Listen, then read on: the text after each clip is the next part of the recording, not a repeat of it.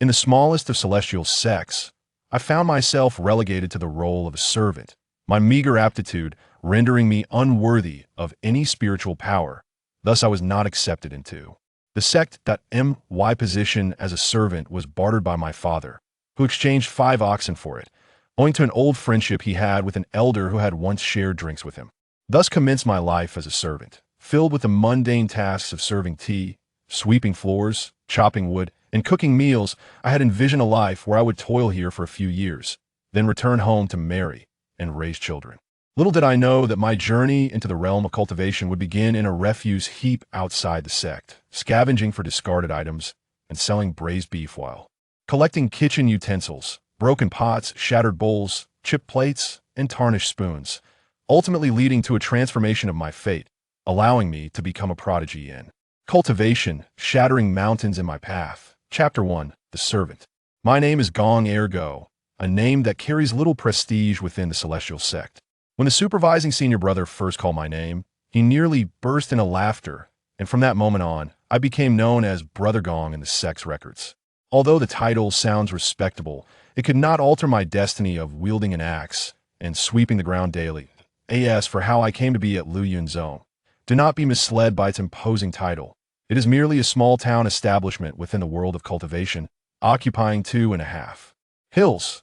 The sect leader and elders could not muster enough players for a game of mahjong, and the total number of disciples barely exceeds 100, largely comprised of those with connections, myself included. My father, a renowned cattle dealer and socialite from Gongjia village, takes pride not in his profitable ventures, but rather in a long-ago drinking bout with an elder surnamed Zhang from the outer sect of Luyun Zone.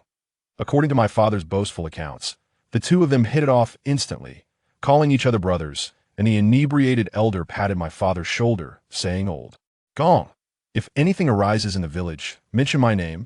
This singular utterance remained etched in my father's mind for an entire decade. Thus, when I turned 16, amid a dismal assessment of my abilities, I was inept at every task, a mediocre cook, terrified of oxen in the fields, and nearly severed my master's finger while learning carpentry. My father made the difficult decision to send me to the mountains to absorb some celestial energy. His reasoning was so rehearsed I could recite it. Ergo, I do not expect you to return as a fully realized immortal. That would be beyond our family's wildest dreams. But if you stay for a year or so, at least you'll gather some celestial energy, right? When you return, you might be sharper and stronger, and perhaps finding a wife will be easier. He then lowered his voice and donned a knowing smile. Most importantly, when I play chess with old Wang and old Li in the village, I can casually mention my useless son is cultivating at Luyun Zone. You have no idea how competitive it has become in the village. Old Wang's daughter has been attending a flower embroidery workshop for 3 months, and they now sit at the head of the table during feasts. Old Li's son has been helping at the county office, and his father walks with a swagger. If our family lacks someone who has been to the celestial door, I would be embarrassed to greet anyone. Thus, I arrived at Luyun Zone with a recommendation obtained through my father's exchange of 5 oxen, reluctantly accepted by Elder Zhang, who pinched his nose as if handling an unsellable item, and deposited me in the servants' quarters to ask for my aptitude. On the day of assessment, the supervising brother rubbed the spirit stone in my hands for an eternity, and it felt colder than his face. He suspiciously tapped the stone twice, urged me to grip it tighter, and ultimately concluded, "Brother Gong, your spiritual roots are rather ethereal."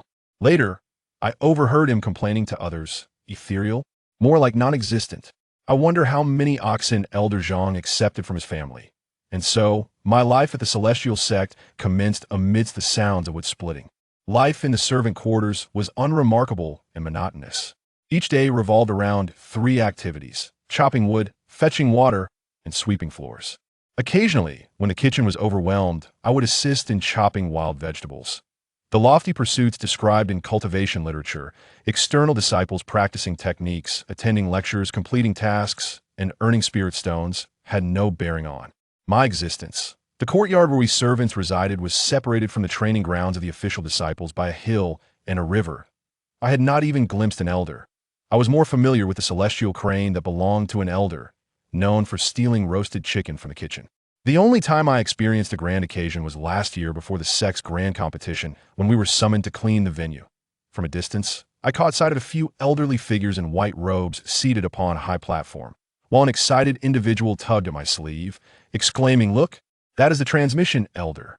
I stood on tiptoe, peering for a long while, only to catch a glimpse of a few indistinct white shapes and reflective bald heads.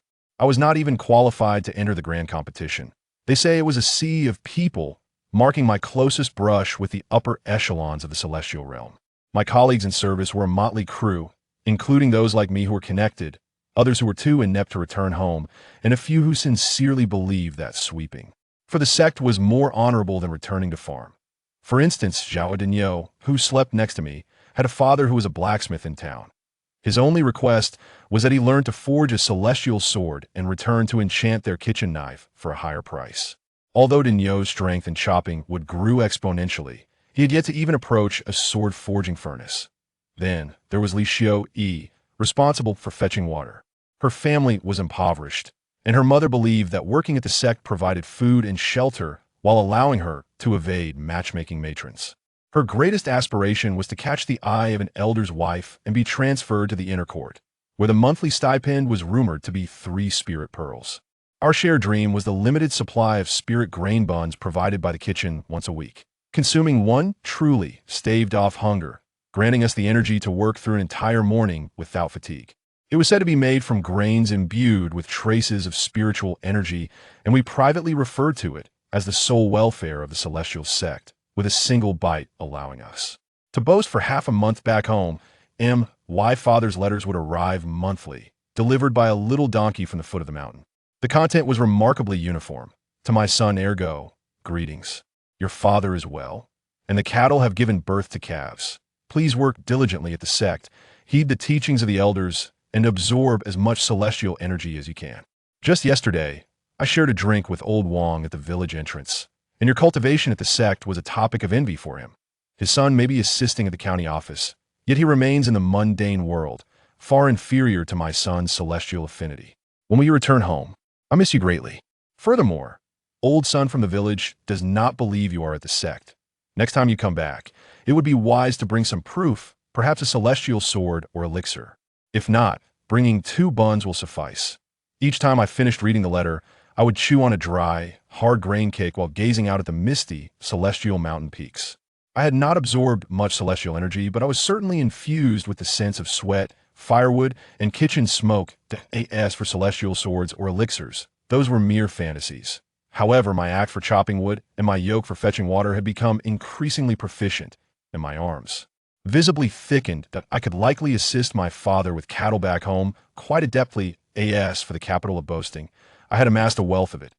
Each time I returned to the village during holidays, donning my worn servant's robe, I would become the center of attention. The village elders regarded me with an aura of respect, as if I were not merely chopping wood in the mountains, but conversing with a grand sage. Children would trail behind me, shouting, ergo, do they really use flying swords to cut vegetables in the sect? I would typically smile enigmatically and reply, yes. My father, glowing with pride, would treat me as if I were not a mere servant in the sect, but a prominent figure within it. He would take me from house to house, reciting his lines. Ah, my son has returned, lamenting that sect rules are strict and do not allow him to bring anything. Look, he only brought some wild fruits from the mountains, claiming they have absorbed celestial energy. Let us share them. The wild fruits were in truth those I had casually picked on my way down the mountain. Sometimes I gaze at those formal disciples gliding through the air on their swords, a twinge of discomfort stirring within me. Yet upon reflection, they too may harbor their own burdens.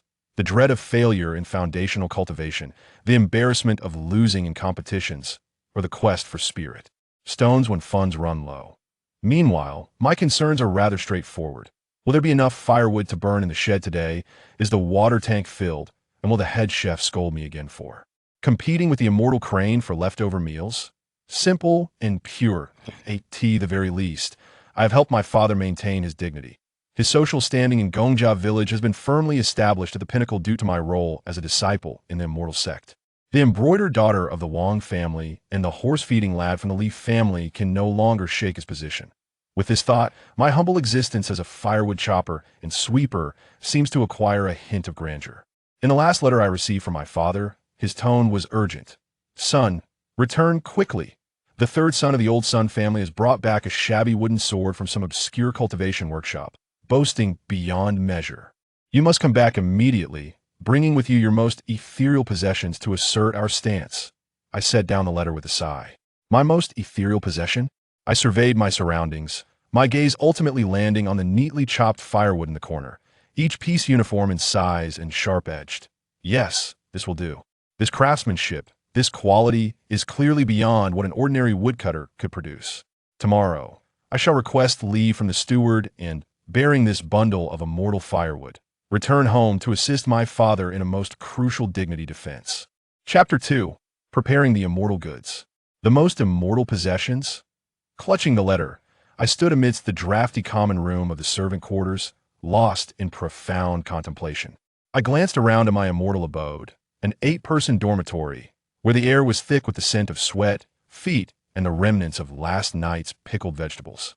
My entire possessions amounted to a worn-out, patched gray servant's robe, a chipped firewood axe, a slick water-carrying yoke, and half a bag of hard-grain cakes hidden beneath my bed, intended for late-night snacks. Immortal swords? Elixirs?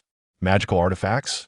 If I possess such items, would I still need to engage in daily battles of wits with the clever crane in the cafeteria, just to snatch that morsel of fat meat? Should I approach with my axe and proclaim, "This is forged from ancient cold iron, tempered by the fires of the earth, possessing the ability to cleave mountains and valleys, and used primarily for chopping spirit sandalwood imbued with the essence of sun and moon."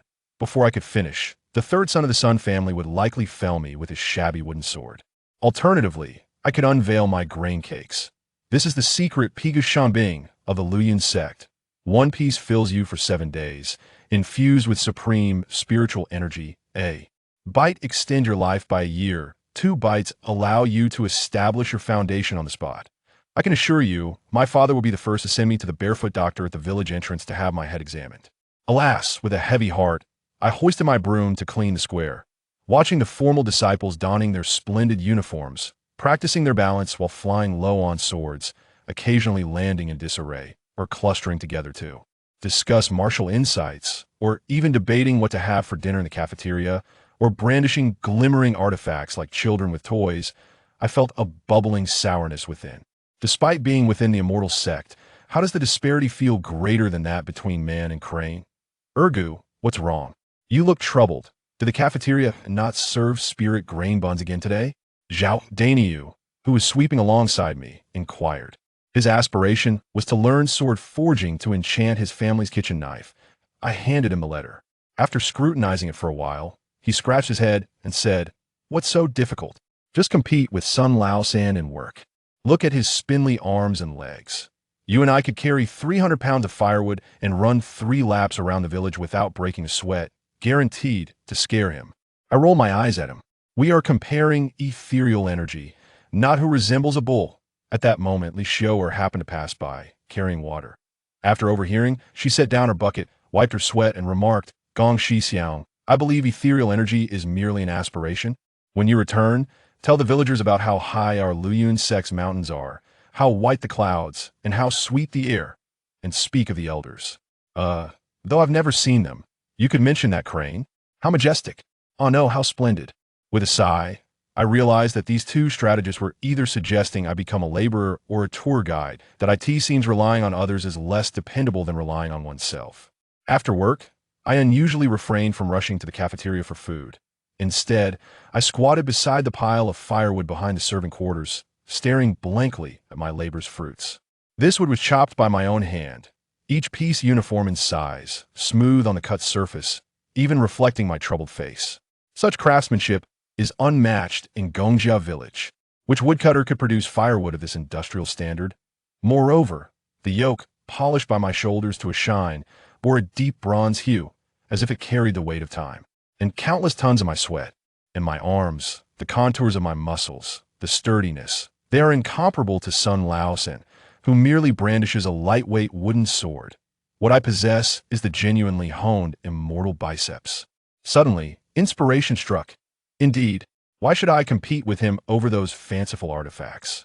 Our Lowliest Sect's immortality lies not in lofty flying swords and spells, but in this grounded, meticulous artisan spirit. It resides in my robust physique, tempered by the mountains and waters of the Immortal Sect. It emanates from my unique demeanor, shaped primarily by the scoldings of the steward. Though ethereal energy may be intangible, my strength, my skill, and my muscularity are all palpably real. I slapped my thigh with vigor. Eureka! Thus, I set to work. First, I meticulously selected 20 pieces of firewood, the finest in appearance, uniform in thickness, exuding the fragrance of pine, and bound them neatly with vines. The artistic quality of this bundle is truly the pinnacle among firewood. Next, I polished my well-worn yoke until it gleamed. Finally, I took a deep breath, channeling the strength cultivated from my water-carrying and wood-chopping, and approached the heavy stone lock in the courtyard used by the servants for strength training. The heaviest one, rumored to weigh 300 pounds, could barely be lifted by a few seasoned brothers. That I center my energy, shouted to bolster my courage, align my waist and horse stance, and exerted force. Lo and behold, I managed to hoist it unsteadily above my head.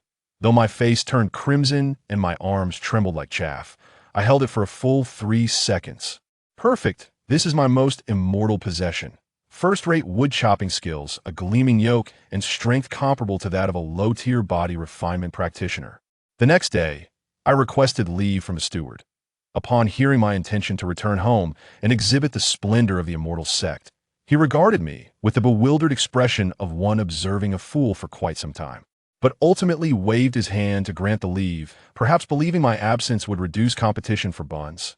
With my bundle of immortal firewood slung over my shoulder and my magical yoke in tow, I walked with my head held high and a steady pace, primarily due to the weight of the firewood. On the path home, as I journeyed, I rehearsed how to present my unique immortal fate to my father and the villagers. Father, dear villagers, behold this firewood. This is the spirit sandalwood from the back mountain of the lowliest sect, nourished by the sunlight and moonlight, and blessed by celestial dew, impervious to the chops of mere mortals. It requires the infusion of unique mental techniques into one's arms, activating a thread of chi and blood to split. Each piece embodies the simplest principles of the Tao. And observe this yoke, crafted from ironwood aged a century, having accompanied me in carrying countless jars of spirit spring, now imbued with a hint of resilience. As for my physique, it has been forged through the rigorous training of the Immortal Sect, reborn anew. I even devised a plan. If Sun Laosan dared to dispute, we would compete in 3 events: chopping wood, carrying water, and lifting the stone lock. I would ensure his wooden sword would slip from his grasp. The more I pondered, the more plausible it seemed. Though the path may be unconventional, it is undoubtedly grounded and verifiable. After all, who in Gongjia village has ever seen authentic spirit sandalwood? Who truly knows what an immortal yoke should look like? Thus, with a sense of tragic pride and a reckless abandon, I ventured step by step towards the battlefield of my fathers. Face-saving war. Will I be able to deceive my way through? I cannot say. In any case, this is who I am. As a legitimate disciple of the Handyman, what I can truly offer is nothing but this resilient spirit of hard work and the tangible results of physical labor certified by the Handyman. Father, your son has returned. I come bearing the hard currency of the Handyman. Just wait and see. Chapter 3, Face the Mountain remains the same, and the village is still the same. Beneath the crooked old locust tree at the entrance of Gongjia village, all the village's informants and strategic analysts, the elderly playing chess, the women weaving shoe soles, and the children with muddy bottoms chasing after dogs are gathered as usual. When I appeared at the village entrance, shouldering a bundle of meticulously selected, angular, resin-scented fairy wood, and carrying the smooth, oil-slicked, well-worn shoulder pole that has borne countless sweat, I arrived, weary yet deliberately holding my head high. Suddenly, the entire intelligence center fell silent. All gazes, as if twisted by an invisible hand, converged upon me. In those eyes, there was curiosity, anticipation, and excitement for the unfolding spectacle. Hey, isn't that ergo from the old Gong family? The disciple of the fairy gate has returned. Quick, quick, what treasures from the fairy realm has he brought back? That bundle of wood looks quite neat, doesn't he it? And that shoulder pole shines brightly, doesn't he it? Whispers buzzed like mosquitoes in my ears. I struggled to maintain an inscrutable expression on my face, while inside, my heart raced as if it were carrying 15 buckets, all in disarray. This opening scene seemed a tad different from the grand attention and admiration I had envisioned. Why was the focus all on the firewood and the quality of the shoulder pole? My father, the king of Face in Gongjia village, had already received the news and rushed over from home at breakneck speed, his face glowing with the radiance of impending success, his mouth almost stretching to his ears. My son has returned. Ha ha ha. Let me see, have you lost weight? Has your training in the fairy gate been arduous?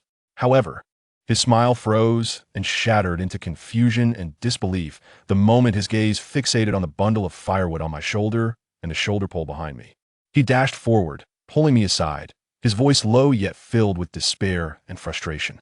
My dear ancestor, son, I asked you to bring back some fairy energy, something that can impress people. Where's the fairy sword?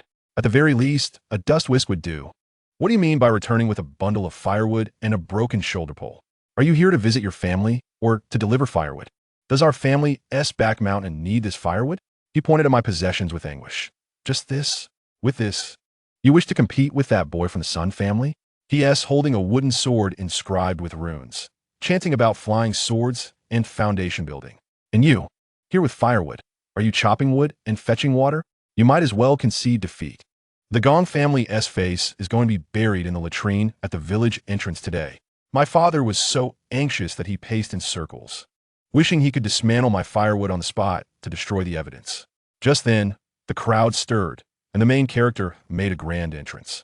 Sun Laosan, dressed in a wrinkled, cheap robe adorned with gaudy gold thread, solemnly cradled a wooden sword, which indeed looked like a sword, albeit poorly crafted with ink-drawn symbols that resembled a child's doodles. He strutted forward, chin held high, casting a sidelong glance at me, snorting disdainfully, humph. I thought it was someone important. Turns out it's just Gong Shitty returning. After so long in the fairy gate, have you successfully built your foundation? What kind of fairy arts have you mastered? Enlighten me, your senior brother. Behind him followed a group of villagers, including his father, old son, who wore a smug expression, as if his son had already transcended to immortality. My father's face turned from bewilderment to pallor, one hand clutching his chest, breathing rapidly, clearly in need of a quick-acting heart remedy, if there was one in the village. This was it. This was the only line on his face. All eyes once again converged upon me, filled with sympathy, mockery, and excitement for how I would embarrass myself.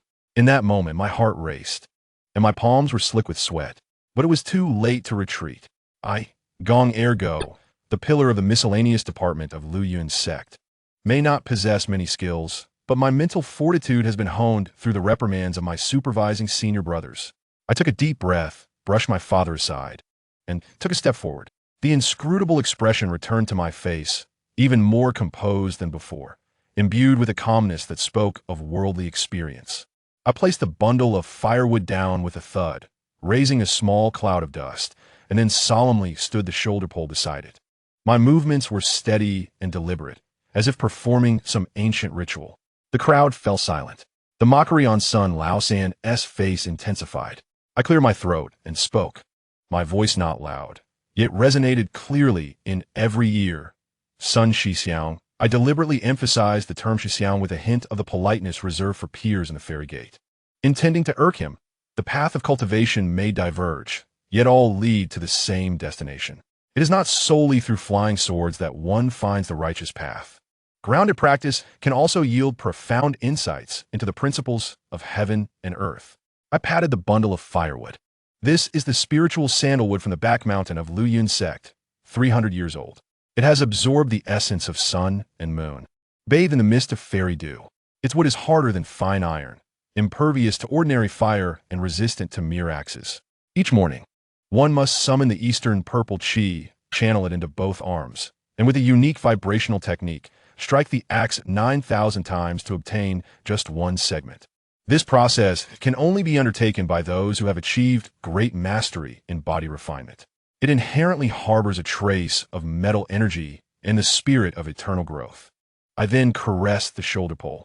This shoulder pole is crafted from the heart of ironwood from the back mountain, polished through 49 intricate processes, accompanying me in transporting countless burdens of spiritual spring water. The nature of the spiritual spring is icy, as heavy as mercury, and an ordinary shoulder pole would shatter at a mere touch. Yet this one, having endured the test of time, has developed a trace of resilient spirit light, capable of bearing weight on its own. This is a heavy pole. Though it is not a flying sword, it carries the essence of my path of cultivation. Finally, I slightly puffed out my chest. Although I wore tattered, miscellaneous clothing, the posture cultivated through daily labor and the subtle definition of my muscles under the sunlight exuded a certain presence. As for the vastness of building a foundation in the fairy gate and the myriad of paths, our Luyun sect has a lineage that does not cultivate golden elixirs or nascent souls, but rather focuses on the sanctification of the physical body, proving the way through strength. I, an unworthy disciple, have just begun and can now lift 500 pounds of stone blocks, moving as lightly as a swallow, swift as the wind, impervious to cold and heat, and resistant to 100 ailments. I am still a step away from achieving physical foundation. My speech, a blend of lofty prose and simple truth, interspersed with a plethora of esoteric terms that they couldn't comprehend but found incredibly impressive, left the crowd in stunned silence. 300 years of spiritual sandalwood, impervious to ordinary fire, striking the axe 9,000 times, metal energy, with spirit, a shoulder pole that bears weight on its own, sanctification of the physical body, proving the way through strength, 500 pounds of stone blocks, each word detonated like a bomb within the villagers' limited imaginations. They glanced at the bundle of spiritual sandalwood, and indeed, its size was uniform, with a cut surface so smooth it seemed beyond human effort. Then they looked at the robust shoulder pole, slick and polished, undeniably not an ordinary object. Finally, they glanced at my well-defined physique and the calm demeanor that spoke of worldly experience, akin to that of a person from the city, or rather, a person from the fairy gate. It seemed quite plausible. In the fairy gate, there are indeed paths of cultivation that we mortals do not comprehend. It's perfectly normal. Who says that cultivating immortality must entail flying in the sky with a sword? One can also become a strong man by chopping wood and fetching water, which seems even more reliable, as it is tangible and visible. Sun Laosan and his father were left dumbfounded. They had prepared an arsenal of boasting words about flying swords and spells, completely unprepared for my counterattack from the perspective of productivity tools and physical prowess. His ink-covered wooden sword suddenly seemed so hollow, false, and powerless compared to my genuine spiritual sandalwood and muscularity. You're talking nonsense. Sun Laosan blushed. What spiritual sandalwood? It's just ordinary firewood.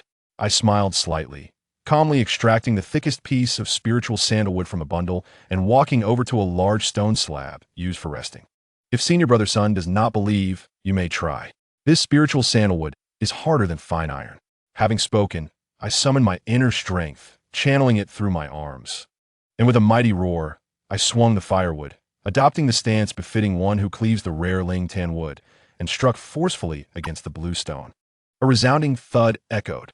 The firewood remained intact, for it was the sturdiest piece I had selected. A corner of the blue stone shattered in response, sending shards of stone flying. The crowd collectively inhaled sharply. I remained unfazed, despite a slight tremor in my hand, resting the firewood against the ground, and calmly declared, "How could mere iron harm it in the slightest?" The astonishment was palpable, an absolute sensation. The visual impact surpassed that of Sun Laosan demonstrating 100 sword techniques with his wooden sword by 1,000-fold. Truly, this firewood was a treasure from the celestial realm. Just look at the strength of Ergo, undoubtedly honed through rigorous training in the Celestial Sect. The Gao family must be reaping the rewards of their ancestral lineage. What of Sun Laosan? He could scarcely cleave a watermelon. The winds of public opinion shifted dramatically. Villagers gathered around, marveling as they reverently touched my Ling Tan wood and the heavy yoke, their eyes brimming with awe and envy.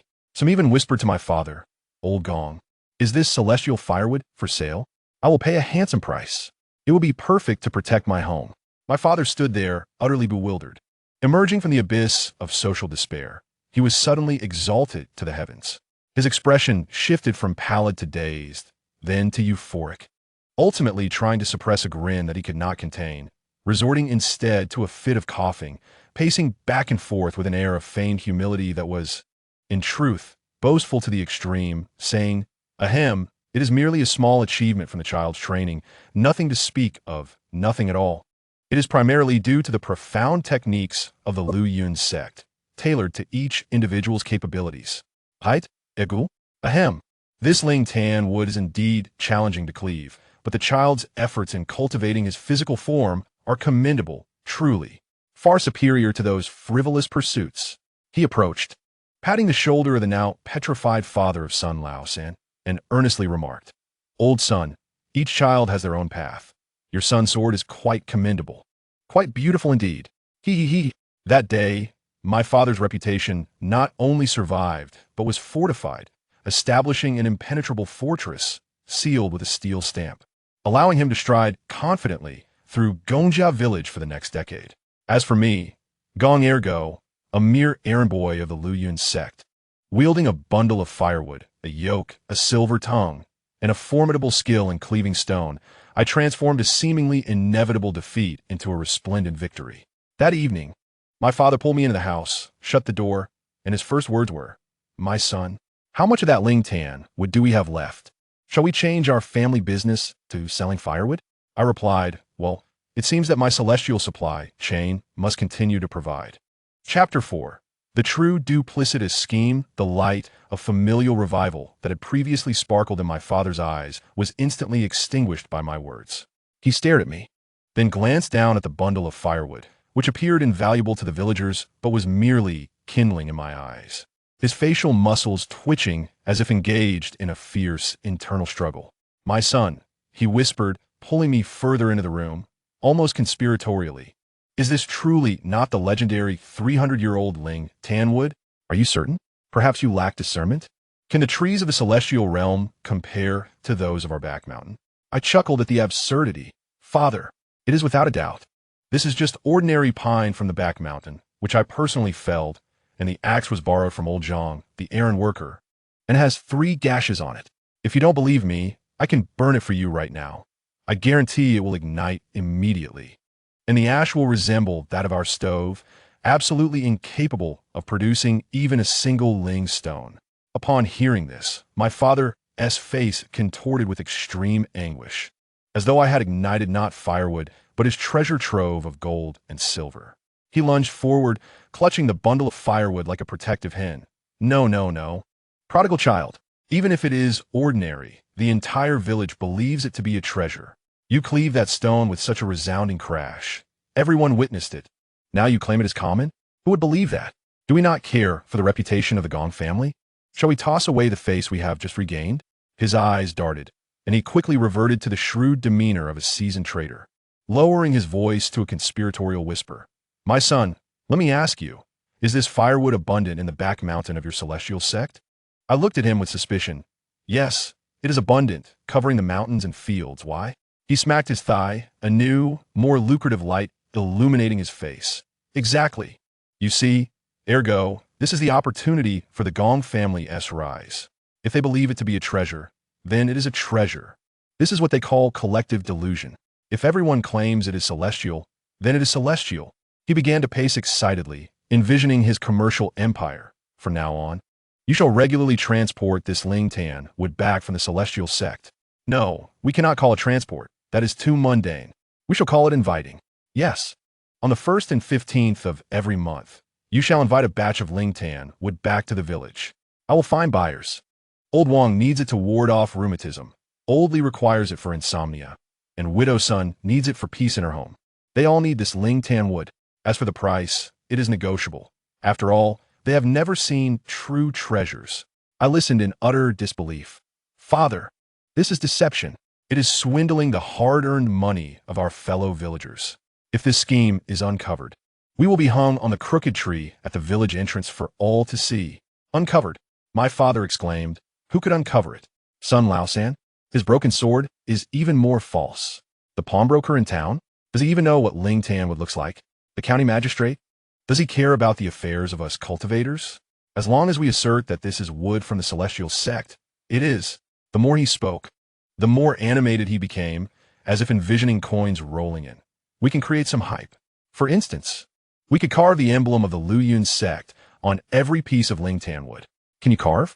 We can write a usage manual stipulating that it must be bathed in incense and placed in the east with daily sincere prayers. And we must limit the supply. Only 10 bundles a month. Rarity increases value. I watched as my father passionately devised this marketing scheme based on collective illusion, feeling as if I had stumbled into a pyramid scheme rather than returning home. Father, please regain your senses. Once this firewood burns, it turns to ash. It cannot cure ailments or protect homes. Moreover, I am merely an errand boy at the Celestial Sect, not a firewood wholesaler. Each time I return carrying dozens of pounds of firewood, my supervising senior brother thinks my family is impoverished. Next time, he might not even give me any. Fool! My father scolded, tapping my forehead. Who said you should burn it? The buyers will never dare to burn it. They will certainly keep it. If they keep it, it will never be uncovered. As long as it is kept, it is ling tan wood. This is akin to the consecrated items in temples. Belief makes it sacred. He embraced my shoulders, his tone turning earnest. My son, I know this matter seems somewhat dubious. But consider this. You toil away at the Celestial Sect, earning merely a few ling pearls a month. What good is that? If we succeed in this venture, you can earn in one transaction what you would in a year. Then, I shall find you a fine wife and build you a grand tiled house. You will have some standing in the sect, and no longer have to gnaw on hard flatbreads every day, will you? I must admit, my father's ability to paint grandiose visions was unparalleled. Images of an endless supply of ling goose steamed buns, perhaps even with an extra chicken leg, flashed in my mind, and my resolve began to waver. However, the remnants of conscience, though dulled by the life of an errand boy, still lingered.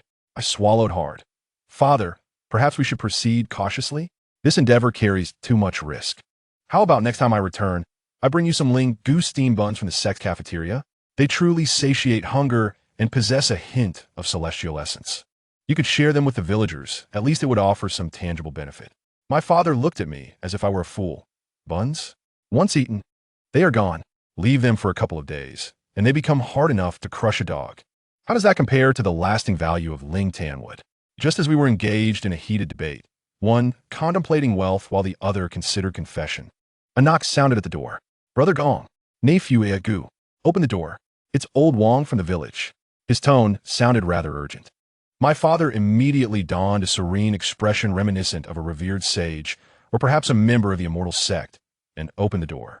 There stood old Wong, rubbing his hands together with a sycophantic grin plastered across his face, his gaze fixated on the bundle of firewood within. Brother Gong, he proposed, I have a matter to discuss. Would it be possible for you to part with a piece of this precious ling tan wood?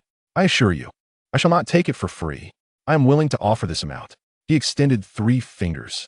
My father's brow furrowed momentarily, feigning reluctance. Brother Wong, this wood has been painstakingly acquired from the Immortal Sect by my child. Imbued with spiritual energy, it is not easily obtained. I understand. Old Wong hastily replied. 3 coins of silver, just for 1 piece.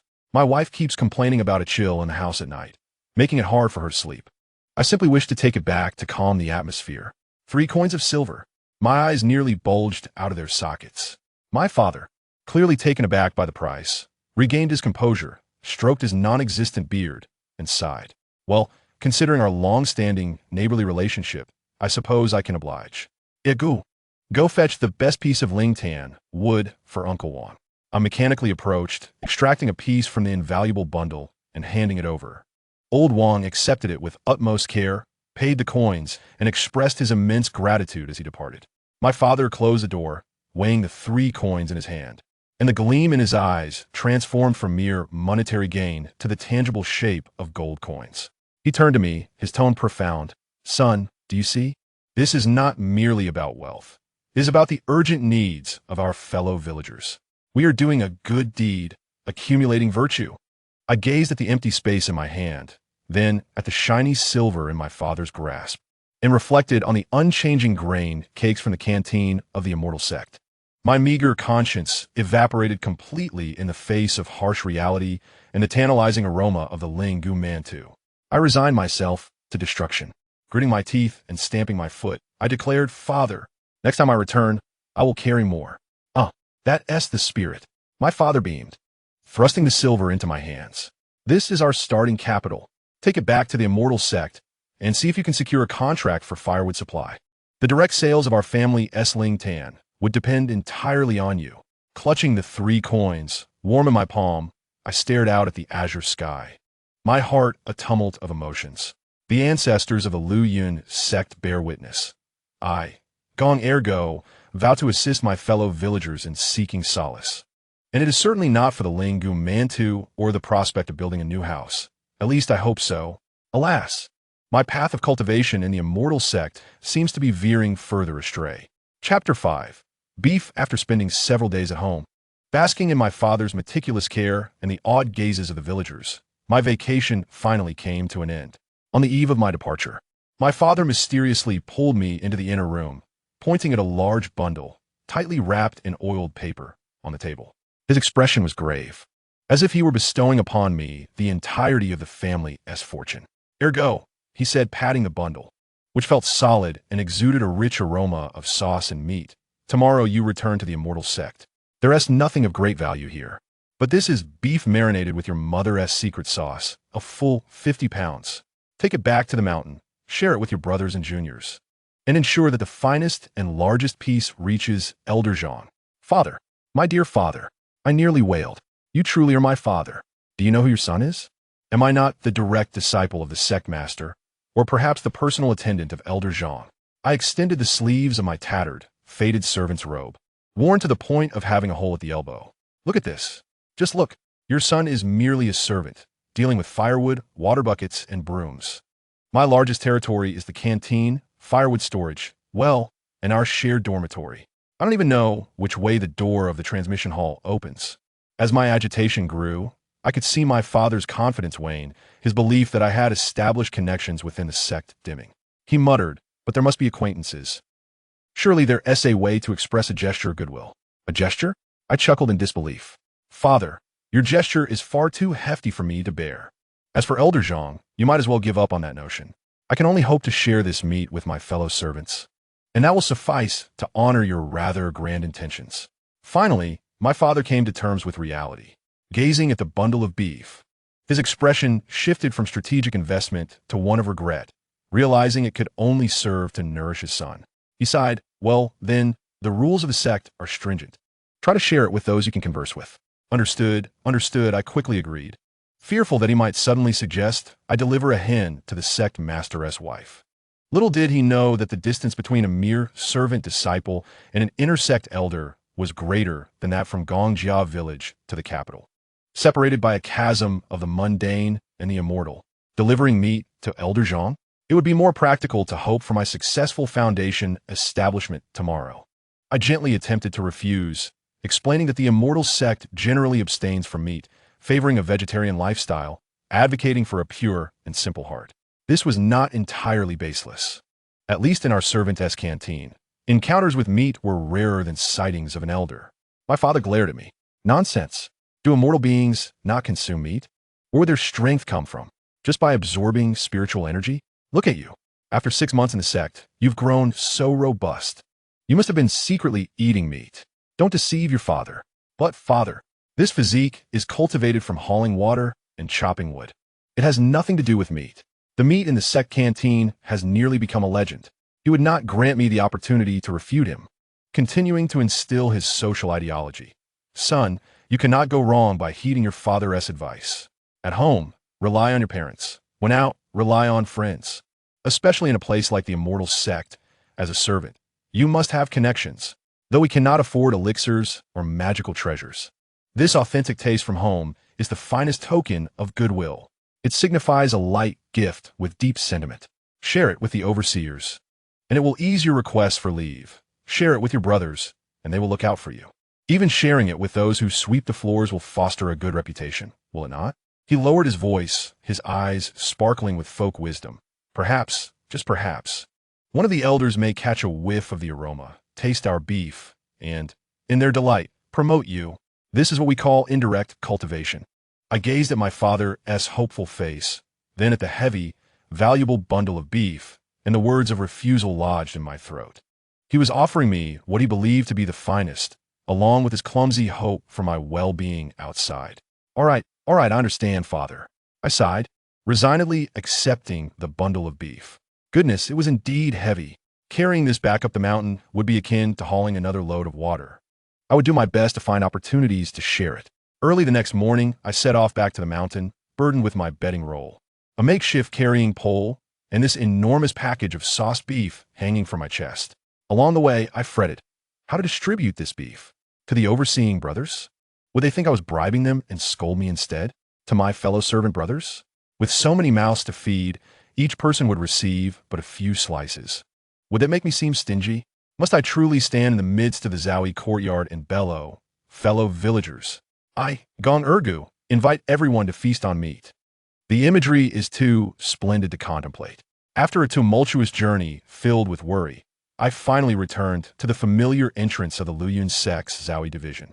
As I stepped through the gate, I was immediately enveloped by the familiar sense of sweat, foot odor, and a hint of mildew. A few familiar attendants were lethargically sweeping the ground and chopping firewood. Upon seeing my return, they merely lazily lifted their eyelids. "Brother Gong has returned?" "Yes, I have." "Is everything well at home?" "Quite well." A mundane exchange ensued, until the keen-nosed Zhao Dainiu suddenly inhaled deeply, his eyes lighting up like searchlights, fixating intently on the enormous oiled paper package that hung from my chest. "Wait, Brother Urgu, what is that hanging from your chest?" His voice instantly rose an octave, tinged with incredulity. "Is that meat? Is it braised meat, perhaps?" His exclamation detonated like a depth charge in a tranquil pond. In an instant, every attendant's gaze, whether they were sweeping, fetching water, or dozing against the wall, converged upon me. Their eyes glistened hungrily, akin to a pack of wolves starved for half a month, spotting a plump lamb. "Meat? Truly, it is the scent of meat. Braised beef. I can smell it. Heavens! Urgu, have you struck it rich? You actually bought back such a large piece of meat." They immediately discarded their tools and swarmed around me, encircling me as their eyes fixated on the oiled paper package, the sound of swallowed saliva rising in a chorus. I instantly became the most radiant figure in the courtyard. Under immense pressure. Fellow villagers, please remain calm. I attempt to maintain order. This is a gift from my father for everyone to savor. Brother Gong is so righteous. They even refer to me as brother now. "Urgu, from this day forth, you are my true brother. Quickly, open it so we can see." The crowd was fervent, entirely uncontrollable. I had no choice but to carefully unwrap the oiled paper package under the gaze of countless eager eyes. As the enormous piece of glistening reddish-brown beef, with well-defined muscle fibers and an aroma that burst forth like a tangible entity, was fully exposed to the air, I heard a collective gasp and even louder sounds of swallowed saliva. This was a temptation of hellish proportions for the attendants, who had not tasted oil or meat in years. The impact of this beef was comparable to a celestial treasure. "Brothers, do not rush.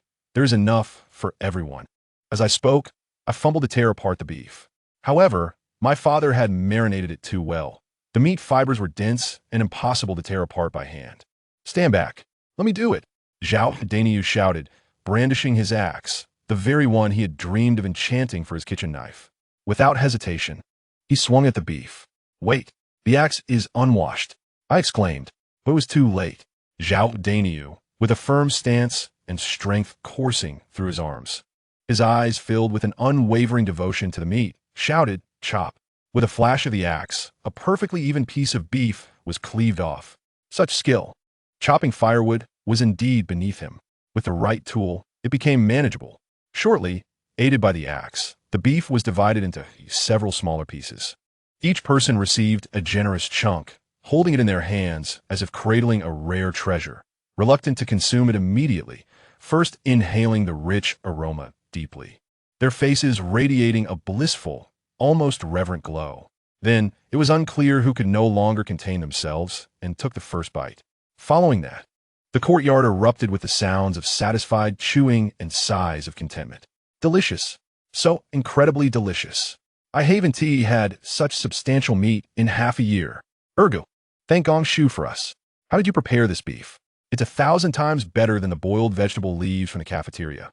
Observing their voracious feasting and expressions of sheer happiness, the remnants of my earlier worries dissipated. To hell with social bribery and convoluted paths to cultivation. If this beef could bring genuine joy to my fellow brothers who had endured hardships together, then the effort was not in vain. I saved a small piece for myself, savoring it slowly.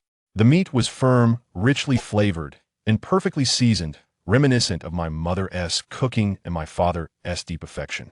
Indeed, meat is the most fundamental truth of existence. At that moment, the head chef of the cafeteria, drawn by the commotion, squeezed his way in. Upon witnessing the scene, he was first taken aback, then sniffed the air, his eyes lighting up. He leaned closer to me. "Brother Gong, is there any of that beef left? Is a recipe for sale?" If the cafeteria could occasionally provide this, everyone would certainly work with more vigor. Before I could respond, Zhang, the overseer, was also drawn in by the unusual uproar. He furrowed his brow, initially intending to reprimand us for the noise. But as his gaze fell upon the beef in our hands, his nostrils involuntarily twitched. He looked at me, his tone softening considerably. "Gong Ergu, what is this?" I hastily explained, "Brother Zhang, this is homemade braised beef for my family. My father insisted I bring it for everyone to taste. There is no other intention." Zhang surveyed the satisfied expressions of the disciples around him, then glanced at me. A rare, gentle expression flickered across his usually stern face. "Your father is quite considerate. Since you have brought it, let's share it well. However, let this not become a precedent. We must maintain decorum in the sect." With that, he walked away, hands clasped behind his back. Yet, I distinctly noticed his gaze lingering on the remaining half of the beef package for a fleeting moment, his throat appearing to swallow involuntarily. Zhao Daniel leaned in, whispering, "Did you see that? Even the overseer is tempted. Ergu, quickly, cut larger pieces. I'll deliver some to the overseer." Enlightened, I swiftly cut off the best, largest piece of meat and had Daniel take it over. That evening, the atmosphere in the Zowie courtyard was more harmonious than ever before. Everyone gathered around me, chatting and laughing, as if our bonds had suddenly strengthened. Even the stingiest among them discreetly slipped me a handful of fried beans from his hometown. My father's grand scheme for a convoluted path to cultivation seemed to have taken an unexpected, yet solid first step, winning over the appetites of the attendants with 50 pounds of braised beef.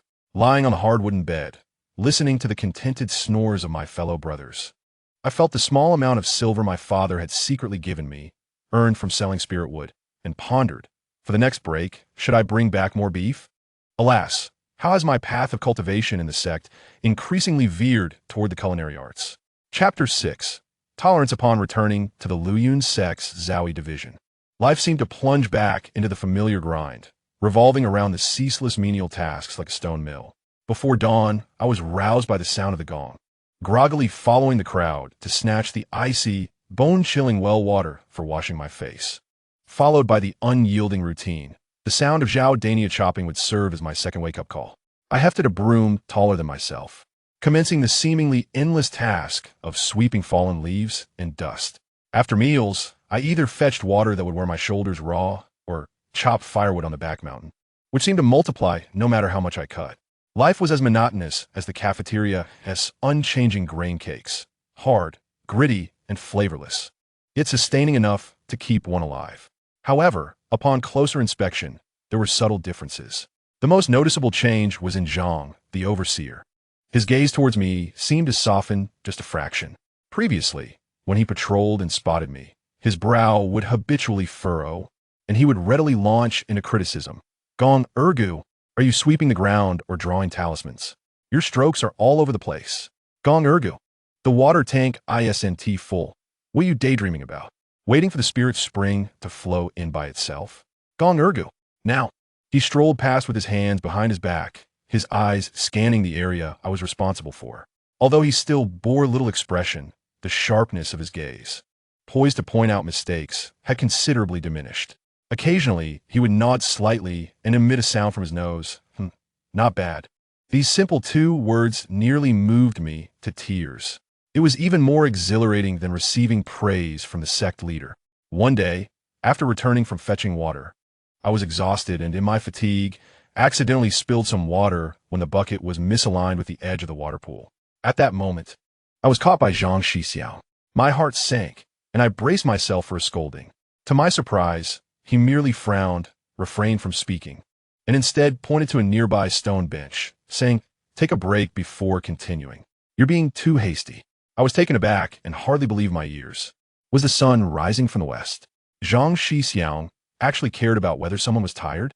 Zhao Daniel leaned over with a knowing look and whispered, "Did you see that? Ergo G, your beef has incredible power."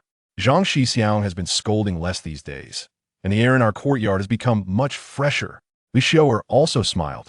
Indeed, Gong Shixiang, you have made a great contribution. Perhaps Zhang Shixiang received a large portion that day. After all, one is soft-hearted when fed. It dawned on me that the 50 pounds of marinated beef had truly become my ticket and talisman in the miscellaneous department. Although it did not reach the elusive Elder Zhang, it undeniably eased the relationship between me and my superior, Zhang Shixiang. This effect was unexpected, yet somehow foreseeable. After all, who could resist a truly delectable piece of marinated beef, especially in the austere environment at the bottom of the sect? However, blessings often come with hidden troubles. The popularity I gained from the beef skyrocketed my status in the miscellaneous department. Previously, I was merely an inconspicuous laborer, but now I had transformed into the revered meat bodhisattva, the beacon of culinary hope. Ergo G, when are you going home again? Zhao Dainyu asked almost daily. His eyes filled with longing for meat, as if I were not returning home, but rather venturing into some celestial realm to procure supplies. Gong Shixiao, how do you prepare that beef? Can I inquire if Uncle Gong's recipe is for sale? They were now fixated on the core technique. Egu, can you bring back some of your hometown sausages next time? I'll trade you some of my newly acquired spirit pearls. Goodness, they had already begun to place orders and barter. Even the usually taciturn fellow would glance at me during meals, his bowl of nearly empty vegetable soup silently pleading for attention. I felt the weight upon my shoulders was no longer solely my father's expectations, but the collective yearning of all my fellow laborers for a better life. This pressure was heavier than carrying 10 loads of water. What truly sent shivers down my spine was that after Zhang Shixiang's moment of concern, a few days later he casually strolled over to my side, coughed twice, and gazed into the distant sea of clouds, as if speaking to himself. Cough. Your father's marinated beef is indeed unique in flavor. Quite substantial. Substantial. After saying this, he walked away, leaving me with a mysterious silhouette. I stood there, pondering for quite some time what he meant by substantial. Was he praising the meat's heft, or hinting that the quantity could be more substantial? Did he desire more? My heart raced. This time I was fortunate, but next time I returned home, where would I find another 50 pounds of beef? Would I truly need my father to sell a cow? Moreover, this time it was beef. What if Zhang Shixiang wanted a change of flavor next time? Perhaps ham or smoked chicken? Wouldn't my tribute standards need to be elevated? This winding path of cultivation had only just begun, yet it felt as though I was heading towards an unfathomable pit of culinary delights. Days passed in this subtly intricate yet monotonous atmosphere. I continued my daily routine of chopping wood, fetching water, and sweeping the floor, but the air around me felt far less tense. Zhang Shixiang's occasional leniency eased my burdens significantly, allowing me to work without the constant anxiety of reprimand. The brothers, too, grew friendlier due to the camaraderie forged over that meal, and the frequency of lending a helping hand increased. Sometimes, after collapsing onto my bed, I would stare blankly at the ceiling. Cultivating immortality is about seeking freedom and longevity. Yet what about me? At the very bottom of this sect, I was focused on chopping wood evenly, sweeping the ground swiftly, and fetching more water. Now, it seemed I had acquired an additional lesson: how to maintain the connections forged by the beef. This was a far cry from what my father envisioned regarding divine energy, or what the villagers imagined about flying with swords. Yet, inexplicably, I felt that perhaps this was the true celestial destiny belonging to me. Gong ergo, a bundle of firewood that could be sold, a meal that could enhance relationships, and a group of fellow laborers who endure hardships together, yet steal moments of joy. Perhaps there are multiple paths to immortality. Some cultivate the golden elixir. Some seek physical sanctity, while I, Gong ergo, am likely cultivating the mundane path of rice, oil, and salt. Just the thought of how to face my father's eager gaze regarding the effectiveness of the meat and how to procure the next offering made my head ache more than a day of chopping wood. Alas, beef is delightful, yet it brings endless troubles. Zhang Shixiao, oh Zhang Shixiao, I wish you would scold me as before. That would relieve my burdens a bit. Chapter 7. A letter life in Lu Yun's zone flows like a mountain stream, seemingly continuous, yet repeating similar patterns daily. I, Gong ergo, have seamlessly integrated into this rhythm: the dull thud of chopping wood, the rustling of sweeping, the creaking of the yoke while fetching water, and the clang of the dining hall's mealtime bell formed the entirety of my life symphony. Just as I thought this fulfilling routine would last until the end of time, a little donkey from the station at the foot of the mountain once again delivered a letter from my father. The outer sect disciple delivering the letter tossed it to me as if it were a hot potato, adding with a teasing tone, Gong Shi Xiang, your family writes often. Is your father urging you to return home to chop wood again? It seemed my prowess in chopping Lingtan would had already garnered some notoriety in the outer sect. I chuckled awkwardly as I accepted the letter, internally hoping it would not be another request for firewood. Hiding behind the woodshed, I cautiously opened the letter. My father's bold and urgent handwriting immediately filled my vision. Dear son, ergo, seeing this letter is like seeing your face. My son, that Lingtan, which you brought back last time, is miraculous. Simply miraculous. The opening line made my heart skip a beat. Old Wang's rheumatic leg had reportedly improved since placing a piece of our firewood on the con. The strange noises from Widow Sun's house at midnight have ceased. Now the entire village is buzzing with the news. They say our Gong family's Lingtan wood is indeed a treasure of the immortals, more effective than those consecrated in temples. Upon reading this, my eyelids twitched. Old Wang's rheumatic leg must be a psychological effect, right? And Widow's Sun's odd noises? Surely they were just mice fighting. The last batch I brought back wasn't even enough to share. Now, there are 3 more families waiting for orders. They are eagerly anticipating your next return to restock. Please bring back more this time. At least this quantity. 3 sturdy pieces of firewood were sketched beside the text. Additionally, how did the marinated beef fare? Did you deliver it to Elder Zhang? Was he satisfied? If he was pleased, prepare more next time. Relationships in the sect must be nurtured and should not be neglected. At the end of the letter, my father's tone even took on the air of a business magnate. Offering advice, my son, while in the sect, seize opportunities. I believe this Lingtan wood venture has great potential. It may become the foundation for our Gong family's century-long legacy. My son, strive for it. I held the letter, rooted in place, feeling disarrayed by the wind. My dear father, you truly dare to dream. Are you planning to turn this Lingtan wood scheme, no, this enterprise, into a long-term business? Do you expect me to wholesale timber behind Lu Yunzong? And you even inquired about whether the beef was delivered to Elder Zhang? I do not even know where he resides. How could I deliver anything? My mind was a whirlwind as I clutched the letter, aimlessly resuming my afternoon sweeping. In a moment of distraction, I accidentally bumped the broom against Zhao Daniu's foot, who was dozing nearby. If it were any other day, he would have jumped up and scolded me. But today he merely opened his eyes groggily, and upon seeing me, broke into a grin. Oh, ergo. What are you pondering? Are you missing home again? Where are you returning? My brother, I truly miss Uncle Gong's culinary skills. After saying this, he took a deep sniff, as if the aroma of braised beef still lingered in the air. Before I could respond, Li Xiaoyi, who happened to pass by, also paused, her face adorned with a concerned smile. Gong Shi Xiang, is there something at home? If you need to take leave, you must inform Shi Xiang Zhang as soon as possible. The eagerness in her gaze was almost more fervent than my own. To my astonishment, when we went to the cafeteria for a meal, the usually shaky chef, who seemed as if he had Parkinson's and would spill half a spoonful of food, saw me and suddenly steadied his hand. He served me a generous ladle of the rare stew, though it still lacked substantial meat, and even managed to squeeze out a smile that could be described as amiable. Ergo, eat more. You look worn out from work. I've heard your family's braised beef is quite authentic. Holding that unprecedentedly substantial bowl of food, I felt as if I were carrying a pot of molten lava.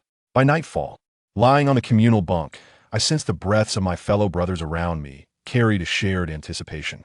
It was as if I was no longer Gong or Go, but rather a talisman capable of bringing sustenance and hope. This atmosphere peaked the following day. Summoning all my courage, I approached Shi Xiang Zhang to request leave. My heart racing as I pondered what excuse to offer. Did a cow give birth? Was a harvest due? Was my father ill? No, no, no. That would be utterly unthinkable. As I stood before Shi Xiang Zhang, before I could speak, he lifted his gaze and scanned me. What is it? Shi Xiang, I wish to take a few days off to return home. I murmured, my voice barely above a whisper. Amicham, he replied impassively, astonishingly not inquiring further about my reasoning. He simply seized a brush and prepared to write the approval. Just as I was momentarily stunned, he seemed to recall something, paused the brush, looked back at me, pondered for a moment, and then, as if after careful consideration, uttered the two words, Jasher. Once again, Jasher. I nearly choked on my breath. What could this possibly mean? Xixiao? Are you praising the beef's firmness or hinting that my next offering must also be equally substantial? Your linguistic artistry is indeed profound.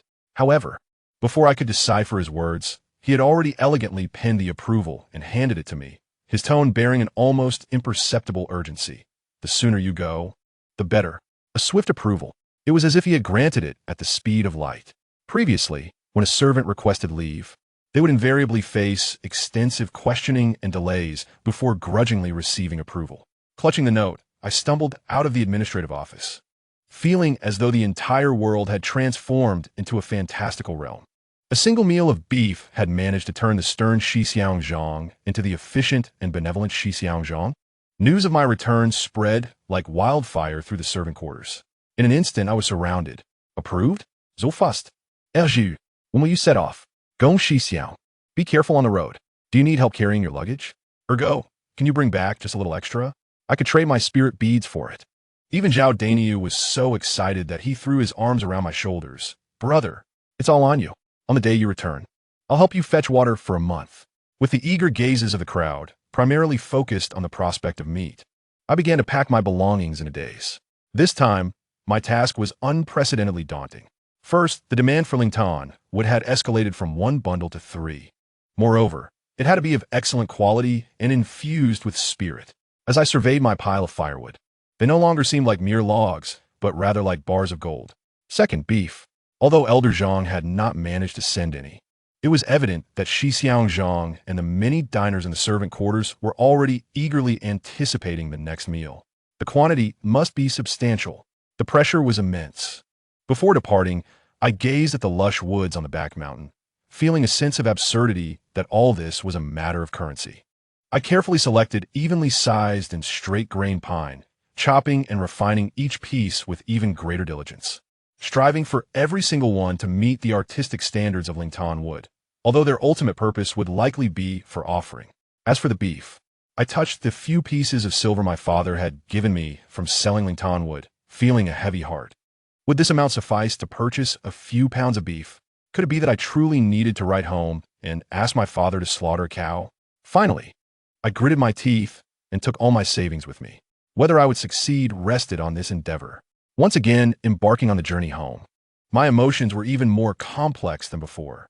The burden on my shoulders felt heavier, and the gazes behind me more intense. I felt as though I was not merely a servant returning home for a visit, but rather a specially appointed procurement ambassador, bearing the hopes of the entire village and the appetites of the entire servant quarters. As the wind blew through the forest, the leaves rustled, seemingly mocking my increasingly crooked path to immortality. I sighed and resignedly quickened my pace. Father, oh father, you truly are an expert at putting your son in a bind. And Xixiang, your Jasher is indeed more challenging to comprehend than a lifetime of practice. This journey in the sect truly grows ever more imbued with the essence of the mundane. Chapter 8. Praise I, Gong or Go. Bearing 3 bundles of exquisite and promising Lingtan wood on my shoulders, and carrying the profound meaning of Xixiang Zhang's Jasher in my heart, finally beheld the crooked old locust tree at the entrance of Gongjia village once more. I had initially thought to sneak into the village quietly, deliver the goods, and then engage my father in a serious discussion about the feasibility of our family's century-old enterprise.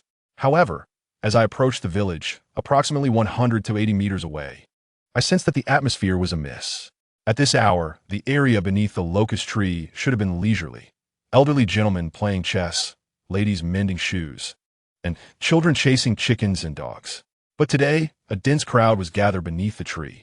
One by one, they craned their necks, peering in my direction, the scene reminiscent of a grand welcome for an esteemed guest. A sense of foreboding gripped me. Could it be that the third son of the old Suen family had returned from some dubious training program? What a fuss over such a trivial matter. I instinctively tried to shrink back, hoping to blend into the village. But as soon as I revealed myself, someone with keen eyes shouted, "He's here. Ergo has returned." At that moment, it was as if cold water had been thrown into boiling oil, causing an uproar. "Oh, it's really Ergo. The immortal master has returned. Look over here. Gong Xixiao. This way." In an instant, the crowd erupted with excitement, surging toward me with an enthusiasm that far surpassed my father's joy upon the birth of a calf. I was suddenly encircled by a throng of elderly men and women, their weathered faces glowing with almost reverent admiration as they showered me with praises that seemed so exaggerated I began to question whether they had mistaken me for someone else. Oh my, look at her ghost complexion, so rosy and radiant. This is no ordinary visage. It is clearly the glow of celestial nourishment, Grandpa Wong remarked, stroking his own sunken cheeks in awe. I thought to myself, Grandpa, I just climbed a mountain and got winded. Plus, I'm startled by all of you. How can my complexion be anything but poor? And look at her ghost stature. So upright, so steady. What does this signify? It signifies exceptional bone structure, a presence of celestial elegance. Grandma squinted her rheumy eyes, vigorously slapping her thigh. Grandma, this is merely the result of daily labor fetching water and chopping firewood. What does it have to do with celestial elegance? And those eyes, bright, profound, as if they can see into the hearts of others. Clearly, a sign of accomplished cultivation. Aunt Zhao exaggeratedly gestured. Aunt, I'm just flabbergasted by your compliments. See through hearts? I can't even discern what absurd tales my father will concoct next. What sends shivers down my spine is that even my appearance has become the focus of admiration. I, go, am well aware of my own limitations. If we were to speak kindly of my looks, they could be described as plain and unadorned. To put it bluntly, one would struggle to find me in a crowd. My eyebrows are a tad sparse, my eyes slightly smaller, and my nose somewhat flat. Altogether, I present an appearance that is hardly detrimental to the aesthetics of the town. Yet in the mouths of these uncles and aunties, I transform into a reincarnation of the illustrious Pawn On and Song Yu. Just behold my eyebrows. They are well-groomed and elegant. This is what one calls celestial brows, signifying wisdom and insight. Observe this nose. With its fleshy tip, it represents a kind-hearted spirit. This is the compassionate nose. Especially these lips. Their evenness and distinct contours reveal a person of deep affection and loyalty, a mouth that speaks with authority. I respond, thank you. The greatest power of my mouth at present lies in gnawing on hard biscuits and persuading people to buy firewood. One aunt even wished to reach out and touch my servant's robe, exclaiming, let me feel your celestial garment. I wish to bask in its ethereal aura. Oh dear, this fabric appears ordinary, yet feels softer than our coarse cloth, doesn't it? Auntie, this is merely the most basic cotton, faded from numerous washes. If you fancy it, it's just 3 when per foot at the market. I was overwhelmed by their flattery. My cheeks flushed and my toes digging into my shoes as though I were trying to excavate a 3-bedroom apartment. Throughout my life, I have endured more scolding than I have consumed rice. But when have I ever experienced such a grandiose and comprehensive barrage of compliments? This was more disorienting than facing an enraged Zhang Shixiao. My father, upon hearing the commotion, arrived to witness the scene. Instead of intervening, he stood at the periphery, hands clasped behind his back, chin held high, wearing an expression of pride as if he had not merely given birth to a son, but had hatched a golden phoenix. He occasionally nodded in deep agreement with particularly outrageous praises. I desperately gestured to him, Father, please save me. I can hardly bear this anymore. If they continue, I fear I shall ascend to the heavens at any moment. Receiving my silent plea, my father finally coughed a couple of times, part of the crowd, and adopted a demeanor of a celestial master as father, saying, all right, folks, please disperse. My son has returned from afar, weary from travel, and needs some quiet time. We appreciate your kind sentiments. As he spoke, he exerted himself to extricate me from the throng, pulling me homeward. Behind us, the aunties continued their eager discussions. Did you see? The celestial master is truly exceptional, feeling bashful from such praise. Indeed, what a humble child. The old Gong family must be blessed. It was not until we stepped through the door and shut it behind us, severing the outside noise, that I exhaled a sigh of relief, akin to one who has just escaped from a den of spirits. I looked at my father, utterly dismayed. Father, what in the world is going on? What has gotten into them? Their compliments give me goosebumps. Surely you know my worth. At last, my father set aside his pretentiousness, chuckling heartily, his face blooming with joy. Oh, my foolish boy, you simply do not understand. This is the celebrity effect. You are now the acknowledged celestial master of our village. With the efficacy of that spirit sandalwood, how could they not hold you in high esteem? What is wrong with a few compliments? You deserve it." He lowered his voice, exuding pride. "Now, who in the village does not treat me with respect? Old Wang no longer dares to contest my moves in chess. This feeling is more exhilarating than selling 2 extra cattle." Gazing at my father's elated demeanor, and recalling the terrifying welcome I had just received, a singular thought filled my mind. I cannot remain in Gongjia village much longer. This celestial master persona is bound to collapse sooner or later. Should I announce in advance next time, "Celestial master in seclusion, no visitors allowed"? Alas, how true it is that fame can be a burden, as the ancients have said. My path of cultivation has indeed become increasingly surreal. Chapter 9. Intensifying efforts. My father dragged me into the house, yet the thin wooden door did little to muffle the enthusiastic discussions of the villagers outside. Buzzing like a swarm of reluctant bees, I slumped onto a bench, feeling as though the exaggerated welcome ceremony had drained every ounce of my energy. More exhausting than carrying 10 loads of water from the mountain.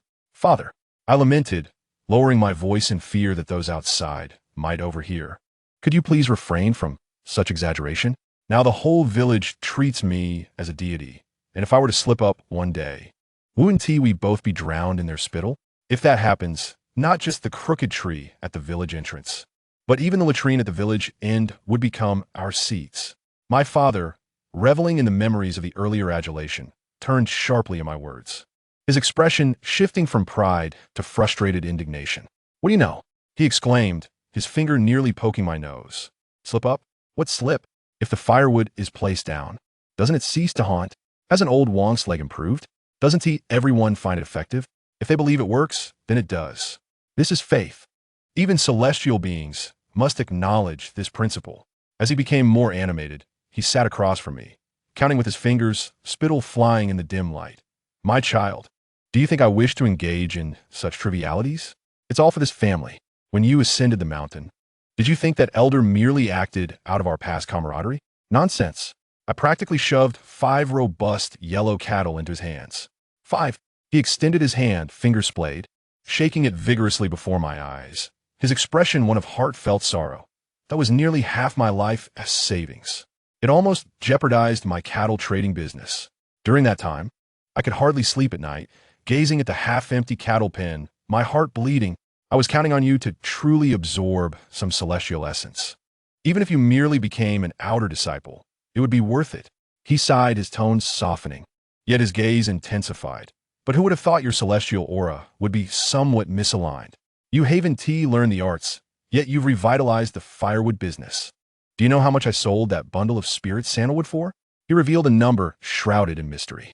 Upon hearing it, my eyes nearly bulged out of their sockets, nearly causing me to topple off the bench.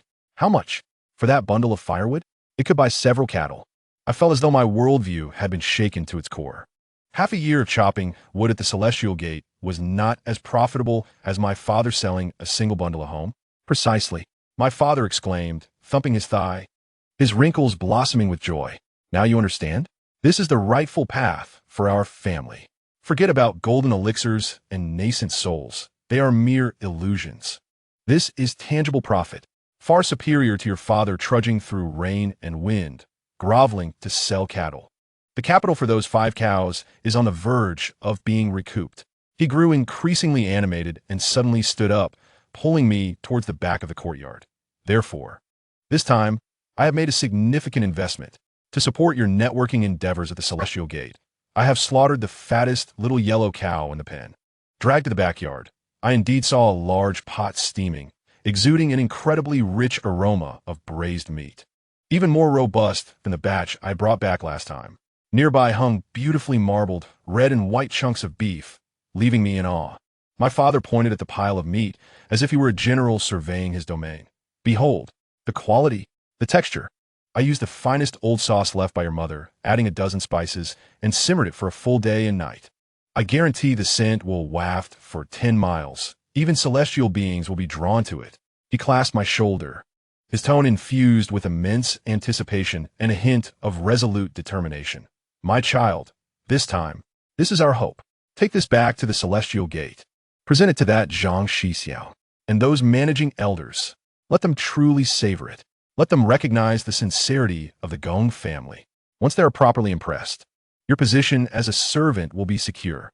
Taking leave will no longer be an inconvenience. In the future, our spirit sandalwood supply chain will flow smoothly. This is a long-term business, a steady stream. My father's eyes gleamed with the radiance of gold coins, as if he could already envision a future abundant with wealth. I gazed at the pile of fragrant beef, worth the equivalent of a cow, and felt that it was not merely emitting an aroma, but rather shimmering with golden light.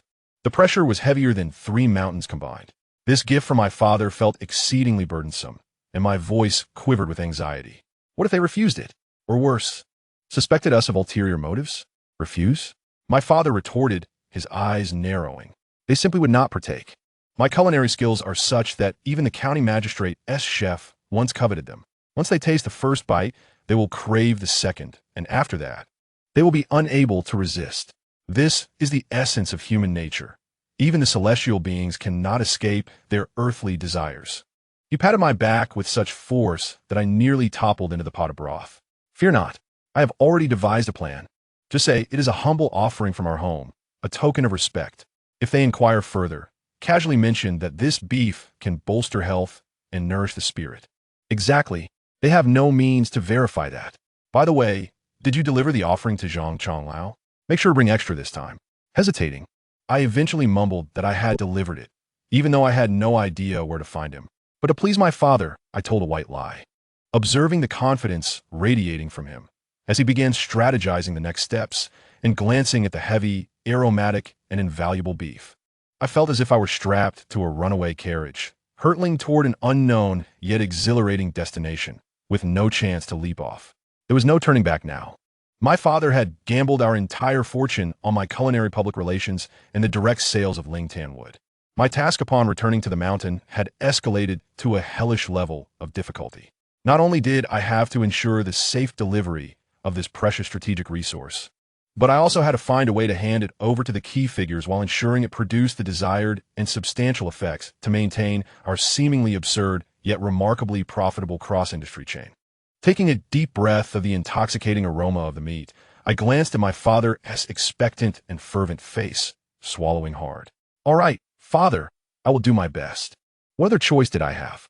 After all, I was the only immortal master in Gongja village, the sole supplier of Lingtan wood, and the ambassador for immortal beef. Sigh, the path of celestial cultivation was indeed becoming increasingly intriguing. Chapter 10. 500 pounds when my father pointed to the mound of marinated beef in the courtyard, resembling a small mountain, and declared it as the strategic resource I was to transport back to the immortal realm. I felt as though my legs had transformed into 2 trembling noodles. It was not merely a package. It was a massive heap, a small mountain of marinated beef, tightly wrapped in greaseproof paper. The rich, overwhelming aroma had transcended mere dispersal, becoming a tangible shockwave that silenced the neighbor's dog, which now drooled as it circled the cart. Father, I stammered, isn't this a bit excessive? The weight was such that it could nearly suffice for us to open a beef shop. My father, engrossed in his notes, did not look up as he declared excessive. It is a mere 500 pounds. In the immortal realm, with so many mouths to feed, we must cater to all relationships. Zhang Shixiang deserve a bit extra, and the other overseers must also be acknowledged. Those brothers who toil alongside you deserve their share of the spoils for future assistance. I fear it may not be enough. You must allocate at least 200 pounds for Zhang Changlao. We're not short on funds. He set down his notebook, hands on hips, surveying his masterpiece with the joy and pride of a bountiful farmer. This is the finest meat from our own cattle. We used 3 vats of old marinade. I nearly burnt a stack of firewood over the past few days, obsessively monitoring the cooking process. This is all my heartfelt labor. Looking into my father's bloodshot yet excited eyes, I swallowed the question of how much this had cost. After all, compared to the ethereal investment of 5 cows and the already realized profits from Lingtan wood, this additional investment in beef was undoubtedly justified in my father's eyes. Father, I said, my voice trembling, 500 pounds? Do you think I am the spiritual beast of burden from our sect? I can make 5 trips and still not finish this. My father shot me a glare, reprimanding me. Lack of ambition. Make 5 trips? The flavor will dissipate. The essence will fade. It must be done in one go to demonstrate our sincerity. He circled around me, suddenly seizing my arm and squeezing it, then patting my shoulder, his face lighting up with surprise. "Oh, my son, you are quite sturdy. These muscles are impressive. It seems the environment in the immortal realm is beneficial for one's health. No, it cultivates strength." I paused, instinctively feeling my own arm. Indeed, after more than a year of hard labor, my strength had significantly increased. Back at home, lifting a bag of grain weighing over 100 pounds was a struggle. But now I carried 200 to 300-pound buckets of water along the mountain paths with ease, swinging an axe with vigor. But 500 pounds? That was an entirely different concept. My father had already embarked on his mad plan. He had procured an enormous, extraordinarily sturdy special harness that seemed fit for a giant. He directed me to work together to stack the tightly wrapped beef pieces onto the harness. "Father, this is impossible. It's dangerous," I exclaimed, watching the towering meat structure grow higher, feeling breathless. "Silence. Just try. I believe in you. You have trained in the immortal realm," my father encouraged as he directed the operation. Eventually, a mountain of meat weighing 500 pounds, exuding a devastating aroma, was firmly secured onto the massive harness. I stood beneath it, feeling as though I might be crushed into the earth. My father stepped back and admired his creation, nodding in satisfaction. "Excellent. This is the spirit of my son, the Old Gong family." I wanted to weep without tears. What did this have to do with spirit? This was a matter of life and death. Yet when I gritted my teeth, summoned the strength I had honed from months of labor, held my breath, and hoisted the harness onto my shoulders, I was surprised. Though the weight bore down upon me with immense pressure, causing my bones to creak and my back to bend, I managed to hold my ground. It was not as overwhelming as I had imagined. My father held his breath, and upon seeing me stand trembling yet steady, erupted into cheers. "Good. See? I told you." I was at a loss for words. This was not merely manageable. It was exhausting every ounce of my strength. I felt the blood rush to my head. My face flushed crimson, veins bulging in my neck, and each step felt like a tug-of-war with the earth. Thus, under my father's encouraging gaze, the amused stares of the villagers, I, Gong Urgu, transformed into a human meat mountain, leaving deep imprints in the soil with every step as I commenced my journey homeward. It is said that a curious villager asked Old Gong, "Where's that little yellow cow? It's been a while since we've seen it, and the aroma of your marinated meat is quite overwhelming. Did you slaughter the cow?" At that moment, my father was engrossed in a game of chess. Unfazed, he dropped a piece and replied with an air of nonchalance, "So, that cow? I had Urgu take it back to the immortal realm." "Take it back to the immortal realm?" The questioner's eyes nearly popped out.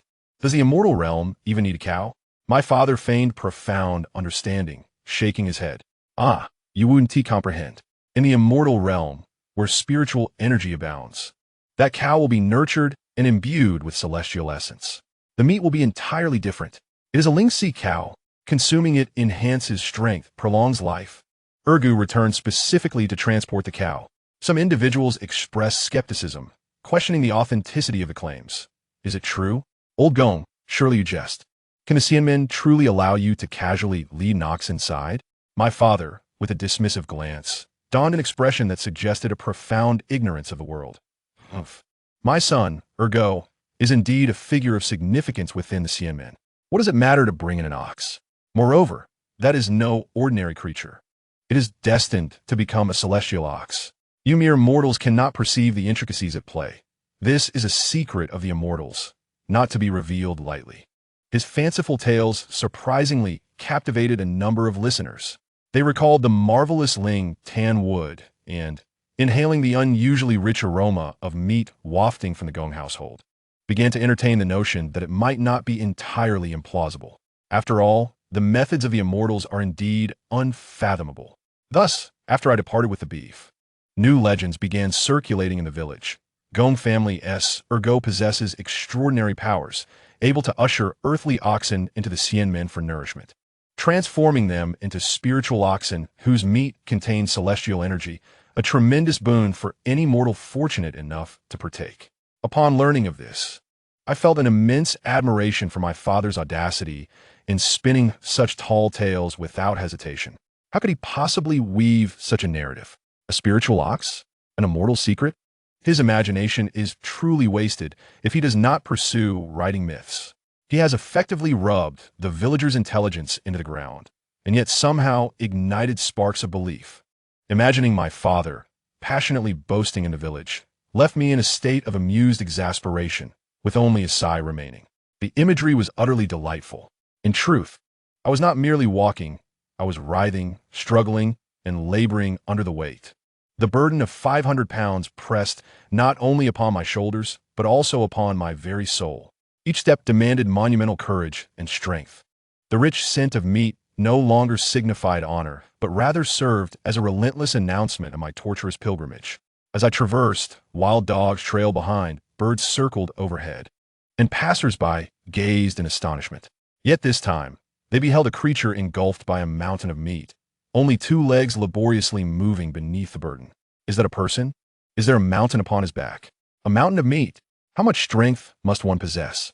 Surely, he is a force of the Handyman, they exclaimed, observing the deep impressions left in the earth where I had stepped. I had no time to dwell on their comments. All my focus was consumed by resisting the weight on my shoulders and maintaining my breath. Sweat cascaded down like a waterfall, blurring my vision. The mountain path became unbearably rugged and interminable. I cursed my father countless times in my mind, yet simultaneously felt an absurdly faint, ridiculous pride that I was truly enduring this ordeal. A year prior, I would have been utterly incapable. This work at the Handyman truly builds strength. This may very well be the most significant achievement of my year-long training. Evolving from an ordinary rural youth to a super-rural youth capable of bearing 500 pounds of beef. Meanwhile, tales of my father's grandiose boasting about the origin of this beef, much like the meat's aroma, trailed a few steps behind me, gradually reaching my ears through the accounts of acquaintances I encountered along the way. I heard that when faced with skepticism, my father not only insisted the ox had been brought into the Handyman, but also added new embellishments. Did you see? Why can my son ergo carry 500 pounds? It is the effect of consuming the Lingxi beef at the Handyman. Unimaginable strength. If you do not believe, wait until ergo returns. Let him demonstrate splitting mountains barehanded. Upon hearing this, I nearly choked and collapsed into a ditch by the roadside. My dear father, you truly are my father. You embellish your tales with real-time updates? Splitting mountains with bare hands? Are you preparing to have me perform feats such as breaking stones with my chest, while also promoting our Lingtan, wood, as the source of my inner strength? As I struggled onward, I mentally ridiculed him, which significantly diverted my attention and, to some extent, alleviated my suffering. Alas, what can I do with such a father? I can only play along and feign ignorance. Otherwise, should I stop halfway, drop the meat mountain, and shout to passers-by, "Do not believe my father. I am merely a laborer. This meat is intended for bribery. My strength comes from hauling water and chopping wood, and has nothing to do with the beef." I would likely perish from exhaustion on the mountain path and be posthumously recognized by my father as the first casualty of his failed boasting. This meat mountain grew ever heavier, not merely in physical weight, but also as a psychological burden, now compounded by the performance pressure my father had placed upon me, bearing the weight of 500 pounds of expectation and deceit, while also acting as a moving advertisement for the enticing aroma that attracted onlookers. I trudged step by step toward the gate of Liuyunzong. Sweat dripped onto the mountain path, instantly absorbed by the dust. I gasped for breath, my mind fixated on a single thought. Zhang Shixiang, if you dare utter steady again, I might just hurl this load to your doorstep. My journey to the Handyman was truly fraught with pitfalls, each filled with beef and my father's tall tales. Chapter 11. Welcome back to the mountain. I felt as though I was no longer going ergo. Rather, I had transformed into an old yellow ox. On the verge of collapsing on the mountain path, my spirit nearly crushed beneath the weight on my shoulders. Each step I took felt akin to extracting a carrot from a deep mire, my calves trembling uncontrollably, my vision blurring with double images as sweat stung my eyes, leaving me to squint painfully to see the road ahead. Just as I felt I would collapse into the earth, becoming one with the mountain path, I suddenly lifted my gaze. The dilapidated yet welcoming gate of Liuyunzong. At last, I finally see it. In that moment, I was so overwhelmed with emotion that I nearly wept. It felt more intimate than reuniting with my father, despite him being the source of my suffering. Hope was within reach. The dawn of victory Though it was morning, it was nonetheless a dawn. I took a deep breath, attempting to extract the last vestiges of potential from my body to quicken my pace, well, to slightly increase the sluggishness of my movement. However, the closer I drew to the mountain gate, the more I sensed something amiss. At this hour, the area typically hosted only 2 outer disciples dozing at their posts. Not a soul could be seen, and the tranquility was palpable, punctuated only by the rustle of leaves in the wind. Yet today, a throng of people loomed at the gate, darkening the threshold. I blinked rapidly, clearing my sweat-obscured vision, and focused intently. Upon doing so, I was nearly startled into tossing the meat mountain aside. It was none other than the familiar faces clad in gray tunics, eagerly awaiting my arrival. The very individuals from our laborers' quarters, from the managing Zhang Shixiang to Zhao Danyo, Li Xiaoyi, and even the usually taciturn hardworkers. Nearly everyone who could come had gathered. A jubilant crowd of dozens nearly blocked the entrance. This scene was more magnificent than the last inspection by the sect leader. My mind buzzed, and my first instinct was dread. It's over. The truth has come to light. Zhang Shixiang must believe I am returning with such a heavy load of ill-gotten gains after my previous bribery, and he has rallied the entire labor force to catch me in the act and cleanse the ranks. My legs weakened, and I nearly knelt on the spot. As I contemplated whether to confess or make a run for it, though I could hardly move, Zhao Danyo, standing at the forefront, spotted my moving meat mountain. He let out a shriek reminiscent of a slaughtered pig, his voice brimming with indescribable joy. "He is here. Ergo has returned. Look at that massive mountain of meat." His shout ignited the crowd like a fuse on a powder keg. Instantly, the throng of laborers erupted in excitement. "Oh, it's really beef. So fragrant.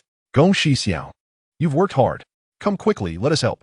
In an instant, dozens of individuals surged forth like unleashed wild dogs. My sincerest apologies for the comparison, but their expressions mirrored those of the wild dogs I had encountered on the road, charging toward me with astonishing speed, kicking up a cloud of dust behind them. I was utterly bewildered, rooted to the spot, as I watched them surge towards me like a tide, and then, in perfect harmony, they meticulously assisted me in unloading the hefty, coveted mound of meat. The moment the weight lifted from my shoulders, I felt as if I were about to float away. My soul seemed to finally return to its rightful place, yet my body trembled uncontrollably from the sudden relaxation, nearly causing me to collapse onto the ground. Beside me, Li Xiaoyi quickly steadied me, her voice trembling with excitement as she exclaimed, "Gong Shixiang, you are truly remarkable to carry this from so far away. We don't even know how to thank you." Zhao Danyu and several others, endowed with great strength, had securely taken hold of the meat rack, their eyes greedily fixated on the oil stains seeping from the oiled paper, as the synchronized sound of swallowing echoed in the air. "Eguge," Zhao Danyu panted excitedly. "You have no idea. Shixiang Zhang told us early this morning, saying you would return today, bringing some local specialties. He urged everyone to be mindful and not let you overexert yourself." I abruptly turned my head to glance toward the back of the crowd. There stood Shixiang Zhang, hands clasped behind his back, maintaining an air of leadership. However, the corners of his mouth, usually tightly pressed, seemed to bear the faintest hint of an upward curve. His gaze, too, casually swept over the enormous mound of meat, and I could have sworn his Adam's apple subtly bobbed. In an instant, realization washed over me. What talk of cleaning house? What catching someone in the act? This was Shixiang Zhang exercising his authority to orchestrate a grand, spontaneous welcome ceremony driven by an insatiable desire for beef. He must have received that letter from my father, akin to a supply order, or perhaps, based on his previous solid experience and profound understanding of human nature, he had anticipated the scale of this strategic resource. He had skillfully turned it into a favor, demonstrating care for his subordinates while ensuring that this vital supply would enter the errand department smoothly, efficiently, and with great prestige. How astute. Truly impressive. Shixiang Zhang, your management skills are far too good for an errand supervisor. You should engage in diplomacy. I felt a mix of amusement and gratitude as I looked at the excited faces of my fellow disciples, their enthusiasm radiating from the beef I had brought. And I suddenly thought that perhaps all the hardships along the way were worth it. At least, in this moment, I was no longer the inconspicuous, scorned errand boy. Gong ergo. I was the revered benefactor, the embodiment of hope and joy. Gong ergo. Brothers, I took a deep breath, attempting to adopt a demeanor of nonchalance akin to Xixiang Zhang's, but my trembling legs and pale complexion betrayed me. Here is a little something from my hometown, not much, but please share it among yourselves.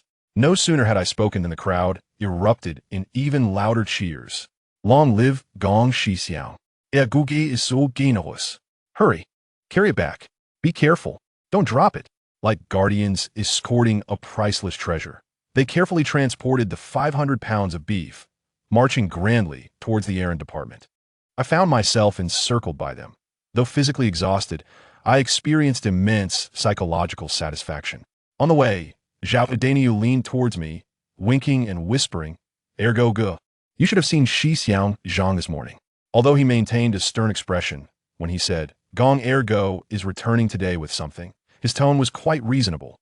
Our errand department has never been so united and efficient. We finished a day's work in half an hour, all waiting for your return. Hearing this filled my heart with profound emotion. The power of this beef was truly beyond imagination. It not only improved our meals, but also enhanced productivity, strengthened team cohesion, and even made the stern overseer more understanding. It seemed that my father's beef diplomacy and my own laborious efforts, despite the arduous and absurd journey, had indeed borne fruit. As I gazed at the fragrant mountain of meat surrounded by my fellow disciples, feeling their heartfelt enthusiasm, I rubbed my still trembling legs and smiled broadly. Although the path of cultivating immortality was uncertain, this culinary journey in the errand department seemed to possess its own unique charm. At the very least, the next time my father asked me to bring something, perhaps I could consider hiring a Lingxi beast. Chapter 12. The exchange, the return of the 500 pounds of marinated beef to the errand department sparked a sensation akin to the sudden announcement of a grand prize by the sect leader.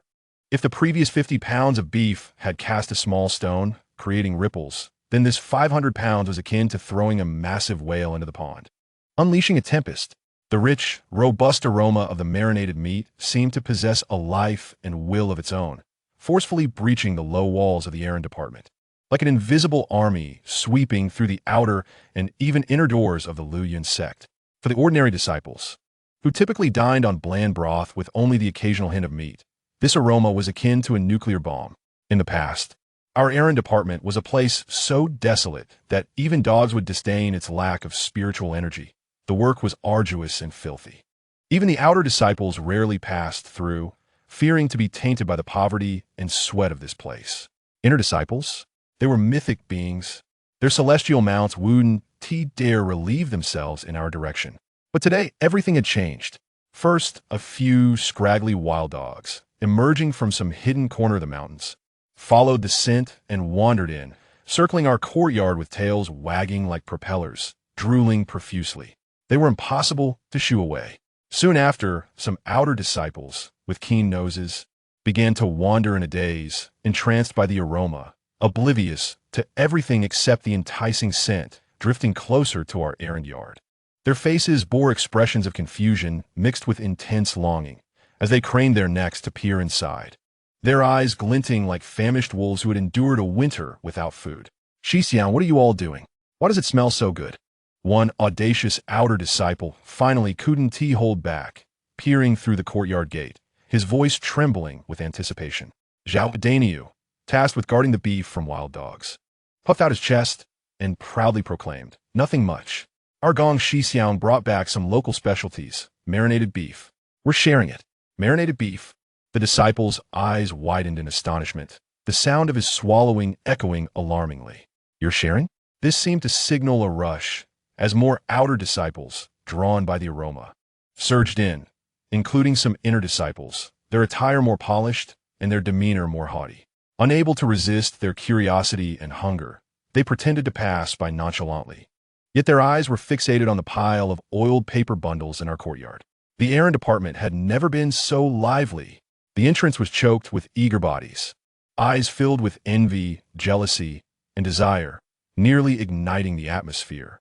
One inner disciple, frowning in feigned disdain, glanced at the bustling scene, then fixed his gaze precisely on me.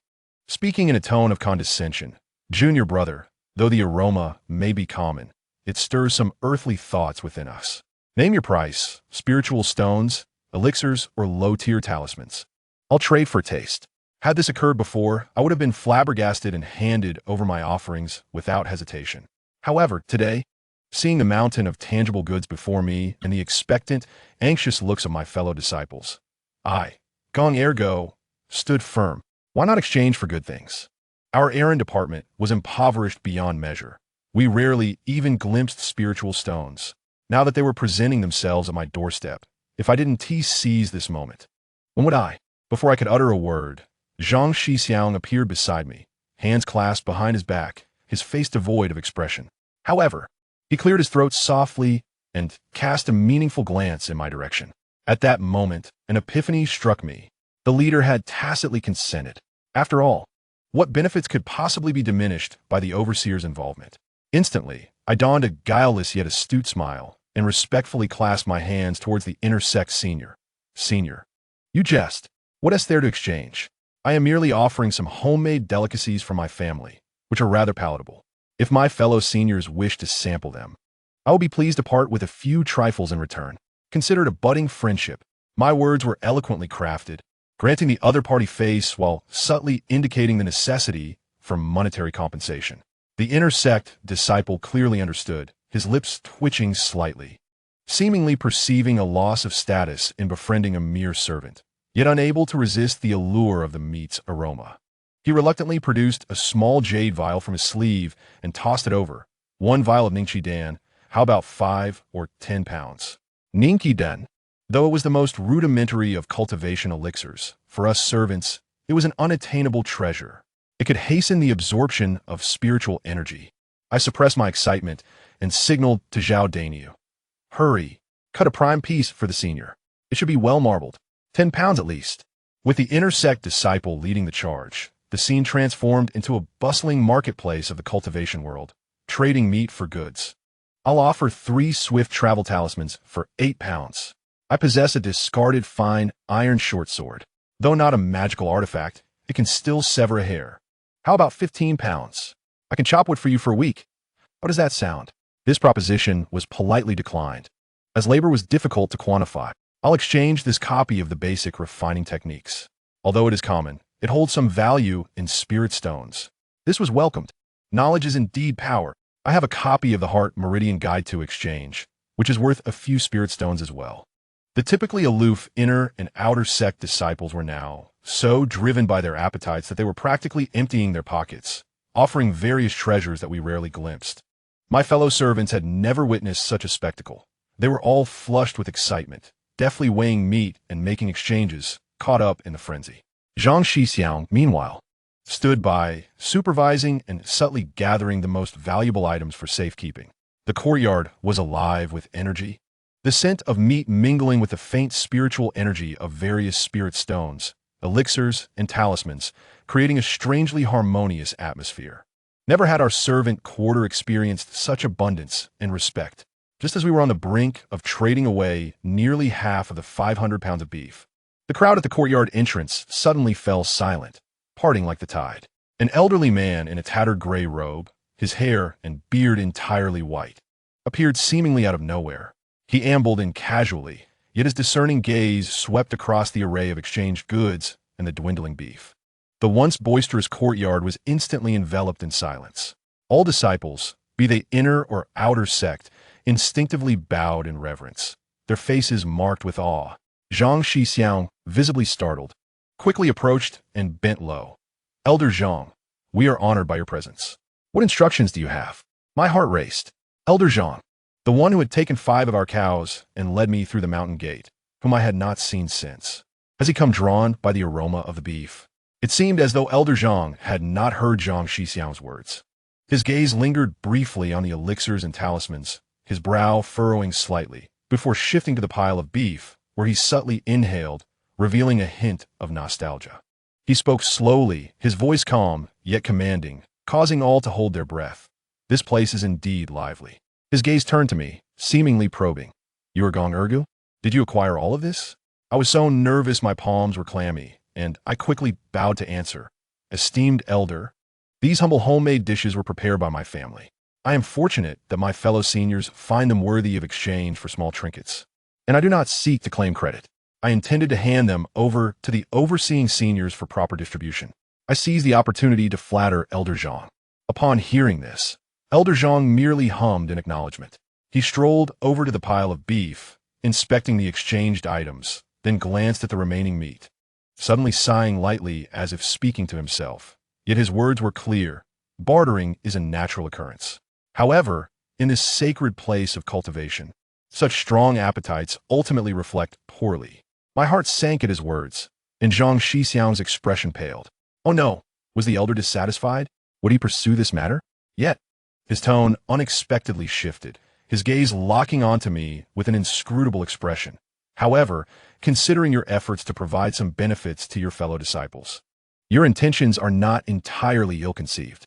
Just refrain from such ostentation next time. With that, his sleeve brushed against the counter almost nonchalantly. In an instant, the largest piece of beef, weighing at least 100 pounds, vanished into thin air. Simultaneously, a small, ancient jade vial quietly appeared in the spot where the meat had been. Elder Zhang appeared unfazed, turning gracefully to leave, leaving behind a floating remark. This vial contains Pei Yuan Dan, which will aid in stabilizing your foundation. Consider it an exchange. Until his figure completely disappeared, we remained in a state of shock. Silence. An oppressive stillness enveloped the atmosphere. Then, with a thunderous roar, chaos erupted. Pei Yuan Dan? It was Pei Yuan Dan. The elder had traded it for beef. Am I hallucinating? Gong Shixiao, you've struck gold. That is the Pei Yuan Dan coveted even by inner sect disciples. Zhang Shixiang dashed over, grasping the jade vial, his hands trembling. Upon confirming its authenticity, he looked at me with an expression difficult to describe, ultimately crystallizing into two words: solid. This time, those two words bore an immense weight, imbued with sincerity. I beheld the priceless vial of Pei Yuan Dan, contemplating the vanished beef, feeling as if I were in a dream. My father's 5 cows seemed to have truly yielded a significant profit. My path within this immortal sect appears increasingly promising. Even the elders have engaged in trade. Chapter 13. Dividing the spoils, Elder Zhang departed gracefully, leaving behind the invaluable vial of Pei Yuan Dan and a courtyard full of disciples still in shock. The rich aroma of meat seemed to have been somewhat diluted by the preceding astonishing scene, replaced by a profound silence born of shock. All eyes first fixed intently on the small yet weighty jade vial in Zhang Shixiang's hand, then swiftly turned towards me, filled with disbelief, envy, and a trace of reverence. I, Gong Ergu, a mere servant, had exchanged braised beef for the Pei Yuan Dan that even inner sect disciples yearned for. And it was the elder who personally facilitated this exchange. Who would believe such a tale? My legs felt weak again, not from fatigue, but from fear mixed with a hint of euphoric joy. Zhang Shixiang was the first to regain his composure, taking a deep breath and clutching the vial of Pei Yuan Dan tightly, as if afraid it might sprout wings and fly away. He then surveyed the surroundings. His gaze swept over the still dumbfounded inner and outer disciples, as well as his fellow servants, his voice regaining its usual authority, though with a barely perceptible tremor. What are you all still gawking at? Has the spectacle concluded? Have you finished your trades? If so, disperse. It is unbecoming to gather here. His voice was like cold water splashed in a boiling oil, instantly rousing everyone from their stupor. The inner and outer disciples awoke, as if from a dream, their expressions revealing a complex array of emotions. They glanced at the beef they had obtained through the exchange of elixirs, talismans, and even cultivation techniques, then at the vial of Pei Yuan Dan in Zhang Shixiang's grasp, and suddenly felt that the meat in their hands had lost its allure. It even felt a bit too hot to handle. However, the transaction had been completed, and they could no longer voice their opinions, merely departing one by one with complex expressions, casting furtive glances as they clutched the fruits of their mundane desires, retreating in a hurried manner. Soon, the courtyard was left with only our own members from Ziyuan, along with the dazzling spoils acquired through the exchange of beef. Undoubtedly, the most resplendent among them was the vial of Pei Yuan Dan held by senior brother Zhang. The air grew thick with anticipation as everyone's breaths became heavy, their gazes oscillating between the treasures and senior brother Zhang, primarily focused on me. Taking a deep breath, senior brother Zhang endeavored to compose himself. He first directed Zhao Dainiu and the others to hastily carry the remaining beef into the storeroom for safekeeping, then signaled me to follow him into the steward's room. My heart raced as I trailed behind him into a small room I seldom entered, a place where I was often reprimanded. Senior Brother Zhang closed the door behind him and set up a rudimentary, soundproof barrier. Inside, we were left alone alongside the dazzling array of items just counted, and the vial of Pei Yuan Dan radiating a gentle glow at the center of the table. Silence reigned, a suffocating silence. Senior Brother Zhang, with his back to me, gazed at the heap of goods, his shoulders seemingly trembling slightly. After a prolonged moment, he slowly turned around, his expression having restored the usual seriousness. Yet his eyes sparkled with an intricate light I had never witnessed before. He picked up the vial of Pei Yuan Dan, rubbing it between his fingers, his voice low and deliberate. Gong Ergu, what can I possibly say to you? I quickly lower my head, adopting the most earnest demeanor. Senior Brother, this is all thanks to you. If it weren't for your presence, how would I dare to trade with those seniors? The elders would certainly not allow it. Enough with the flattery. Senior Brother Zhang interrupted, though without a hint of reproach in his tone. You, my friend, appear simple-minded, yet your courage is boundless, and your luck is rather uncanny. He paused, his gaze sweeping over the table of items before finally returning to the Pei Yuan Dan.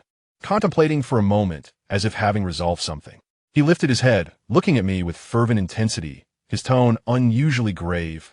Ergu, these items, including this Pei Yuan Dan, are ostensibly yours. But you must understand, possessing such treasures comes with peril. As mere Ziyuan members, wielding such significant wealth can spell disaster if mishandled. Not only would we miss out on benefits, but we may even jeopardize our lives. My heart tightened, understanding the gravity of his words. Senior Brother Zhang lowered his voice. We must navigate matters with the Jilutang and Xingtang. Furthermore, we need to establish rapport with the stewards responsible for daily inspections. Without these connections, today's events could lead to endless trouble. He pointed to the array of items on the table, particularly the fine iron short sword and several martial arts manuals. These are too conspicuous. We must distribute them to secure our safety and ensure we can genuinely claim our rightful share. My heart sank, yet I recognized the truth in his words. In Lu Yunzong, lacking a patron and acquiring what one should not can indeed lead to calamity. It all rests on your judgment, Senior Brother.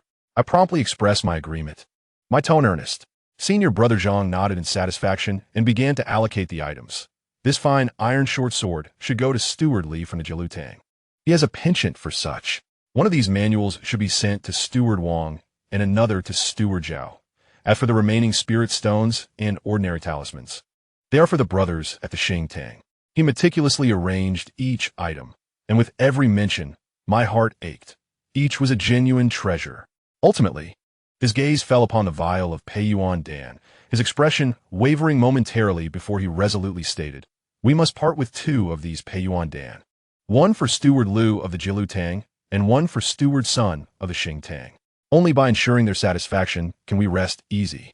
Listening to his arrangements, I felt a pang of regret, yet I understood this was the necessary price to pay. In the end, the once dazzling array of spoils had rapidly diminished, leaving only a few vials of elixirs before me. For Pei Yuan Dan, originally 10 in the vial, 2 to be given away, with Senior Brother Zhang claiming 4. 3 bottles of Ichi Dan and 2 bottles of Hui Chun San for healing. Senior Brother Zhang looked at me with a hint of apology, yet more so with a sense of relief. Ergu, I know you may feel discontented, but this is the rule of our sect. After these arrangements, what remains is what we can securely hold. He encouraged me, take these Pei Yuan Dan, Ichi Dan, and Hui Chun San. They will greatly benefit your cultivation and daily life. He patted my shoulder, his tone carrying a soothing quality. After this arrangement, the higher-ups will recognize you as someone who understands the rules. In the Ziyuan from now on, with my protection, no one will dare to trouble you again. This is a strategy for the long term. I gazed at the few vials of elixirs before me. Although they paled in comparison to the initial haul, they were nonetheless a bountiful harvest that I could scarcely have dreamed of. Particularly, the Pei Yuan Dan represented a glimmer of hope for my ascension. Taking a deep breath, I carefully stowed away the vials and bowed sincerely to Senior Brother Zhang. Thank you for your efforts on my behalf. I understand that without your arrangements, I might not have been able to safeguard even these. I committed his kindness to memory. Senior Brother Zhang beamed, a genuine smile adorning his face. Excellent. Excellent. Gong Ergu. I did not misjudge you. You are indeed an understanding person. Exiting the steward's room with the precious vials nestled in my arms, I was left with a copy of the basic body refinement technique. I found myself a loss for words regarding the arrangements made, but ultimately, despite the losses incurred, my heart felt inexplicably at ease. Father, your wish is being fulfilled through my efforts, albeit in a roundabout way. Although much was relinquished, it ultimately resulted in the acquisition of genuine elixirs. My path to the celestial realm has, at last, taken its first tentative step amidst the intricate rules. Chapter 14. Descending the mountain clutching 4 precious Peiyuan Dan and the basic body refinement technique, I felt as though the very air beneath my feet had changed. Although I still had to perform my daily chores, my mindset had completely shifted. Previously, I mechanically chopped wood and fetched water, but now, while chopping wood, I instinctively employed the techniques described in the basic body refinement technique, feeling an almost imperceptible surge of energy with every swing of the axe, as though it carried more force. While fetching water, I reminded myself that this was strengthening my physique, laying the groundwork for the future consumption of Peiyuan Dan. Even while sweeping, I felt a sense of grandeur, thinking to myself, if I cannot even sweep my own home, how can I conquer the world? Of course, the most significant aspect was that I refrained from consuming the 4 Peiyuan Dan immediately.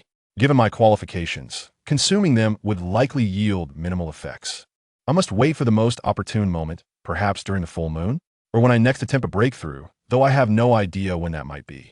I certainly cannot waste them. While the road to ascension remains uncertain, the tangible celestial resources in my possession provide me with a sense of security. Previously, I lacked even the right to touch such items, and now I possess 4. Who would believe it if I told them? I have already begun to plan how I will casually flaunt my accomplishments to my father and the villagers upon my next break home. Father, look. This is the Peiyuan Dan awarded by the elders of the sect. Well, it's rather average, just barely sufficient for solidifying one as foundation. And this manual? Just a casual glance, it's merely for strengthening the body. I can already envision my father's face contorting in shock and joy, as well as the villagers' frenzied praise. My father, the renowned cattle dealer and socialite of Gongjia village, is likely to ascend to the status of father of the celestial master, Gong Banjian. His reputation will truly be bolstered by my achievements, which I have earned through hard work rather than mere beef. Truly a remarkable man, my father. Though the path may seem unconventional, the results are undeniably effective. Life seems to have returned to its previous rhythm, chopping wood, fetching water, and sweeping. Yet the difference is that my workload has noticeably decreased. Whenever Senior Brother Zhang sees me now, his gaze is imbued with warmth, often inquiring with genuine concern, "Ergu, are you tired?" When one is weary, it is wise to take a brief respite, allowing the diligent Nyo and his companions to shoulder a greater share of the burden. To my surprise, rather than voicing any complaints, Zhao Nyo and the others exhibited an increased fervor in their tasks, for they had each reaped tangible benefits from our previous endeavors, albeit not as precious as my Peiyuan Dan. They eagerly anticipated my next miraculous feat. My standing within the miscellaneous duties department has notably risen, akin to that of an honorary assistant manager, albeit a title I have conferred upon myself. Just as I thought this leisurely period of training and waiting to return home would persist for some time, Senior Brother Zhang unexpectedly summoned me one morning. "Egu," he called, "prepare yourself. Today we shall descend the mountain to procure some supplies in the city." I was momentarily taken aback. Procurement? Senior Brother, do we truly need to venture to the city for supplies? Is it not the sect that distributes everything? Although the rations supplied were of the lowest quality, I was puzzled. With a knowing expression, Senior Brother Zhang lowered his voice and remarked, "The meager provisions from the sect are hardly sufficient. The rice is stale, the flour coarse, and not a trace of oil can be found. We must acquire better quality ourselves, especially now that we find ourselves in a more comfortable position." He cast a significant glance my way, clearly alluding to our newfound wealth in beef. He continued, "Moreover, do you truly believe that cultivating immortality involves merely feasting on wind and dew? Such indulgences are reserved for the venerable ancestors of the Golden Core stage. We, the lower disciples, including many outer sect members, have yet to reach the point of fasting. We require 3 meals a day, consisting of grains and cereals. Our clothing and daily necessities must also be replenished. A sudden realization washed over me. Life at the bottom of the Immortal Sect is not so different from that of the mundane world. We too must concern ourselves with the essentials of living. Furthermore, a sly smile crept across Senior Brother Zhang's face as he added that our journey was primarily to deliver special offerings to the esteemed mentors above, whose tastes are far more discerning than ours. Accomplishing this task will be more rewarding than chopping firewood for a month. It seemed that Zhang Guan, feeling the pressure of the situation, had provided me with a pouch containing 50 spirit stones. After all, one must bend the knee beneath the eaves of another. I mentally scolded Zhang 100 times. I quickly grasped the implications. This was a special procurement. Indeed, one could never escape the intricate web of human connections and preferential treatment. To be able to descend the mountain into the city on official business is a rare and delightful opportunity. Having spent nearly a year here, I had yet to experience such a privilege. Eagerly, I nodded, certainly, Senior Brother. I will prepare at once and ensure I do not cause you any trouble. I hastily returned to my quarters, donning my finest attire, and securely stowed the Pei Yuan Dan and the newly acquired spirit stones in a small pouch. This constituted all my possessions, which I needed to safeguard in case there were any delightful treasures in the city. Senior Brother Zhang made his own preparations, and together, one a manager and the other a trusted aide, we descended the mountain, laden with public funds and a hint of personal ambition. As we traversed the mountain path, inhaling the invigorating air of freedom, my spirits soared with elation. Senior Brother Zhang appeared to be in good spirits as well, engaging me in rare, casual conversation. Egu. Our first stop will be the rice shop, where we shall procure some high-quality spirit rice, even if it is mixed with ordinary grains. It is certainly preferable to what the sect provides. Next, we shall visit the oil shop to acquire some proper peanut oil. We cannot continue to subsist solely on boiled greens. Finally, we must visit the fabric shop to acquire some fine cloth to craft comfortable shoes for our esteemed mentors. His detailed procurement list captivated my attention, revealing to me the inner workings of the logistics supporting the Immortal Sect. Most intriguing of all, Senior Brother Zhang lowered his voice further, revealing a knowing expression that spoke to the unspoken understanding among men. We must visit Bai Wei Zhai to purchase their secret delicacies and pastries, for Uncle Wang has quite the taste for them. Additionally, Master Li is particularly fond of the decade-aged brew from the Xian Kolai Tavern, which is of paramount importance. I listened wide-eyed as this procurement list unfolded like a map of human relationships and culinary delights within the lower echelons of the Immortal Sect. It became increasingly apparent that the path of cultivation extends beyond mere techniques. It also encompasses the cultivation of emotional intelligence and social acumen. I began to appreciate that my father's decision to send me here, while initially perplexing, had serendipitously opened a unique avenue for my own logistical cultivation journey. As the outline of the mundane town gradually materialized before us, I rubbed my hands together, my heart brimming with anticipation. This first venture into the city for procurement promised to be quite the adventure, perhaps even providing my father's business aspirations with a fresh perspective. Chapter 15. The county town, the descent from the mountain, felt significantly less burdensome than the ascent. Without the weight of 500 pounds upon my shoulders, clutching precious elixirs and spirit stones, and accompanied by the affable Senior Brother Zhang, I felt as though my feet barely touched the ground. After traversing half a day and crossing the final ridge, the view opened up magnificently before us. In the distance, a vast, gray silhouette emerged on the horizon. The towering city walls resembled a great serpent coiled upon the earth, and from afar, one could discern the fluttering banners atop the walls and the diminutive figures of patrolling guards. Countless roads converged upon the town like veins, bustling with carts and pedestrians in ceaseless motion. Could that be the county town? I abruptly halted, my mouth agape as if I could fit an egg within, my eyes wide with astonishment, and my heart racing faster than when I first beheld the gates of Lu Yun Zone. Our village, Gongjia Village, consists of merely a few dozen households, with crooked houses and uneven paths. Although Lu Yun Zone is grand, it is ensconced in the depths of the mountains, more imbued with ethereal energy than the vibrant hustle and bustle characteristic of the mundane world. Senior Brother Zhang, observing my naive wonder, could not help but chuckle. A hint of superiority in his tone. Look at you, so easily astonished. This is merely a small county town, far inferior to the markets of the immortal realm. Yet, despite his dismissive words, a glimmer of relaxation and anticipation crossed his features.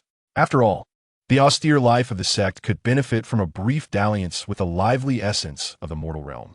I inhaled deeply, as if already catching a whiff of the mingled scents of dust, livestock, food, and the myriad lives of countless individuals. This aroma was foreign yet inexplicably exhilarating. Senior brother, is this county town truly as bustling as old John from the village described? Are the buildings so tall they could pierce the heavens? Are the streets paved with blue stone? Are the meat buns in the restaurants so fragrant they could make one swallow their tongue? I eagerly bombarded him with questions, regurgitating the exaggerated tales from the village elders. Senior brother Zhang chuckled at my enthusiasm, stroking an imaginary beard and adopting an air of worldly wisdom. Well, it may be a slight exaggeration to say they pierce the heavens, but there are indeed 3 or 4-story taverns. The bluestone roads are genuine, though not every street is paved with them. As for the meat buns, the Sien Kulai's soup dumplings are indeed exceptional, filled with savory broth and ample filling. He said this, and I noticed him swallow instinctively. We quickened our pace toward the massive town. The closer we drew, the more we felt its enormity and clamor. The city walls loomed intimidatingly high, their heavy blue bricks scarred by the ravages of time and battle, exuding a palpable sense of history. The grand iron gates swung open, wide enough to accommodate 4 or 5 horse-drawn carts, and the dim light within the gate was filled with a throng of people and vehicles, flowing like a river. The guards leaned on their spears, lazily observing the passers-by, occasionally barking orders. As we stepped through the city gates, an overwhelming cacophony of sounds surged forth. The clattering of cart wheels over stone, the hoarse cries of vendors, the braying of livestock, the spirited haggling of merchants, the wailing of children, and the resonant thumping of storytellers and tea houses all blended into a dizzying symphony that both overwhelmed and exhilarated me. Keep up. Don't get lost. I won't be responsible if you end up caught by the guards. Senior brother Zhang called back, expertly weaving through the crowd. I hurried to match his pace, closely following behind, my eyes darting about like a child experiencing the city for the first time, enthralled by every new sight. This road, it truly is paved with blue stone. Though the road is impeccably smooth in some places and uneven in others, it is still a far cry from the muddy path of our village. The buildings here are magnificent, many rising to 2 or 3 stories. With their flying eaves and intricately carved beams, despite some paint peeling and windows covered with paper or gauze, they are vastly more impressive than the earthen houses in our village. The crowd is overwhelming, bustling with a myriad of faces. There are wealthy young gentlemen clad in satin, fanning themselves with folding fans, farmers in coarse linen carrying burdens, hurried women with baskets, and laborers in short jackets, exuding a mix of sweat and effort, all contributing to a unique urban atmosphere. The shops lining the streets are numerous, with flags fluttering in the breeze. There are fabric stores, grain shops, general stores, blacksmiths, pharmacies, tea houses, and taverns, each more dazzling than the last. Look, sugar-coated hawthorn, sweet and crispy, freshly baked flatbreads, the aroma of fried treats, the rich scent of braised meat, and an intoxicating perfume wafting from unknown eateries tantalize my senses, making my stomach rumble with hunger. The calls of vendors, each more intricate and engaging than any incantation I have ever heard, resonate around me, creating a vibrant cacophony. I inhaled deeply, the air filled with the delightful fragrances of various foods, the charred aroma of freshly baked pastries, the sweet scent of fried delicacies, the savory smell of braised meats, and the enticing aroma of unknown wines that make my mouth water. The culinary offerings at Xianmen sure tang pale in comparison to this.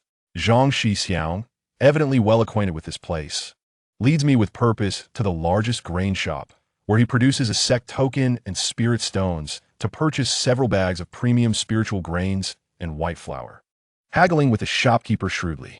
Next, we visit an oil mill, filling large barrels with crystal clear peanut oil. Then we stop by a fabric store, where he selects soft cotton fabric and a piece of luxurious silk that likely serves a special purpose for a certain elder. I follow him like an assistant, carrying items and guarding our purchases while my eyes wander, mentally recording the prices and types of various goods. Look at those clay figurines. They look incredibly lifelike. I exclaim.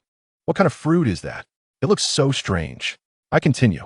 Is it true that man can crush stones with his chest? Zhang Shixiao, clearly annoyed by my incessant questions, chuckles and scolds. Be quiet.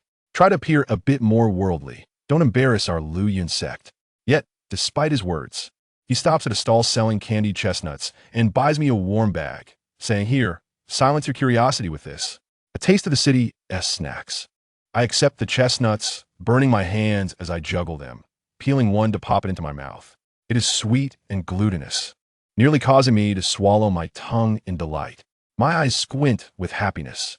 Indeed, the county town is as splendid as the elders from the village have claimed. No, it surpasses their descriptions. Having completed our errands, Zhang Shixiang glances at the sky and leads me into a livelier street, flanked by various eateries and taverns. The aroma is more enticing than ever. Let us indulge tonight. The feast at Xian Kolai is a local marvel, perfect for offering to the elders, he declares, striding into an impressive 3-story tavern. Upon entering, the waiter greets us warmly, recognizing Zhang Shixiang's sect robes, even if they are of servant's design. Zhang Shixiang expertly orders several signature dishes, dim sums, and 2 jars of a reputed 10-year-old wine, ensuring they are packed carefully. Then he orders a few more dishes, and we settle in a corner of the main hall. When the glistening red braised pork, translucent crystal shrimp dumplings, aromatic scallion braised sea cucumber, and a fragrant pot of wine arrive, I feel as if I have ascended to paradise. I feast until I am utterly sated, wishing for 2 stomachs to accommodate the abundance. Zhang Shixiang appears equally pleased, raising his glass repeatedly. After our meal, when the time comes to settle the bill, the shopkeeper beams widely upon seeing Zhang Shixiang produce spirit stones, even gifting us a bag of preserved fruits. As we exit the tavern, dusk has fallen.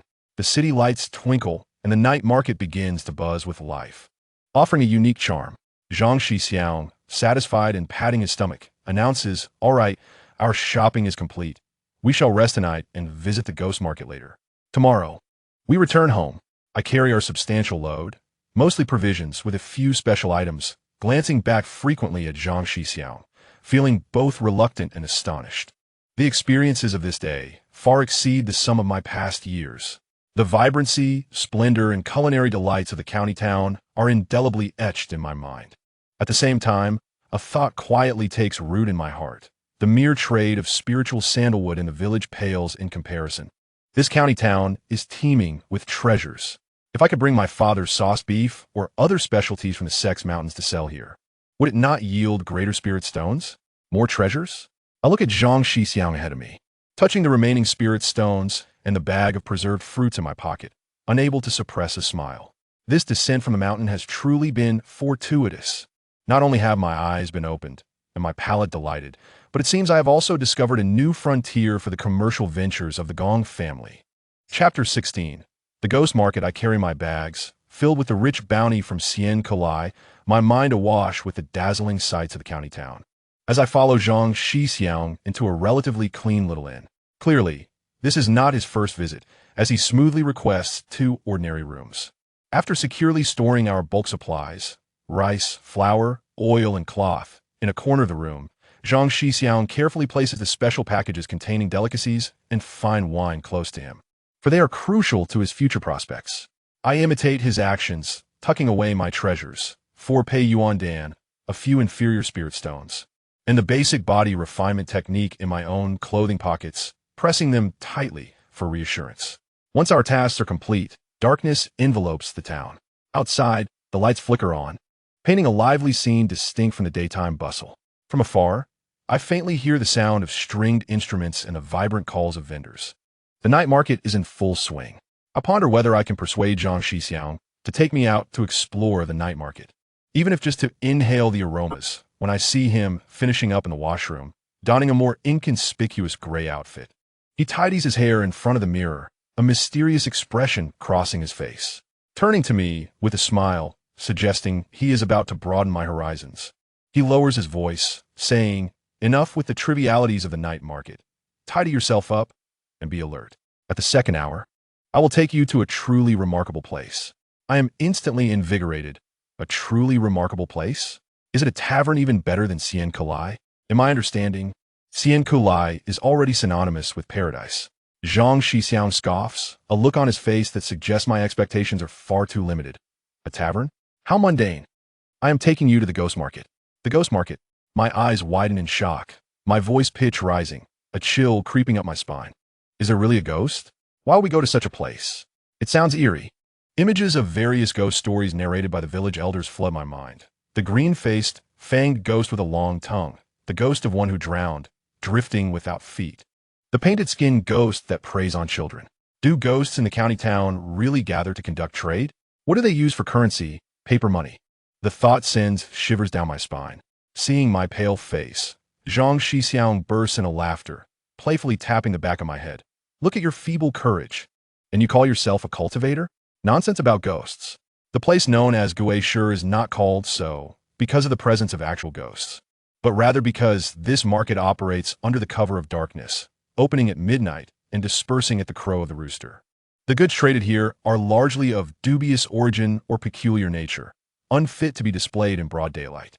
A diverse array of individuals frequents this market. Cultivators, mortals, and wandering adventurers intermingle, thus earning it the name Guishur. Do you understand now?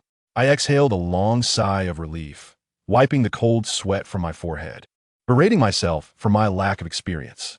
However, my curiosity was piqued even more. Dubious origins? Peculiar items? A mix of cultivators and mortals? Opening at midnight? Dispersing at dawn? The combination of these phrases was far more captivating than the tales spun by the finest storytellers. Senior brother, what sorts of items are sold there? Are there truly treasures? I leaned closer, my eyes sparkling with excitement, the earlier fear having been cast aside. Senior brother Zhang smiled mysteriously. They sell all sorts of things. It depends on your discernment and luck. There may be stolen goods or artifacts obtained through nefarious means, possibly unidentified objects excavated from ancient tombs, or even family heirlooms put up for sale by some down-and-out cultivators. There are even some rather unspeakable materials and forbidden scrolls. He paused, his tone laced with temptation. However, occasionally one can indeed unearth something of value. The prices are significantly lower than those in legitimate markets. It all hinges on your bargaining skills. Just the other day, I found a fragmented technique manual within, albeit only the first 3 layers, but it suffices. My heart raced with anticipation, my breathing quickened. Stolen goods, tomb treasures, family heirlooms, forbidden scrolls. Each of these terms struck my young heart with fervor. This was far more thrilling than the tales told by old Zhang back in the village. This was the true grand spectacle. Let us go, senior brother. I must go. I bobbed my head eagerly, excitement coursing through me. When shall we set off? What should we prepare? Black dog blood? A peachwood sword? Glutinous rice? My thoughts began to drift toward the supernatural. Senior brother Zhang shot me an exasperated glance. What nonsense! Just prepare some spirit stones. Remember, once we are inside, observe more and inquire less. Keep your hands and mouth to yourself. Do not touch or meddle. And especially do not flaunt your wealth. Follow my lead. If trouble arises, I may not be able to protect you. Understood. Understood. Rest assured, senior brother. I will not act recklessly. I hurriedly assured him, yet inside, I felt a restless excitement, eager for the hour to strike midnight. After an arduous wait, as the hour approached, the clamor of the county town gradually subsided, most lights extinguished, and the entire city fell into an eerie stillness. Only the occasional sound of the night watchman's clapper added to the mysterious ambience. Senior brother Zhang rose, whispering, "It's time, let us go." He led me not through the front entrance of the inn, but rather slipped silently out the back door, diving into a shadowy alleyway. We twisted and turned, venturing deeper into secluded paths, the streetlights becoming increasingly sparse, leaving only the dim moonlight to illuminate the cobblestones beneath our feet. My heart raced as I closely followed senior brother Zhang, scarcely daring to breathe. The atmosphere was indeed ghostly. Finally, at the end of a nearly abandoned alley cluttered with debris, senior brother Zhang halted. Before us stood a seemingly ordinary, albeit somewhat dilapidated, brick wall. As I puzzled over our purpose in coming here, Senior Brother Jean glanced around to ensure no one was watching, then extended his hand, gently tapping on the wall in a specific rhythm. After a moment's wait, there was no response. Just as I began to suspect we had come to the wrong place or were being deceived, the wall emitted a faint rustling sound and slid open, revealing a narrow passageway barely wide enough for a person to pass through. Beyond the gap lay a darkened space, exuding a cold, damp air, accompanied by muffled voices of conversation. I stood in astonishment, my eyes wide in disbelief. There truly was a secret door. A figure clad in a hood, obscuring their features, peered out from behind the door, casting a sharp gaze over us, lingering momentarily on Senior Brother Jean, as if confirming something, before silently granting us passage. Senior Brother Jean gestured for me to follow closely, slipping inside first. I took a deep breath, both nervous and exhilarated, mimicking his movements as I squeezed through the mysterious opening. As soon as I entered, the secret door silently closed behind me, as if it had never existed. The sight that greeted me left me utterly dumbfounded, my mind blank. This was Guaysher, Chapter 17. Opening my eyes upon entering, the secret door closed silently behind me, as if it had never existed. The scene before me opened up astonishingly, leaving me, a simpleton fresh from a banquet at Shinka, in a state of utter disbelief, my jaw nearly dislocated in shock. This was what they called Guaysher. It was far more vibrant than the outer market of our Lowliest sect, a place I had never been qualified to enter, merely hearing tales of its strangeness. Before me was not a sinister realm filled with malevolent spirits, but rather an immense, seemingly endless alleyway. The sides were lined with a multitude of stalls, each teeming with an assortment of goods. Above, countless eerie green and ghostly blue luminescent stones were embedded, casting flickering, bizarre lights that enveloped the entire market in a lively yet otherworldly atmosphere. The air was thick with an indescribable medley of scents, the earthy stench of soil, the metallic tang of rust, the bitter aroma of herbs, the crimson scent of talismans, and a faint hint of blood. The amalgamation of these odors overwhelmed my senses. Most astonishing were the people present, were the green-faced, fanged demons. Among the crowd, 7 or 8 out of every 10 wore various forms of Taoist robes. Some exuded an ethereal aura, while others appeared ragged. Clearly, they were practitioners. The remaining individuals were primarily fierce-looking adventurers or masked figures. A simpleton like me, clad in servant attire and wearing a bewildered expression, stood out distinctly. The transactions taking place were eye-opening. No one used gold, silver, or copper coins. Instead, they exclusively traded with spirit stones. Low-grade spirit stones glimmered faintly. Mid-grade spirit stones radiated ethereal energy, and occasionally, one could catch a glimpse of the dazzling brilliance of high-grade spirit stones, though they mostly remained in the hands of formidable cultivators. Each stall was surrounded by clusters of people, with stall owners whispering enticingly, promoting their wares with fervor that could rival even my father's sales pitch for cattle. Esteemed friends, behold this alchemical furnace. My brothers and I narrowly escaped death to unearth it from an abandoned ancient cultivation cave. Look at these patterns. This patina. It is undoubtedly a treasure of age. A burly man, whose appearance resembled that of a bandit, gestured passionately towards a rusted, mud-caked furnace. There is still a trace of alchemical fire lingering. Perhaps the last batch brewed was Foundation Establishment pills. Only 300 low-grade spirit stones, a bargain. I craned my neck for a better view, thinking that even a kick could dismantle that worn-out furnace. Nearby, another stall featured a frail old man, mysteriously presenting a dull, unremarkable bead, the inner core of a third-tier 2 she-beast. Genuine, I risked 10 years of my lifespan to hunt it down. Rich in earth-type spiritual essence. Whether for alchemy, artifact crafting, or direct absorption, it is of the highest quality. I will trade it for a vial of longevity elixir or 500 spirit stones. I marveled silently. A third-tier demon beast? How formidable must that be? Yet, this bead resembled a mundane pebble plucked from the riverbank. Even more outrageous were the offerings of manuals. A young man dressed as a scholar laid out several tattered, nearly disintegrated ancient tomes before him, shaking his head dramatically, his voice rising and falling, the remnants of an unparalleled sword manual left by an ancient sword cultivator, though it contains only 3 techniques. Mastering it can cleave stars and sever the moon. In addition, there exists a manuscript by an unnamed master of the Tao, chronicling the long-lost conjectures surrounding the Jiu Zhuan Huan Hundan. Fortune lies before us, esteemed friends. Do not let this opportunity slip away. Each tome is merely 80 spirit stones. My heart raced with excitement at the thought of the Jiu Zhuan Huan Hundan. How formidable could it be? Yet, upon closer inspection of the pages, the text appeared blurred and riddled with wormholes, giving the impression of having been salvaged from a refuse pile. There were also vendors of magical artifacts. At one stall, glimmering with the cold light, lay several ancient-looking long swords and short blades. The proprietor was a cyclops who, with arms crossed, coldly proclaimed, "Ancestral celestial swords, relics of powerful sword cultivators, thirsting for blood, exuding a menacing aura. Serious buyers may negotiate the price." The swords appeared to shimmer ominously, yet I could not shake the feeling that the aura was more reminiscent of rust.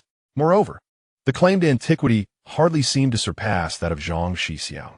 I felt like Lu Laolao stepping into a grand garden for the first time, my head spinning as my eyes darted around, overwhelmed by the cacophony of voices selling mystical caves, treasures of great powers, unparalleled tomes, and irresistible bargains that promised a lifetime of regret for those who missed out. Observing my naive demeanor, Zhang Shixiang shook his head in resignation and muttered, "As I have told you, 99% of this is a deception. If there were truly valuable items here, would anyone display them for sale? They would be kept hidden or traded privately with significant buyers. Here, one either tests their luck, gains experience, or purchases cheap fakes to fool the untrained." Despite his words, his sharp eyes, akin to those of an eagle, scanned the various stalls, clearly in search of genuine treasures. I swallowed hard, striving to maintain my composure, though my heart raced uncontrollably. Everything here was exceedingly exhilarating. While I understood that most items were likely counterfeit, what if fortune favored me? What if I stumbled upon a precious artifact overlooked by others? I began instinctively reaching for the few low-grade spirit stones in my pocket, restless with anticipation. Zhang Shixiang seemed to read my thoughts, warning, "Guard your spirit stones closely. Without my consent, do not make any impulsive purchases. The waters here are deep, and the tricks are manifold. With your wits, you might end up being sold, and then counting the money for someone else." I quickly withdrew my hand, offering an awkward smile. We meandered through the throngs of people. Zhang Shixiang occasionally paused at stalls selling herbs or mineral ores, examining items closely, even employing a faint trickle of spiritual energy to sense their essence, bargaining quietly with the vendors. It was evident he had clear objectives in mind. Meanwhile, I was purely an observer of the spectacle. I witnessed individuals bickering over a chunk of black rock claimed to be celestial iron. Someone scrutinizing a martial arts manual only to toss it aside in frustration, cursing that it was a mere rendition of a lewd picture. And another vendor nearly coming to blows with a customer over the authenticity of goods, only to be silently separated by several patrolling figures wearing ghostly masks, indicating that order was maintained even in this chaotic market. A dazzling array of oddities, a veritable mix of truth and deception. This was indeed the ghost market. Just as I felt dazed, my mind nearly overwhelmed with a barrage of information, my gaze inadvertently fell upon an exceedingly obscure corner. There sat a small stall, pitifully shabby. The vendor, a huddled old man shrouded in shadows, wore a tattered robe whose original color was indiscernible. His hair and beard were tangled, nearly obscuring his face, revealing only a pair of bleary, lifeless eyes. Before him lay a filthy cloth strewn with a few items, a blackened lump resembling wood struck by lightning, several dull stones devoid of spiritual energy, and a chipped, mud-stained earthen bowl, in stark contrast to the flamboyant stalls around it. This one was akin to the beggar among beggars, utterly forsaken. Yet, inexplicably, my gaze was drawn to that earthen bowl. It was remarkably ordinary, so mundane that it could be discarded on the roadside without a second glance. Yet, for reasons unknown, I felt a peculiar sensation, as though the bowl were beckoning to me. I shook my head, convinced I was imagining things. A broken bowl calling out to me? To beg? Instinctively, I tried to step away, yet my feet felt as though they were anchored, my eyes fixated on the worn bowl.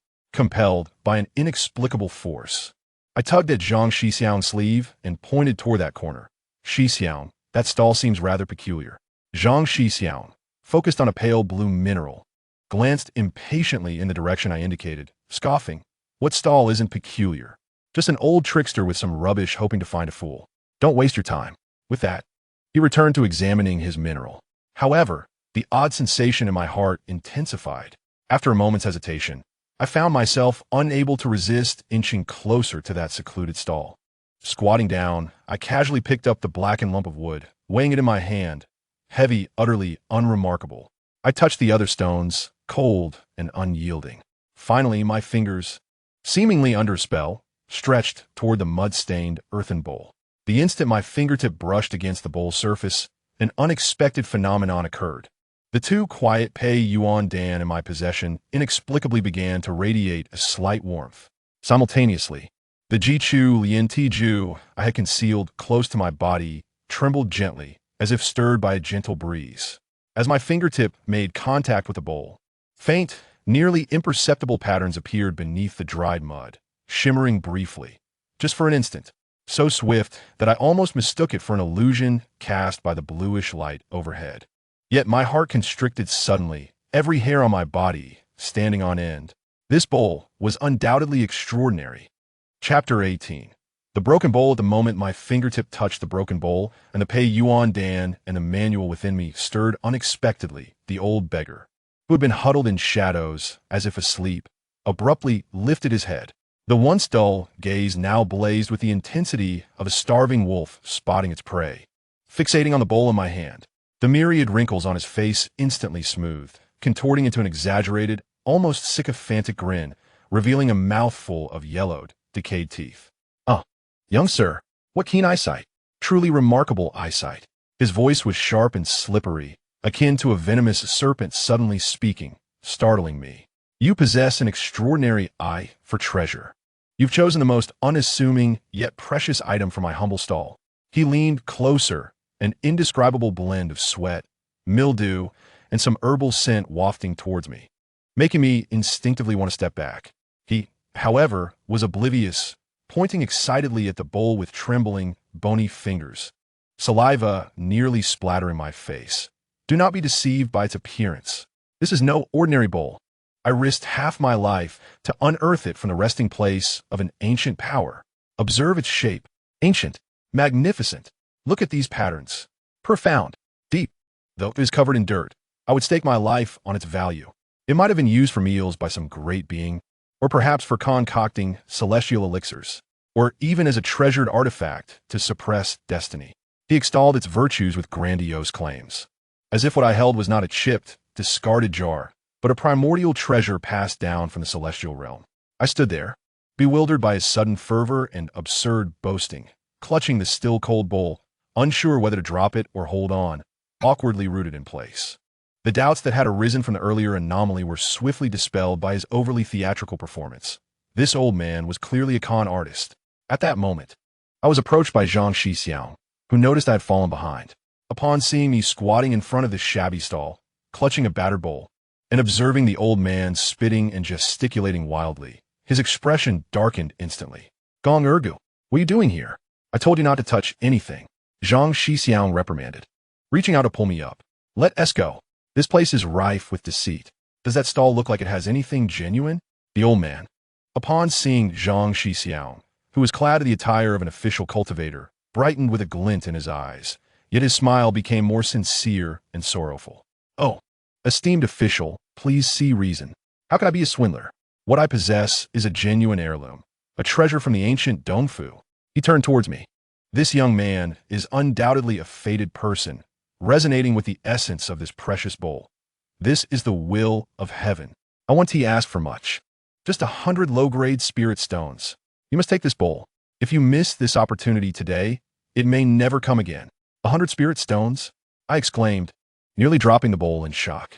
Why don't you just rob someone instead? I don't have that much to spare. The audacity of the old man was astounding. Zhang Shixiang was both furious and amused, pointing at the decrepit bowl. 100 spirit stones for this? Even a dog wouldn't chew on it. Who are you trying to fool? Ergu, put it down, we're leaving.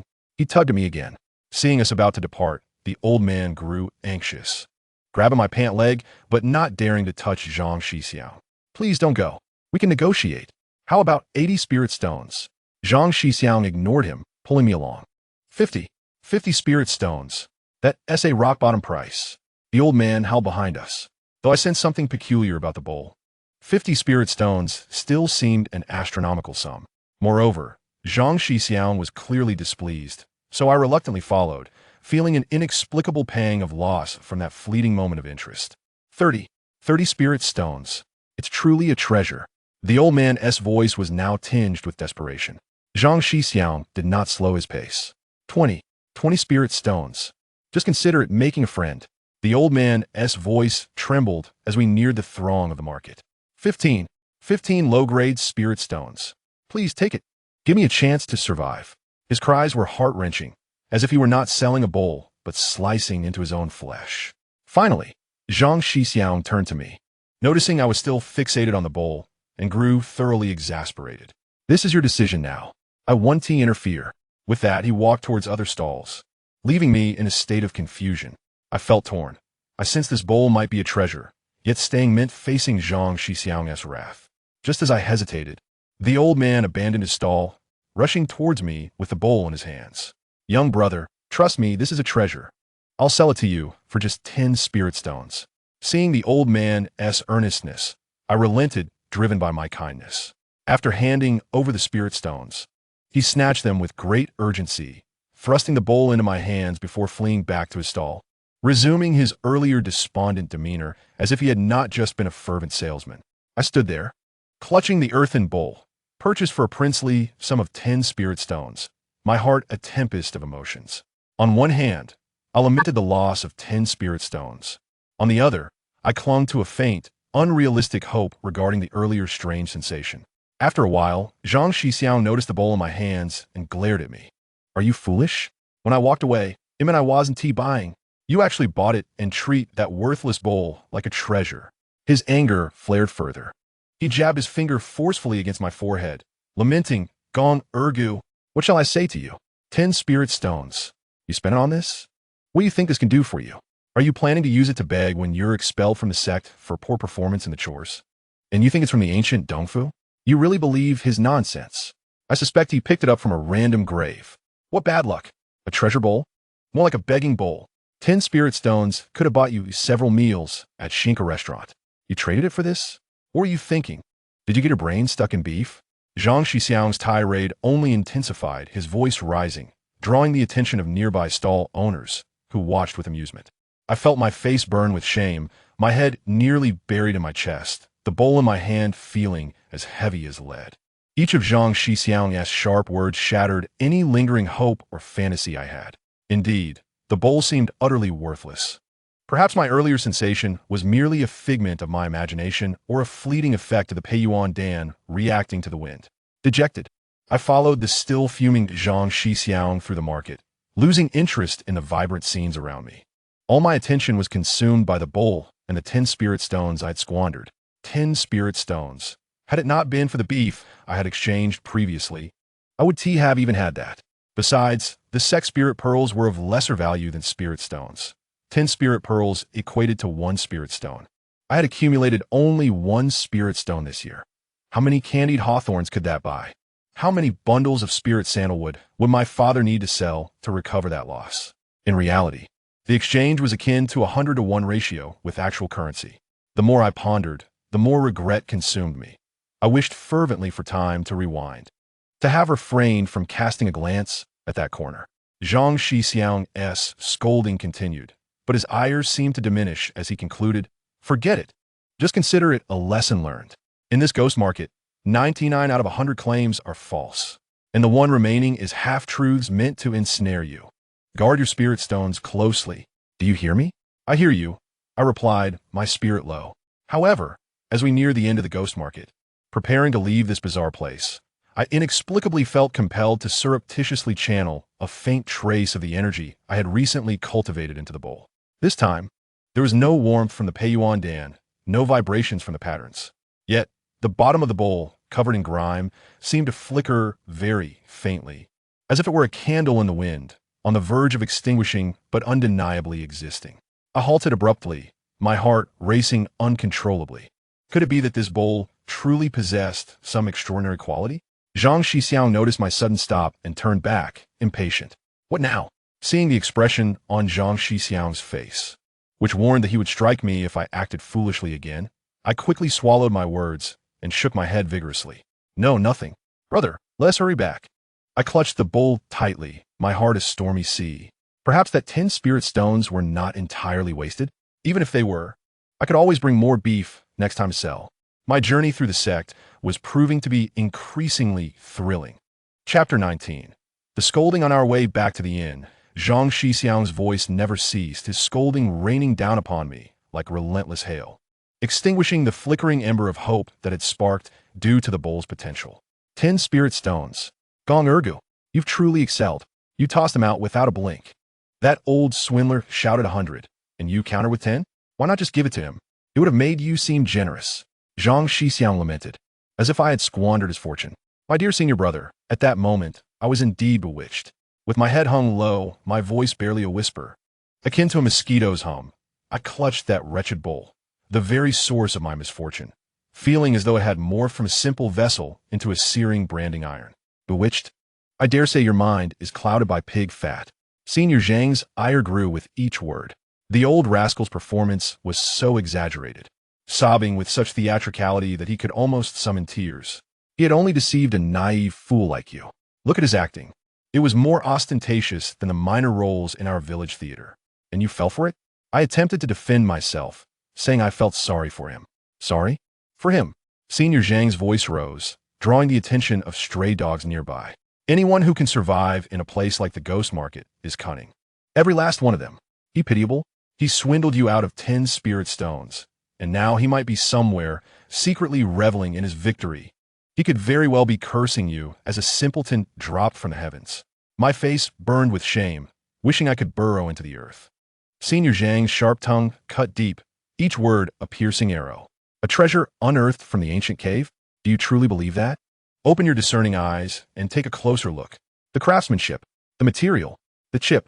If we tossed it to the dogs in the servant hall, even they would turn their noses up at it. It might very well be a beggar's family heirloom, used by 8 generations until it became too decrepit to use, only to be brought out to fool others. I instinctively lowered my gaze to the bowl in my hands, its coarse clay, the crooked chip, the ingrained grime that refused to wash away. With each glance, I felt Senior Zhang's words ring true. This object was indeed devoid of any connection to the term treasure. The faint glimmer I had perceived earlier was likely a mere trick of my eyes or a reflection of the dim, blue light overhead. 10 spirit stones. Senior Zhang lamented as if he had lost a fortune, lamenting how much one could acquire with that amount. It could buy you several vials of basic gathering elixirs, enough to exchange for a decent steel dagger, even sufficient to host a respectable feast at Xian Kolai, and you traded it for this. He seemed at a loss for words to describe the wretched bowl, ultimately throwing up his hands in exasperation. From now on, you shall not be called Gong Ergo, but rather Gong de Sha. I was utterly silenced by his reprimand, nodding earnestly, my sincerity undeniable. You are right, senior brother. You are correct in your admonishment. I was foolish. I was ignorant. I shall never dare again. I absolutely will not. In the future, at the ghost market, I vow to guard my spirit stones tightly and not allow my eyes to wander. If I ever buy anything foolish again, I shall return and sift through a month's worth of excrement. Upon hearing my solemn vow, Senior Zhang's fury appeared to wane slightly. He huffed and finally fell silent, though his gaze still regarded me as a hopeless spendthrift. That night, we resided in the cramped quarters of the inn, the atmosphere unusually heavy. Senior Zhang, evidently still seething, turned his back to me after washing up, not uttering a word. I, on the other hand, clutched that bowl I had foolishly purchased, tossing and turning on the hard bed, sighing deeply, cursing that old swindler 1,000 times, and rebuking myself 10,000 times over. 10 spirit stones. The pain was excruciating. My entire being ached. Time and again, I picked up that bowl, contemplating whether it concealed some hidden secret. Yet each time, its plain and even somewhat grotesque appearance defeated my curiosity. The bowl remained just that, a cold, unyielding object, reeking of earthy odors. It was clear I had indeed been deceived. That night was spent in an endless cycle of regret and self-doubt, my dreams plagued by a swarm of old con artists surrounding me, peddling worthless bowls. The following morning, as dawn barely broke, Senior Zhang called me up with a cold demeanor. We silently packed our belongings, primarily the bulk supplies and precious provisions we had acquired. As for that cursed bowl, I could not bear to place it alongside the other items. I hastily wrapped it in a tattered cloth and stuffed it into the depths of my bag, out of sight and out of mind. The journey back to the mountain was tenfold heavier than our arrival. Senior Zhang walked ahead with a stern expression, silent as ever. I trailed behind like a contrite wife, head bowed, struggling under the weight of our burdens, scarcely daring to breathe. The sights that had once intrigued me now seemed dull and uninspiring. Even the tantalizing aromas wafting from roadside vendors failed to stir my interest. Just the thought of what 10 spirit stones could procure in terms of meat buns weighed heavily on my heart. Only when we encountered particularly treacherous slopes or streams did Senior Zhang briefly admonish me. Watch your step. If you break anything, I have to sell you to cover the cost. Or, hurry up. Are you waiting for wolves to feast on you? I, as if receiving a royal decree, immediately summoned all my focus and carefully made my way through, then resumed my silent march. The journey was marked by silence. The combination of heavy luggage and a heavy heart rendered the path back to the mountain agonizingly long. With every step, I felt the silent reproach from Senior Zhang ahead and the relentless mockery of the bowl in my pack behind me. Finally, I caught sight of the familiar gate of Lu Yunzong in the distance. I nearly wept with relief. Finally home. Though I might still face the drudgery of chopping wood and fetching water, at least I would no longer endure this stifling atmosphere. The disciples guarding the gate, upon seeing us return, especially noticing Senior Zhang's grim countenance, wisely refrained from asking questions and promptly let us through. As we entered the courtyard of the servant quarters, the familiar sense of sweat and firewood enveloped me, stirring an inexplicable sense of nostalgia. Zhao Denyo and the others quickly surrounded us, chattering excitedly. Senior brother, Eguge, you're back. Was it fun in the city? Did you bring back any delicacies? Senior Zhang carefully removed the special provisions from his shoulder, his expression softening slightly, yet still lacking warmth. Fun? We were there on business. Now be gone. Get back to your tasks. The moment he barked at them, they fell silent, though their curious gazes flitted between us and our pile of belongings. Senior Zhang directed the transport of our provisions into storage, then coldly tossed me the package containing the special provisions, saying, "You, go reflect on your actions. Chop today as firewood. If you don't finish, you want to eat." With that, he turned away, heading towards the residence of several overseers, evidently to present offerings. I responded with a glum acknowledgement, and under the sympathetic and curious gazes of Zhao Denyo and the others, I trudged back to my quarters with my heavy load. Upon entering my room, I could hardly contain myself and immediately retrieved that ill-fated object, hastily wrapped in cloth from the bottom of my pack, wishing to cast it into the deepest recesses beneath my bed, never to see the light of day again. Yet, inexplicably before discarding it, I found myself unwilling to let go, lifting it once more to examine it one last time. The clay was coarse, the rim skewed, and there was an obvious chip, the bottom and walls caked with hard, blackish-yellow grime. It was clear this belonged in the rubbish heap. With a long sigh, I surrendered to the truth. It seemed that my 10 spirit stones had indeed gone to waste, not even a sound to mark their departure. Resigned, I shoved the bowl beneath my pillow. I hesitated to discard it entirely. After all, it cost 10 spirit stones, then picked up my axe begrimed and weary, and headed towards the woodshed, preparing to immerse myself in endless labor to numb my wounded spirit and empty purse. While chopping wood, I channeled my frustration into strength, envisioning the pieces of wood as the face of that old swindler from the ghost market, swinging the axe with fervor. Zhao Denyo approached, helping me stack the wood while quietly inquiring, "Ergo, what is the matter? You look as if you've lost money. Were you robbed in the city?" I lamented with a woeful expression. "It's worse than being robbed. I willingly fell for it." "What happened? Tell me." Zhao Denyo's curiosity was piqued. As I chopped wood, I recounted my tragic experience of purchasing a bowl at the Gue Shur market, embellishing the tale while omitting the peculiar sensation I had felt, emphasizing instead the shamelessness of the old swindler and my own foolishness. Zhao Denyo erupted in laughter, thumping his thigh.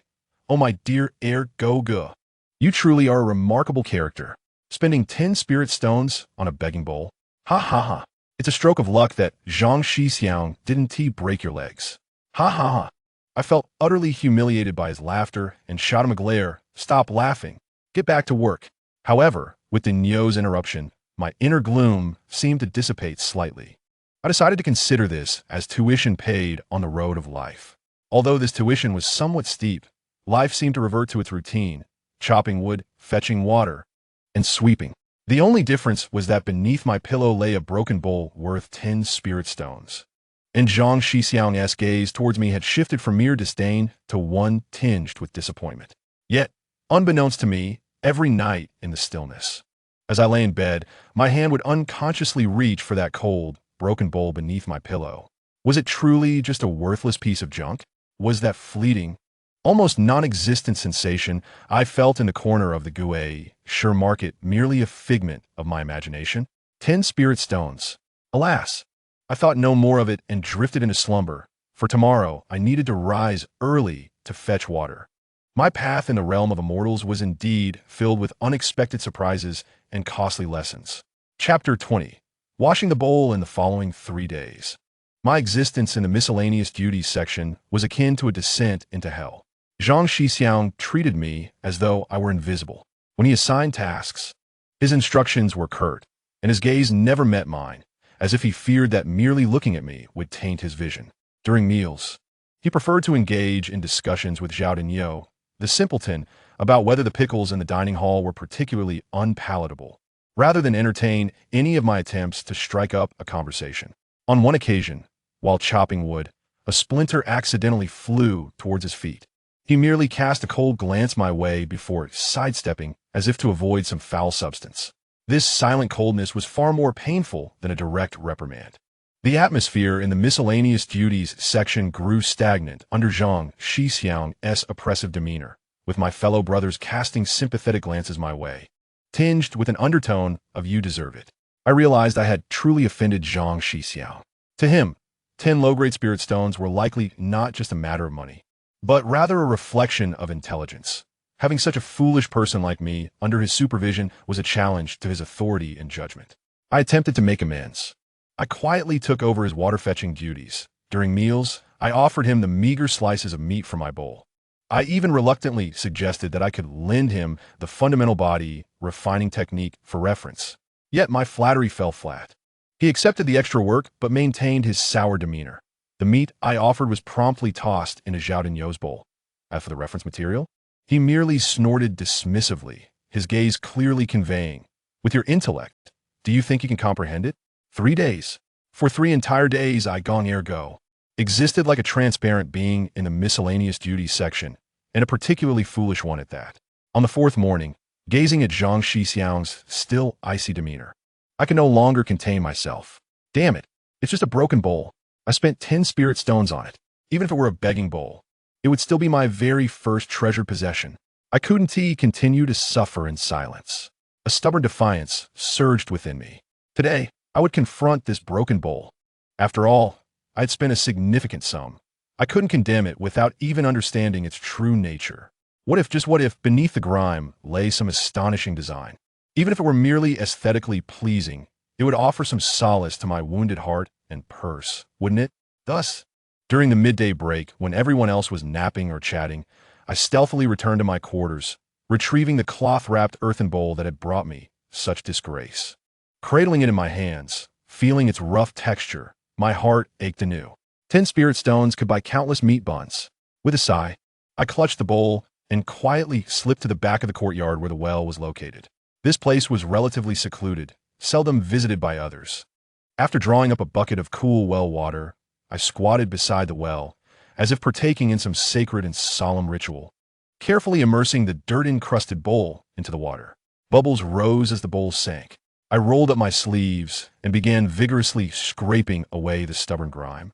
A mixture of ancient mud that had accumulated over who knows how many years, hard and sticky, proving quite the challenge. My nails quickly filled with dark, gritty residue, emanating an indescribable stench. Could this truly have been an artifact unearthed from some ancient tomb? I began to feel uneasy. Yet, having come this far, I had no choice but to press on. Initially, I used my fingernails to scrape, but progress was minimal. Then I found a rough stone shard, and carefully began scraping. After much effort, I had only managed to remove the most superficial layer, while the dirt embedded deep within the ceramic's texture remained stubbornly intact. I refused to yield. I'd spent 10 spirit stones. I was not afraid of a little trouble. I glanced around to ensure no one was watching, then summoned the meager sensation of energy I had developed while chopping with these past few days, concentrating it at my fingertips. Though my method was rudimentary, gleaned from the fundamental body refining technique, it seemed to provide a slight enhancement to my strength for coarse labor. With this faint sensation, I pressed my fingers against the bowl's surface, scrubbing vigorously. To my surprise, it appeared to be yielding slightly, while the energy was almost negligible. It seemed to seep better into the intricate patterns, loosening some of the stubborn grime. Encouraged, I focused intently on this newfound endeavor, disregarding the slight depletion of energy as I dedicated myself to this monumental task of cleansing my 10 spirit stone treasure. I scraped, I rubbed. Beads of sweat formed on my forehead. My fingers reddened from the effort, even breaking the skin in places. Zhao Dinyo strolled by occasionally, observing my vigorous efforts against the bowl with a grin. Ergo, what is going on? Planning to polish it into a family heirloom? Ha ha ha. I shot him an irritated glare. Scram. Em studying antiquities. You wouldn't understand a thing. Antiquities? More like ridiculousness. Zhao Dinyo chuckled and moved on. I paid him no mind and continued my relentless assault on the bowl. Time passed slowly. Water was changed bucket after bucket, and a small puddle formed beneath my feet. Perseverance bore fruit. I had managed to remove a significant portion of the grime from the bowl, revealing its dull, earthen color beneath. However, it remained unremarkable, and the areas still marred by dirt only served to enhance its splotchy, unattractive appearance. The chipped edge remained rough and jagged. As for hidden symbols or radiant designs, there was nothing. My heart sank as the bowl revealed its true nature. It seemed I had indeed acquired an ordinary, albeit ancient, broken vessel. Just as I was on the verge of surrendering, ready to admit my foolishness and return this wretched item to its place under my pillow, my fingers inadvertently brushed against the very center of the bowl's bottom, where the dirt was thickest. This area felt particularly hard, and no amount of scraping with my stone shard had made an impression. In a fit of determination, I pushed my meager energy to its limit, my fingertips trembling from exertion, focusing all my effort on breaking through this stubborn bastion. Open up for me. I nearly forced this sentence from the crevices of my teeth. Perhaps it was the accumulation of small changes that led to a significant transformation, or perhaps my sincerity moved the heavens. I heard an exceedingly faint crack, and that most stubborn grime finally revealed a tiny fissure. My heart leaped with joy, and I hastily seized the moment, carefully peeling away the grime along the crack with my finger. A piece of blackish-yellow shell, roughly the size of a fingernail, was pried off. At the very instant the shell fell away, the spot at the bottom of the bowl, once concealed by filth, seemed to flash a dim hint of dark gold, a color that almost melded with the gray pottery, yet was distinctly different from the surrounding hues. The color was so faint it resembled an illusion, nearly imperceptible under the afternoon sun. Yet all my attention was riveted upon it, and I was certain I had not erred. My breath caught sharply, and my heart felt as if it were gripped by an invisible hand. There is something. Indeed, there is something at the bottom of this bowl. In that moment, I felt as if I had been injected with adrenaline. All my fatigue and disappointment vanished, replaced by immense excitement and curiosity. 10 spirit stones. Perhaps it was not in vain. I could no longer concern myself with the depletion of chi. My fingers ached as I resembled a frenzied archaeologist, employing every method at my disposal, scraping with nails, scraping with stones, even using a slender twig to meticulously clear away the obstinate grime that remained at the bottom of the bowl. My movements became exceedingly gentle, fearful of damaging whatever lay beneath. Each small piece of dirt that fell away made my heart race faster. As the area of cleaning expanded, the dark golden patch at the bottom of the bowl gradually revealed itself. It appeared to be not merely a simple color patch, but an exceedingly intricate and finely etched pattern, deeply imprinted or perhaps inscribed into the pottery. Its lines were finer than a hair, interwoven in a manner that formed a shape I could not comprehend, yet felt imbued with some peculiar principle. The dark golden material was also remarkably unique. It did not resemble paint, but rather seemed like some metal that had melted and seeped into the clay, almost merging with the bowl itself, making it nearly undetectable without close inspection. I fetched clean water, cautiously rinsing the bottom of the bowl. The water washed away the final remnants of dirt, and the complete, intricate, dark golden rune, approximately the size of a copper coin, finally became clear before my eyes. Under the afternoon sun, it remained dull and inconspicuous, quietly resting at the bottom of the bowl, as if it had been dormant for millennia. I cradled the bowl, my eyes wide with astonishment, my mouth agape as if to feed an egg, my heart pounding so fiercely it felt as though it might leap from my throat. Although I could not comprehend the meaning or utility of this rune, it was evident even to the most naive mind that this was certainly not something an ordinary begging bowl should possess. Which beggaress bowl would bear such complex and exquisite craftsmanship? This artistry, this air of mystery, could it be that the old trickster, or rather, the venerable senior, spoke with a hint of truth? Could this broken bowl truly be a treasure? Did my wager of 10 spirit stones yield a reward? A surge of immense surprise and disbelief erupted within me like a volcanic eruption, leaving me dizzy, my hands and feet trembling slightly. I abruptly stood up, overwhelmed with excitement, wanting to shout aloud, to rush immediately to find Zhang Shixiang and thrust the bowl before his face, exclaiming, "Look, look, this is not a broken bowl. This is treasure. I'm not a fool." Yet, the remnants of rationality held me back with a firm grip. No, I must not make a spectacle. This object's origin is unknown. Its effects uncertain. If it truly is something remarkable, then leaking the news would invite tremendous trouble. I understood the principle of having a jewel brings guilt. I forced myself to suppress the elation within, glancing furtively around to ensure no one was watching, and then, as if cradling a priceless treasure, I carefully wrapped the bowl in a tattered cloth, tucking it close to my chest, securing it tightly. I then took several deep breaths, striving to restore my expression to normalcy, yet the smile tugging at the corners of my mouth remained stubbornly in place. I floated back to the work area, feeling as light as a feather, everything appearing more agreeable. Zhao Dainiu, seeing me return, wore a goofy grin and curiously asked, "Ergu, did you find money? Why are you so happy?" I quickly composed my expression, feigning depth as I shook my head. "Not at all. I have merely suddenly grasped a bit of the truth of life." "What truth?" Dainiu inquired with curiosity. "It is simply," I elongated my tone, tapping the place where the bowl rested against my chest, "that sometimes being blind is not a bad thing, as it can signify a unique insight." Zhao Dainiu looked utterly baffled. "What does that mean?" "The secrets of the universe cannot be divulged." I smiled mysteriously, hefting my axe, filled with vigor, ready to work.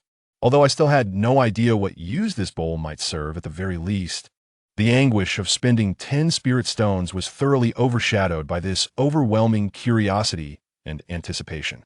"Zhang Shixiang, await my revelation. Sooner or later, I will make you see me in a new light. My path within the Xianmen seems to be taking on a newfound allure." Chapter 21. Xianxi, ever since I regarded the dark golden rune at the bottom of that broken bowl as a monumental discovery, my life as Gong Ergu has seemingly been infused with an inexplicable hope. I truly began to treat that broken bowl as a precious treasure. Wrapping it in the softest old cotton cloth I brought from home, layering it 3 times, then tucking it among my close-fitting garments, right next to the 2 precious Peiyuan Dan that I had yet to consume. Each morning, the first thing I would do is check if it was still there. Before bed, I would take it out to study the dim rune at the bottom for a long while, attempting to sense some earth-shattering function with my cultivation, which was thinner than paper.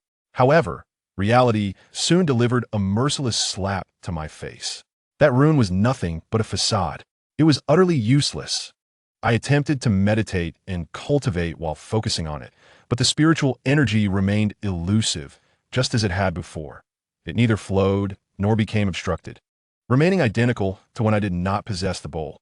In fact, constantly fixating on it made it even harder to achieve tranquility. I tried soaking in water, hoping it might produce some miraculous spiritual spring, but the water remained unchanged, the bowl the same. After soaking overnight, the grime at the bottom softened a little, leading me to spend another half-day cleaning. I even foolishly placed it under the moonlight, having heard that some treasures could absorb lunar essence. Yet, after a night, the bowl remained cold, not only failing to emit light, but also showing no change in temperature. I even fancied the idea of dripping blood upon it. As stories often say, blood recognizes its master. Yet the blood droplet merely slid down the bowl's surface, leaving an unsightly stain on the gray pottery that could not be wiped away, with the rune remaining completely unresponsive, as dim as ever. Holding the bowl, I sat on the edge of my bed, engulfed in profound self-doubt. Could it be that this rune was merely the idle doodling of an ancient craftsman? Or perhaps a failed artifact? Or did it truly require some special celestial power, one that I, as a mere mortal, could never hope to possess, to activate? 10 spirit stones spent on emptiness. A wave of immense disappointment washed over me once more. It seemed that I, Gong Urgu, was not destined for fortuitous encounters. What luck! What opportunities! Those were mere tales to deceive the gullible. Alas, alas! I sighed deeply, finally resigning myself to fate. My aptitude, to put it kindly, could be described as a unique manifestation of affinity with the great Tao. More bluntly, I was simply refused in the realm of cultivation, the kind that cannot be recycled. When my spirit stone was tested, it was as cold as ice, showing not even the faintest reaction. Gaining a position as a servant in the Lowliest sect was solely due to my father's 5 oxen and the fleeting pity that Elder Zhang may have felt. Cultivating immortality? Achieving eternal life? Soaring through the skies? Those were matters for the gifted to ponder. I, in my humble position at this menial work, managed to scrape by, occasionally relying on my father's beef and my business acumen, if that could be deemed as such, to earn a bit of extra income. My aspiration is to save enough to return home, marry a wife, and raise a child, thereby fulfilling my life's ambitions. With this thought, my heart finds solace. I carefully wrap the broken bowl once more, keeping it close to my person, not out of hope for any miraculous occurrence, but simply because I spent 10 pieces of spiritual stone on it. Discarding it would be too painful. I shall consider it a keepsake, a constant reminder of the perils of the world, the treachery of human nature, and the necessity of enduring criticism for one's folly. Thus the days pass by, uneventfully and in a haze, chopping wood, fetching water, sweeping, eating, and sleeping. Occasionally, I am tasked by Senior Brother Zhang to perform some odd jobs, or I observe Zhao Dainiu and the others fiercely competing for a piece of spiritual millet bun left over from the cafeteria, their faces flushed with excitement. The broken bowl continues to press against my chest each day, not painful, yet undeniably present, akin to a silent mockery. I have grown accustomed to it, treating it as an additional shield for my heart. Though it cannot protect me from blades, it can deter my mind from rash impulses. Just as I was on the verge of achieving a meditative state in this mundane existence, the familiar sound of hooves from the little donkey at the station below heralded the arrival of my father's letter. The outer sect disciple delivering the message regarded me with a more complex expression this time, seemingly a blend of curiosity, sympathy, and a trace of barely concealed envy. Gong Shixiang, your family writes quite frequently, he said dryly, thrusting the letter into my hands before hastily retreating, as if my family's correspondence bore a plague. My heart sank with a foreboding sense. My father's letters usually carried ill tidings. Indeed, retreating behind the wood shed to open the letter, my father's urgent and fervent handwriting assaulted my senses once more. To my son, ergo, I write to you as if face to face. My son, all is well with me. Our cow has given birth again.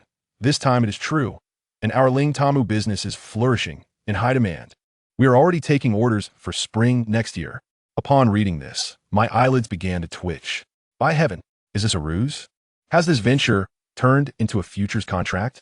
However, the tone of the letter shifted, revealing that recent rumors in the village spoke of son Laosan's 3 sons at the Shushan branch school, a mere backyard workshop, have been graced by the master's favor and bestowed with a luminous jade pendant. It is said that wearing it clears the mind and sharpens the senses. They are exceedingly arrogant, and their father boasts widely in the village, claiming that his son has been blessed by true immortals and will surely achieve greatness. I could almost visualize my father's reddened face and the spittle flying as he read. My son, this is a critical moment. It concerns the reputation and status of the Gong family for the next 100 years. You must not allow that Sun family's boy to take the lead. While firewood is good, it still lacks a touch of true celestial essence. It cannot completely overshadow that worthless jade pendant. Therefore, I have pondered deeply. This time, you must absolutely bring back something truly infused with celestial energy. There is no need for earth-shattering treasures, but it must be something that an ordinary person can recognize as extraordinary, indeed an item used by immortals. For instance, a tassel that fell from an elder's whisk, a feather shed by the sect leader's celestial crane, a bit of residue scraped from the bottom of the alchemy furnace, or even a scrap of discarded cultivation technique you find while cleaning the transmission hall. Upon reaching this point, I nearly spat blood onto the letter. Father, my dear father, how audacious you are. A tassel from the elder's whisk? A feather from the sect leader's celestial crane? Do you think these are as easily plucked as the hair from our cows in the barn? I can't even catch a glimpse of them. And the alchemical residue? The scraps from the transmission hall? Am I allowed in those places? If I dare to scrape up residue or scavenge trash, being caught would be no simple reprimand.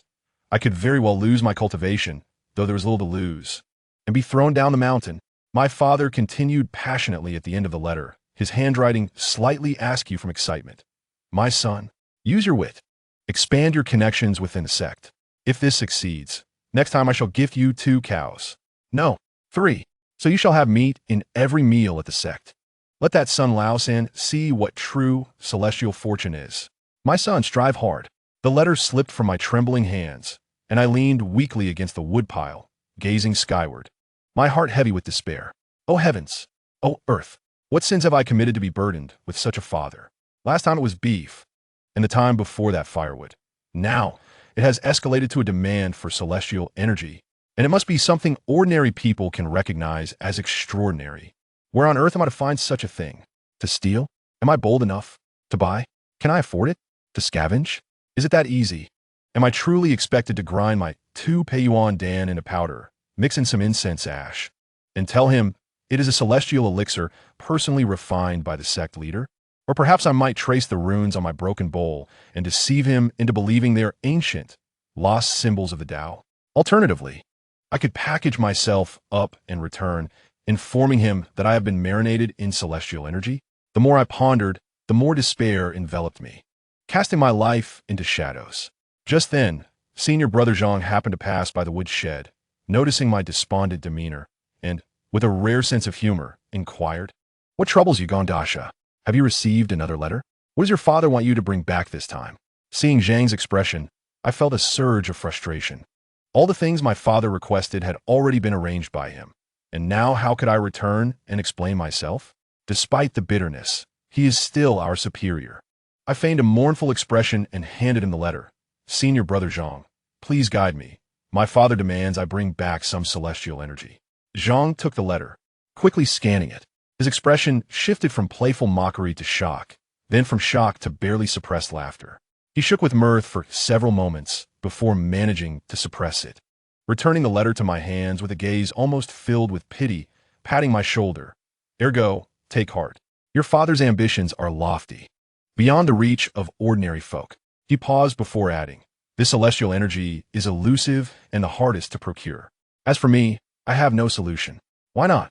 The next time you return, gather a jar of air from our menial work area. Just say it is the essence of the heavens, condensed from the breaths of countless cultivators. That should suffice, wouldn't it?" I replied, "Senior brother, 1,000 frantic thoughts raced through my mind. Can your suggestion be any more absurd?" I refuse to believe he has arranged everything. I initially hoped he might share some, so I could return with an explanation. Upon seeing the near tearful expression on my face, Zhang, perhaps feeling guilty or simply amused, stroked his chin thoughtfully. "Well, to speak of items that ordinary people can recognize as extraordinary, perhaps discarded talisman papers, failed elixirs, broken magical tools that disciples have discarded, these items can occasionally be found in the outer sect's junkyard. While they may hold little value, they should suffice to fool an ordinary person. Scavenging from a junkyard? I, Gong Ergo, at least possess the Payuan Dan, which I could use to deceive, but at 1T shine. Have I truly fallen to the depths of rummaging through a junkyard to find scraps to deceive my father? Yet, it seems there are no other options available. Am I truly to resort to thievery? Gritting my teeth, a tragic resolve crossed my face. If I must scavenge, then so be it. For my father's honor, for the glory of the Gong family, for the promise of those 3 sauce cows. My path in the immortal realm is becoming increasingly intriguing. Chapter 22, A Bath. The missing chapter is being added here. It is decided. I shall scavenge from the junkyard. In that instant, as this decision took form, I felt my already dwindling dignity as a cultivator, akin to the last leaf of autumn caught in a tempest, swirling and fluttering, ultimately landing with a splat in the mud, only to be joyfully rolled away by a passing mutant dung beetle, possibly imbued with a hint of spiritual energy. I, Gong Urgu, an official member of the miscellaneous department of the Luyun sect, hold a Peiyuan Dan in my hand and possess an ancient runic bowl. It is destined that I shall return home to inherit the family estate of 5 prize cattle, perhaps even more from the illustrious beef lineage. Yet today, I find myself compelled to venture to the officially designated refuse site of the Celestial Sect, merely to appease my father. Gazing into the water jar, I murmur in sorrow and indignation. The visage reflected back, handsome and delicate, now seems shrouded in the pallor of one about to face execution. What does my appearance matter in the face of my father's competitive spirit and the allure of beef? I slap my cheek with determination, attempting to evoke a semblance of valor as I contemplate my father's letter, the smug countenance of Sun Laosan, and those 3 prize cattle. What a refuse site! It is a repository of a millennium of the Lu Yun sect's essence. Perhaps I might uncover some dust-laden trinket that aligns with my father's superficial tastes. This self-reassurance feels as feeble as the rare smile Zhang Shixiang affords me when his conscience stirs. On the day of my expedition, I deliberately chose a day when Zhang Shixiang appeared in good spirits, requesting a day off under the pretext of seeking the ethereal essence of heaven and earth, only to inhale the scent of refuse. Zhang Shixiang cast me a knowing glance, the corners of his mouth curling into a meaningful arc as he waved his hand in approval, kindly adding, "Urgu, the abandoned valley is rich in spiritual energy. Remember to absorb as much as you can to share the fortune with us all." I replied, "Thank you, caretaker. I shall return with a bountiful harvest," envisioning him rolling amidst the refuse, with the remnants of courage and the shattered silence of the broken bowl weighing heavy in my chest. I embarked on my olfactory journey to the abandoned valley. I chose desolate paths where even birds dared not alight, feeling as if I were executing a clandestine and unspeakable task for the sect. After nearly 2 hours of traversing barren hills, which even rabbits would shun, an indescribable, multifaceted scent, fiercely pungent and adhesive, struck my face like a tangible wall. This scent, it merged the sourness of decaying spiritual grains, the acrid yet oddly sweet aroma of spoiled elixirs, the metallic tang of corroded artifacts, the dampness of moldy talismans, and the rich fragrance of various unknown medicinal residues fermented over time, culminating in a profound essence born from the long-neglected refuse of countless cultivators. This was no mere scent. It was a domain, a formidable barrier known as the Abandoned Valley, where mortals dare not tread. I donned a makeshift mask crafted from cotton cloth, yet the odor infiltrated every crevice, relentlessly penetrating the layers of protection, boring a hole in my crown and flooding my chest and mind. I leaned against a withered tree, retching violently as tears threatened to spill. I finally comprehended why the outer sect disciple who delivered my father's letter bore a complex expression. Compared to this odor, my father's letters filled with earnest expectations seemed refreshingly pleasant. On the edge of the abandoned valley, I was utterly awestruck by the dual assault of sights and smells before me. This was no valley, but a forsaken realm of failure and refuse. An ocean of refuse stretched endlessly, its colors rich and layered, resembling a postmodern masterpiece crafted from despair and debris. The outermost layer consisted of dark gray domestic waste, teeming with large, slick flies, which buzzed as if performing a symphony of refuse. Deeper within lay the alchemical refuse, resembling a spilled palette of heavenly colors: red, orange, yellow, green, blue, indigo, and violet, issuing wisps of ominously colored smoke like deathly mushroom clouds. Further still, the metallic shards of the crafting area gleamed in the dim light, occasionally accompanied by faint, dying crackles. The layers of discarded talismans piled high, thick and moldy, appeared as if draping the earth with a tattered, twitching blanket. Magnificent! It was truly magnificent. The dark history of the Lu Yun sect, amassed over centuries, must lie buried here. I inhaled deeply, feeling my lungs protest, clutching a sturdy branch for guidance and defense. I stepped into this field of hope with a tragic result akin to a hero embarking on an irreversible journey into the unknown. Silence enveloped me, a deathly stillness broken only by the hum of flies and the distant rustle of refuse. Where are my companions? Where's the promised mingling of dragons and snakes? Was it an auspicious day, with everyone on holiday? Or had the odor evolved to a degree that even scavengers could not endure? Perhaps it was for the best, allowing for a moment of tranquility. I, Gong Urgu, would embark on my exclusive treasure-hunting expedition in this desolate realm. In the beginning, I attempted to search the periphery, fantasizing about uncovering a gilded teacup lid carelessly discarded by an elder or a feather from the celestial crane of the sect leader. Yet reality soon delivered a crushing blow. I overturned several seemingly intact jars, only to find them filled with desiccated, malodorous medicinal sludge or nests of alarmed, oversized cockroaches that boldly waved their antennae at me, asserting their dominance.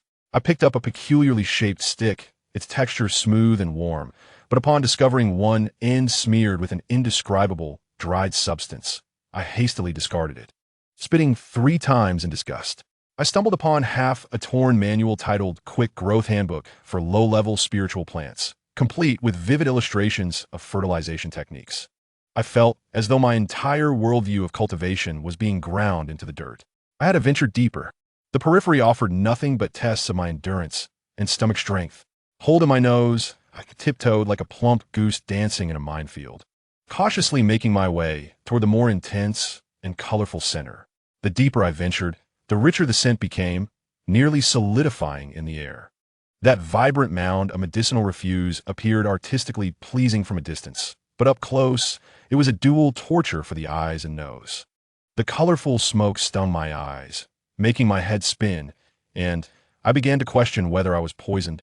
As I envisioned Zhang Shixiang in women's attire beckoning me from the refuse pile, I shook my head, dispelling the dreadful illusion. Without the guidance of a broken bowl, no competitors alongside me, nor even a ghostly shadow in sight. There was only me, Gong Urgu, alone, desperately sifting through this boundless sea of refuse, exuding fatal spiritual energy. In solitude and despair, like a fool searching for a shining, beautiful pebble on a desolate beach, time slipped away, and my patience and hope dissipated like the spiritual energy in this valley. I began to resign myself to despair, lowering my standards further and further. Anything that glowed would suffice. I told myself that as long as it emitted light, my mundane father would surely consider it a treasure. This standard was plain and dreary. Finally, just as I neared the point of being marinated in this complex stench, ready to metamorphose into a sentient refuse heap, my keen eye, or rather, my half-blinded eye from the fumes, caught sight of a glimmer. Underneath a pile of rusted metal shards, I unearthed several irregular crystal lenses. Though their edges were damaged and caked in grime, they surprisingly refracted a faint, colorful light in the dim surroundings. Oh, this is it. I can claim these as fragments of a celestial mirror, capable of reflecting past and present. Although I may not have been able to discern the wrinkles on my father's face, I discovered a broken edge on a twisted lump of iron that resembled a base of some sort of magical artifact. At a specific angle, it reflected a faint metallic gleam. Though it appeared to be mere scrap metal, its weight and solid feel were reassuring.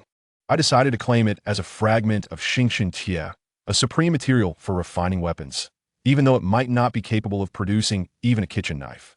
I also found a pebble, dull and gray, yet its surface was inexplicably adorned with some kind of fluorescent moss, emitting an extremely faint, greenish glow in the shadows. Perfect. It was as if I had stumbled upon an alternative to a luminous pearl, albeit a beggar's version. I would proclaim it as a Yunling Qi Shi, a mystical stone that could guide one in darkness, even if that glimmer could scarcely illuminate a latrine. My collection gradually increased. A few fragments of reflective glass, a small piece of bone with a faint phosphorescence, hopefully from a beast, and several brightly colored, low-quality buttons discarded by some disciple, along with some unknown fur. I carefully gathered these treasures and wrapped them in an old garment I had intended to discard. Gazing at this bulging, odorous package, I fell into deep contemplation. I, Gong Ergo, after years of cultivating in Liuyunzong, could claim my greatest achievement to be a bag of glowing refuse acquired from the sect's junkyard. If this were to get out, it might well earn a spot among the top 10 jokes of the year in Liuyanzhou. I couldn't help but chuckle at the thought, my laughter echoing eerily in the desolate, foul-smelling refuse valley. Gonger Go, you are indeed a remarkable talent. If the path of cultivation proves unyielding, then scavenging is a skill I have mastered on my own. Would my father be enraged to learn that he had exchanged his prized beef for such trifles? Would he ascend in fury to confront me? Self-deprecating humor aside, I had work to do. I weighed the package in my hands. Although it comprised inconsequential items, the quantity was considerable, and the variety was abundant. Moreover, they genuinely reflected light or emitted a glow. Surely, they would suffice to deceive my father, who had little experience, and that boastful Suan Lao San, who only bragged about blessed jade pendants. After all, quantity can also be a form of intimidation. A collection of luminous celestial refuse sounds far more impressive than a single blessed jade pendant. At that moment, I resolved to concoct a tale about these being fragments of time and space retrieved from the outskirts of an ancient battlefield while executing a secret mission for the sect. I dared not linger any longer and, with my precious bundle slung over my shoulder, embarked on my journey home. The return path felt twice as long as the way there. The odor clung to me incessantly. I felt akin to a mobile, humanoid biochemical weapon. Along the way, I encountered several wild dogs who sniffed from a distance, tails tucked, whimpering as they scampered away. They bore not the aura of the celestial, but rather the scent of my sweat, my wisdom, my unwavering dedication to my family's honor. Reflecting on this, the refuse seemed to radiate a tragic halo. Father, I have returned with the celestial aura you desired. I hope your nose is not too keen. The road of cultivation is long and arduous. I shall continue to scavenge. Burdened with that heavy sack, exuding a destructive odor, I made my way back like a victorious general emerging from a century-old cesspool. With each step, I left devastation in my wake. All living things seemed to retreat. The wildflowers by the roadside wilted instantly, drooping in despair. The birds in the trees, startled, flapped their wings in panic and fled, their calls tinged with fear.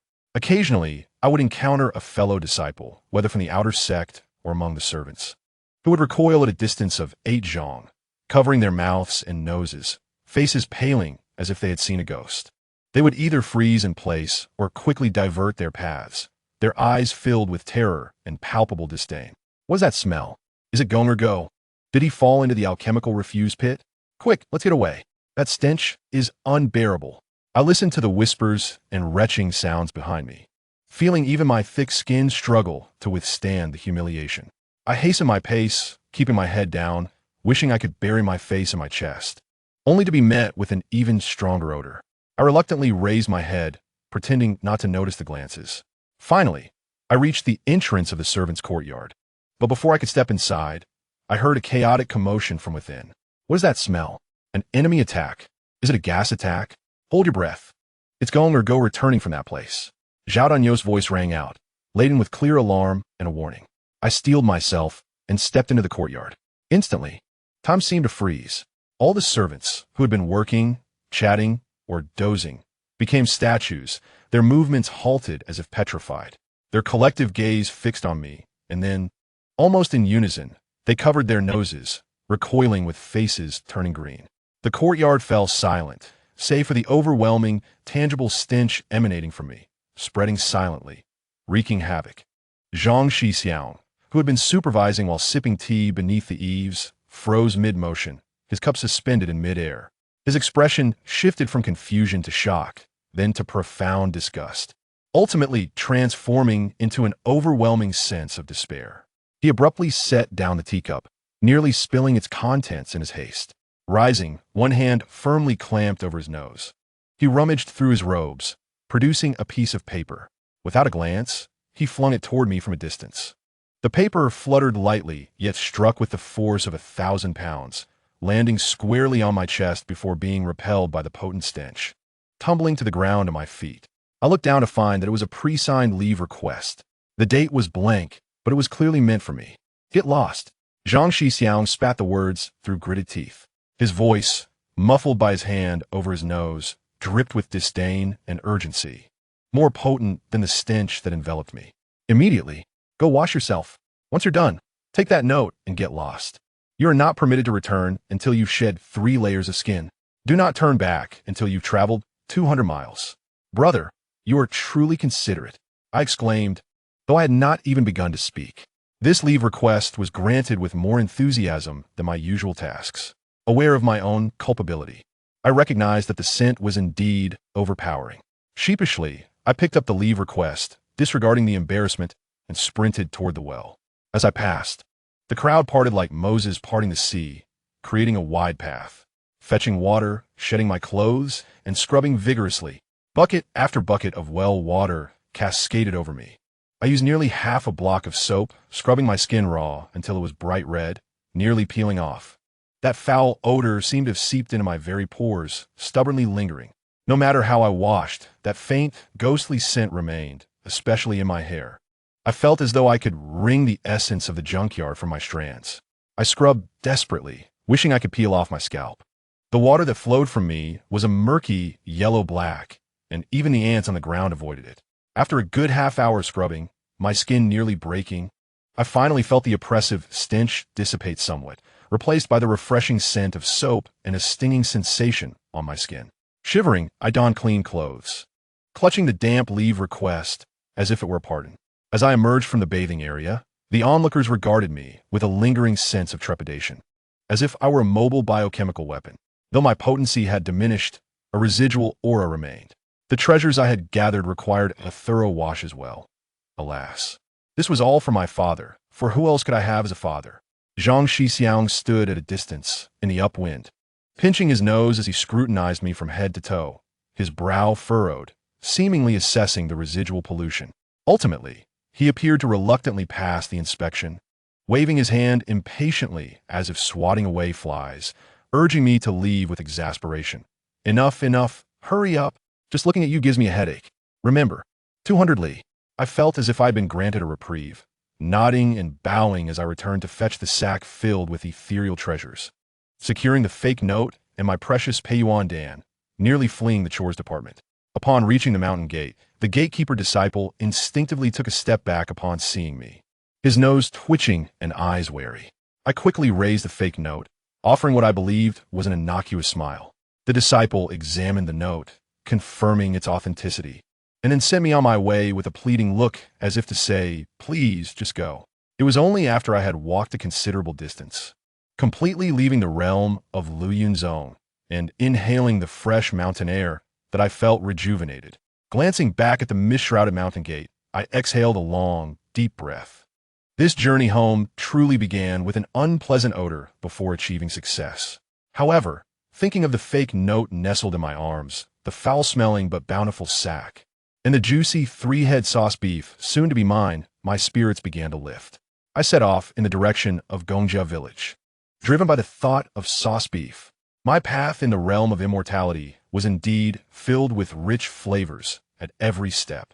The mountain breeze was crisp, brushing against my skin, still reddened from the ordeal of the well water, bringing a hint of coolness and attempting to carry away the last lingering traces of a garbage dump from my hair and clothing. I took a deep breath. Thankfully, the predominant scent was that of fresh mountain flora. Occasionally, a gust would bring with it a faint, almost imperceptible essence of historical accumulation. Not a significant problem. At least it wouldn't send passers-by, fleeing in panic. I weighed the enormous, bulging sack on my back, filled with the fruits of my perilous endeavors in the forsaken lands of the Immortal Sect. Inside lay a half-reflective broken mirror, a cool stone egg, gaudy bird feathers, bizarre metallic lumps, and several bundles of high-quality lingtan wood that I had hastily gathered. This weight was indeed considerable, pressing heavily on my shoulders. Yet at that moment, my heart felt as light as a joyous little bird eager to take flight. It was worth it, imagining my father's astonishment at these ethereal treasures, followed by his ecstatic joy and inevitably running around the village 3 times to boast, filled me with elation.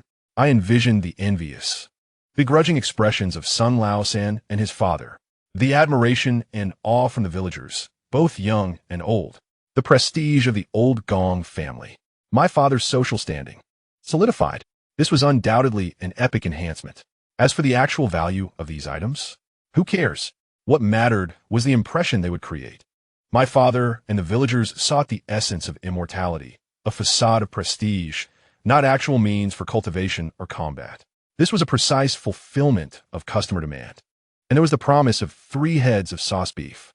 I could almost see the fragrant, glistening sauce beef beckoning to me. For this, the remaining traces of odor were a trivial matter. Even if I had been soaked in a garbage dump for 3 days and nights, I would still consider it. With my spirits lifted, the mountain path seemed less arduous. I hummed a disjointed tune I had learned from Zhao Daniu, my steps becoming particularly light. Occasionally, villagers or woodcutters approached from the opposite direction. From afar, they instinctively wrinkled their noses, displaying a hint of confusion. However, upon noticing my somewhat worn but clearly identifiable attire of a disciple from the Immortal Sect, along with the weighty sack and firewood on my back, their confusion swiftly transformed into reverence, prompting them to step aside and cast envious glances my way. I straightened my back, adopting a demeanor of calmness and humility, nodding slightly in acknowledgement. The small sense of pride within me was indescribable. This was the dignity befitting a disciple of the Immortal Sect. The journey was silent, my heart racing with anticipation as I neared the familiar old locust tree at the village entrance. This time, I was no longer the one relying on bluster and imagination to maintain my status as a master of the divine. I was returning with tangible results. Indeed, even before I approached, the information center beneath the locust tree sprang into action once more. Look, it's ergo. The master has returned. Doesn't smell quite as good this time. Instead, it seems a bit odd, murmured a woman with an exceptionally keen nose. What do you know? The essence of the immortal realm cannot be fathomed by mere mortals. This is a return to simplicity. Someone countered. Hey, look at that large sack on his back. And the firewood. It must be something good. My father had evidently received the news well in advance. Rushing out of the house with surprising speed for someone of his age, his face radiating the familiar glow of anticipation for a moment of glory. My son, you have finally returned. His smile and exclamations came to a sudden halt as I stood before him, the faint but distinct composite essence of immortality wafting into his nostrils, causing him to falter. His smile stiffened momentarily as he instinctively took 2 deep breaths, his brow slightly furrowed, a flicker of confusion in his eyes. Son, what is that peculiar scent on you? Have you come into contact with some kind of immortal herb or medicine? Unfazed and with a steady heart, I had already prepared my response, lowering my voice and adopting an air of mystery. Father, you may not be aware, in the Immortal Sect, alchemy occasionally results in failures, and the waste material contains unique spiritual energy. Though the scent is unusual, it greatly aids in comprehending the essence of the universe. I have recently been contemplating this path, so I have acquired some of its essence. It is of no concern. Upon hearing the words alchemy, unique spiritual energy, and comprehending the essence of the universe, my father's initial confusion was swiftly replaced by overwhelming delight. His eyes widened in astonishment. Really? I knew my son wasn't he just chopping wood in the Immortal Sect. You are indeed contemplating the great path. Wonderful, wonderful. What is wrong with the scent? It signifies depth. It indicates accumulation. He immediately completed his mental leap, even convinced that the scent grew richer with each breath. Then, his gaze fixated on the enormous sack on my back, his voice trembling with excitement. Son, what's inside? I modestly nodded, glancing at the increasingly curious villagers, signaling to my father. Father, there are many eyes here. Immortal treasures should not be shown lightly.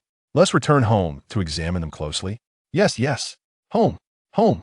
My father instantly understood, rubbing his hands together in excitement, like a child about to receive a cherished toy. He hurriedly helped me with the sack, striding proudly toward home under the envious and curious gazes of the villagers. Once inside the house and closing the courtyard gate, my father eagerly urged, Quick, open it and let me see. What immortal treasures do we have? I placed the sack down, taking a deep breath, filled with the exhilaration of unboxing, and opened the mouth of the sack. The first things to catch my eye were the bundles of linked-in wood. My father nodded in satisfaction. Good quality. Our regular customers are waiting. Then, I carefully extracted the vibrant bird feathers. Father, look, these are the feathers of the 7-colored spirit sparrow, said to contain a hint of wind spirit power. Placed in the home, they invite a gentle breeze, keeping mosquitoes at bay. In truth, I had no idea what bird they came from. They were simply colorful.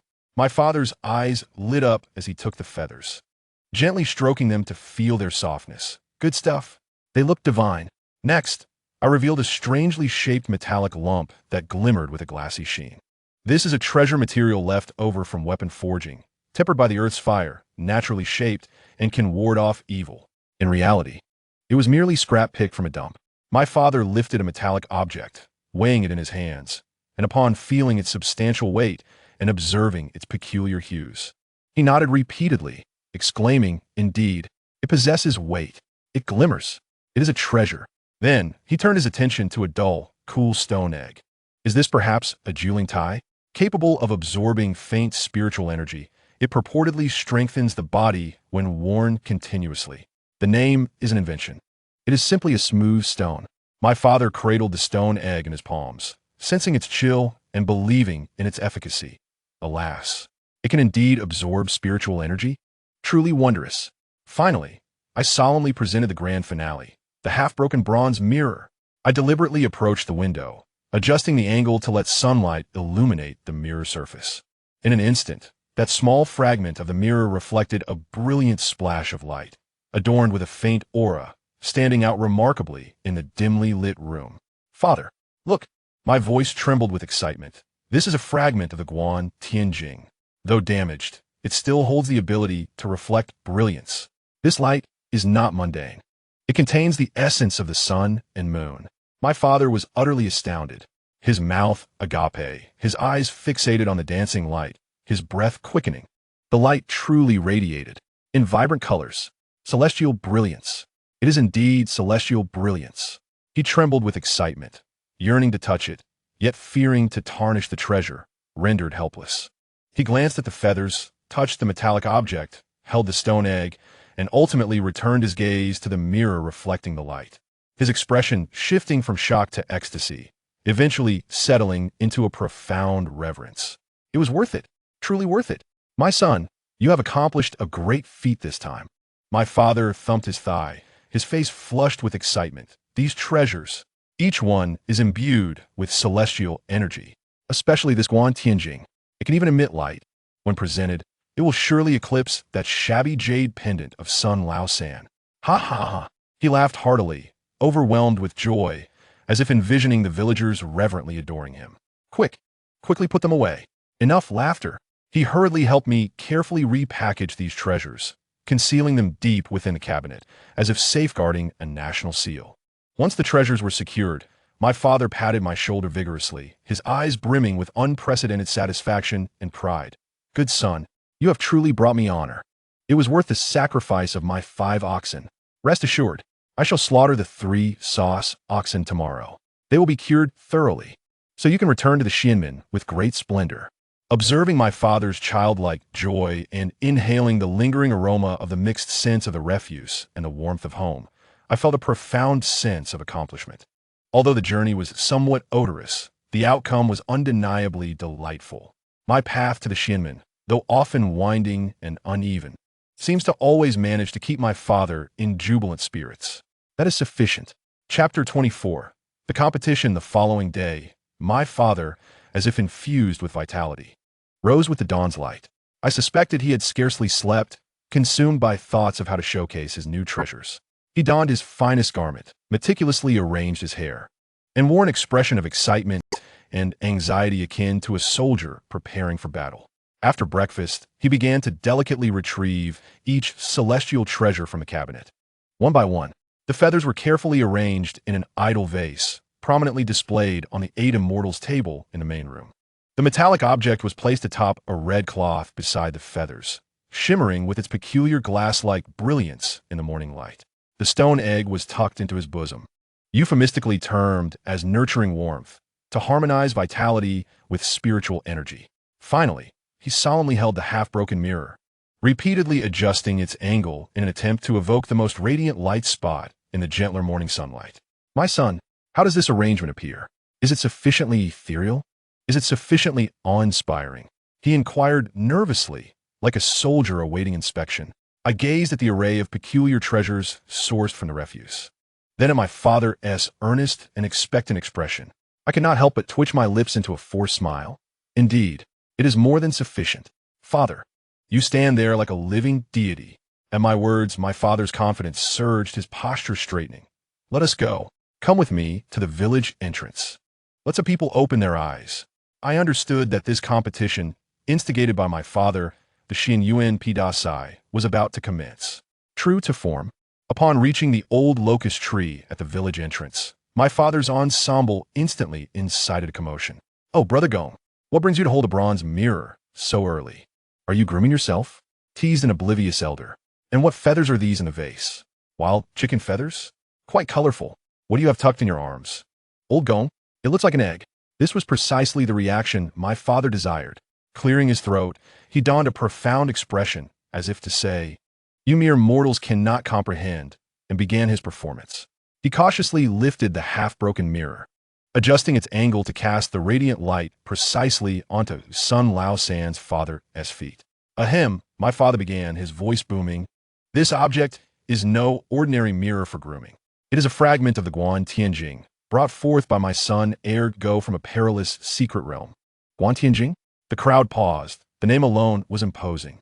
Indeed, my father began to passionately expound. Though fractured, it still possesses the unparalleled ability to reflect the essence of the sun and moon.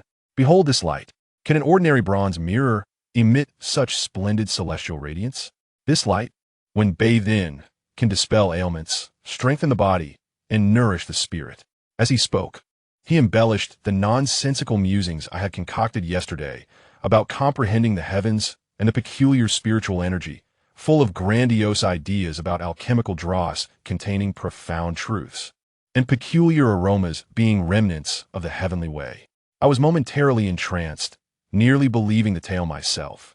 The villagers, having never encountered such concepts, widened their eyes. Captivated by the dancing light and the faint scent of what my father had glorified as celestial essence, their faces displaying awe and envy. And this, my father pointed to the feathers in the vase. This is the feather of a 7-colored spiritual sparrow. It contains the power of the wind. Place it in your home, and gentle breezes will come, keeping mosquitoes at bay. He then produced the stone egg from his bosom. This is the Juling Tai. It can autonomously absorb the spiritual energy of heaven and earth, promoting longevity when worn close to the body. Finally, he tapped the metallic object. This is a celestial material. Forged through the trials of earth and fire, it is indestructible, warding off evil and securing the home. With this impressive display, he left the villagers utterly awestruck. With its ability to emit light, absorb spiritual energy, summon breezes, and protect homes, they were left dazzled. Though the items appeared somewhat peculiar, their names were resounding. They sounded infinitely superior to any jade pendant. By my word, remarkable. Indeed, remarkable. Brother Gong, your son has truly struck it rich, bringing back such treasures. This Guan Tianjing can even reflect celestial light. Extraordinary. Old Gong, could you spare me a feather? My home is plagued by mosquitoes. Public opinion swung overwhelmingly in favor of my father. He stood proudly, his chin lifted high, relishing in the spotlight of his life. At that moment, Sun Lao San and his father arrived, having caught wind of the commotion. Sun Lao San indeed wore a greenish-white jade pendant around his neck, crudely crafted, yet faintly pulsating with a barely perceivable aura of spiritual energy. I felt my pupils constrict slightly, though this jade pendant was of alarmingly low quality. Likely a mere scrap of entry-level artifact, it had indeed been refined, harboring a faint restriction of calming or tranquil energy. It was genuinely imbued with a touch of celestial essence. A tier above my collection of refuse. Those in the know discerned the subtleties, while those who did not merely sought entertainment. The villagers lacked understanding of spiritual energy fluctuations and refined restrictions. They only perceived the superficial effects. The jade pendant hung quietly around Sun Lao San's neck, appearing slightly shinier than ordinary jade, but it emitted no light whatsoever. In stark contrast to the tattered mirror in my father's hand, which reflected colorful light, the vibrant feathers of birds, and the coolness of stones, the superiority was evident. At least in terms of visual impact and the ability to impress, my father triumphed effortlessly. Sun Lao San's father's expression darkened considerably as he attempted to defend himself. Humph. All show and no substance. This jade pendant of mine has been refined and possesses a calming effect. However, such terms were too abstract for the villagers. My father seized the opportunity to interrupt him, raising his voice an octave. But what? It doesn't tea shine? It doesn't tea attract attention? It doesn't tea absorb spiritual energy on its own? Old son, I'm not criticizing you. Having a child with a touch of celestial affinity is commendable. But you cannot deceive the villagers with an ordinary jade pendant. You ought to learn from my son, ergo, who brings home genuine treasures. Do you see? These are all tokens from the celestial realm. The villagers erupted in laughter, agreeing. Exactly. Brother Gong's treasures are so practical. They can even shine. Son Laosan's jade pendant appeared rather ordinary, while Ergo clearly possessed true talent. Son Laosan and his father were left speechless, their faces flushed. In a fit of anger, Son Laosan stuffed the pendant back into his clothing, stomping his foot as he dragged his father away in defeat. My father had achieved a resounding victory. He resembled a triumphant general, basking in the villagers' compliments and adulation, his smile radiant as a blooming chrysanthemum.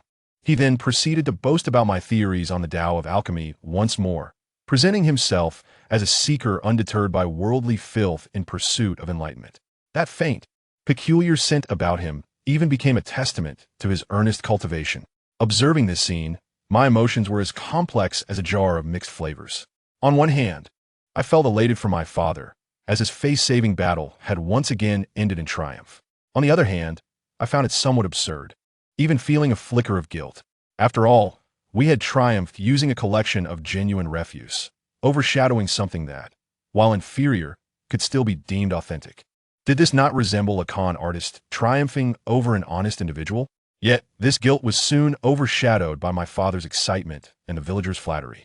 Oh well, as long as he was happy, in the realm of immortality, how could this be considered deceit?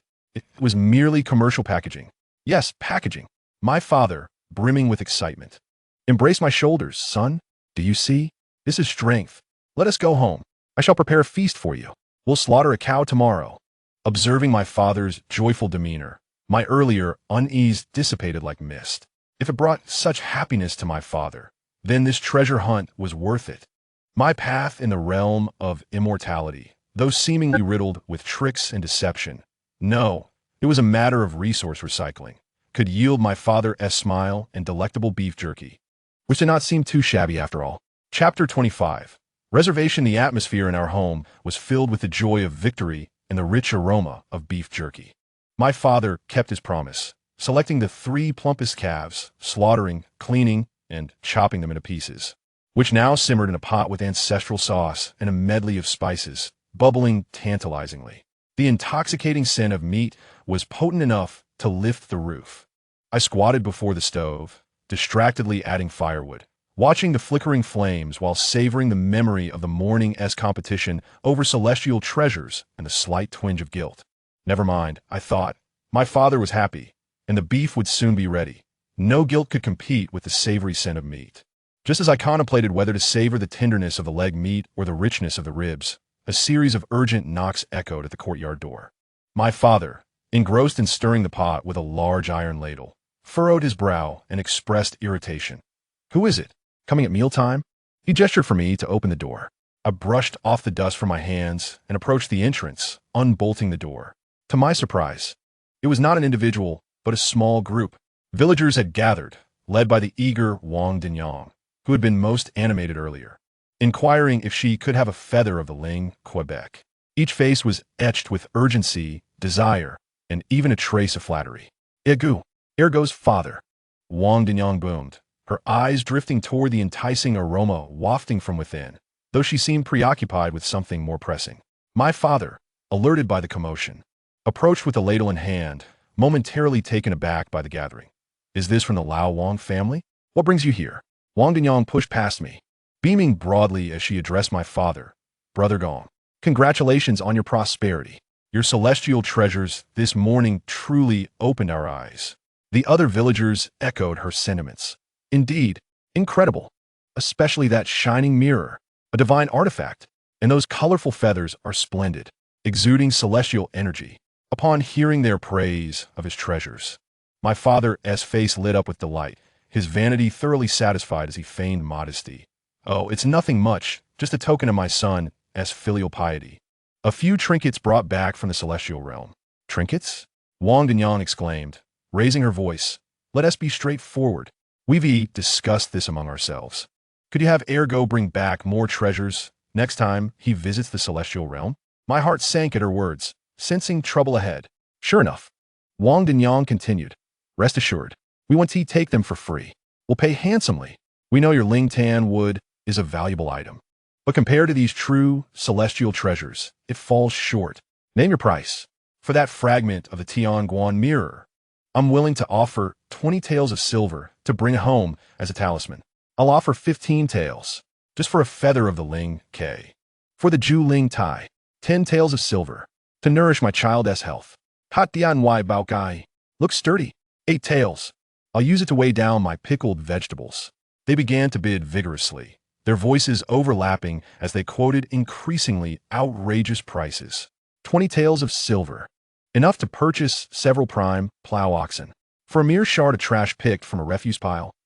My scalp prickled, and my vision darkened. I could hardly catch my breath. This was disastrous.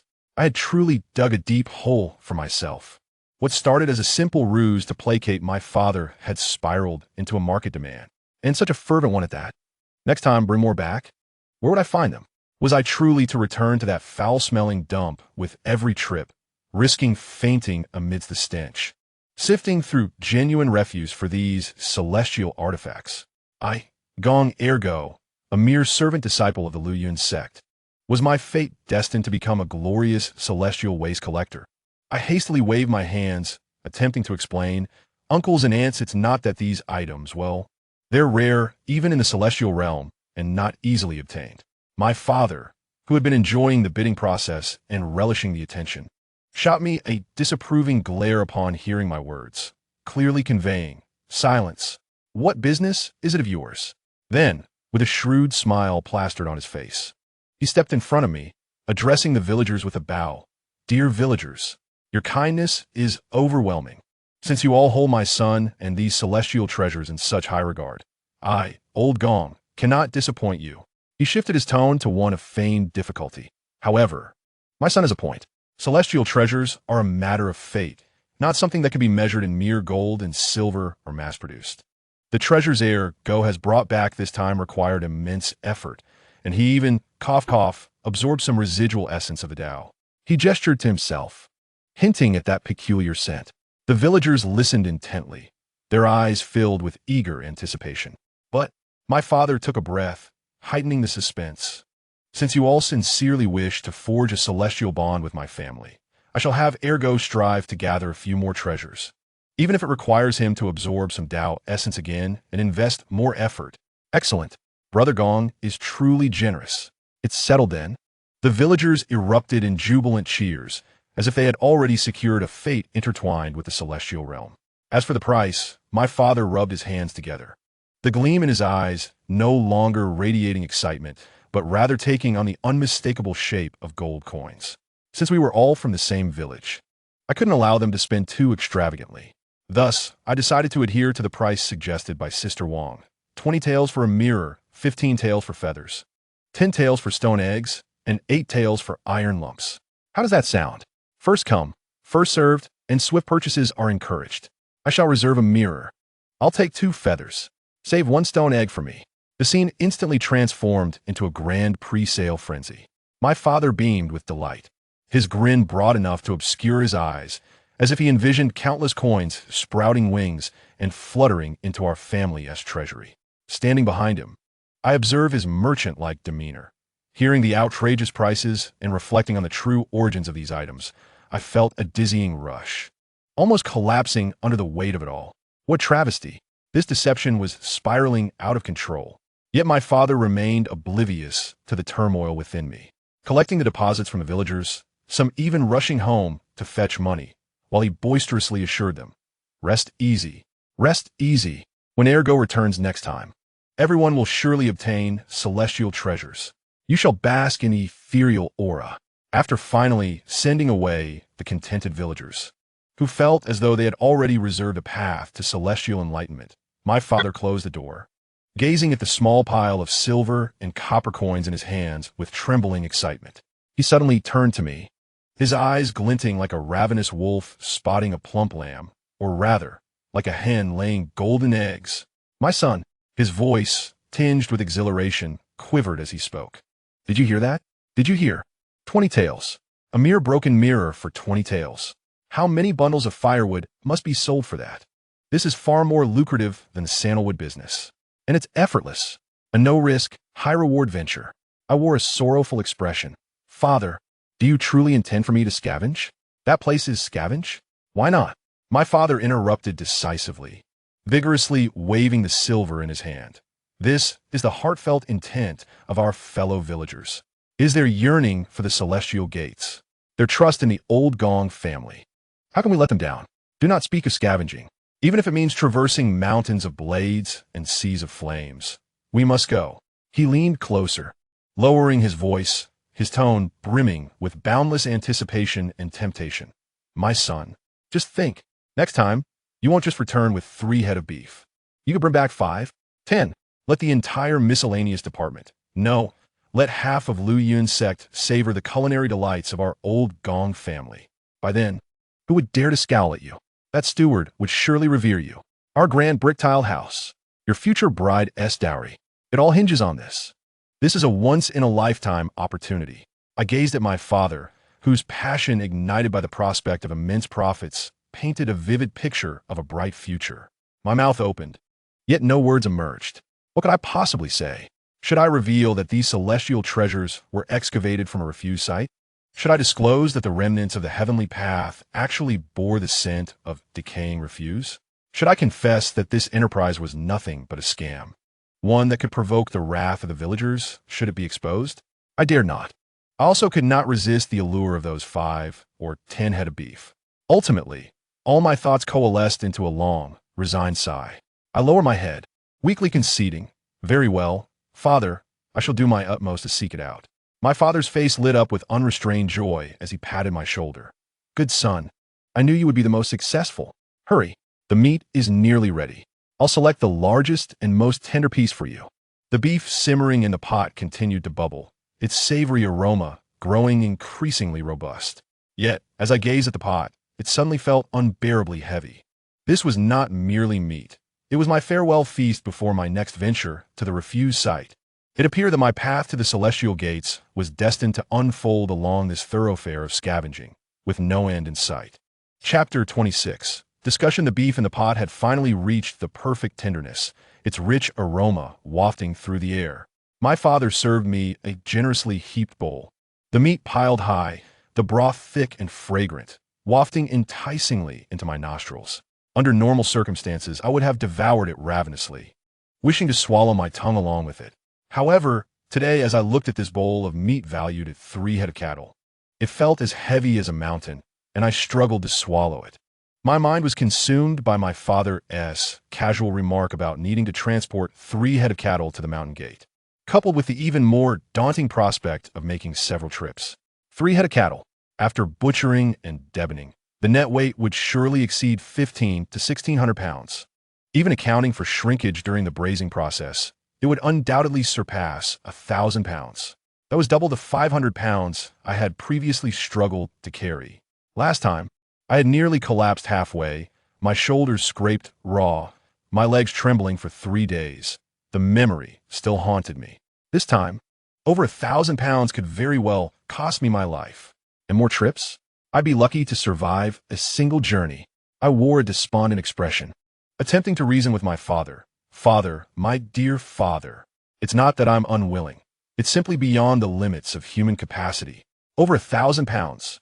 That is a weight akin to a mountain. I am not a lingsy beast, nor one of those disciples dedicated to physical training within the sect. I am merely an ordinary laborer. Last time, 500 pounds nearly took half my life. With over 1,000 pounds, you would be sending a white-haired man to mourn a black-haired one." My father, blissfully savoring a beef bone, shot me a stern glare. "Nonsense. What do you mean by sending a white-haired man to mourn a black-haired one? Pish-posh. Children often speak without thought. My son is blessed and destined for greatness." He set down the bone, approached me, circled around me twice, then firmly squeezed my arm, patting my back with a look of surprise and satisfaction. "Sturdy. Much sturdier than before. Look at those arms, that waist, those legs. Your time in the Celestial Gate has not been wasted. Daily hauling water and chopping what has built you up to be as strong as our finest ox. Father, I appreciate the compliment. But is a comparison to an ox truly necessary? Over 1,000 pounds may be a bit exaggerated. No? My father stroked his chin, seemingly having a moment of conscience, beginning to contemplate the reality of the situation, just as I sighed in relief, thinking he had softened his stance. His next words were, "Then how about we start with 2 head, approximately 8 or 900 pounds. I believe in you. You can certainly handle it." My vision darkened, nearly causing me to drop my bowl. 8 or 900 pounds. What difference does that make? It's still my life on the line. Father, I cannot lift 8 or 900 pounds either. I felt on the verge of wailing. That was beyond human capability. Unless what? My father's eyes brightened. Assuming I had a brilliant idea, I struggled to muster a response. Unless I experience a sudden and remarkable increase in my cultivation and achieve foundation establishment overnight. My father promptly slapped the back of my head. Dream on. Speak practically. I rubbed my head, feeling a bit wronged, when suddenly a flash of inspiration struck me. I recalled Brother Zhang's solid assessment of my abilities and my father's inexplicable obsession with Elder Zhang. I cautiously suggested, "Father, considering all this beef, I truly cannot manage it all at once. Moreover, the Celestial Gate has its own regulations. As a mere laborer, it would attract too much attention to bring back so much meat, which could lead to trouble. What if we reduce the amount? Just 1 head? Perhaps around 4 or 500 pounds. I should be able to manage that with some effort. 1 head?" My father immediately frowned, clearly dissatisfied with that quantity. Having boasted of 3 head of cattle, it would be quite the loss to return with only 1. Where would his pride go?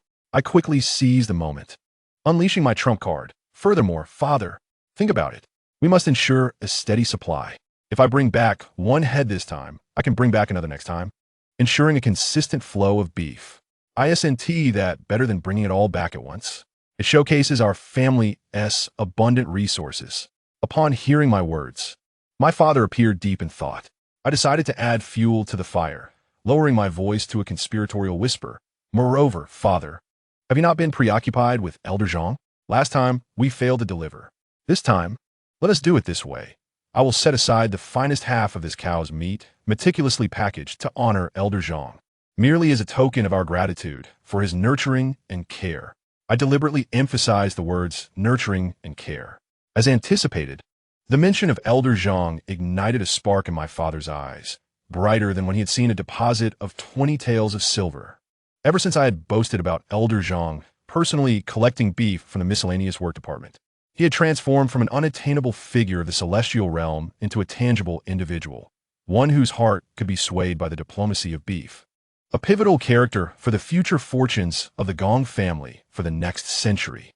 "My goodness," my father exclaimed, slapping his thigh, his expression shifting from cloudy to sunny in an instant, almost euphoric. "How could I have forgotten this? Yes. It is all about Elder Zhang. We shall gift 1 head to Elder Zhang, and the other can be divided among ourselves." He rubbed his hands together excitedly, pacing the room as if he could already envision Elder Zhang receiving the beef with delight, regarding me with newfound respect, and imagining my ascension in the celestial realm. 2 heads of beef were indeed necessary. 1 alone would not suffice. My father insisted on 2, especially for the elder, which must be the finest and most substantial. He halted, gazing at me intently. "For your future, we shall go with 2 heads, not 3. 1 specifically for Elder Zhang." He leaned closer, his tone gravely serious, as if entrusting me with a mission of national importance. "Son, this is of utmost importance. As long as Elder Zhang accepts, enjoys, and is satisfied, then our Gong family will truly have a backing in the celestial realm. Do you understand?" I nodded vigorously, assuring him, "Understood. Rest assured, Father. I will ensure this matter is handled impeccably, allowing Elder Zhang to feel our Gong family's admiration and sincerity like the endless flow of a mighty river." My father's satisfaction with my declaration illuminated his face with joy, as if he could already glimpse a glorious future. He even began to fantasize. "Once Elder Zhang has enjoyed the feast, perhaps he might even promote you to an outer disciple. At that point, who would dare to label my son, ergo, as merely a miscellaneous worker? Father, Your imagination knows no bounds, I replied. Nonetheless, I had successfully reduced the pressure of 3 heads of beef to 2. While it remained no small task, it seemed, with effort, I could still glimpse a flicker of hope for completion. I exhaled deeply, sensing the aroma of the meat in the bowl had returned to its rightful allure. Observing my father's youthful exuberance, as if he had shed a decade in age due to his excitement over the prospect of connecting with Elder Jean, I felt a mix of amusement and helplessness. My father had truly mastered the art of social connections and future investments, albeit through unconventional means, yet with a clear objective. Well then, since my father was pleased, I would continue to play along with this charade. 2 heads of beef it would be, for my father's reputation, for our celestial backing, for the hope of reducing my burdens in the future. I Gong-Ergo was determined. My path in the celestial realm was increasingly resembling a grand, ongoing, burdensome public relations endeavor. Chapter 27. Farewell. Once my father had firmly established the strategy of dedicating 1 head of beef as a premium offering exclusively for Elder Jean. His execution was nothing short of commendable, albeit slightly overzealous. He seemed to believe that although the total had decreased from 3 heads to 2, the quality must be manifested in its very essence. Thus, he unearthed thicker timber from some hidden corner and laboriously crafted an even larger, sturdier frame than before. When erected, the frame towered nearly to my height, with crossbeams robust enough to carry a bear, and equipped with additional binding ropes and support points. Gazing at this colossal contraption, my legs began to tremble at the thought. Father, we are carrying beef, not besieging a fortress. Next came the protracted process of marinating. My father, showcasing his culinary prowess, practically took up residence in the kitchen, obsessively monitoring the heat, seasoning, and frequency of stirring to an extreme degree. The rich aroma of the meat enveloped the entire Gongjia village, enticing children to linger outside our courtyard, drooling in anticipation. The villagers who had pre-ordered celestial treasures were even more fervent upon hearing of my imminent return to the celestial realm. It seemed as though daily visitors arrived, not merely bearing gifts of home-collected eggs to nourish me for the journey or bags of dried dates and roasted peanuts as tokens of goodwill, but also with earnest reminders. Ergo, don't forget Aunt Wang's colorful spirit bird feather. The money has been given to your father. Brother Gong, please reserve a piece of the fragment of the sky mirror for me, regardless of size, as long as it glows. Dear nephew, the spirit-gathering egg, that stone egg, is what I'm counting on. I was left dizzy by these enthusiastic investors, merely nodding in acknowledgement, my heart racing with anxiety. Should I return empty-handed from the refuse heap, or fail to meet their expectations, I feared I would be overwhelmed by their disappointment. At last, the day of departure arrived. The 2 meticulously marinated gigantic whole cows, having been stripped of heads, hooves, and entrails, yet still impressively hefty, were hoisted onto that reinforced frame. My father and the villagers combined their efforts to set it up.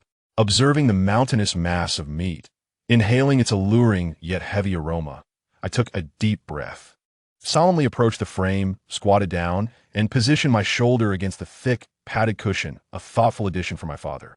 Lift! At my father's command, we exerted our strength in unison. The immense weight bore down upon my shoulders and back in an instant. I grunted, gritting my teeth, veins bulging on my forehead, my legs straining as I shakily rose. To my surprise, although the burden was still overwhelming, pressing me to grimace, it did not feel as unbearable as I had anticipated. At least, I did not experience the sensation of being crushed to the point of spiritual detachment. My waist and legs seemed to possess an inexplicable resilience, though laborious. I could still support it, even managed to take a few tentative steps. What was happening? I paused, instinctively reflecting. During my time in the celestial realm, aside from my usual menial tasks, I had only practiced that book on basic physical training, and even then it had been sporadic, merely flailing about after a day of chopping wood and fetching water, never expecting it to yield any results. Could that meager book truly have had some effect? Surely not. With my aptitude, any practice would be futile. No one would believe it, not even I. Yet the tangible sensation coursing through me could not be denied. Though I felt as exhausted as a dog, I could still bear the weight. I could still move. My father, watching anxiously, had prepared a slew of encouraging, or rather, persuasive words. However, witnessing me, though contorted in agony and drenched in sweat, managed to stand and even try to shuffle a couple of steps. His worry instantly transformed into uncontainable joy. The opportunity had arrived. The performance was at hand. He clapped his thigh and turned to the villagers gathered to bid farewell, primarily to monitor their investments, his voice booming with pride and boastfulness. Dear villagers, fellow friends, do you see this? This is the effect of celestial energy. This is the result of my son, Go's arduous training in the celestial realm. He pointed at the mountainous beef upon my back and my shaky yet upright posture, saliva flying as he spoke. Over 1,000 gene of weight. In the past, this was unimaginable, but now, my son has lifted it. He can walk. What does this signify? This is a transformation. This is the essence of celestial methods. Do you truly think the celestial realm is merely about cultivating chi and meditating? You are gravely mistaken. The true essence of immortality lies in the minutiae, in the refinement of the physical form, and in the discovery of genuine skill within the ordinary. Fetching water and chopping wood are all part of the practice. One becomes subtly infused with the essence of immortality. As he spoke with increasing fervor, he nearly convinced himself. Look at my son's complexion. Observe this robust physique. How could this possibly be the frail youth of a year ago? This is evidently a small golden bell. All of this is a blessing from the Immortal Sect, a reward for his own diligence, and indeed a gift from the lingering resonance of the heavenly Tao. The villagers were utterly captivated by my father's impassioned rhetoric, their eyes wide with admiration as they beheld my formidable figure, recalling the traces of the heavenly Tao that once lingered about my father, revealing expressions of envy and reverence. Who would have thought that fetching water and chopping could forge such strength? The Immortal Sect is truly enigmatic. Brother Gong, next time, let go teach my boy how to cultivate that immortal essence too. This beef must be even more nourishing, right?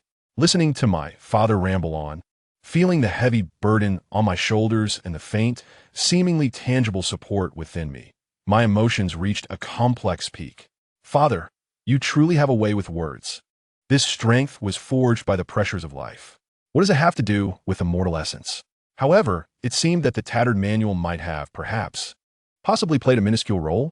Amidst these chaotic thoughts and self-doubts, I gritted my teeth and, step by step, truly bore the immense weight of the beef, gradually exiting the village, leaving my father's prideful boasts and the villagers' envious gazes behind. The mountain path remained rugged and the burden still heavy. Yet this time, my steps seemed to possess a slight steadiness compared to before. Could it be that I gone ergo on this winding path toward the Immortal Sect had indeed made a subtle advancement? Although my progress was achieved through the labor of carrying beef and scavenging refuse, this sensation felt rather pleasant. At the very least, next time I visit the garbage dump, I could gather more treasures, right? My journey within the Immortal Sect is becoming increasingly grounded. Chapter 28, The Welcome Eye. Gong Ergo, renowned beef supplier of Lu Yun Zone, once again transformed into a human mountain of flesh, trudging with deep footprints toward the familiar yet ambivalent mountain gate. The weight upon my shoulder remained burdensome, causing me to grimace, sweat blurring my vision, and smoke rising from my throat. Yet, whether it was a psychological effect or the manual foundation body refinement technique truly bore some slight efficacy, I felt somewhat more composed than when I had previously carried 500 pounds. At least, I did not feel as though my soul might escape at any moment. From a considerable distance away, I noticed the two gatekeeping disciples at the mountain entrance springing into action as if stung by a scorpion. One of them, in a flurry, fumbled for something, attempting to blow into what appeared to be a silent whistle. Immediately following, the most extraordinary occurrence unfolded. From within the mountain gate and the surrounding woods, figures emerged like bamboo shoots after a spring rain. Clad in uniform gray servant attire, led by Zhao Dinyo, their eyes widened like copper bells, locking onto the mountain of meat on my back, and the collective sound of suppressed swallowing filled the air. He's back. Brother Go has returned. What a magnificent bull. The aroma is even more potent than last time. The brothers from the servant department came to greet me, which I found unsurprising, as I was their flesh bodhisattva. However, the next scene nearly caused me to drop the beef in astonishment. From the higher mountain path and the area where the outer disciples congregated, over a dozen figures raced toward me, dressed in pale blue outer disciple robes. They usually held their heads high, walking with an air of superiority, treating the servants with disdain. Yet at this moment, they were panting heavily, their faces displaying an almost desperate craving, their haughty gazes overtaken by a primal longing for meat. Their speed and fervor surpassed even the last time I witnessed them rush to hear inter-sect seniors teaching. Brother Gong, hold on. Brother Gong, you've worked hard. Is this the secret sauce beef made by your father? Truly, it lives up to its reputation. They even hurried to surround me before the servant brothers, maintaining a facade of restraint, unlike Zhao Dinyo and his companions, who were on the verge of drooling. Yet their twitching nostrils and wide-eyed stares betrayed their inner excitement. I stood there, utterly bewildered, my brain momentarily malfunctioning. What is happening? This was not how the script was supposed to unfold. Last time, it was merely a celebration among the servant brothers. How did it extend to the outer disciples this time, and with such a rapid assembly? This welcome was more grand than that for the sect leader emerging from seclusion. I even wondered if Brother Zhang had promoted me in advance, but that seemed implausible. He lacked the influence to mobilize such a number of outer disciples. While I was in a daze, the brothers from the servant department and the outer disciples had already encircled me, chattering excitedly like a bustling market. Plaza Egu. This time, the quantity is impressive. Gong Air, can you spare some beef? I'll trade you spirit stones. Prices are negotiable. I was first. I claim a hind leg. Nonsense. I clearly saw Brother Gong first. Zhao Dinyo, relying on our familiarity, squeezed to the front, spitting saliva on my face. Brother, ergo. My dear brother, this time, you must share more with us. I'll fetch water for you for a month. No, 2 months. An outer disciple, unwilling to be outdone, produced a small jade vial. Brother Gong, I have 3 Hachi pills here. Though they aren't as good as the Peiyuan pills, they are beneficial for cultivation. How about 10 pounds of beef? Another outer disciple was even bolder, brandishing a glimmering dagger, a steel dagger, sharp enough to cut hair. I'll trade it for 20 pounds. Watching this commotion, I felt as if I were in a dream. These outer elite disciples, who usually ignored me, were now vying to trade for a morsel of beef. The allure of this meat is astonishing. Or perhaps my father's culinary skills had indeed conquered the outer sect through some mysterious means. Amidst the chaos, I spotted Brother Zhang rushing over. Upon witnessing the scene, especially the throng of outer disciples, he appeared momentarily stunned, a flicker of surprise crossing his face, quickly replaced by shrewdness. He cleared his throat, parting the crowd, and attempted to assert his authority. Ahem, silence. What kind of conduct is this? Gathering here like this? The crowd quieted slightly. Brother Zhang approached me, first casting a complex gaze upon the massive mountain of meat on my back, then surveying the eager outer disciples, his lips twitching subtly. Then, in a lowered voice, he quickly advised me, "You've stirred quite a commotion. Hurry and take this back. We can discuss distribution later." His eyes clearly conveyed, the fat water should not flow to outsiders. Prioritize your own. The outer disciples must pay extra. I promptly nodded, and amidst the throng of hungry wolves watching me, I struggled to maneuver toward the servant department. This journey became a grand spectacle, a display of splendor. Wherever I passed, whether among the servants or outer disciples, all eyes were fixed upon me, all swallowing hard. The rich aroma of the sauce seemed to act as my herald, boldly announcing my return. As I listened to the murmurs behind me, the truth slowly pieced itself together. It turned out that the last 500 pounds of beef had not only captivated the servant department, but had also found its way into the hands of a few servants with connections to the outer disciples, or had been acquired by some outer disciples through various means. This consumption had ignited a frenzy. The bland fare from the sect's dining hall, occasionally accompanied by a hint of fishy taste, could not compare to my father's solidly crafted, richly flavored secret beef. It was a stark contrast.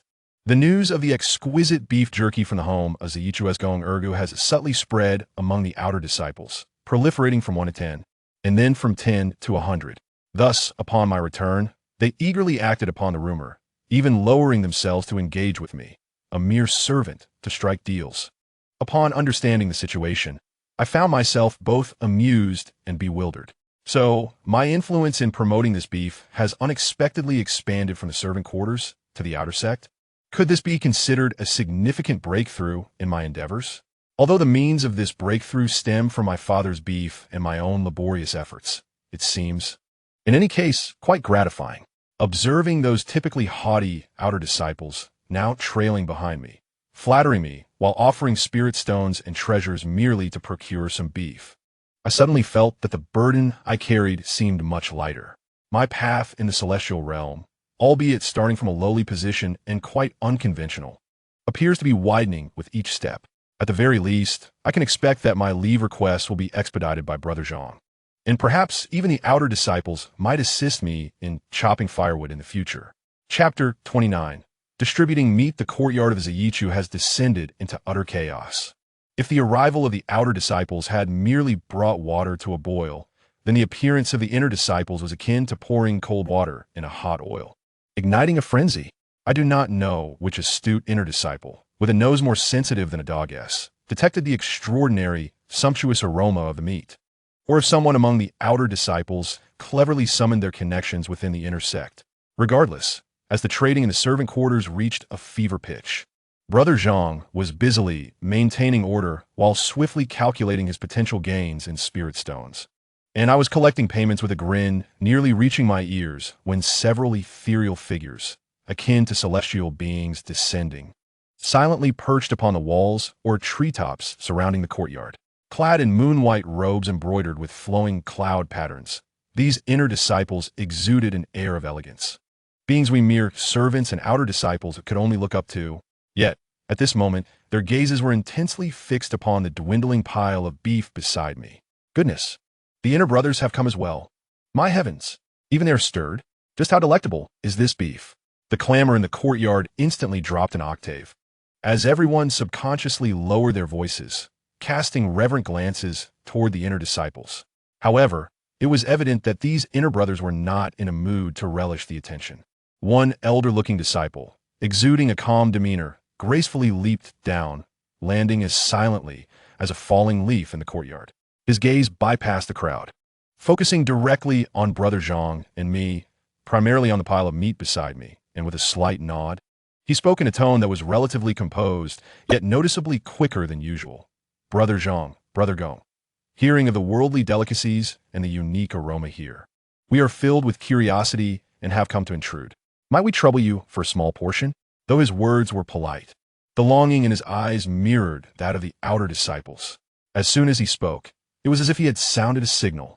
The other inner disciples, perched on the walls and treetops, could no longer restrain themselves, descending rapidly and disregarding decorum, pushing through the outer crowd to get closer. Brother Wong is right.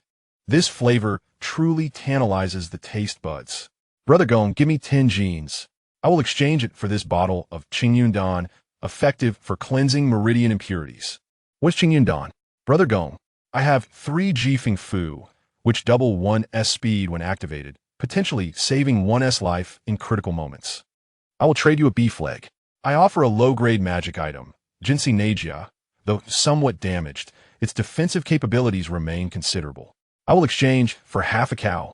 When the inner disciples made their offers, they indeed displayed their generosity, the brilliance and spiritual aura emanating from their elixirs, talismans, and magical artifacts swiftly eclipsed the items the outer disciples had presented moments ago. The courtyard erupted into absolute fervor.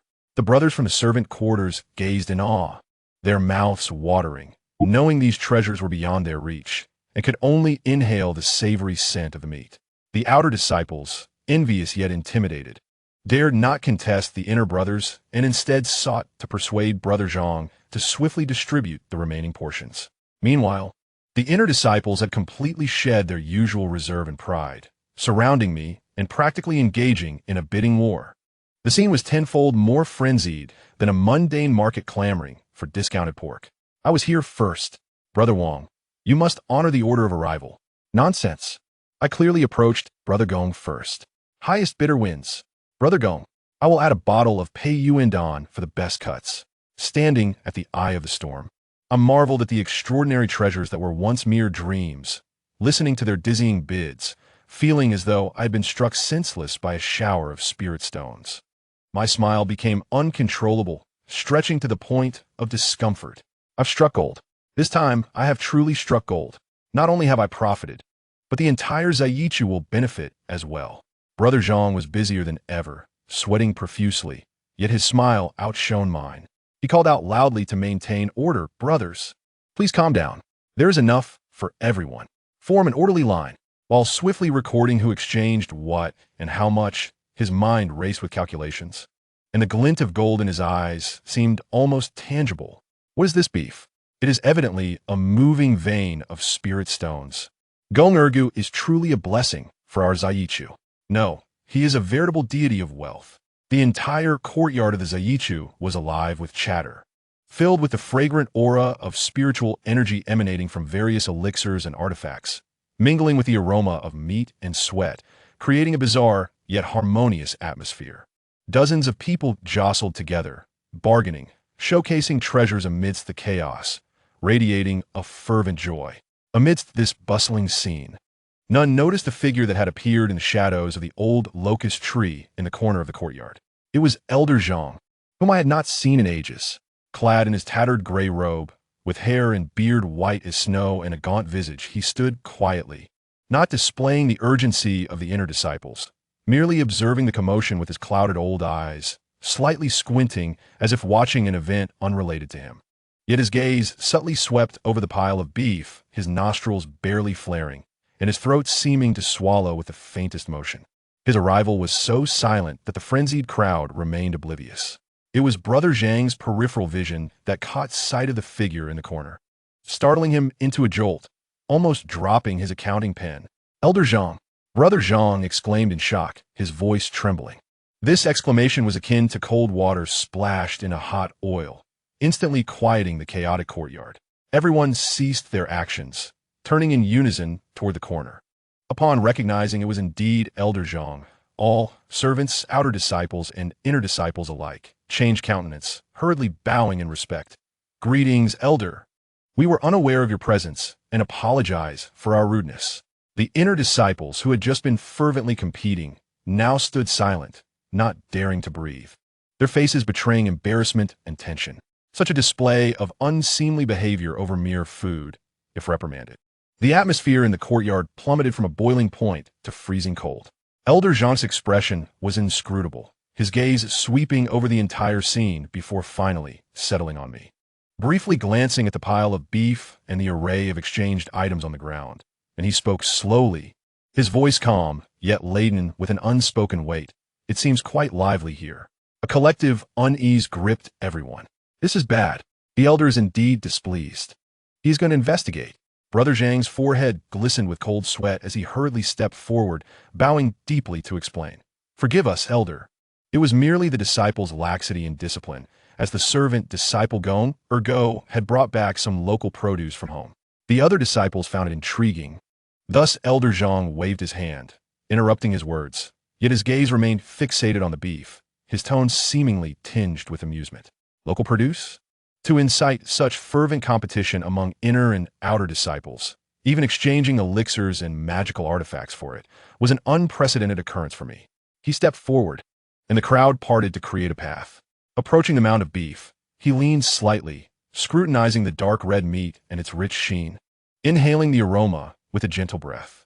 Then, under the tense scrutiny of all present, he executed a move that nearly caused everyone's eyes to pop out.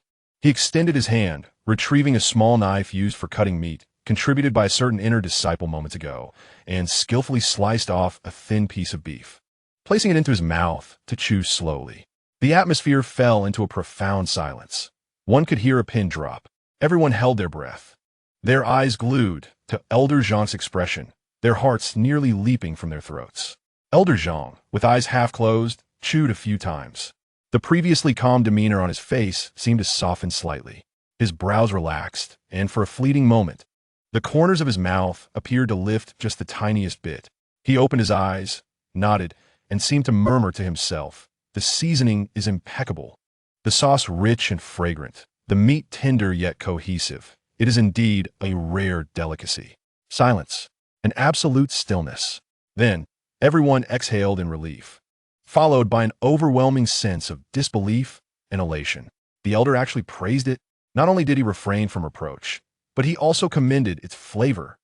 Elder Zhang appeared oblivious to the array of expressions surrounding him as he set down the knife, turning his gaze toward me, his tone remaining unperturbed. Gong or go. Did I not mention this before? I hastily stepped forward, my heart racing to my throat. This beef is indeed exceptional. Elder Zhang regarded me with deep, inscrutable eyes. Your father's culinary skills are unparalleled. I was taken aback, my tongue stumbling over words. Thank you for your commendation, Elder. My father's methods are but ordinary, unworthy of such praise from you. Ordinary methods yielding such exquisite flavor are exceedingly rare, Elder Zhang interjected, his tone slightly pausing as if casually inquiring. How much did you bring back this time? I instinctively replied, returning to the elder, a whole cow. I had mentioned 2 cows as my father suggested. But to profit more, I understated to 1. I then quietly added, fearful of being overheard, the other one is meant as a tribute for you. Upon hearing this, Elder Zhang nodded slightly, his gaze casually sweeping over the pile of elixirs and magical artifacts, then over the anxious inner disciples, and he spoke slowly. 1 cow is indeed sufficient for distribution. His words, light as a feather, resonated in the ears of the crowd like celestial music. The implication of his statement was that it was not prohibited. It was an implicit approval, perhaps even a hint of encouragement for sharing. The inner disciples were instantly elated, nearly bursting into cheers. Elder Zhang cast one last deep glance at me, his expression complex and inscrutable, as if he wished to say something, but ultimately only stated lightly, if it is a delicacy, it is better enjoyed together than alone. You all know what to do. With that, he glanced at the other cow, and in an instant, the beef vanished from sight. With a flick of his sleeve, he turned and silently disappeared from view like a wraith, as if he had never existed. Suddenly, I found 2 bottles of Guyuandan in my hands. What was happening? The elder is wise. Thank you, elder. Quickly, Gong Shitty. The price we discussed remains unchanged. That beef leg is mine. A frenzy of purchasing ensued once more, even more fervent than before. With the elder's official endorsement and tacit approval, everyone shed their last vestiges of hesitation. I stood amidst this chaotic scene. Clutching the broken bowl that Elder Zhang had seemingly glanced at more than once was an illusion, feeling as though I were in a dream. My path in this immortal realm grows increasingly fantastical.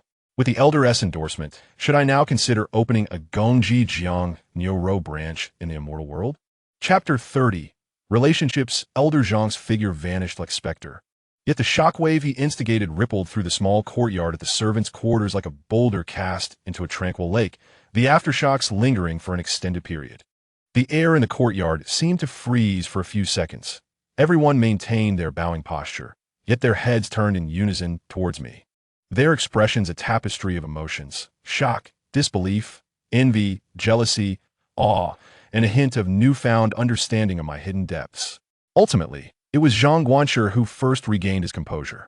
He straightened up abruptly, darting toward me, no longer regarding me with the awe reserved for a deity, but with an almost frantic enthusiasm. His hands fidgeted, his voice quivering with excitement. Ergo. Oh, ergo. You truly. After much contemplation, I found no suitable words. Finally giving a gentle pat on my shoulder, with much less force than before, his tone filled with profound emotion and a hint of flattery. Did you see? Elder Zhang. Elder Zhang himself praised it. He even inquired about the quantity. Does it not speak volumes? His exclamations shattered the stillness, and the courtyard erupted in commotion. My dear ancestors, Elder Zhang truly tasted it, and even praised its flavor. Not only that, did you not hear the last remark? Take care of yourselves. This clearly implies he has tacitly approved our future exchanges. Gong Xixiang, you truly are a master of concealment. So, you have such a close relationship with Elder Zhang. It suddenly dawned upon everyone, clarifying all their astonishment. Indeed, if not for such a close relationship, how could a figure like Elder Zhang deign to visit the servants' quarters? Why would he personally sample a servant-disciple-esque local produce, and even offer praise? The final remark, take care of yourselves, now echoed with the warmth and guidance of an elder toward the junior. All uncertainties and incredulities suddenly found resolution. Gong Ergo possesses profound connections and an intimate relationship with Elder Zhang. Previously circulating rumors of my celestial aura and immense strength now took on new meaning. They must surely be the result of Elder Zhang's covert cultivation. Perhaps he had secretly bestowed some miraculous elixir or provided personal instruction. I opened my mouth to clarify. It's not that I am familiar with the elder. We have only met a couple of times, but my voice was drowned out by the rising tide of exuberance. Gong Xixiang, do not be modest. Indeed. We all understand. We hope you will speak well of us before the elder in the future. The glances of the inner disciples towards me had completely transformed. No longer did they regard me as a mere fortunate servant, but with a sense of equality, even tinged with a hint of deference. The leading Xixiang Wang coughed lightly, adjusted his appearance, and, with a respectful gesture, addressed me. Gong Shidi. No, Gong Xixiang. We were remiss earlier. We had no idea you had such a profound connection with Elder Zhang. Please accept these elixirs and magical artifacts. They are but trifles, not worthy of respect. We merely hope for your continued support. He cast a knowing glance. The other inner disciples echoed his sentiments, their attitudes remarkably accommodating, as if I were the elder among them. The outer disciples and the brethren from the servants' quarters regarded me with expressions akin to reverence. My hands were filled with an array of jade vials, talismans, and even a slightly damaged golden silk inner armor, feeling as though I were in a dream. This transformation, all because Elder Zhang sampled a piece of meat and spoke a few words? I instinctively touched the 2 bottles of elixirs Elder Zhang had given me just before his disappearance, feeling overwhelmed. Zhang Guanshi had completely shifted to a mode where Gong Ergo was now my brother. As he assisted me in collecting the gifts, he proclaimed loudly to the gathering, "Esteemed brothers and younger disciples, let it suffice for you all to understand today's events. Ergo is a person of modesty, shunning ostentation. It is enough for everyone to comprehend this." His words, rather than clarifying, only deepened the misunderstandings, solidifying the notion that I had a special connection with Zhang Chonglao. He then pulled me aside, lowering his voice, his face alight with uncontainable joy and excitement. "Ergo, my Diego, you have truly brought me an immense surprise. It turns out your roots lie here all along. No wonder during the last elders' meeting, he coughed. He rubbed his hands together with excitement. From now on, you shall be the one in charge of the miscellaneous affairs." He discreetly gave me a thumbs up. Say no. Perhaps the miscellaneous department will not be able to retain you any longer. With Zhang Chonglao's connections, entering the outer sect is a certainty. Perhaps even the inner sect may be within reach. Inner sect. These 2 words struck me like a bolt of lightning, sending a shiver through my entire being. Gong Ergo, a talent so lacking that even the spirit stone could not elicit a response, could one day enter the inner sect? That is the true core of the Immortal Sect, a place coveted by all outer disciples and miscellaneous workers. Although I understood that this was likely a misunderstanding and exaggeration on the part of Zhang Xixiang and the others at that moment, overwhelming vanity and unprecedented hope surged through me like strong liquor, leaving me somewhat lightheaded and dazed. Perhaps there truly is a possibility? What if Zhang Chonglao genuinely finds me agreeable? What if my father's beef truly paves my path to immortality? Observing the awe, envy, and flattery in the eyes of those around me, feeling the weight of the elixirs and magical artifacts in my arms, and listening to the bright future painted by Zhang Xixiang, I suddenly felt that my father's 5 oxen were worth every penny. My journey through the Immortal Sect, despite beginning at a butcher's shop and traversing through a garbage dump, could it truly lead to the ethereal peaks of the inner sect? Never mind. Let me savor the present. I straightened my posture, attempting to don a demeanor of nonchalance, and clasped my hands before the crowd, saying, "Esteemed brothers and younger disciples, your kindness overwhelms me. Ergo is humbled. Should there be a chance in the future, I shall do my utmost." My feigned humility was perceived by the crowd as a testament to my profound background and humility, eliciting yet another wave of admiration. Zhang Guanshi excitedly declared, "A momentous occasion today. To all the brothers of the miscellaneous department, each shall receive an additional half a gene of meat. Let us celebrate Let us celebrate the glory of our miscellaneous department." Thank you, Zhang Xixiao. Thank you, Gong Xixiao. The miscellaneous department erupted in thunderous cheers. As I gazed at this extraordinary scene, my heart blossomed with joy. Although the process was fraught with misunderstandings and coincidences, the outcome was indeed delightful. Perhaps I, Gong Ergo, could truly create a miracle of rising from the ranks of the miscellaneous to enter the inner sect. Of course, the prerequisite being that when I return home, I must convince my father to prepare more oxen. Chapter 31. Mundanity, the raucous feast, after all, must come to an end. When the last piece of marinated beef was exchanged for a stack of swift talismans by the eager intersect brother. When the final whiff of meat was carried away by the night breeze, and when those hard currencies obtained through elixirs, talismans, and even damaged magical artifacts were lovingly locked away by Zhang Shixiang in his little treasury, with promises of fair distribution, though everyone knew who would take the lion's share. The small courtyard of the miscellaneous department deflated like a punctured balloon, rapidly and irrevocably losing its vibrancy. The merriment belonged to them. I, Gong Ergo, seemed unchanged. No, there was a slight change. For instance, I now possessed 4 elixirs said to strengthen the foundation, though I dared not consume them recklessly, and a golden vest purported to be impervious to blades, yet with a gaping hole. Additionally, there were several talismans whose functions neither my third uncle nor my second uncle could discern. Furthermore, my standing in the eyes of my fellow brothers in the miscellaneous department appeared to have risen a notch. Previously referred to as Ergo, I was now addressed as Gong Shixiang, with an unprecedented tone of respect, even laced with a hint of sympathy. It was as if they were saying, "Oh, esteemed brother, a person of a distinguished background still has to chop wood and carry water like the rest of us. How burdensome for you." Moreover, Zhang Shixiang's attitude towards me was like a gentle spring breeze, filled with concern. He no longer assigned me arduous tasks and always set aside the larger portions of meat for me during meals, gazing at me as if I were a walking, recently erupted spirit stone mine. Yet, he refrained from mentioning anything about entering the inner sect, as if that night's exuberance and promises had been digested alongside the beef. Life, with a clang, plunged back into the familiar grind. With the dawn's bell ringing, I sleepily rushed to wash my face, unyieldingly sweeping the ground, fetching water, and chopping wood. The cafeteria's coarse grain cakes remained as hard as ever, and while the manager's scoldings rarely fell upon me, when they did land on others, I still felt a chill at the back of my neck. The so-called favor from Zhang Changlao and the prospect of entering the inner sect felt like a fleeting and splendid dream. Upon awakening, I was still the same talent so lacking that even deities lamented, toiling daily for a meager spirit grain bun. Zhang Changlao, since that fleeting glance, he seemed to have vanished, leaving no trace of his immortal presence. I even began to suspect that he had merely descended to satiate his hunger, lured by the aroma, and upon finishing, wiped his mouth and departed, completely disregarding someone of my stature.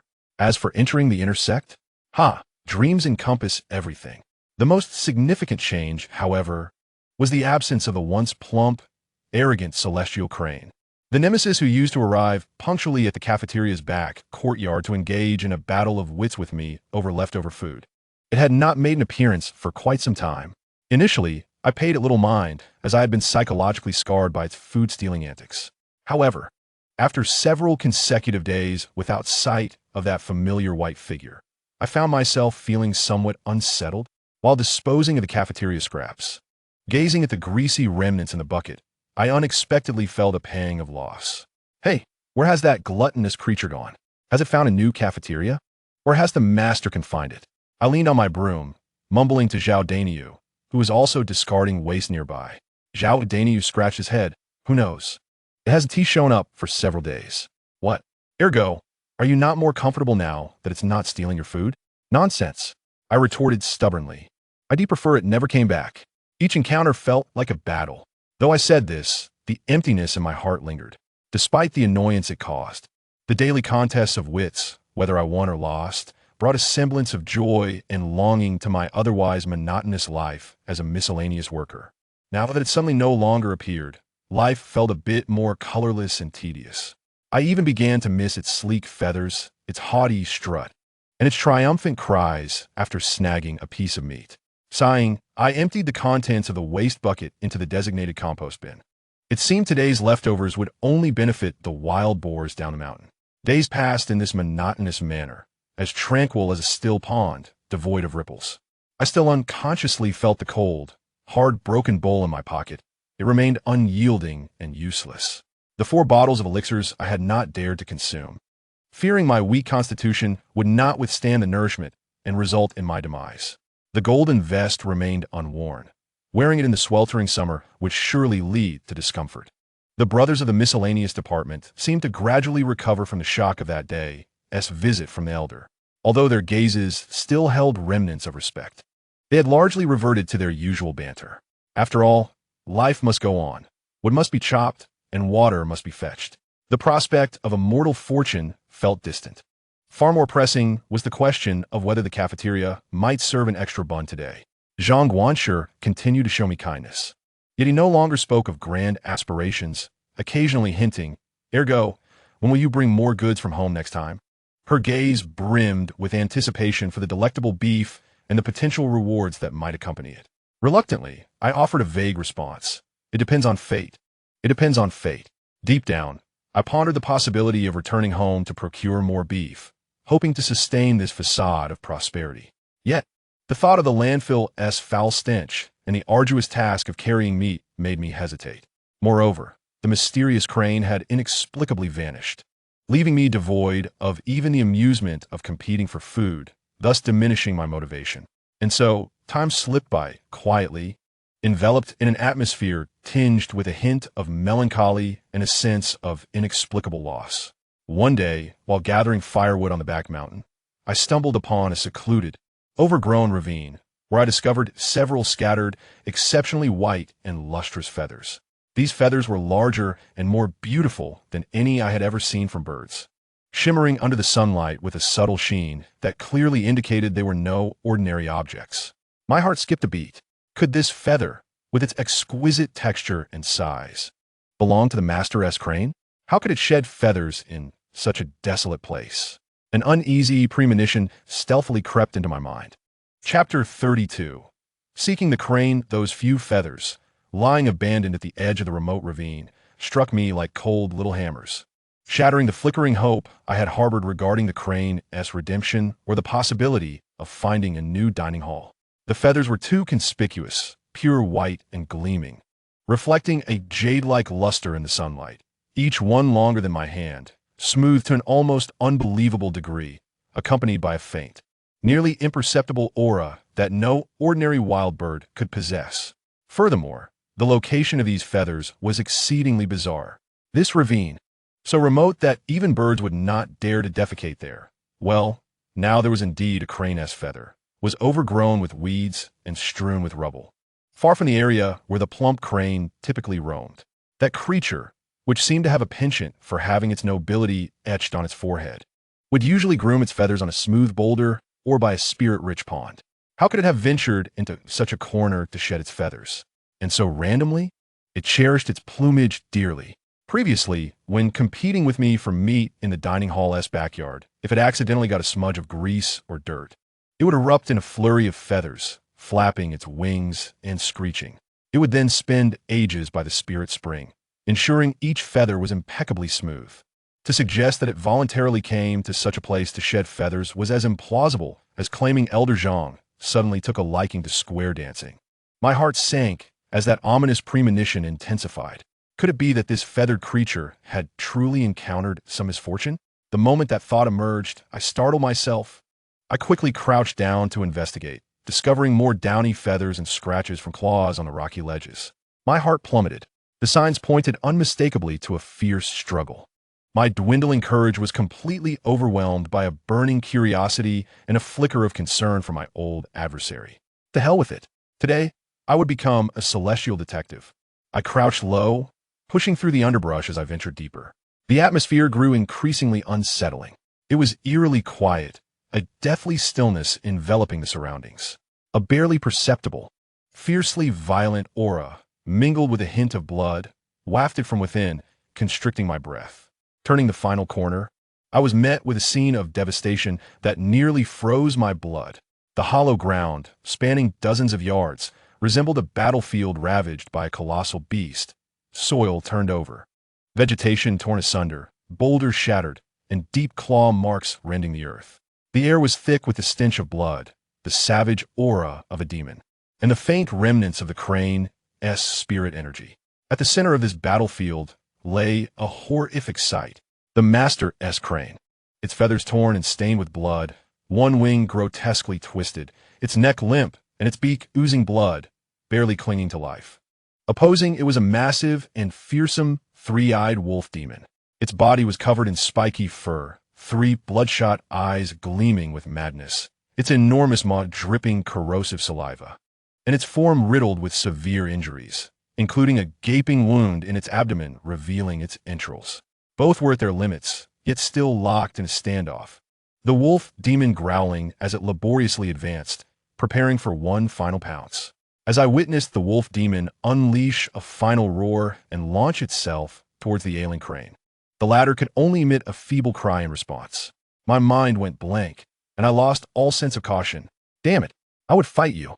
I leaped from my hiding place, frantically rummaging in my pockets. I had no time to ponder what I was pulling out. I simply threw whatever I grasped.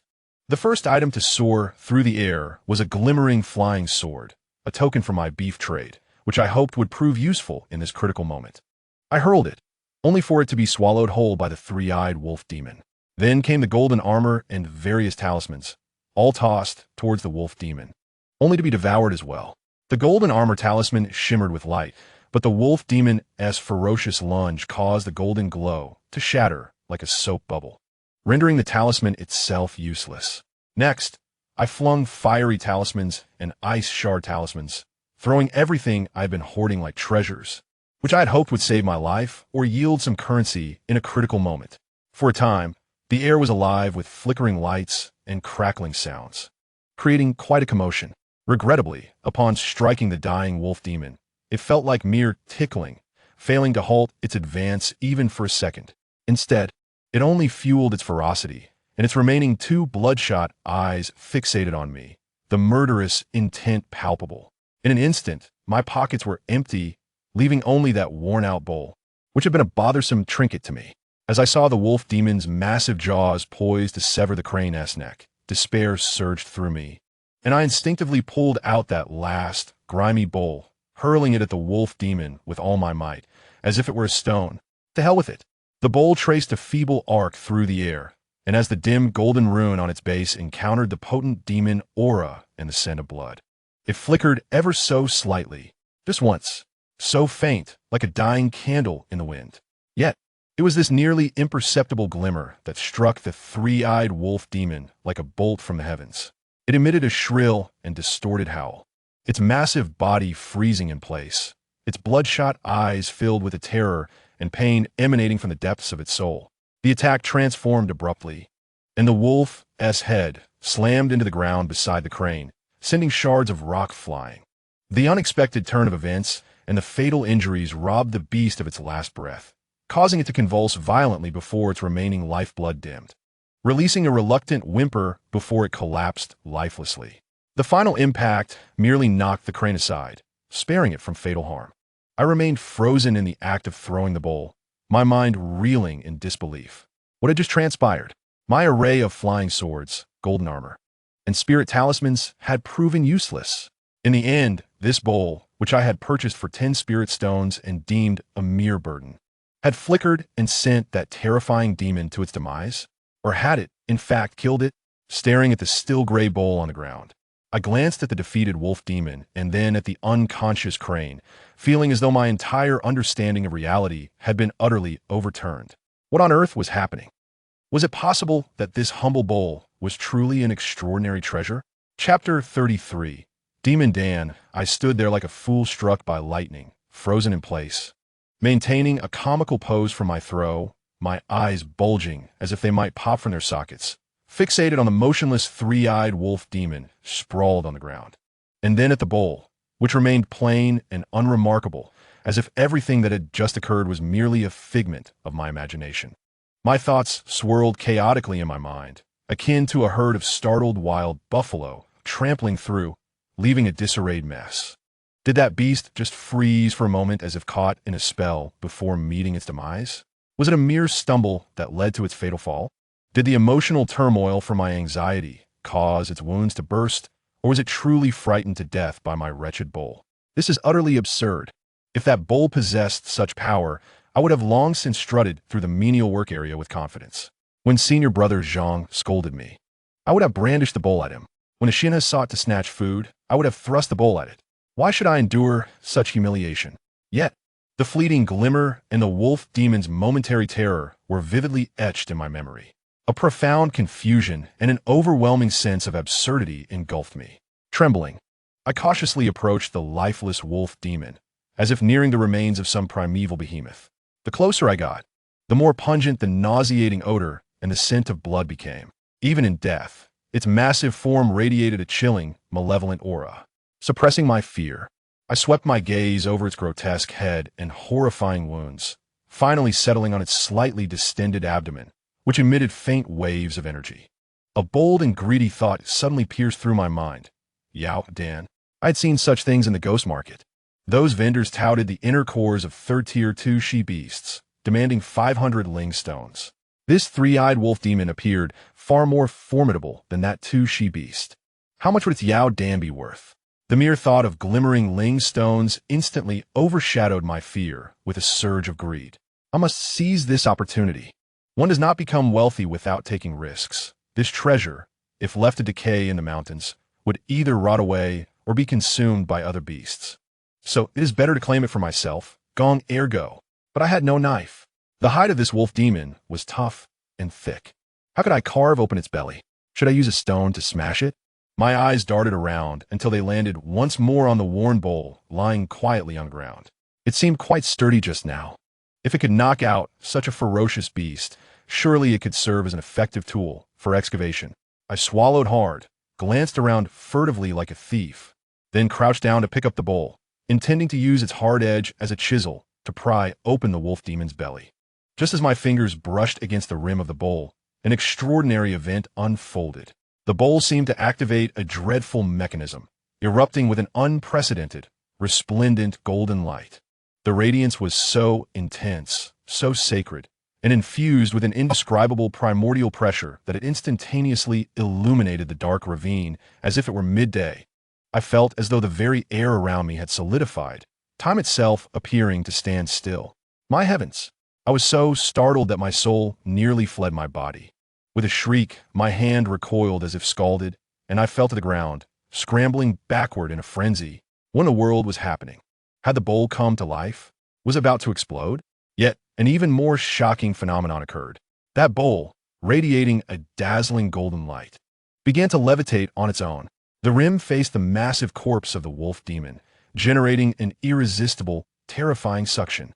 I watched in astonishment as the enormous body of the wolf demon twisted, contorted, and shrank at an observable pace, as if an unseen giant were compressing it with immense force.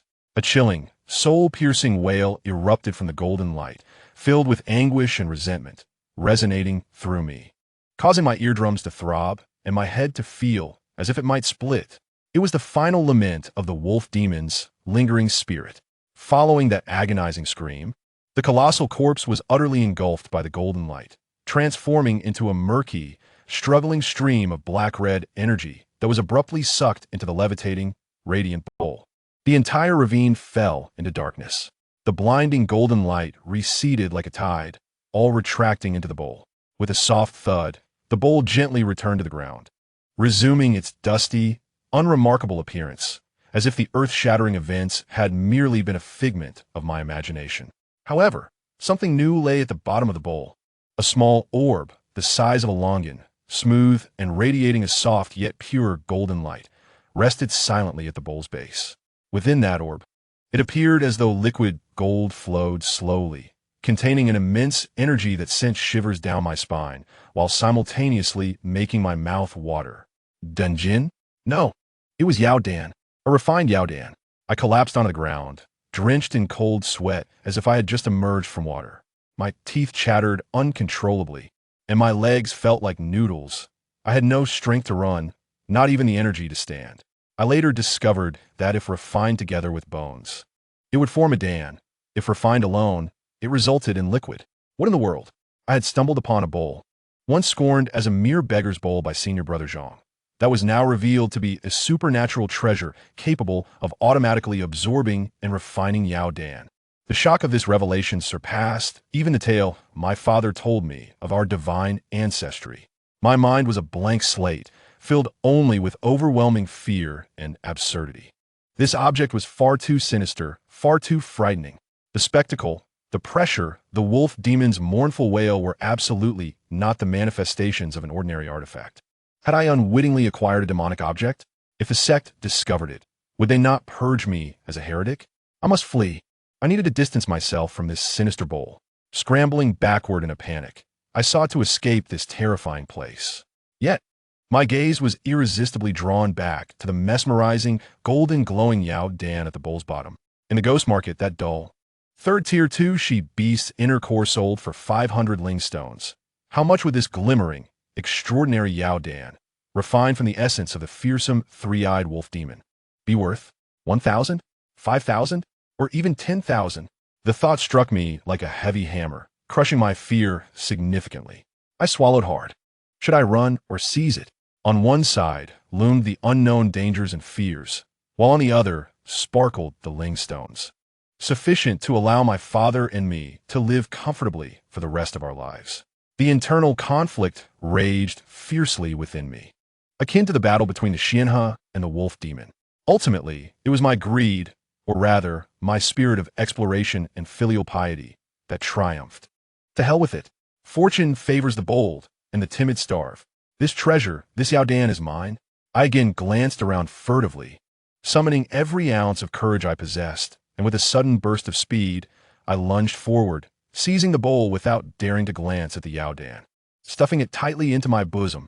Then, like a rabbit chased by a dog, I disregarded my exhaustion, unleashing an unprecedented potential as I hoisted the unconscious, grievously injured Xianhe onto my back, stumbling and crawling out of this heart-pounding ravine. My journey through the realm of immortality was becoming ever more thrilling and perilous. From scavenging to smuggling an injured crane, I had now added the possession of a mysterious demonic artifact and the illegal holding of a high-tier Yao Dan to my list of transgressions. I sensed that the day I would find myself on the sect's wanted list as a traitor was drawing near. Chapter 34. Uncleanable, I staggered down the mountain path, burdened by the heavy, bloodied Xianhe on my back, clutching the bowl capable of refining demons and the scorching Yao Dan, resembling a frightened rabbit in a frenzied dash. The cold wind howled past my ears, yet it could not disperse the immense terror and confusion that gripped my heart. As I hurried along, I suddenly jolted to a halt. Wait a minute. Something is amiss. That wretched bowl had just absorbed the wolf demon's energy with such fervor, radiating golden light as if it were an endless abyss. How could it show no reaction whatsoever to the equally feeble, utterly defenseless Xianhe? Could it be that this bowl is picky, only feasting on coarse skin monsters and turning its nose up at the tender flesh of celestial birds? Instinctively, I touched the bowl nestled in my arms. It was cold and silent, resembling an ordinary piece of pottery. The golden elixir lay at the bottom, obedient and motionless. What on earth is the principle behind this? I racked my not-so-bright mind, but to no avail. Never mind, never mind. This thing is too eerie, far beyond the comprehension of a mere mortal like me. At least its lack of reaction is a blessing. I need not worry about inadvertently refining the sect leader's precious crane into a potion, which would truly spell disaster. The immediate priority is to swiftly return this scalding hot celestial crane. As for the bowl and the elixir, I shall take things one step at a time. After all, neither of us can afford to be exposed right now. With that thought, I felt a slight sense of calm return, adjusting the position of the crane on my back to make it more comfortable, although it likely could no longer feel discomfort. I continued to tread cautiously toward the Xian. Along the way, in an attempt to bolster my courage and fearing that this feathered creature might silently succumb, I couldn't help but chatter at it. Hey, you hefty thing. Hold on. Can you hear me? You were quite the bully when snatching my food, weren't you? How did you end up in such a pitiful state? Beaten by that ugly wolf. You are the sect leader's crane. Can't you run away? Can't you call for help? Dying for the sake of pride. Once you recover, you must compensate me for my mental anguish. At the very least, let me stroke your feathers 10 times. No pecking at me. Damn it. Once you're better, you must fetch me 10 buckets of water daily. Otherwise, I won't be able to forgive you for my efforts in saving your life. No, your crane life. Thus, I grumbled and gasped as I hurried back, feeling like a worried father with a reckless and irresponsible son on my back. At long last, the familiar, dilapidated walls of the Xian appeared in my sight. Like seeing a straw to cling to for survival, I summoned my last ounce of strength and stumbled forward. It was evening, and the Zvin workers had just finished their tasks, gathering in twos and threes to chat idly, awaiting the sound of the meal bell. As I burst through the courtyard gate, bearing a massive, bloodied, and disheveled white figure, resembling something dragged from a bloodbath, the courtyard fell utterly silent. A deathly stillness enveloped the scene. All the workers, whether squatting, standing, or leaning against the wall, were frozen in place, as if under a spell. Their eyes wide and mouths agape, staring fixedly at me and the burden I carried. The sight was strikingly impactful. Moments later, someone broke the silence with a short, high-pitched exclamation. "What the hell?" This cry ignited a powder keg, and the entire courtyard erupted in chaos. "What is that?" "It's a crane. The sect leader's crane. How did it end up like this? Is that ergo bringing it back? What on earth happened?" Zhao Adeniu was the first to react, rushing over with a shout, trembling finger pointed at the crane on my back, his voice cracking. "Ergo, what have you done to the sect leader's crane? Did you stew it? Did you bring it back raw?" The other workers quickly surrounded me, their voices overlapping, faces filled with shock, fear, and disbelief. "Gong Shi Xiao, what on earth is happening? My heavens, so much blood. Is it still alive? Igu, you've caused great trouble. You dare to touch the sect leader's crane." Li Xiao, pale-faced and trembling, spoke with a quivering voice. "Gong Shi Xiao, is it because it stole your meat last time that you harbored resentment?" She did not continue, but her meaning was unmistakable. "Nonsense. I was so furious I nearly tossed the crane to the ground. Am I that kind of person? Would I retaliate over a few bites of food? It was the crane that got into a fight with an ugly wolf demon with 3 eyes in the mountains and got beaten to such a state. I happened to pass by and kindly brought it back. Wolf demon? 3 eyes?" The crowd wore expressions of disbelief, as if to say, "Keep spinning your tale." "I'm serious," I exclaimed, desperate. "That wolf demon was enormous, like a small mountain. Its eyes were blood red, its teeth like daggers. It was ferocious. I battled it for 300 rounds. I nearly didn't make it back. In the end, thanks to my extraordinary wisdom and courage, I barely managed to scare it off and save this plump feathered creature. I instinctively concealed the parts about the bowl and the elixir. That information was too shocking to share, and no one would believe it. However, it was evident that no one believed my exaggerated tale of heroism either. Zhao Dania looked at me with an understanding gaze, sorrowfully stating, "Ergo, I understand. Itrudido, that hefty crane must have bullied you too much, stealing your food until you could no longer tolerate it. But you should have exercised some restraint. How can you explain this half-dead state to the sect leader?" "Yes. Ergo, your revenge seems a bit excessive. They urge me to think of how to explain this to the higher-ups. We're doomed. The Zeyuan is in for a rough time." The crowd clearly did not believe my heroic rescue story, unanimously concluding that I had snapped after enduring long-term oppression and had carried out a cruel act of vengeance. Their gazes were laced with a hint of fear and inexplicable sympathy. I felt as if I had jumped into the Yellow River, unable to clear my name. I was left speechless. Amidst the chaotic uproar, Brother Zhang, who had rushed over upon hearing the commotion, pushed through the crowd. Upon seeing the pitiful crane on my back, his face turned ashen, and his legs buckled, nearly dropping to his knees. "Gongyagu." He pointed at me, his finger trembling, his voice piercingly sharp. "What have you done? I told you to maintain a good relationship with Elder Zhang, not to stew the sect leader's crane. How am I supposed to protect you now?" Chapter 35. Interrogation. The courtyard of the Zun, which was already in turmoil, now resembled a cauldron boiling over, erupting with chaos. The sect's divine beast was in trouble.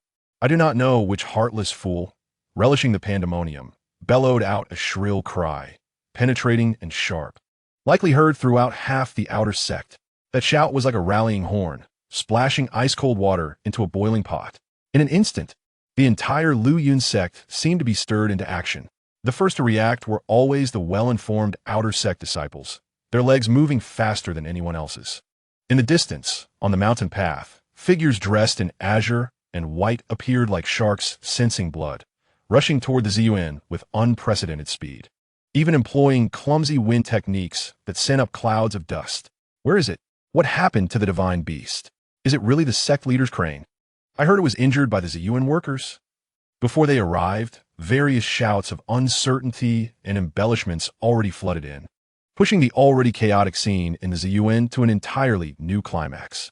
The workers, pale and frightened, wished they could find a crack in the ground to hide in, or simply faint away. Zhao Dainyu clutched my arm tightly, his voice tinged with panic. Ergo, it's over. It's all over.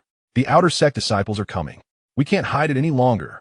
My scalp tingled, feeling as if my very head would be blown off by the commotion.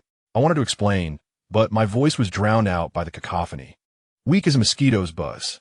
Before the outer disciples could fully crowd into the courtyard, a more terrifying event unfolded. The inner disciples, wielding various magical artifacts, rushed towards this direction. As they arrived, a sudden sound of air being sliced apart resonated from above. Several beams of dazzling sword light, each a different hue, streaked through the sky like shooting stars, descending with astonishing speed and landing precisely on the open ground outside the courtyard, as the courtyard was too small to accommodate them. As the sword light dissipated, several middle-aged men and elders, clad in moon-white robes and exuding profound auras, appeared. They were the stewards and elders of the inner sect. Clearly, they had been alerted by higher-level communication methods or disturbances. What is the commotion? What kind of conduct is this? A stern-faced elder from the inner sect bellowed, his gaze sweeping across the crowd like lightning, eventually fixing on the nearly lifeless celestial crane on my back. His pupils constricted sharply. This crane? How could it be so? The oppressive aura from the inner sect elder was not to be trifled with, and the courtyard instantly fell silent, though the palpable tension in the air became even more suffocating. The miscellaneous disciples, along with the outer and inner sect members, all bowed deeply, not daring to breathe. I felt my legs weaken, nearly dropping the celestial crane. At that moment, I sensed a particularly intense gaze upon me.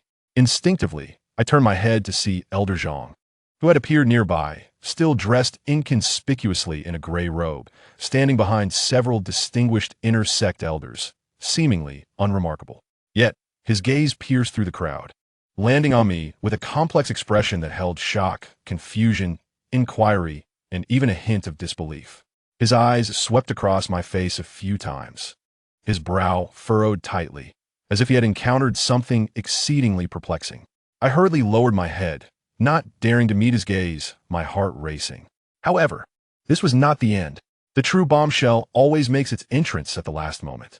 Just as the inner sect elders were about to inquire in detail about the situation, and the scene was temporarily under control, a magnificent and pure azure sword light, imbued with supreme majesty, descended from the sky like the Milky Way cascading down. It arrived at a seemingly slow pace, yet surpassed everyone's reaction speed, silently landing in the center of the courtyard. As the sword light faded, a middle-aged man clad in a simple azure robe, his countenance serene and eyes as deep as the starry sea, appeared soundlessly. He exuded no exaggerated aura, yet at the moment of his appearance, the entire world seemed to fall silent. All clamor, all unrest, all discussions came to an abrupt halt. The air grew still, and time seemed to freeze. An awe and pressure emanating from the depths of the soul enveloped everyone, compelling them to kneel in unison, including the inner sect elders and outer disciples. Greetings, sect master. The chorus was uniform, yet laced with unmistakable tremors. The sect master of the Lu Yun sect had arrived. He truly came for his crane. My mind went blank, fixated solely on this thought. Clutching the celestial crane, I knelt on the ground, my head bowed low, wishing to shrink into a speck of dust. The sect master's expression revealed no sign of joy or anger. His gaze immediately fell upon the ailing crane beside me. In that moment, I distinctly felt the temperature around us plummet several degrees. A bone-chilling coldness spread silently, causing everyone to shiver involuntarily. The sect master slowly crouched down, extending his hand to gently stroke the disheveled and filthy feathers of the crane, examining its horrific wounds. His movements were gentle and slow, yet anyone could sense the impending fury concealed beneath that calm exterior. The entire miscellaneous disciples area was utterly silent. The sound of a pin dropping could be heard. Only the heavy, tense breaths and the rapid beating of hearts filled the air. It was over. This time, it was truly over. I closed my eyes, awaiting the final judgment. After a moment of inspection, the sect master stood up slowly. He did not look at me, but scanned the crowd, his voice calm, yet imbued with an undeniable authority. Who can tell me what has transpired? Wherever his gaze fell, no one dared to meet it, all bowing their heads. Ultimately, his gaze landed upon Brother Zhang, who knelt at the forefront, trembling like a leaf. Brother Zhang nearly soiled himself, stammering incoherently, reporting to the sect master. It is the miscellaneous disciple Gong Ergu. When he returned from chopping wood today, he carried the crane. This is how it is. The disciple does not know the specifics of what happened. He perfectly shifted the blame onto me.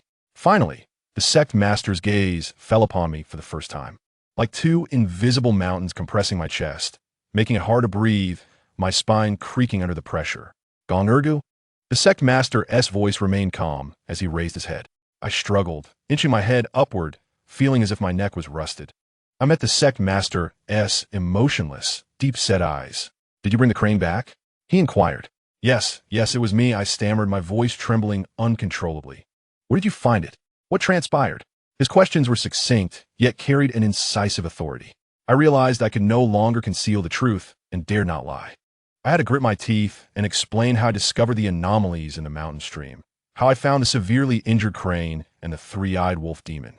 Suddenly, I recalled that I had refined the three-eyed wolf demon, leaving no trace of its fur behind. If they investigated, would it not be obvious that I was lying? If I spoke of this, I would truly be unable to clear my name even if I jumped into the Yellow River. I quickly revised my statement, claiming that when I arrived, the crane was already severely injured, likely from battling other beasts, and had frightened off the demon. After my explanation, the courtyard fell into silence once more. If I had scared off the three-eyed wolf demon and rescued the crane, how absurd would that sound? Just a mere miscellaneous disciple? This boast was even more outrageous than the last time I sold beef. The sect master remained silent for a moment, his gaze shifting back to the crane on the ground, his expression inscrutable. He seemed not entirely convinced by my words, but could not find a more reasonable explanation. He glanced around at the chaotic scene, trampled by many, and the silent disciples and elders, before finally returning his gaze to me. You, well done, he said softly. Everyone, well done. What does that mean? Is he praising my efforts to save the crane, or is it a sarcastic remark, preparing to grind me to dust? While I was bewildered, the sect master instructed an elder behind him. Take the crane to the spirit beast peak. Spare no effort in its treatment. Yes. The elder promptly stepped forward, carefully lifting the crane from beside me and swiftly departing like a streak of light. Then, the sect master turned his attention back to me and the terrified, miscellaneous disciples and outer sect members surrounding me. Today's events must not be disclosed. His voice was not loud, yet it resonated clearly in everyone's ears, carrying an unmistakable command. You may disperse. After speaking, he cast one last deep glance at me, his expression complex and inscrutable, as if he sought to discern something from my face. Ultimately, he flickered, vanishing silently like a beam of azure sword light into the horizon. The sect master had departed. Yet, the pressure he left behind and that inexplicable well done only intensified the confusion and anxiety among everyone. The miscellaneous disciples area had undoubtedly made history today. For the first time, so many prominent figures gathered here, from outer disciples to inner sect elders, culminating in the sect master himself, all congregated in this place usually scorned by even dogs. And I, Gong Ergu, had undoubtedly become famous, albeit in an exceedingly bizarre and perilous manner that no one could comprehend. I gazed at the retreating crowd, still stealing glances at me with complex expressions, my hand brushing against the hot, tattered bowl and golden dan in my pocket, feeling an overwhelming urge to cry without tears. This has truly become utterly incomprehensible. My journey within the Handyman has led me to chaos at every turn. Chapter 36. Weeping as the sword lights of the sect leader and the esteemed elders dissipated into the horizon. The tense string in the courtyard of the servants' quarters snapped with a resounding crack. The first to bear the brunt of this calamity was senior Brother Zhang, who might have genuinely believed the rumors that I had harmed Izun. How could people be so quick to spread falsehoods? I found myself bereft of explanations. The last vestiges of composure he had maintained before the sect leader were akin to a balloon that had been punctured, deflating in an instant. His legs buckled, and had it not been for Zhao Daniu's swift intervention, he would have collapsed onto the ground. To my astonishment, this usually decisive and competent Zhang, who commanded respect in our quarters, suddenly burst into tears without warning. Not mere silent weeping, but a full-throated wail that echoed with profound sorrow, as if he had suffered an immense injustice. "Oh heavens! I, Zhang Taizhu, have toiled diligently for 20 years in Luyun Sect, from a mere cleaning boy to the overseer of servants. Was it easy for me?" He lamented, gasping for breath, pounding his chest in despair, as he faced the calamity that had befallen him. It was all over. His prospects lay in ruins. As he cried, he wiped his nose and tears with his sleeve, his finger trembling as it pointed at me, his voice choked with desperation and rage. "Gong Ergu, what have I done in my past life to deserve this? Did I disturb your ancestors' graves or steal your wife? Why must you bring such misfortune upon me? You were told to work diligently, yet you rummaged through refuse. You were advised to keep a low profile, yet you engaged in brazen diplomacy. And now, you dare to bring back the sect leader's vital essence in such a deplorable state? Do you wish for my demise? Now, all the elders have seen that the immortal crane was carried out from our servant quarters, and in a bloodied state no less. The sect leader's final glance at me was like ice piercing my soul. I shall be haunted by nightmares tonight." His cries were so fervent that he seemed intent on cursing my entire lineage. The surrounding servant brothers, already frightened, were further affected by senior brother Zhang's outburst, their eyes reddening with shared sorrow, sighing in unison. The courtyard was shrouded in a dismal atmosphere, thick with the weight of impending doom. "It is over. Our servant quarters will undoubtedly face repercussions. Perhaps we will even be expelled from the mountain gates. All of this is Gong Ergu's fault. Why did he bring that thing back? Would it not have been better to let it be?" I stood alone in the center of the courtyard, enduring Zhang's accusations and the fearful glances of my peers, feeling like an irredeemable criminal, as if the ground beneath me were an abyss. Though I knew I had not harmed the crane, it was indeed I who had brought it back, and the overwhelming trouble I had invited weighed heavily on my heart. I felt a swirl of injustice, fear, and a tinge of guilt for involving others, and I too felt the urge to weep. In the servant quarters, the atmosphere was one of despair, as though the world were ending. Meanwhile, in the core area of Luyun Sect, within a magnificent hall adorned with ethereal spirit energy and white jade steps, the atmosphere was starkly different, laden with gravity. The sect leader sat in the main seat, his expression calm, yet his fingers unconsciously drummed against the armrest of his jade chair, betraying his inner turmoil. Below him, several inner door elders and stewards stood on either side, all bearing furrowed brows. The serious injury of Izun was no trivial matter. The emergence of an unknown beast capable of inflicting such a wound within the heart of the sect posed an unpredictable security threat. After a brief silence, the sect leader's gaze swept over the assembly, ultimately settling on Elder Zhang, who appeared lost in thought at the back of the hall. "Zhang Shidi," the sect leader began, breaking the silence. "You were present during the incident. What is your perspective on this matter?" The eyes of the other elders turned in unison towards Elder Zhang. This elder, often overlooked within the sect, had been summoned due to his fortuitous presence at the servant quarters. Elder Zhang seemed to awaken from a reverie, lifting his eyelids, a glimmer of discernment flashing in his cloudy eyes. He stroked his sparse beard and spoke slowly. "Honored sect leader, there are indeed many peculiarities surrounding this incident." "Oh, what peculiarities?" the sect leader inquired further. "Firstly, Hizun's strength is at the golden core stage, which means that any adversary capable of injuring him must also be a golden core beast. Moreover, as a celestial bird, Hizun possesses remarkable speed, making it nearly impossible for ordinary beasts to approach him, let alone inflict such harm. According to the description by that servant disciple, the beast's power likely approaches the level of a demonic core, far from the capabilities of regular mountain creatures. How could such a beast infiltrate the heart of our Luyun sect undetected?" The other elders nodded in agreement, their expressions growing increasingly grave. This was indeed the most significant point of concern. Secondly, Elder Zhang continued, his tone measured, as his gaze seemingly wandered to the dome of the hall.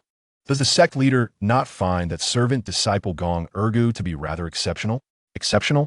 A stern-faced elder from the punishment hall snorted dismissively. "A lowly servant with mediocre talent, whose luck is merely fortuitous, is hardly remarkable. What makes him special? Does Elder Zhang believe that such a servant could injure Izun?"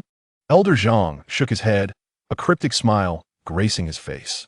"Not at all. You have misunderstood. I do not suggest that he possesses the ability to injure Izun. Rather, I am alluding to the peculiar nature of his fate. Fate? The sect leader raised an eyebrow, intrigued.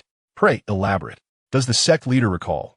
Elder Zhang continued leisurely, that prior to his entry into the sect, this disciple's father gifted me 5 head of cattle?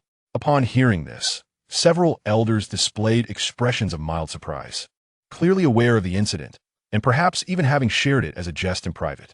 Subsequently, this disciple managed to procure a unique delicacy of braised beef during his time in the servant quarters, which drew the interest of both inner and outer disciples. And now, when Izun faced such peril, it just so happened that he was passing by and saved the day. Elder Zhang enumerated these points, his tone calm. Yet the expressions of the elders began to shift noticeably. Given this sequence of events, it seems rather coincidental, perhaps even eerie, that this Gong Ergu has been at the center of so many peculiar happenings. Are you suggesting, the sect leader's gaze sharpened, that there may be hidden secrets surrounding this disciple, or that he is merely a pawn of greater forces? With this statement, the atmosphere in the hall grew increasingly tense. Elder Lee from the punishment hall interjected sharply. If that is the case, why not immediately detain this servant disciple and conduct a thorough interrogation? We should search him and investigate all his possessions. The truth will naturally come to light. You have misunderstood. That is not my intent. We merely need to visit the location he mentioned to ascertain the truth, Elder Zhang replied unhurriedly. The elders began to confer quietly among themselves, acknowledging that Elder Zhang's reasoning held merit. The sect leader finally nodded slowly. Elder Zhang has indeed considered this thoroughly. We shall proceed as you suggest. The matter concerning Hizun shall be addressed with utmost urgency by the Spirit Beast Peak, with all necessary resources prioritized. The defense patrol will be overseen by the punishment hall and Elder Lee, who will double the vigilance and investigate all recent anomalies. As for that servant disciple Gong Ergu, we shall first visit the place he spoke of. At this moment, completely unaware of these developments, I remained in the courtyard of the servant quarters, listening to Senior Brother Zhang's relentless weeping and cursing, pondering whether it would be less painful to flee now or to wait for the sect leader's emissaries to come and end it swiftly. My journey in the Xianmen has indeed become increasingly thrilling. Not only has the punishment hall set its sights on me, but even Elder Zhang has taken a personal interest.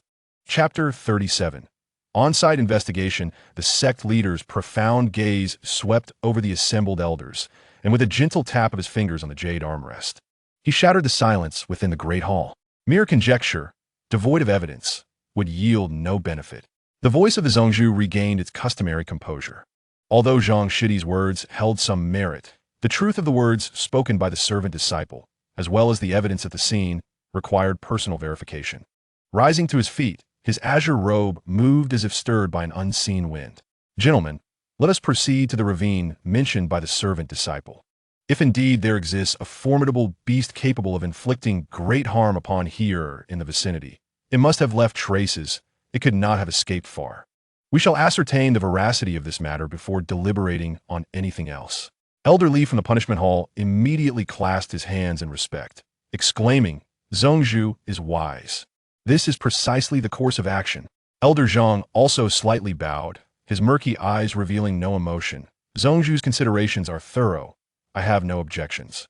With a flick of his sleeve, the Zhongzhu conjured a gentle azure light that enveloped several core elders and stewards within the hall. In the next instant, they transformed into streaks of brilliant light, silently darting out of the grand hall, racing towards the back mountain of the servants' quarters with astonishing speed, yet attracting little attention from the other disciples.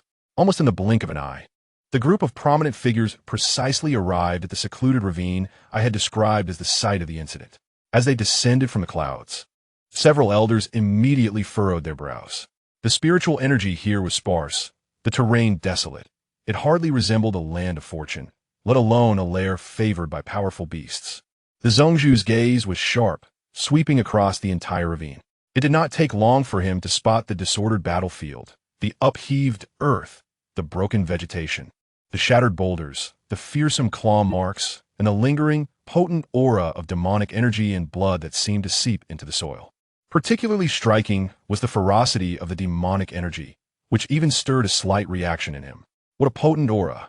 Elder Lee's expression shifted as he crouched down to examine a deep claw mark embedded in the rock. His countenance grew grave. Such destructive force could not have been wrought by an ordinary spirit.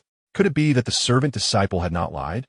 Another elder, skilled in tracking and investigation, closed his eyes for a moment to sense the surroundings, then suddenly opened them, pointing towards the depths of the ravine. The remnants of demonic energy are strongest over there.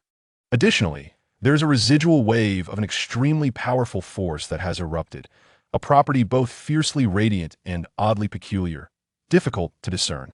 The Zhongzhu said nothing, stepping towards the low-lying area.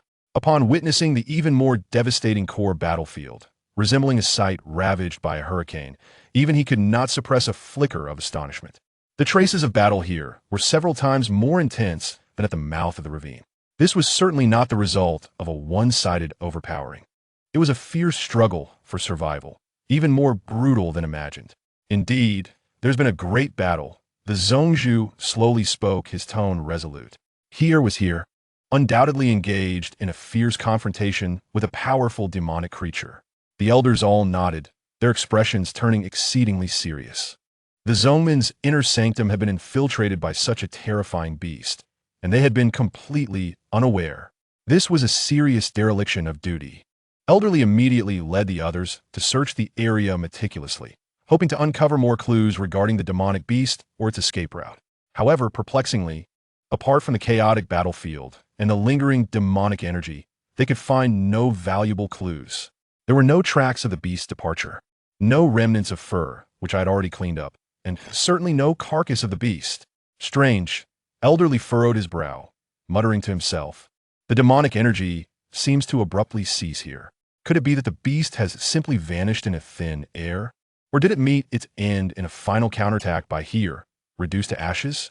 Yet, even I find this speculation unlikely. Surely there would be some remnants left behind? Elder Zhang, meanwhile, wandered slowly through the most central area of the battlefield, his keen gaze meticulously scanning every inch of the ground, his nose occasionally twitching as if trying to capture the peculiar energy remnants lingering in the air. The Zhongzhu observed the reactions of the others and spoke in a deep voice. What have you found? Any discoveries? Elder Li, bearing a look of shame, replied. In response to the Zhongzhu, aside from confirming that a tremendous battle indeed occurred here, the demonic beast appears to have vanished without a trace. It is truly unfathomable. The Zhongzhu remained silent for a moment, his gaze sweeping once more over the disordered ravine before he spoke slowly. There are indeed some gains. At the very least, we have verified that the words of the servant disciple were not false. Here was indeed ambushed here. Whether the beast has escaped or perished, it signifies that our Lu Yunzong's defenses are not impenetrable. This is a warning. He turned his attention to Elder Li. The punishment hall must immediately increase personnel, using this as the epicenter to expand the search radius thoroughly. No trace should be overlooked. Simultaneously, all checkpoints and formations within the sect must be re-examined to prevent such incidents from occurring again. Understood. Elder Li promptly accepted the order. The Zhongzhu then looked towards Elder Zhang. Zhang Shidi, you seem to have made another discovery? Elder Zhang stood up, brushing the dirt from his hands, regaining his usual calm demeanor, shaking his head, merely some unfounded conjectures, lacking substantial evidence. I dare not speak recklessly. Perhaps it is merely my own illusion. He cleverly concealed his past thoughts. The Zhongzhu regarded him with a discerning gaze, choosing not to pursue the matter further, simply stating, in that case, let this matter rest for now. Our priority is to fully attend to here and bolster our defenses. As for the servant disciple, the Zhongzhu pondered briefly. Let it be noted that he has earned a merit. Had he not risked his life to bring here back, the consequences would have been unimaginable. We shall discuss other matters later. Upon hearing the Zhongzhu acknowledge my perilous rescue of here and reward me with merit, the expressions of several elders shifted. Notably, Elder Li opened his mouth as if to say something, but upon surveying the battlefield, he swallowed his words. The facts spoke for themselves. The scene could not be faked. My chance encounter, seeing only the celestial crane, although seemingly absurd, had, in the face of undeniable evidence, become the most reasonable explanation. After all, no one would believe that a mere servant could partake in such a high-level battle. Thus, amidst the varied contemplations of the elders, this grand investigation came to an end. The prominent figures transformed into streaks of light once more, leaving behind an air of heightened vigilance and a group of bewildered, searching disciples. Little did they suspect that the vanishing beast, at that very moment, was nestled comfortably within a servant disciple's embrace, lying discreetly in a broken bowl that they would scarcely glance at. This calamity, which I had inadvertently caused, had momentarily slipped past scrutiny due to the scene's bizarre nature and the oddity of the clues. I had even unwittingly garnered merit. Of course, at that moment, I remained blissfully unaware, as Zhang Shixiang lamented and the servant brothers grumbled about me. Chapter 38. The Bestowal that night. The lamentations and sighs from the servant quarters were so profound they could have formed a river, threatening to inundate the rooftops. Zhang Shixiang's tears flowed like pearls from a broken string, never ceasing as he recounted the hardships and tribulations of his 20-year career as a servant, as if he were about to be thrust upon the execution platform the following day. The other brothers also sighed deeply, casting glances at me like I was a harbinger of misfortune. The entire courtyard was shrouded in gloom. Even the spirit pigs in the neighboring enclosure were too frightened to make a sound. I lay in bed, cradling the scalding bowl and the even hotter golden Dan, listening to the weeping outside, my eyes wide like brass bells, unable to close them for the entire night. My mind oscillated between the grotesque death of the three-eyed wolf demon, the unfathomable gaze of the Zhongzhu, the probing look of Elder Zhang, and the chilling fantasy of being bound and cast into a pill furnace, causing me to break into a cold sweat, nearly tearing the blanket apart. In the midst of this torment, dawn finally broke, as we each bore dark circles under our eyes, resembling the walking dead. Preparing to embark on yet another round of anxiety-ridden labor, a sudden authoritative cough echoed from outside the courtyard. There stood Elder Li, the black-faced elder from the punishment hall, accompanied by several expressionless disciples. It was over. They had come to arrest us. This was the collective thought that flashed through everyone's mind. Zhang Shixiang's legs gave way, nearly collapsing to the ground, his face as pale as a sheet. However, as Elder Li surveyed our group of quivering disciples, though his expression remained unchanged, his tone was surprisingly calm. Ahem, by order of the Zhongzhu, I am here to announce a matter. Everyone held their breath, awaiting the final judgment. Elder Li cleared his throat and proclaimed, upon investigation, it has been determined that the miscellaneous disciple, Gong Ergu, discovered the severely injured crane on the back mountain and risked his life to rescue it. Despite the perilous circumstances, his loyalty is commendable, and he has rendered service to the sect. Everyone, including myself, was taken aback. Had my ears deceived me? Elder Li continued, therefore, the sect leader has decreed, all disciples of the miscellaneous division, loyal to their duties, who indirectly assisted, shall each receive 1 merit point, 10 low-grade spirit stones, and 1 Guyuan Dan. Silence ensued, as if the world had come to a standstill. Then, an eruption of immense, incredulous joy shattered all sorrow and fear. The cheers that erupted from the miscellaneous division nearly shook the walls of the courtyard. 1 merit point, and spirit stones and pills. Guyuan Dan. I had never consumed one before. Thank you, sect leader. Thank you, Elder Li. Brother Ergu. No, Gong Shixiao. You are our blessed star. Brother Zhang's expression was the most remarkable. It shifted from extreme fear and despair to overwhelming ecstasy, causing his facial muscles to contort as if he could both cry and laugh at once. Eventually, he bowed deeply towards Elder Li, his voice choked yet filled with excitement. Thank you, sect leader. Thank you, Elder Li. I, as a disciple, shall certainly serve with utmost dedication until my last breath. Elder Li seemed somewhat unsettled by this sudden fervor, clearing his throat and gesturing for silence.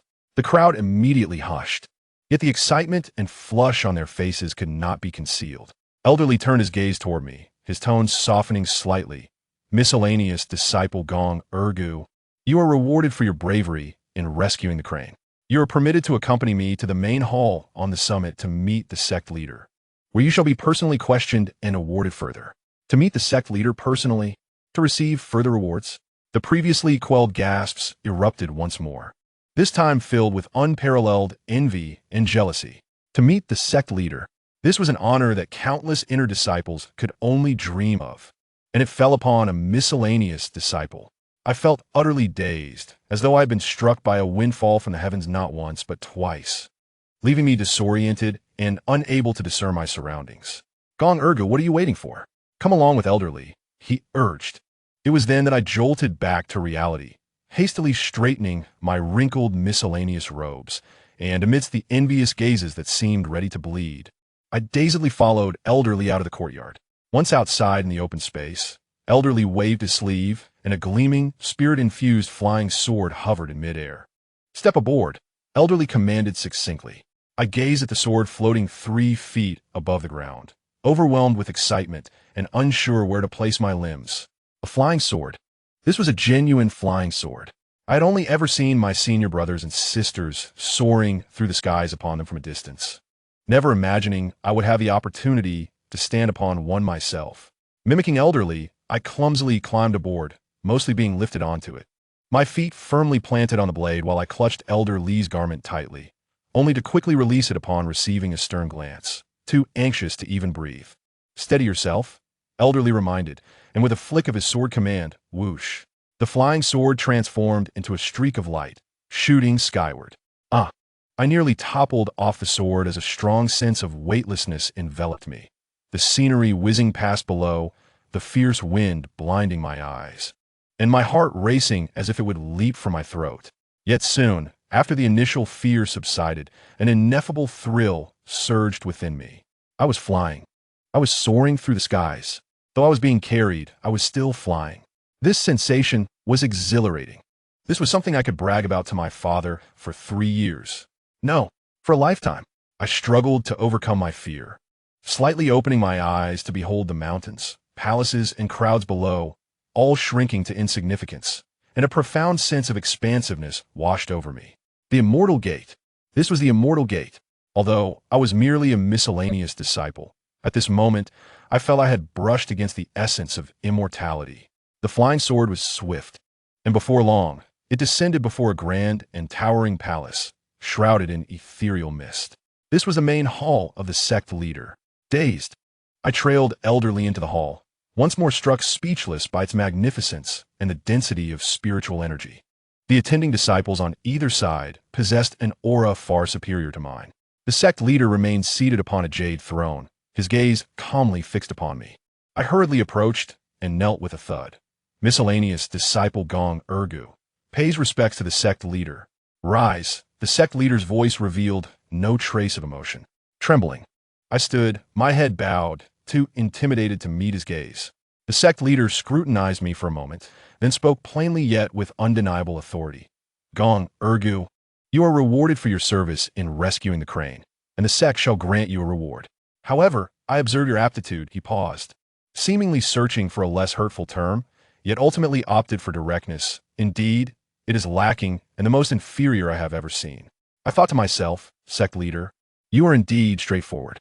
Even with a miraculous item like the 9-turn Shisui Dan, it would be difficult to alter your inherent mediocrity." The sect leader continued, unfazed. "Moreover, this pill is elusive and the sect lacks it." The flicker of hope that had just ignited in my heart, what if the sect leader generously granted me one, was instantly shattered by his words. Well, it was as I had anticipated.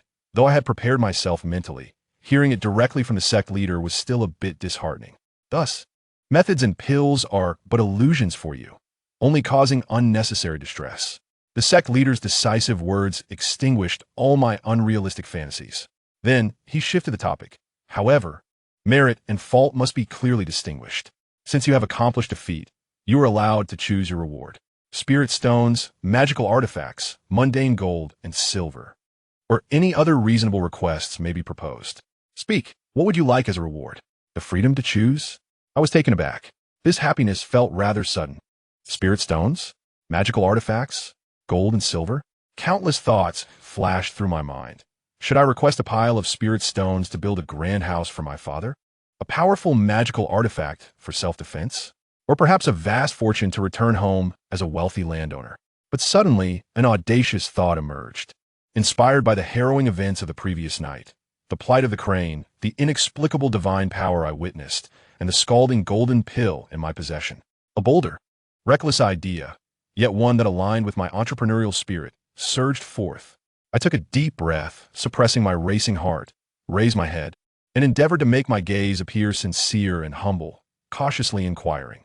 "Sect leader, I humbly desire nothing but a small request." "Speak."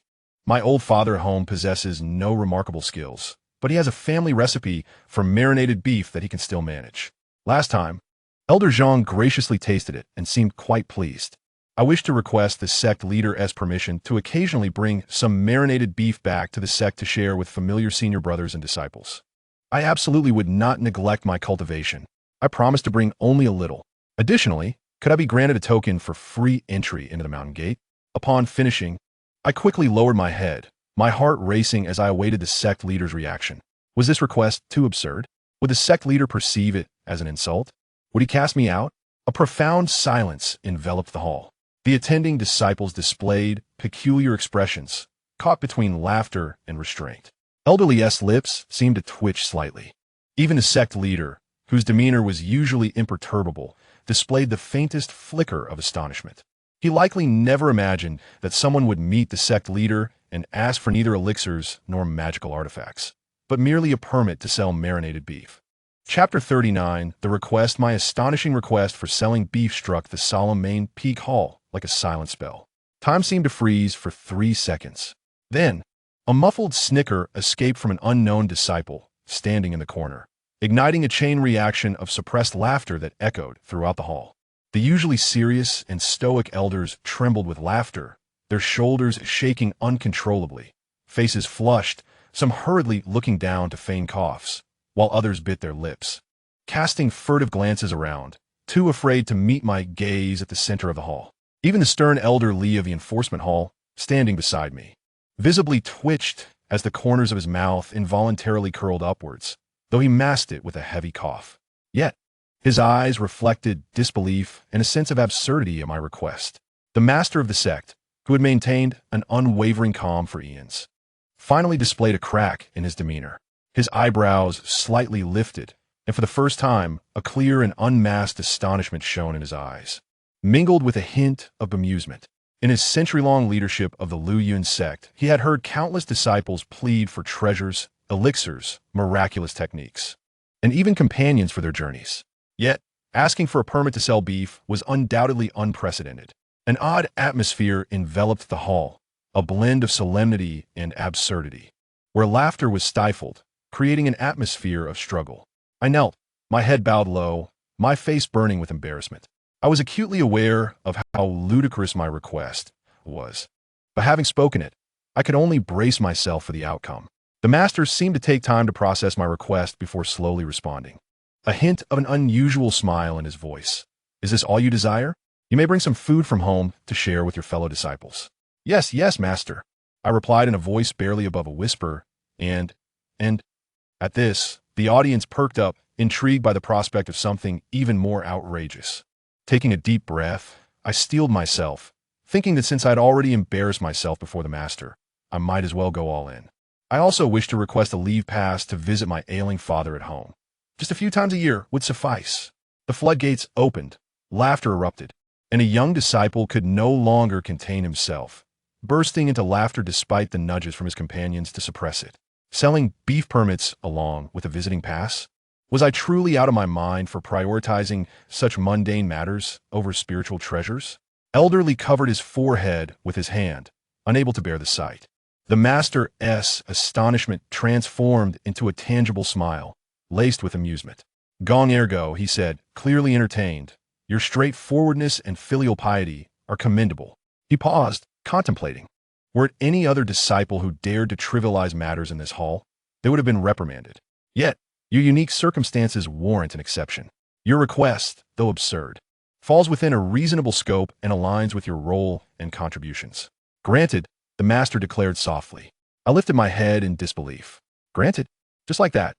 The master gestured to a nearby disciple, who, suppressing his laughter, hurried to a table, laying out fine silk and swiftly inscribing 2 distinctive permits. Soon, 2 extraordinary permits were presented before me. One was a heavy iron plaque stamped with the Lowliest sect's golden seal, stating that I, Gong ergo, was permitted to bring a limited amount of homemade beef into the sect to share with fellow disciples. Note, trading is allowed, but must not interfere with cultivation. The other was a solid, smooth green pass inscribed with the words family visit and intricate runes, infused with faint spiritual energy. clearly superior to the simple notes given by Senior Brother Zhang. "Thank you, Master. Thank you for your grace," I exclaimed, bowing repeatedly, nearly overwhelmed with joy. It was worth it. This entire night of embarrassment was worth it. With these two items, I, Gong, ergo, would be recognized as an official beef supplier in Immortal Sect. I could also visit my father at any time. The master chuckled at my glee, waving his hand. "Go, and may you not forget your original intentions. Take care." "Yes, yes. I shall remember your teachings, Master." I cradled the iron plaque and the pass as if they were treasures, feeling giddy as I followed the still chuckling elderly back onto the flying sword. On the journey home, as the wind whipped past me, my heart felt as warm and bright as a small sun. Today, Gong Argu, have achieved something. Who would dare say that bringing back a celestial crane was a disaster? It was a blessing, a tremendous blessing. Senior Brother Zhang, wait for me to show you my treasures. Let's see if you still cry. Zhao Danyu, get ready to enjoy my beef. Plenty for you. Father, your son has made it. I have obtained the Master's official approval. Our Gong family's beef business is finally set to expand beyond Gongjia village and into Immortal Sect. Though my path in this celestial realm has been crooked and filled with fortuitous encounters, it seems I consistently manage to turn misfortune into fortune. Perhaps I truly am someone blessed with great fortune? As I reveled in these thoughts, the flying sword beneath me felt remarkably steady and smooth. It was many years later that I would come to understand the profound implications behind the Master's words and Elder Zhang's complex gaze. But at this moment, all I felt was the blueness of the sky, the freedom of the wind, the brightness of the future, and the promising prospects of a beef business. Chapter 40, The Oddity, as Elder Li's flying sword descended above the yard of the miscellaneous disciples, the moment it touched down. The crowd below erupted into a buzz of excitement, their gazes converging on me like searchlights. I was almost swept off my feet as Elder Li hastily dismounted, as if he had completed an arduous task and had no desire to linger. In a flash, he vanished, leaving me to face a throng of eager disciples. "Igu, you're back. Gong Shi Xiao, what did the Master bestow upon you? Show us.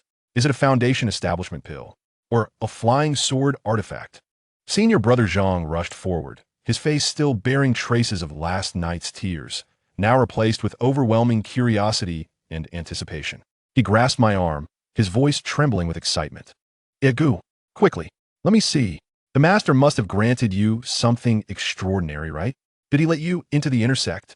Zhao Dinyo and the other miscellaneous disciples swarmed around, their voices a cacophony of envy and admiration, eyes glinting with desire. "Yes, yes, Gong Shi Xiao. You're one of the inner disciples now. Don't forget us. Let's touch it. Just let us touch the inner disciple's pass. Your cultivation method. It must be top tier. Ergo, lend us a hand in the future."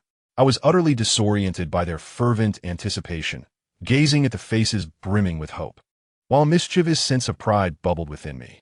I deliberately cleared my throat twice, adopting a demeanor of nonchalance, as if concealing my merits and fame, and slowly retrieved an item from my pocket. All eyes widened, breaths were held, and necks craned, fearful of missing any detail. I first produced a heavy, azure token inscribed with the words Tan Qin, shimmering with vitality. "Behold this," I said, shaking the token. The crowd paused, leaning in for a closer inspection. A Tan Qin token? Brother Zhang's expression of excitement froze momentarily, and he questioned, "What does this mean? Why would the sect leader grant you a Tan Qin token?" "Oh, I see. It must be to allow you to return home at ease to prepare and then enter the inner sect in grandeur, correct? This is a preemptive benefit." "Exactly." Others chimed in, weaving their own logic. I stifled a laugh and leisurely produced a jade slip adorned with the sect leader's golden cloud seal. "And this as well." The crowd hurriedly gathered to scrutinize the jade slip.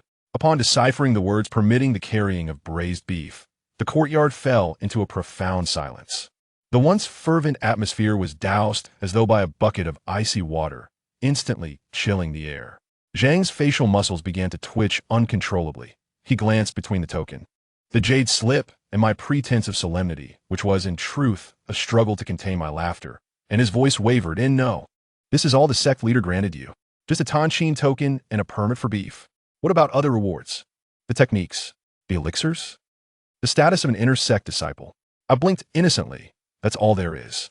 The sect leader said my aptitude is too poor. Any techniques or elixirs would be wasted on me. So he permitted me just these two requests. As my words fell, the entire miscellaneous workers area erupted. This was not a joyful explosion, but one of collective despair. Oh my heavens! Brother Zhang let out a heart-wrenching wail, slamming his thigh in anguish, wishing to smash his head against the ground. Gomer go! You foolish spendthrift! You absolute imbecile! He spun in circles, his finger nearly poking my nose, an audience with the sect leader. A once-in-a-lifetime opportunity. You settled for this.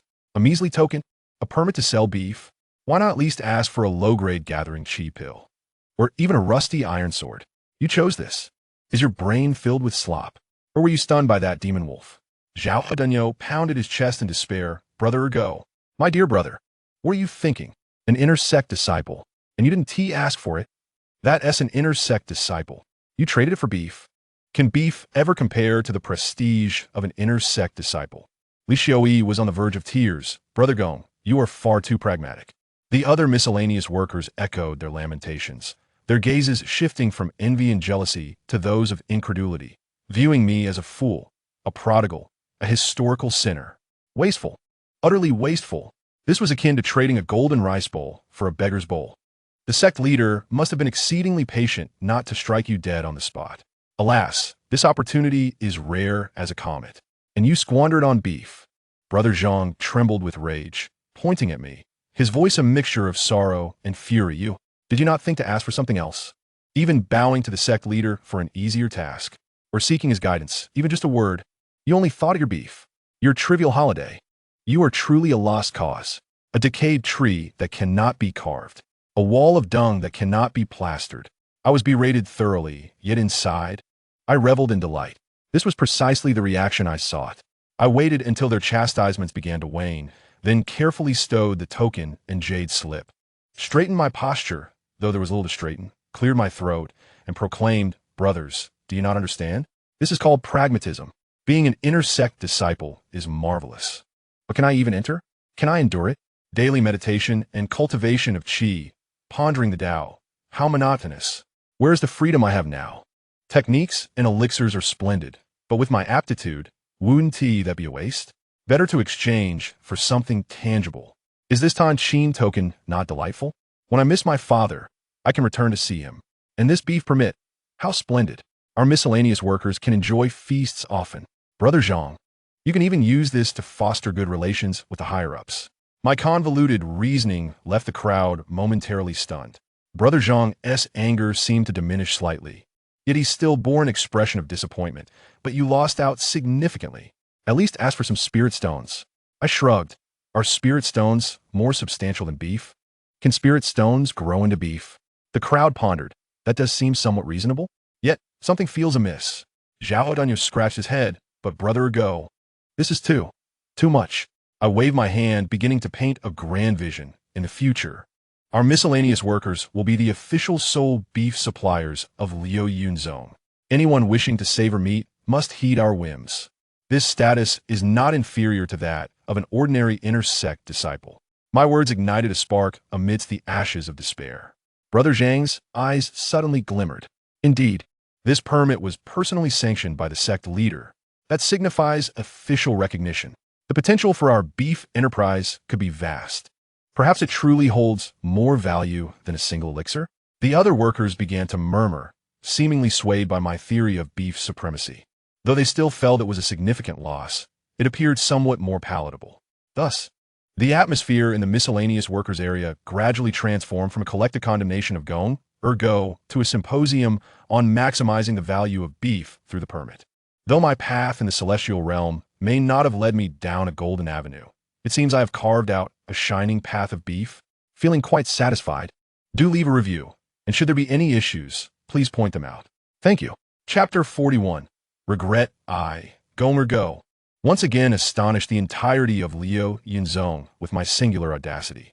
However, this time, it was not due to my retrieval of an injured celestial crane, but rather because of my unprecedented and likely unparalleled choice of reward from a sect leader.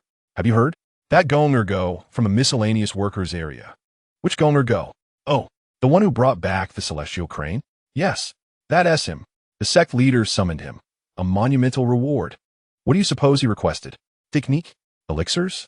Or perhaps an immediate entry into the inner sect? Nonsense. He asked for a Tanshin token and a permit to sell beef? What? Absolutely true. The miscellaneous workers area now possesses the sect leader's jade slip as evidence. A special franchise. My heavens, is he a fool?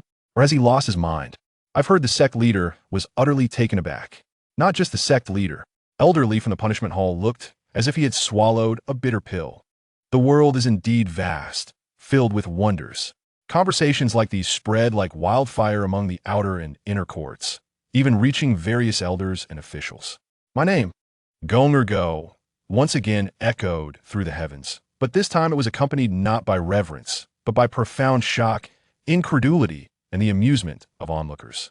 I had nearly become the greatest joke and cautionary tale of Liu Yunzong for the year.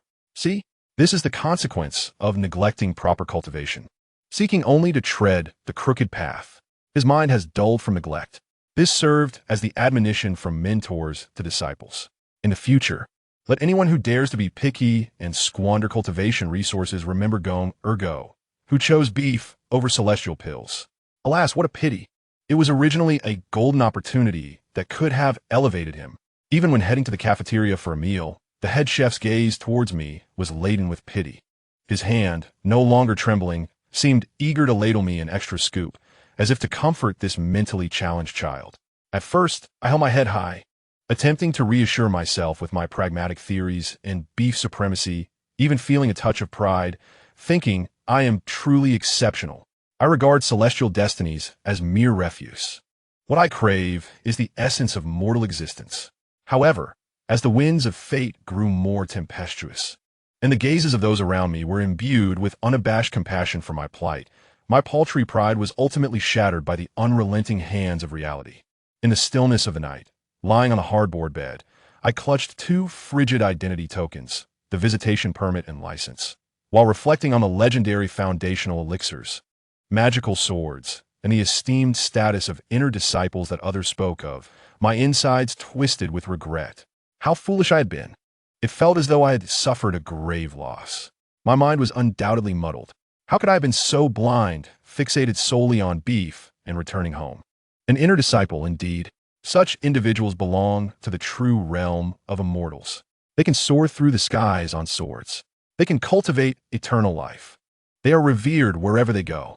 And here I was, having exchanged that for a mere ticket to sell beef and magical artifacts. Even the most inferior ones could serve as protection. Surely they are better than this capricious bowl I now held. Elixirs, even if I could not consume them myself. Selling them could yield a fortune. The more I pondered, the more I felt the sting of loss. Wishing I could travel back in time and slap myself across the face. In my frustration, I buried my head in the pillow, rolling on the bed in lamentation, crying out for my inner disciple status, my magical artifacts, my elixirs, all exchanged for beef. Zhao Adaniu, disturbed by my commotion, sleepily inquired, "Ergu, what's wrong?" I bellowed in despair. I dreamt I was a complete fool. Time and again, I impulsively considered rushing to the main peak, kneeling before the sect leader, and weeping profusely in repentance. Master, I was wrong.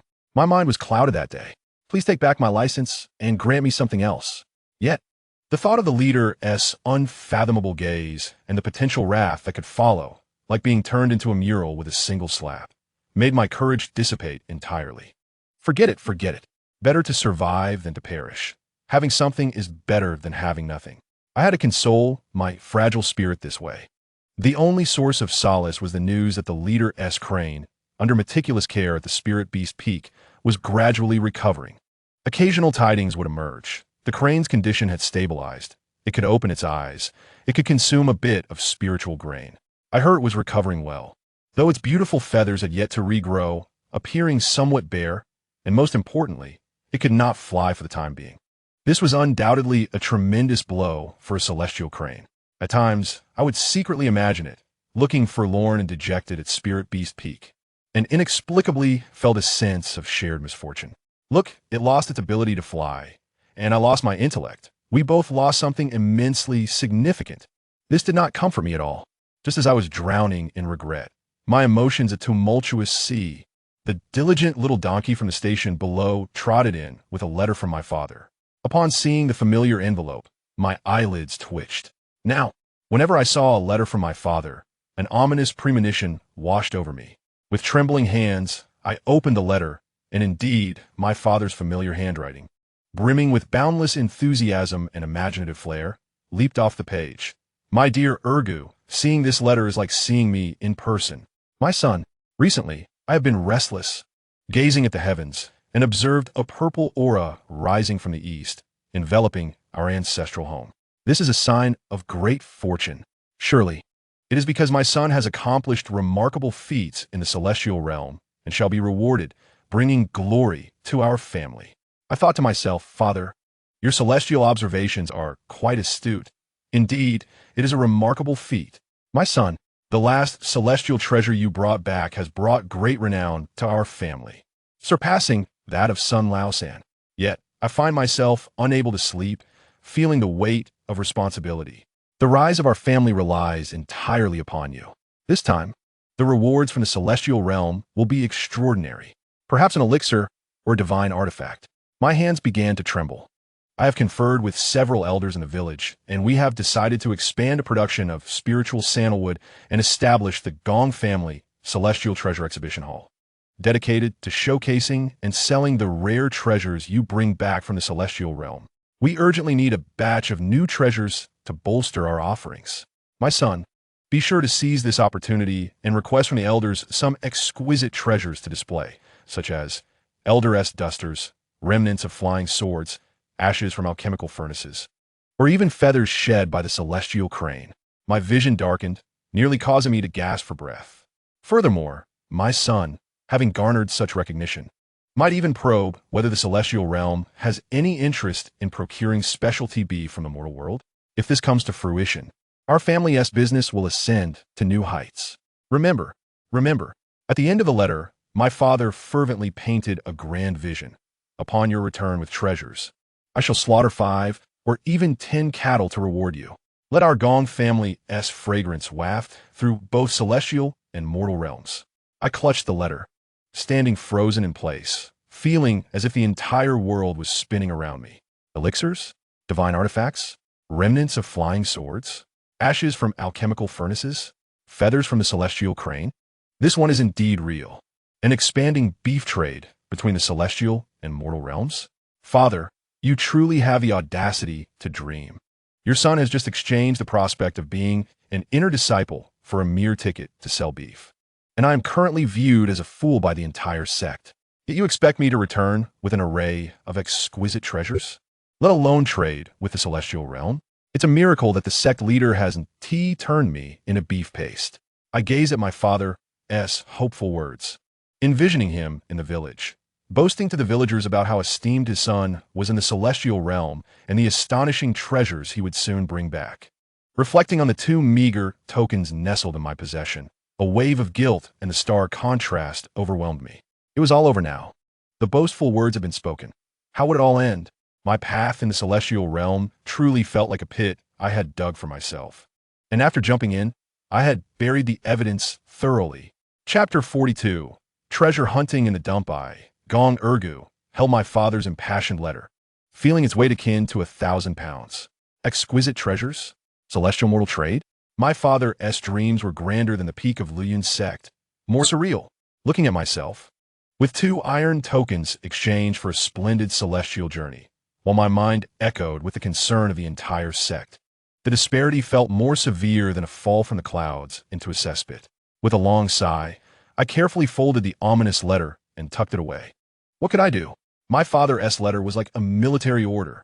Although this order was akin to asking me to fetch the moon, I had to ponder whether I could reflect some light upon it with a spittoon. Exquisite treasures? Elders' dusters? Remnants of flying swords? Ashes from alchemical furnaces? Feathers from a celestial crane, which I truly possessed. Where could I find these? Would I resort to thievery? I would likely be subdued by the law enforcement disciples before I even reached the elders. After much contemplation, the only viable option seemed to lead me back to that familiar yet shameful place, the massive dump outside the sect, also known as the waste disposal area. where treasures, or rather, junk, are recovered. Indeed, it was the same place where I had previously found some peculiar stones and wooden pieces, which my father had deemed celestial treasures.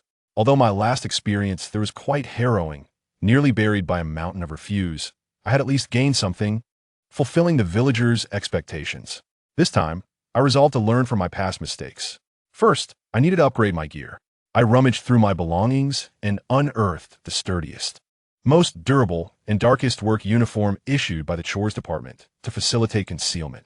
This outfit, usually reserved for mucking out latrines, would be sacrificed for the sake of treasure hunting. Next, I focused on facial protection. The lesson from my last encounter, where I had inhaled a mouthful of dust, was too profound to forget. I found a thick cloth and covered my mouth and nose, leaving only my eyes peering out, darting around restlessly. After much contemplation, I retrieved the leftover scraps from Zhao Dinyo's straw hat, awkwardly placing them atop my head in an attempt to obscure my brows and eyes. Finally, I armed myself with a standard issue large bamboo basket and a long-handled dung fork. Oh no, I mean a treasure-finding fork. This tool was far superior for rummaging through refuse than my bare hands. Glancing into the dim copper mirror within the room, I couldn't help but marvel. One could hardly recognize this figure, swathed like a bear preparing for a heist, as Gongda Tsongming, renowned in the Luyun sect. Yes, my disguise was impeccable, and my plan was in motion. I steeled myself, taking advantage of the waning daylight and sparse crowd, to stealthily slip out of the servant quarters, heading towards the vast expanse of hope beyond the sect. The setting sun cast an eerie golden hue over the garbage dump, where various discarded alchemical residues, torn talismans, and dull fragments of spiritual stones lay scattered, mingled with the bones of unknown beasts, emanating an indescribable amalgamation of scents. I inhaled deeply. Oh, the cloth obscured my nose, rendering it futile. Never mind, time to get to work. I brandished the dung fork, the treasure-finding fork, and began my diligent labor. My eyes scanned each piece of refuse like a searchlight, mentally reciting my father's procurement list. A dust brush, preferably with a few hairs. Fragments of flying swords with a metallic sheen. Perhaps this dark substance here? Just as I was bent over, laboriously extracting a somewhat charred piece of metal from a pile of discarded medicinal dregs, a voice behind me suddenly broke the silence, tinged with surprise and uncertainty. Is that you, senior brother Gong Ergo, from the servant quarters? I was struck as if by lightning. My grip nearly faltered, almost dropping the artifact remnant onto my foot. Who recognized me? How could they discern my identity in this guise? Was it some sort of supernatural insight? I stiffly turned around, resembling a rusty marionette, to find two young individuals clad in outer sect disciple attire, gazing at me with a mix of curiosity and tentative excitement. Their expressions were complex, surprise, confusion, and a hint of the thrill one might feel upon encountering a legendary figure.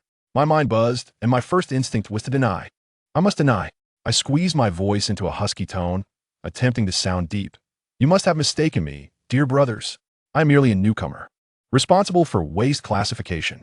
As I spoke, I instinctively lowered my head further, wishing to bury my face in the refuse pile.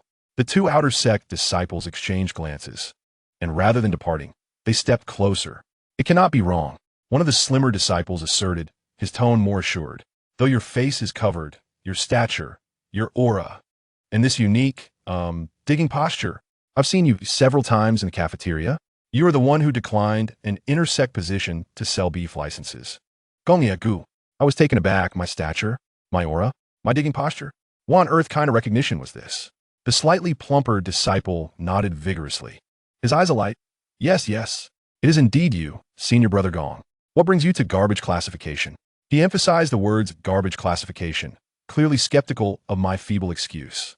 My cheeks burned with embarrassment, fortunate that the fabric concealed my face. This was it. My reputation, albeit already somewhat foolish, was irrevocably tarnished, caught red-handed scavenging by outer sect disciples. I stammered, searching for a crack in the ground to hide in, or perhaps I might just bury myself in the nearby medicinal dregs. Then, a more alarming event transpired. Perhaps the minor commotion had attracted attention, or perhaps the disciples of Luyun's sect were simply in need of entertainment post-dinner. I noticed several figures approaching from a distance. What What's happening over there? Is someone present? Let's go take a look.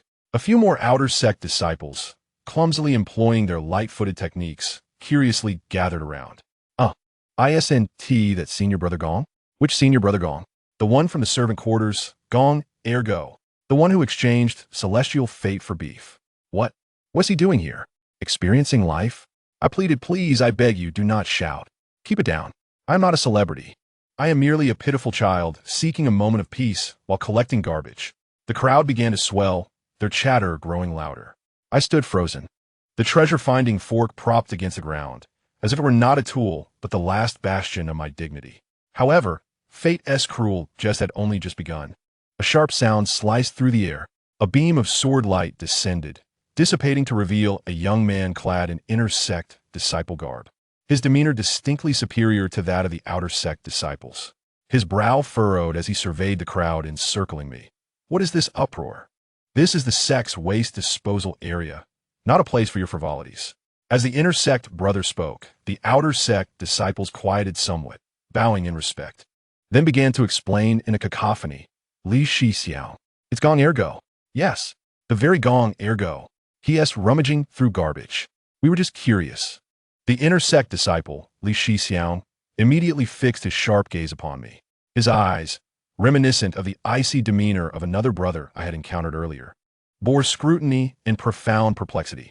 He appraised me from head to toe, his gaze lingering on the fabric obscuring my face, the slanted straw hat, and the dung fork in my hand. I sensed a twitch at the corner of his mouth. Gong Gu, he confirmed, his tone slightly more tempered than that of the earlier brother. What are you doing here? Could I claim I was searching for a prized treasure for my family's celestial artifact showcase? Could I assert I was conducting preliminary research for my father's celestial mundane trade?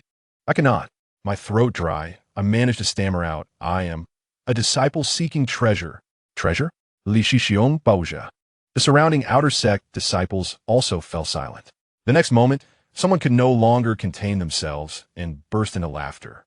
This ignited a cascade of mirth, as laughter erupted all around, teasing and reveling in the absurdity of the situation. Ha ha ha. Treasure. Searching for treasure in a garbage dump? Senior Brother Gong is certainly one of a kind. Could it be that amidst this refuse lies some overlooked celestial elixir? I understand now. Senior Brother Gong must have mastered a unique treasure-seeing technique, capable of discerning the true value amongst the mundane. Perhaps this is the very reason he forfeited his spot in the inner sect to seek enlightenment in the refuse. Listening to these increasingly ludicrous speculations and peals of laughter, I wished I could dig a grave for myself with the dung fork. Li Shixiang's expression also shifted. He sought to maintain the gravitas of an inner sect elder. Yet the absurdity and amusement in his eyes were impossible to conceal. He cleared his throat twice. Silence. Gong ergo, what treasure have you unearthed? I felt despair wash over me, and with a heavy heart, I reluctantly raised the twisted metal piece I had just excavated. This item has lost its spiritual energy.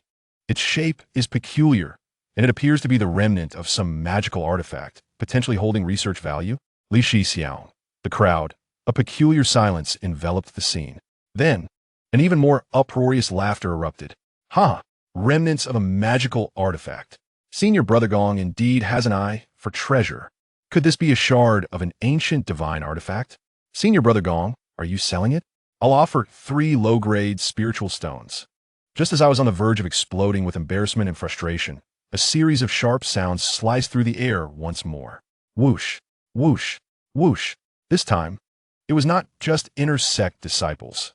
A venerable elder, riding a healthy celestial crane, had also arrived.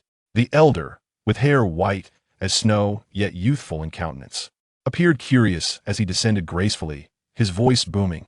What is the cause of such a commotion? Li Shizi, why are so many gathered here? Oh, is it not Gong ergo? Even the elder was stirred, and he accurately called out my name. I felt darkness cloud my vision as the world spun around me. The speed at which the Luyun sect disseminates information surpasses even the swiftness of flying on a sword. Now it is all over. I, Gong ergo, have not only exchanged my path to immortality for beef before the sect leader, but now I find myself the subject of scrutiny as I scavenge for treasures in a garbage dump. I can almost foresee the headlines of tomorrow's sect newspaper. Shock. The beef immortal Gong Urgu abandons his path to immortality, digs through rubbish today. Is this self-destruction or a unique Tao heart? In-depth analysis. The unconventional cultivation journey of the disciples of menial tasks, exploring the philosophical connection between garbage dumps and beef shops. The sect leader's appointed franchisee suspected of economic crisis, forced to pan for gold among waste. Is this a twist of human nature or a moral decline? The sound of my manure fork clattering to the ground echoes through the joyous atmosphere, yet it strikes my heart like a death knell. It is finished. The illustrious reputation of Gong Urgu, if I ever had one, is now thoroughly buried beside this heap of refuse. I can feel the curious, mocking, and bemused gazes of my peers, along with the scrutinizing stares of the intersect seniors and elders, questioning whether this youth has truly gone astray in his cultivation. The notion of diving into the garbage heap seems futile, under the watchful eyes of so many, should I truly take that plunge. Tomorrow's epic joke of the Lowliest sect would be updated to, unable to bear the insult, the beef immortal buries himself in alchemical waste. Last words, this is the great Tao. Thunder magic? I doubt any of my seniors would be so kind. What to do? What else can I do? I, Gong Urgu, possess no remarkable talents, save for the resilience of my skin, which is thickened after numerous blows. Since I cannot evade this situation, I shall boldly continue to play my part. Yes, I am not rummaging through garbage. I am on a treasure hunt. This is a unique form of cultivation, a practice that pierces through the illusion, directly pointing to the heart, a concept of transforming waste into treasure in the spirit of environmentalism. I take a deep breath, almost suffocated by my mask, and I strive to straighten my back, which is hunched in shame, adopting a tone as profound as possible, tinged with a sense of enlightenment amidst the drunkenness of the world, as I bend down to pick up the manure fork. No, the divine treasure-hunting pickaxe. Clear in my throat, I cast my gaze across my fellow disciples, despite their laughter. Esteemed seniors and elders, my voice, muffled by the thick fabric, attempts to maintain composure. The great Tao encompasses myriad paths, all leading to the same destination. Though this place may be forsaken, all things possess spirit, each imbued with profound truths. The remnants of a pill or herb reveal the gains and losses of alchemical mastery. Fragments of talismans and tools provide glimpses into the intricacies of runecrafting. To seek true knowledge amidst this chaos, to refine one's character, is it not a joy? Silence. An absolute silence. Even the wind seems to have ceased, leaving only the peculiar aroma of the garbage heap wafting through the air. Everyone is frozen, their smiles frozen in place, their expressions shifting from that of amusement to one of bewilderment at this fool who speaks in riddles. The intersect senior, surnamed Lee, has a twitch at the corner of his mouth. The elder in charge of affairs pauses, hand mid-stroke of his beard, his eyes filled with confusion. Is this lad attempting to deceive me? Yet I have no evidence to the contrary. Seizing the opportunity before they can react, I resolve to commit fully to this performance art. I must act swiftly, unearthing something that could possibly fool my father, and then immediately escape this grand scene of social demise. I turn away from their gazes, raising my treasure-hunting pickaxe like a devout prospector, plunging once more into the noble endeavor of rummaging through refuse. This time, I throw myself into it with even greater fervor, reciting incantations as if in study. This piece of medicinal residue is charred black, yet within it lies a trace of crimson. Clearly, the practitioner was anxious while managing the fire, and thus overcooked it. A failure, but one with significant warning. In truth, it is merely a charred piece of carbon. This fragment of jade, its edges smooth yet marred by cracks. Evidently, it was tempered at too low a temperature, rendering its internal structure unstable. A pity, a pity. It serves as a cautionary example, a shard of broken tile. Oh, this withered vine bears an intriguing pattern, seemingly infused with a faint essence of wood spirit. Could it be a tendril of some rare, spiritual herb? Allow me to observe closely. A dry branch. I immerse myself in the act, nearly bursting forth with a lecture on the past lives and lessons of each piece of refuse. The crowd, initially roaring with laughter, now stands aghast. The atmosphere shifting into something bizarre. Whispers begin to circulate. What he says seems to hold a modicum of truth. Nonsense. That is merely a burnt stone. Yet his earnest demeanor does not seem feigned. Could it be that scavenging truly leads to enlightenment? Surely not. Have we overlooked a new form of cultivation? Just as I am drenched in sweat, mainly from urgency and embarrassment, nearly a loss for words, my peripheral vision catches sight of several figures approaching from afar. It is the menial workers. They must have caught wind of the commotion and come to witness the spectacle. Leading them is our manager Zhang, a savior. Manager Zhang, quickly, take me back. Just say the menial workers' restroom is clogged and urgently requires my attention. Find any excuse to whisk me away. My heart cries out in desperation as I cast a pleading gaze in his direction. Manager Zhang sees me, notices my ludicrous attire, the manure fork in my hand, the treasures in my basket, and the throng of onlookers surrounding me, both outer and inner sect disciples, including an elder. His expression shifts dramatically. First shock, then disappointment, followed by profound embarrassment and a resolute desire to distance himself. I clearly see our gazes meet in the air for a brief moment. Save me. Pleading eyes. Manager Zhang. Complex gaze, ultimately firm. I do not know him. Then, this superior who once seemed somewhat responsible naturally raises his hand, feigning to scratch his forehead. And then, in an exceedingly natural manner, turns to leave, as if merely passing by, hastening his steps, almost breaking into a run, not even glancing back to acknowledge the elder. He has fled. He has fled. He didn't even salute the elder. Manager Zhang, have you sold me out so decisively? Wasn't the menial workers division supposed to be a family? Wasn't cultivating a heart supposed to be of utmost importance? Has your heart sunk into a dog's belly? My last glimmer of hope extinguished, I am filled with a mix of sorrow and anger. Yet my hands refuse to pause, transforming my grief into vigor as I dig even more fervently. Perhaps my sincerity, or perhaps my desperation, has moved the heavens. Just as I thrust my manure fork into a sticky heap of unidentifiable refuse, something reveals itself beneath. It is a palm-sized object, entirely black, resembling an inkstone yet riddled with cracks, devoid of any spiritual energy, and even missing a corner. It is so profoundly dark, so unremarkable, that it could be lost among a pile of coal. Yet its weathered appearance, its mysterious fissures, and the sense of decay it exudes, as if holding countless years within, is precisely it. This aura, this appearance, it is tailor-made to be the centerpiece of my father's Gong's immortal treasure exhibition. It clearly possesses a story, an ancient artifact. I suppress my excitement, carefully prying it loose with my manure fork, feigning to blow off the dust, then cradling it in both hands, gazing at it against the sunset and the onlookers, examining it intently, brow furrowed as though pondering some supreme truth. As I pondered over this object, my voice extended in a drawn-out manner, its hue as dark as ink and its touch chilling to the fingers. The fissures seemed to echo the celestial arrangement of the stars, and surely this missing corner was a remnant of some cataclysmic battle, although its spirit had long since dissipated. The weight of history enveloped me. Marvelous, truly marvelous. I rambled on, all the while secretly observing the reactions of those around me. Once again, silence fell over the group. Each person craned their necks, striving to discern any traces of the celestial arrangement and the epic clash from the grimy, shadowy inkstone in my grasp.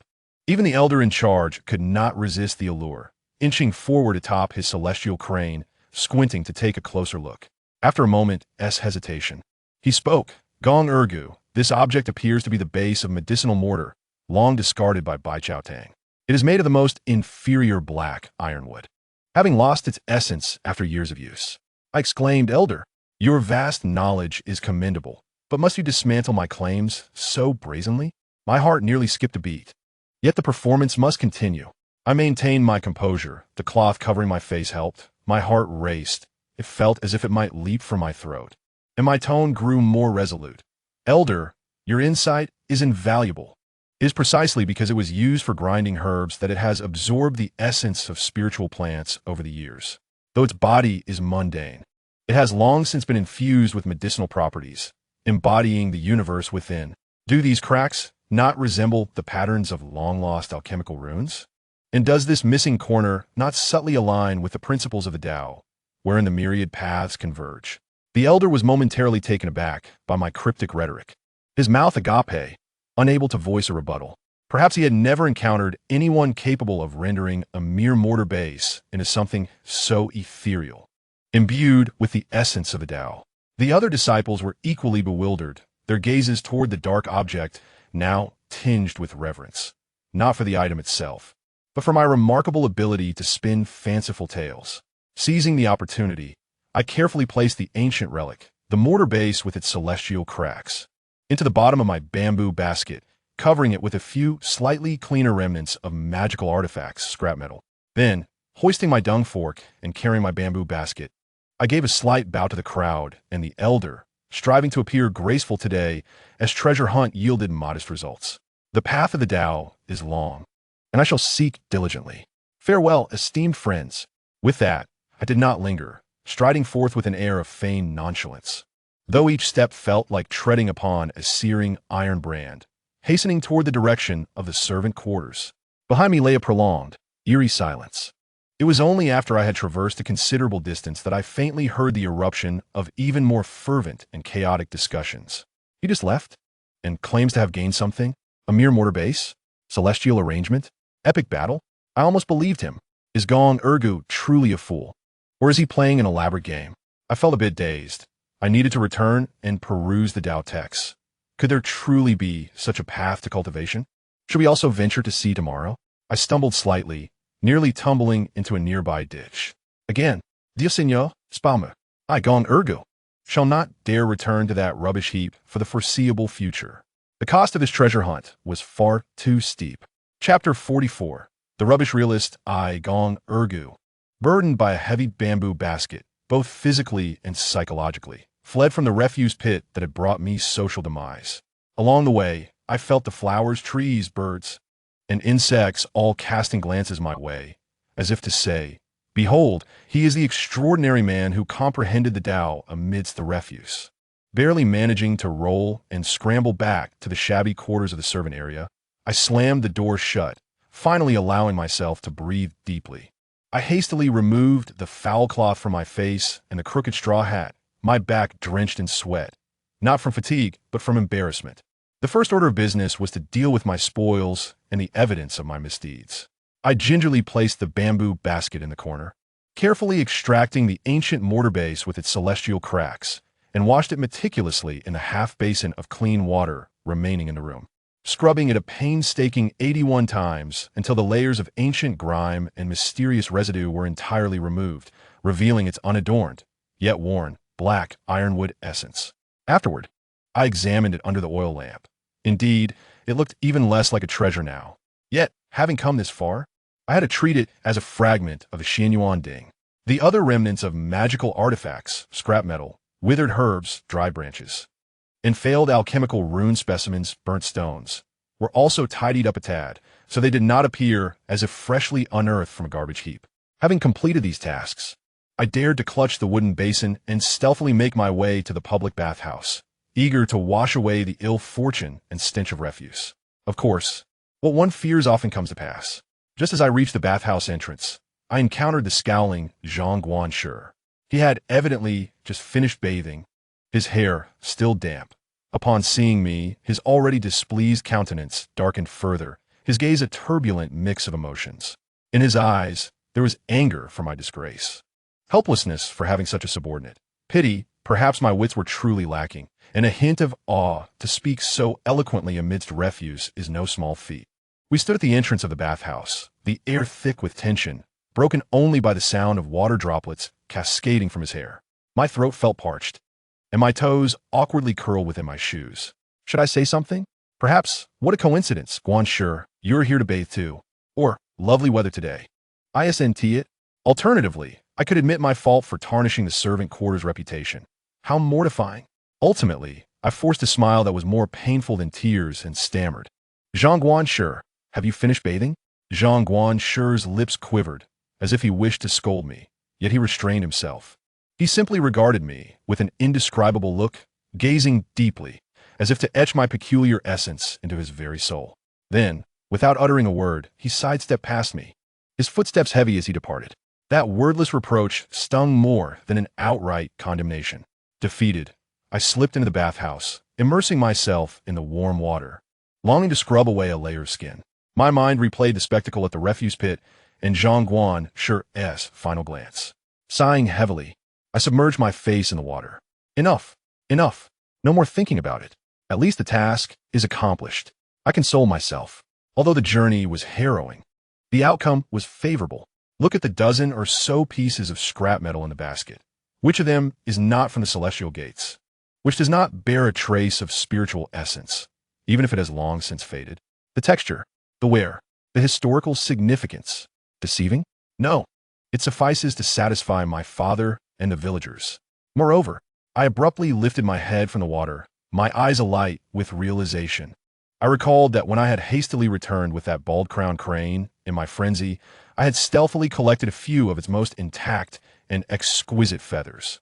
At the time, I thought they must be valuable, and later, in my anxiety during the sect leader's summons, I had forgotten. Those are genuine celestial crane feathers. The beloved of the spirit beast Peak's master. The very essence of the sect leader's mount. Displayed in the exhibition hall, their value would soar. What black ironwood mortar? That must take a back seat. This is the true hard currency, the ultimate treasure. With this thought, a wave of relief washed over me, and I felt a surge of contentment. This trip to the refuse was not in vain. My social embarrassment was not for naught. It was worth it, truly worth it. Once cleansed, I returned to my modest dwelling, meticulously packing away my treasures, especially those celestial crane feathers, wrapping them in soft cloth for safekeeping.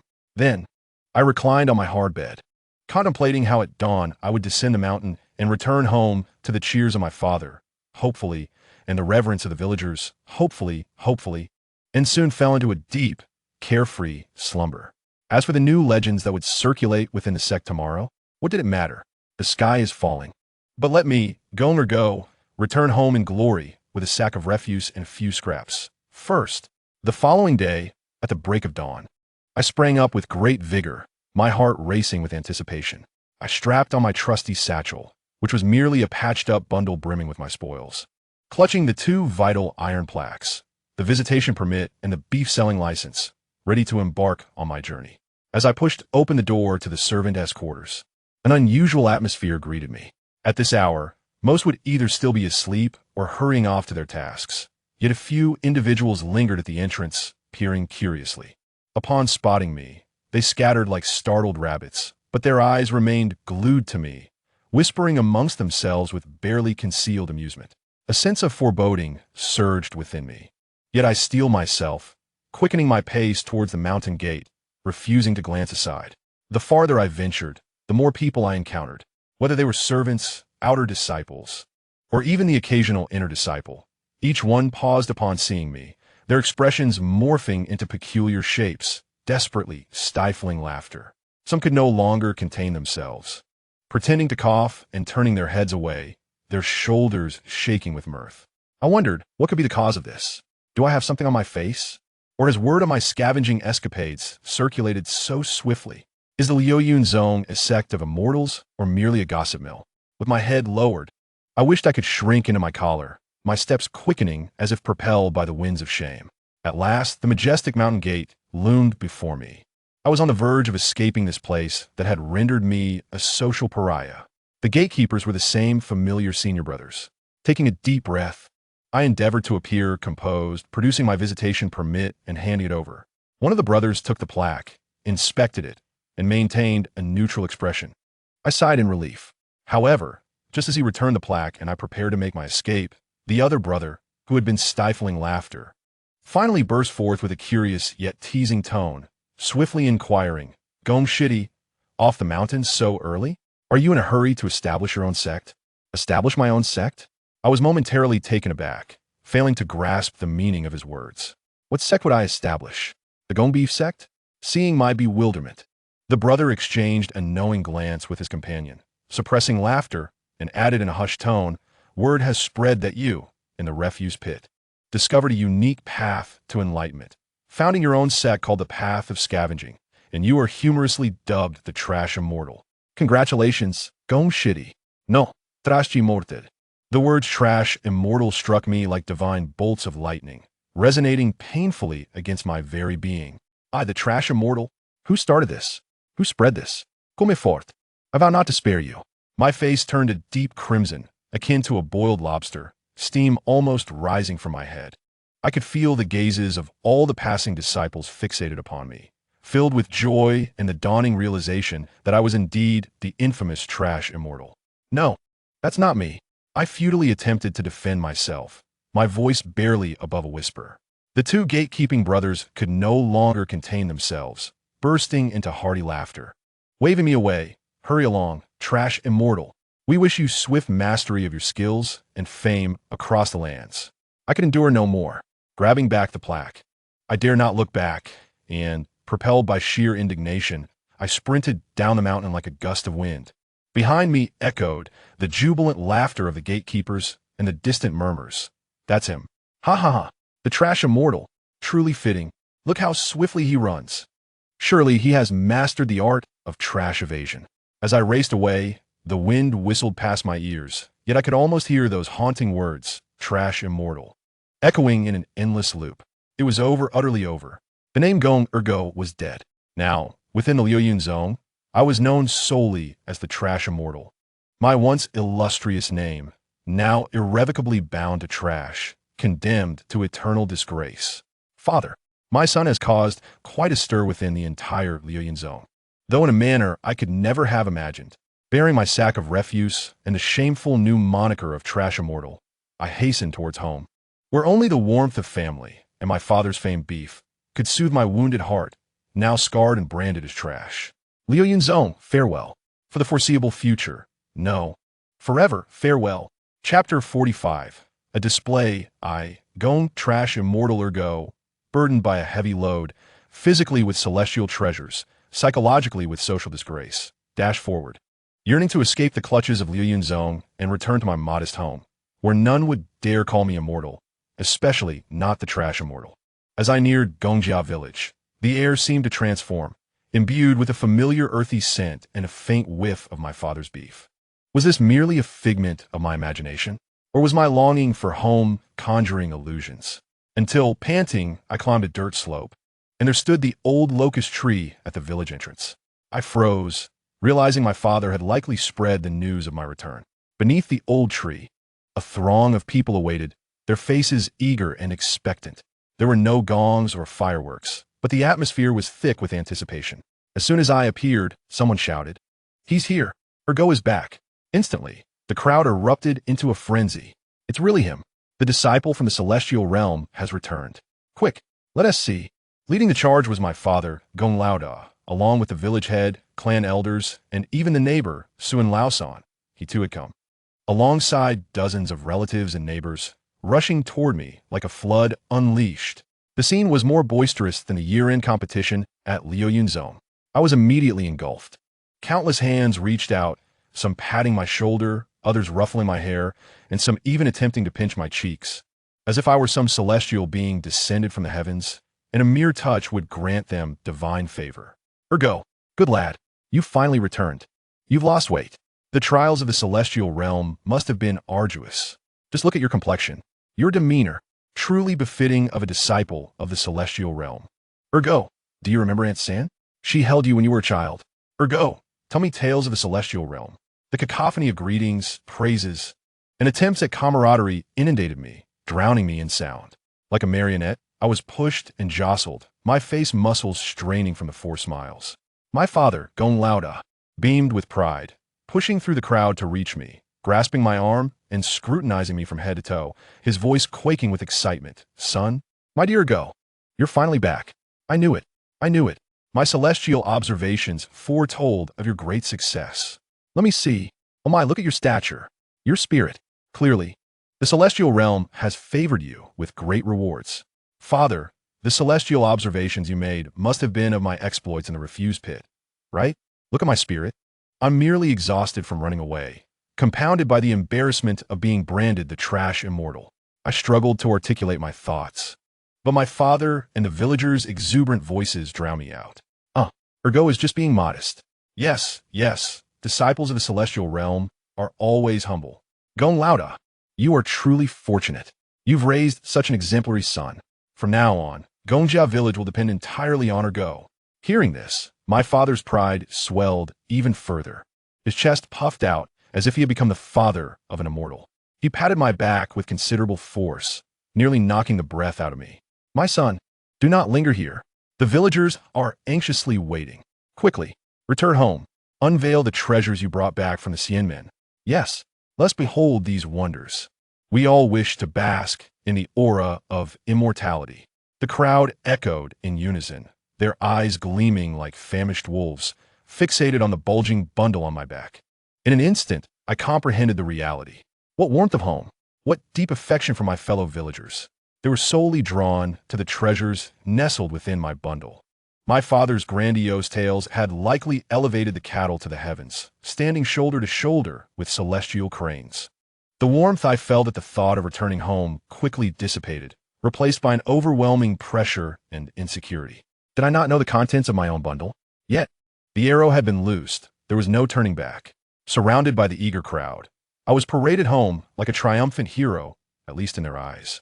Amidst the fervent clamor, though there were no actual gongs or drums, the atmosphere was charged of celebration. Upon arriving at my family's courtyard, it was besieged, with visitors trampling the threshold. My father, as if summoning a deity, ushered me to the large wooden table in the center of the yard, typically used for butchering beef. With a grand gesture, he proclaimed, "Son, reveal the treasures." All eyes swiftly converged on my bundle. The atmosphere fell into a hushed silence, punctuated only by heavy breaths and expectant gazes. My hands trembled slightly as I swallowed hard. Was it too late to claim I had merely returned to visit family? Without any treasures? I would undoubtedly be branded a swindler by the enthusiastic villagers. There was no choice but to press on. Drawing a deep breath, I endeavored to recall the otherworldly demeanor I had assumed the previous day while impressing the crowd at the garbage dump. I forced a mysterious smile and, with solemnity, began to untie my bundle. The first item I revealed was a twisted metal shard, resembling the remnants of a flying sword. I gingerly lifted it and placed it in the center of the table. This, I intoned, is a fragment I serendipitously acquired while meditating on the energies of heaven and earth outside the Lienchi Hall. Observe its patterns, imbued with the essence of thunder and fire. Though fragmented, it attests to the arduous process of its crafting, demonstrating unparalleled might.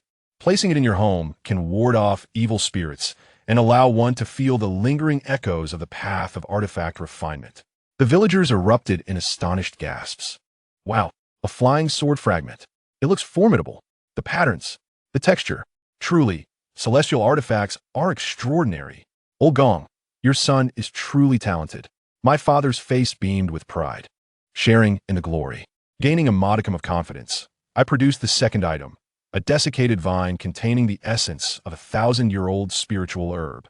This one, I explained, is a remnant from a withered herb in the Baichao garden. Although its spiritual energy is mostly dormant, one can still sense a flicker of life when held.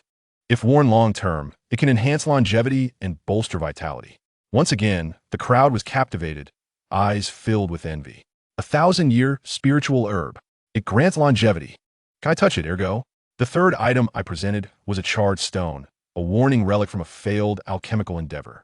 This stone records the experience of a fellow alchemist's failure. The charred areas signify excessive heat, while the red interior indicates that the medicinal properties have yet to be fully activated. Reflecting on this, it serves as a reminder for us practitioners to avoid arrogance and impatience, progressing steadily. How insightful, truly profound, murmured the villagers. The disciples of the Xianmen contemplate the depths. I continued to extract items, each time embellishing the mundane finds I had salvaged from the refuse with extraordinary origins and profound educational significance. Fragments of formation stones, mere shards of tile, beast-controlling rings, rusty iron rings, and spirit-gathering talisman papers, tattered scraps, had the villagers enthralled, their awe palpable. My father's expression radiated pride, akin to a man who had drunk 10 jugs of fine wine. Finally, the piece de resistance arrived. I took a deep breath and delicately retrieved the ultimate treasure, wrapped in layers of soft cloth, from the innermost recesses of my cloak.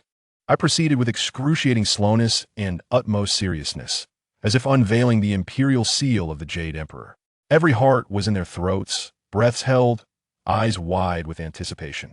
As I gradually unveiled the layers, there lay several feathers, pristine as snow, untouched by dust, shimmering faintly in the sunlight. Beautiful, elongated plumes of a celestial crane. Celestial crane feathers. Authentic celestial crane feathers. Though their owner may currently be a bit bald, it in no way detracted from their extraordinary beauty and grace. The courtyard fell utterly silent, all present struck by the purity, sanctity, and ethereal quality of the feathers. This was the treasure they had envisioned. Seizing the moment, I solemnly introduced. These are the spiritual feathers shed by the revered celestial crane, the guardian beast of the Lowliest Sect, the mount of our sect leader, infused with the essence of wind and spirit. Wearing them brings tranquility, a closeness to nature, and the ability to sense the carefree essence of the crane soaring through the heavens. Silence. An oppressive silence. Then boom, the courtyard erupted in fervor. Celestial crane feathers. The sect leader's crane. By the heavens, I have seen true celestial treasures. The luster, the spirit. Ergo, you are incredible. How did you acquire this? My father trembled with excitement, nearly moved to tears, his hands quivering as he longed to touch the feathers, murmuring, "Blessings from our ancestors. Blessings from our ancestors." The Gong family is destined for greatness. Those who previously harbored doubts about the scrap metal I had brought back were now completely convinced. With these celestial crane feathers to anchor our claims, even the shards and branches must hold extraordinary value that mere mortals cannot comprehend. Before the Gong Xianbao exhibition hall had even opened, it had already won the trust and eager anticipation of the entire village. I observed the villagers' adoring gazes and my father's expression of pride, almost reaching the heavens, as I felt the weight of the 2 heavy iron tokens in my pocket.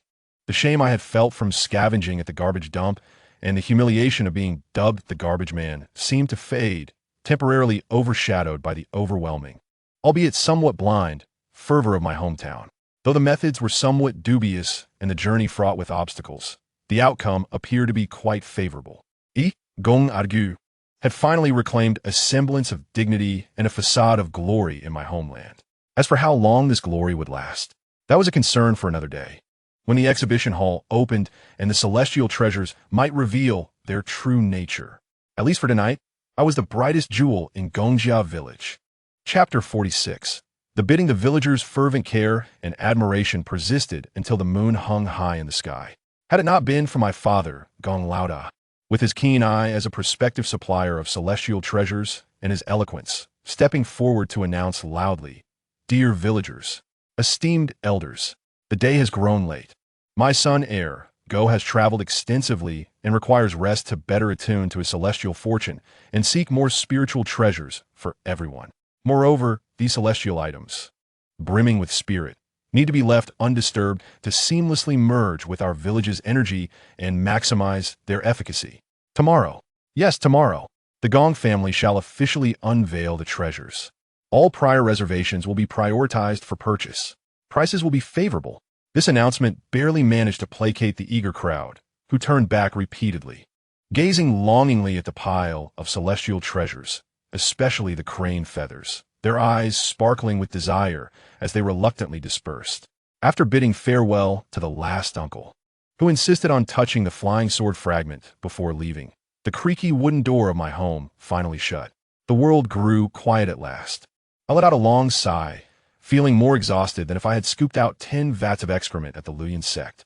I collapsed onto a bench, my bones nearly giving way. My father, however, showed no signs of fatigue.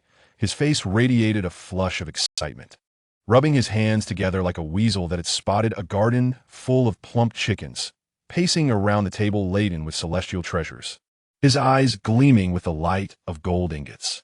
"My son, my Diegu, you are truly my fortune-bringing fairy." He picked up a dry and withered branch, savoring its scent at his nose, though it had no fragrance, and exclaimed, "Look, behold these treasures. The texture, the spirit.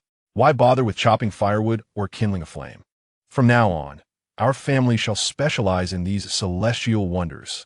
I replied, "Father, that branch was lying in the garbage yesterday. Your perspective is more distorted than the protective formation around the mountain."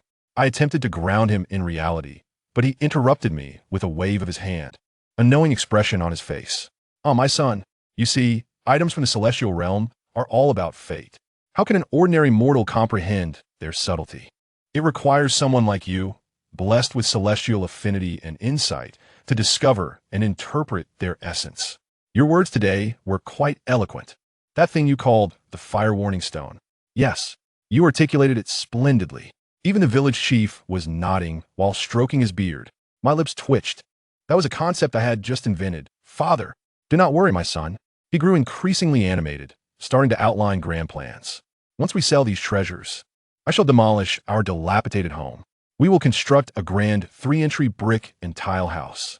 I will hang a golden sign, reading gongs, celestial treasures at the entrance. By then, you will be our chief treasure appraiser. No, rather, the true master of the store. The next time you return from a celestial realm, you won't even recognize our home. My vision blurred, and I nearly slipped off the stool. The true master of the store? And next time? Father, you truly dare to dream.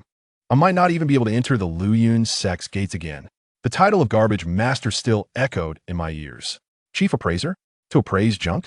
Observing my father's blissful immersion in dreams of wealth, all my attempts to explain were lodged in my throat. Let him enjoy his joy for the night. We could talk about it tomorrow. That night, I suspect my father clutched those few celestial crane feathers as he slept, while I tossed and turned in nightmares of the garbage master and terrifying visions of the true master of the store, unable to find rest. The next day, before dawn's light could fully break, our rickety wooden door groaned under the weight of expectation. Bang, bang, bang. Gong lauda. Open the door. Daylight has come. Igu. Sien tong. Open the treasures. Outside, the clamoring crowd was several times more boisterous than the evening before. I suspected the entire village, along with neighboring villagers who caught wind of the news, had gathered at our doorstep. My father and I hurriedly opened the door. Boom! The crowd surged in like a flood, instantly filling our already cramped courtyard to capacity, leaving no room to breathe. I even saw our precarious earthen wall trembling under the pressure, ready to collapse. Don't shove. Form an orderly line. Priority for reservations. My father shouted hoarsely to maintain order. Yet his face radiated joy. The scene was as chaotic as a boiling pot of porridge. I want that flying sword shard. I reserved it. Nonsense. Old Wong, you clearly reserved the Danwin stone. I'll add money. I'll offer 5 taels. No, 10 taels. That withered vine. The spirit herb withered vine. Leave me one. I found it first. Normally amiable villagers were on the verge of a brawl over those celestial treasures. My father was busy collecting money with hands that felt weary while also trying to mediate disputes, thoroughly enjoying the chaos. Those pieces of scrap metal were snatched up at an astonishing pace, the prices ranging from a few coins to over 10 taels, far surpassing their actual worth as waste. No, they were no longer waste. They were spiritual items carrying the legends of the celestial realm and hopes for longevity. Soon, only a few dazzling white celestial crane feathers remained on the table. All gazes once again heatedly converged on them, and the clamor in the courtyard fell silent, leaving only heavy breaths. My father cleared his throat, knowing the main event had arrived. He carefully lifted one celestial crane feather, as if holding an unparalleled treasure, which, in some senses, it truly was, and began his performance. Ladies and gentlemen, please quiet down. This is the grand finale treasure, the guardian spirit beast of the Immortal Sect, the mount of the sect master, the life feather of the revered celestial crane. It contains supreme wind spirit essence. The rarity of this item needs no further elaboration. He continued, in the entire mortal realm, you would be hard-pressed to find another. When my son heir Go retrieved this yesterday, it radiated with brilliance and auspiciousness. My father spoke with fervor, extolling the virtues of these feathers as if they were unparalleled, claiming that wearing them would prevent illness. Hanging them would bring peace to the household, and contemplating their meaning could extend one's life by 10 years. I was momentarily taken aback, almost believing him. The villagers were equally entranced, their eyes fixated on the feather, eager to possess it. Gong lauda. Enough with the preamble. Name your price. The village's wealthiest man, Zhao Yuanwei, thrusting his belly forward, was the first to speak, looking determined to acquire it. Yes, quickly state the price. My father squinted, extending 2 fingers and leisurely stated, such celestial affinity cannot be measured by mere gold and silver. However, as a gesture for my fellow villagers, I shall reluctantly part with it for 2. 100 taels each. No negotiations. Hiss. A collective gasp resonated throughout the crowd. 100 taels. Enough to build several large tile houses for an ordinary peasant family, allowing them to live comfortably for years. However, after a brief silence, Zhao Yuanwei declared, I offer 110 taels. True to form, he was wealthy and bold, instantly raising the bid. 110 taels for a celestial affinity? I bid 120 taels. Even the usually frugal Li Dizu was willing to part with his money. It appeared he wanted to buy it for his sickly son, hoping to ward off evil. 125 taels. 130 taels. The price soared, with bids coming not only from the village's affluent residents, but also from neighboring gentry who had rushed over upon hearing the news. The scene had transformed into a small auction. I stood dumbfounded, witnessing the spectacle. For just a few feathers from a bald crane, they could fetch over 100 taels. During my time as a servant in the Lowliest Sect, I barely saw a few coins of silver in a year. This item, within the celestial realm, might be regarded as trash by the cleaning staff. Suddenly, I realized my father might be a commercial genius, and the Lowliest Sect was, unbeknownst to me, a colossal gold mine. Ultimately, the celestial crane feather was snatched by the frenzied Zhao Yuanwei for an exorbitant price of 180 taels. He nearly wrested it from my father's hands, clutching it tightly as if it were a golden child, his expression a mix of pain and ecstasy. The other two feathers were similarly sold for 150 and 160 taels, respectively, to Li Dizu and another merchant from outside the village. My father, clutching nearly 500 taels of warm, heavy silver notes, beamed with joy, his grin stretching from ear to ear. Meanwhile, I gazed at the now empty table and the departing crowd, some satisfied while others lamented their missed opportunities, and then at our wall, which had finally succumbed to the pressure and collapsed. Amidst the swirling dust, my father, unfazed, waved his hand grandly. Good. Out with the old, in with the new. My son, do you see? This is the power of celestial affinity. Tomorrow we shall hire craftsmen, build a new house, erect a grand dwelling. I stood there, bewildered by the wind. Is it truly this simple to become wealthy overnight? All it takes is a bold claim, a willingness to believe, and a few feathers that fell from a bald crane. I touched the two cold tokens of my familial connection and beef-selling permit in my pocket. So why did I trade my inner sect disciples' quota for these items? Watching my father excitedly sketching plans for Gong's celestial treasures, and considering the now widely known reputation of the garbage master within the Lowliest Sect, I pondered how my life, straddling both the celestial and mundane realms, had become so fantastical. Chapter 47. A reluctant heart observing my father, Gong Lauda, clutching those warm silver notes, passionately gesturing at our collapsed wall and fervently outlining the grand blueprint for Gong's celestial treasures. Every wrinkle on his face radiated boundless dreams of a prosperous future. The words of caution I had poised on my lips were swallowed back down. What was the point of discouraging him? He has labored tirelessly for the better part of his life, and now, after much hardship, he has finally discovered a new avenue in life, reaping substantial rewards right from the start, albeit through somewhat questionable means. Immersed in immense joy and a sense of accomplishment, I, as his son, feel it would be utterly disheartening and unfilial to interrupt him with accusations of selling worthless goods or deceiving others. Observing him, although he is visibly excited, the bloodshot veins in his eyes and the gray hairs at his temples reveal his true exhaustion.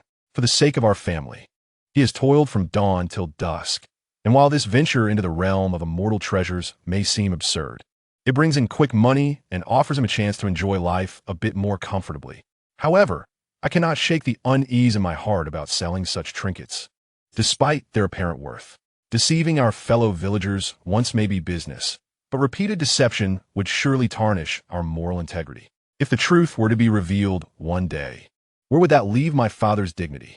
How could the esteemed Gong family maintain its standing in the village? We must possess something truly substantial, or at the very least, something that aligns with our conscience.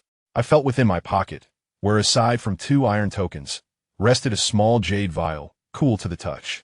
This vial contained genuine Xianmen medicinal pills, Gu Yuan Dan. How did I acquire it?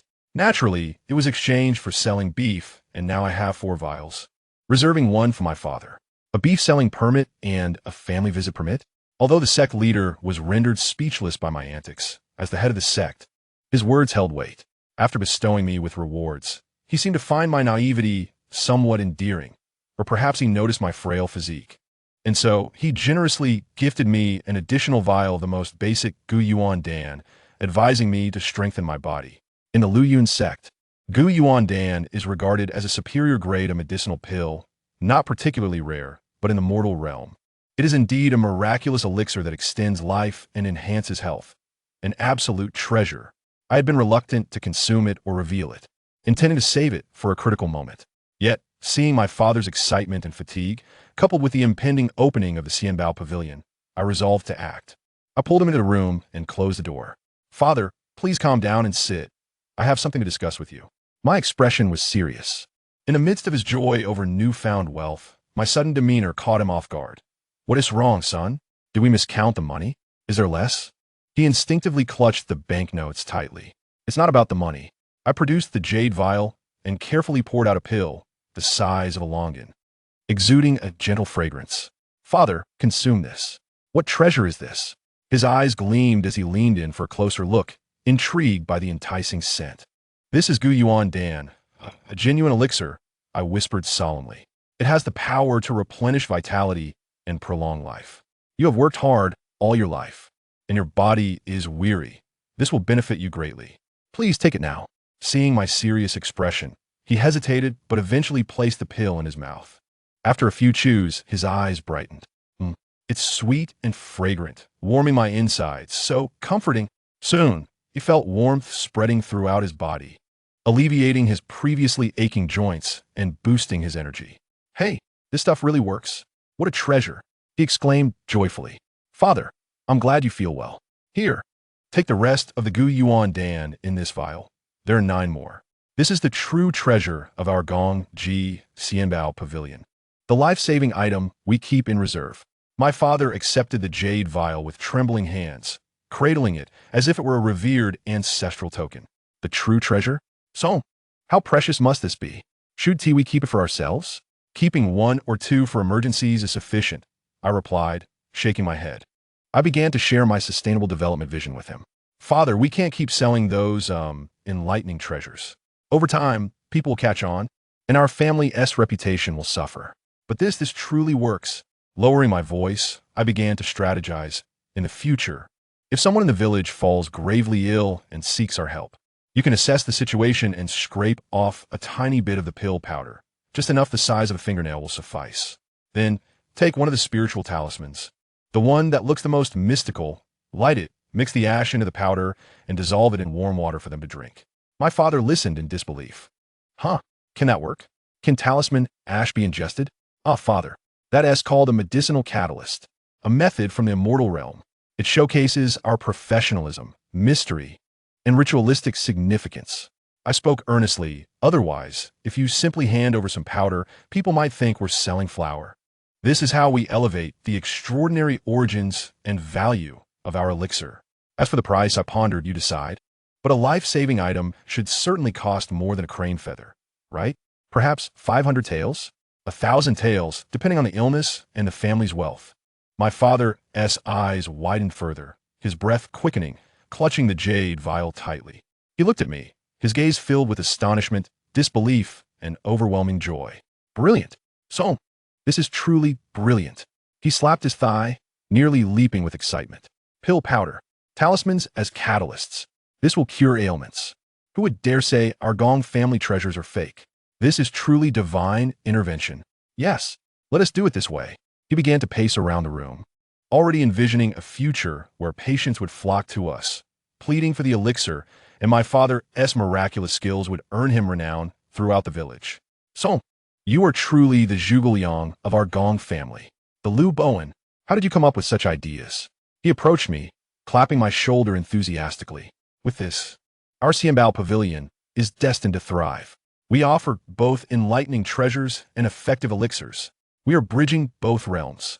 Seeing my father's renewed and even more fervent enthusiasm, now grounded by some genuine substance, I felt a sense of peace within me, although the methods still bore a hint of deception.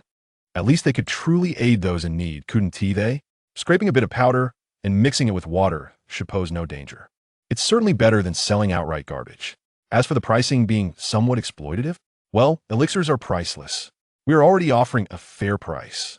Have you seen how many spirit stones a legitimate medicinal pill from Lowliest Sect sells for? Converted to silver, it's staggering. My father carefully concealed the jade vial in his innermost pocket, patting it to ensure its safety. Then, he looked at me with infinite admiration and confidence. So, the next time you return to the immortal realm, don't do anything else. Just focus on bringing back more genuine medicinal pills. As many as possible. It's up to you to elevate our Gong family. Father, do you think that is a bit too ambitious? Do you really believe medicinal pills can be exchanged like candy? Where'd I even find them? That place is now my sacred realm. And returning may risk solidifying my reputation as a charlatan. Seeing my father's determined and hopeful demeanor, I swallowed my retort. Let us take it one step at a time. At least for now, Gong Ji Xianbao Pavilion seems to possess a hint of genuine celestial essence. Even though this ethereal quality relies on the talisman ash to enhance the atmosphere. Chapter 48. Returning to the mountain gate after spending a few days at home as a wealth-bringing deity and the keeper of the store. Enjoying my father's unprecedented hospitality, with endless servings of beef, I was close to developing a bovine temperament. I ultimately had to face the reality that my family visit was coming to an end, and it was time to return to the immortal mountain that I both loved and loathed, mostly loathed. My father, Gong Lauda, now looked at me with a gaze that transcended paternal affection. It was as if he viewed me as a walking, egg-laying, and exceptionally filial deity of wealth. Upon hearing I was leaving, he immediately sprang into action, directing the newly hired short-term workers. Yes, he has begun to employ help. As I watched my father diligently pack the heavy vat of marinated beef into the specially crafted large basket he had brought, he exclaimed with a beaming face, "My son, let's take more. We must bring plenty this time." He pressed the meat down firmly while declaring, "You are now the sole bridge between our humble Gong family and the celestial realms. You are the chief supplier for Gong Ji Xianbao Ge. We must maintain our connections with the celestial sects." Observing the rapidly accumulating mountain of marinated beef, I felt my mouth twitch. "Father, that is enough. This is nearly 1,000 pounds. I cannot carry it." "Nonsense. You can definitely carry it." He waved his hand confidently. "You are a disciple of the celestial sect. You are trained for this. What is a mere 1,000 or 800 pounds? Besides, this is our sincerity. The more we have, the better our dealings. Let the celestial beings see our earnestness." I protested, "Father, do you have a misconception about celestial disciples? I am merely a menial worker, responsible for fetching water and cleaning. I am not a body cultivator." However, my father's enthusiasm and commercial foresight were overwhelming, and in the end, I found myself shouldering a veritable mountain of meat. The enormous basket, exuding a rich aroma of sauce, nearly engulfed me, leaving only my legs visible as they struggled to move beneath the weight. Yet, something peculiar occurred. As I prepared to face the familiar, overwhelming heaviness, I found it surprisingly manageable. I attempted to straighten my posture and gauge the weight. It was indeed heavy, yet it seemed within the realm of the bearable. In fact, it felt even lighter than the time I carried that feathered crane. I took a few steps. Although my movements remained labored, my breathing was steady and my back did not bend under the strain. What could this mean? Had my time at home, with ample food and rest, contributed to my newfound strength? Or did my father's marinated beef possess some hidden power, granting me increased vigor? Before I could ponder further, my father eagerly ushered me out the door. At the village entrance, a grand scene unfolded. Upon hearing that Xiantong Ergo was returning to the celestial sect, the villagers had spontaneously gathered, playing drums and gongs to send me off. The spectacle rivaled that of sending a scholar off to an official post. My father stood at the forefront, chest out and belly prominent, his voice resonant as he began an impromptu speech. "Look here, my fellow villagers. Observe closely." He patted the vast mountain of meat on my back. "This is my son, Ergo, a distinguished disciple of the celestial sect.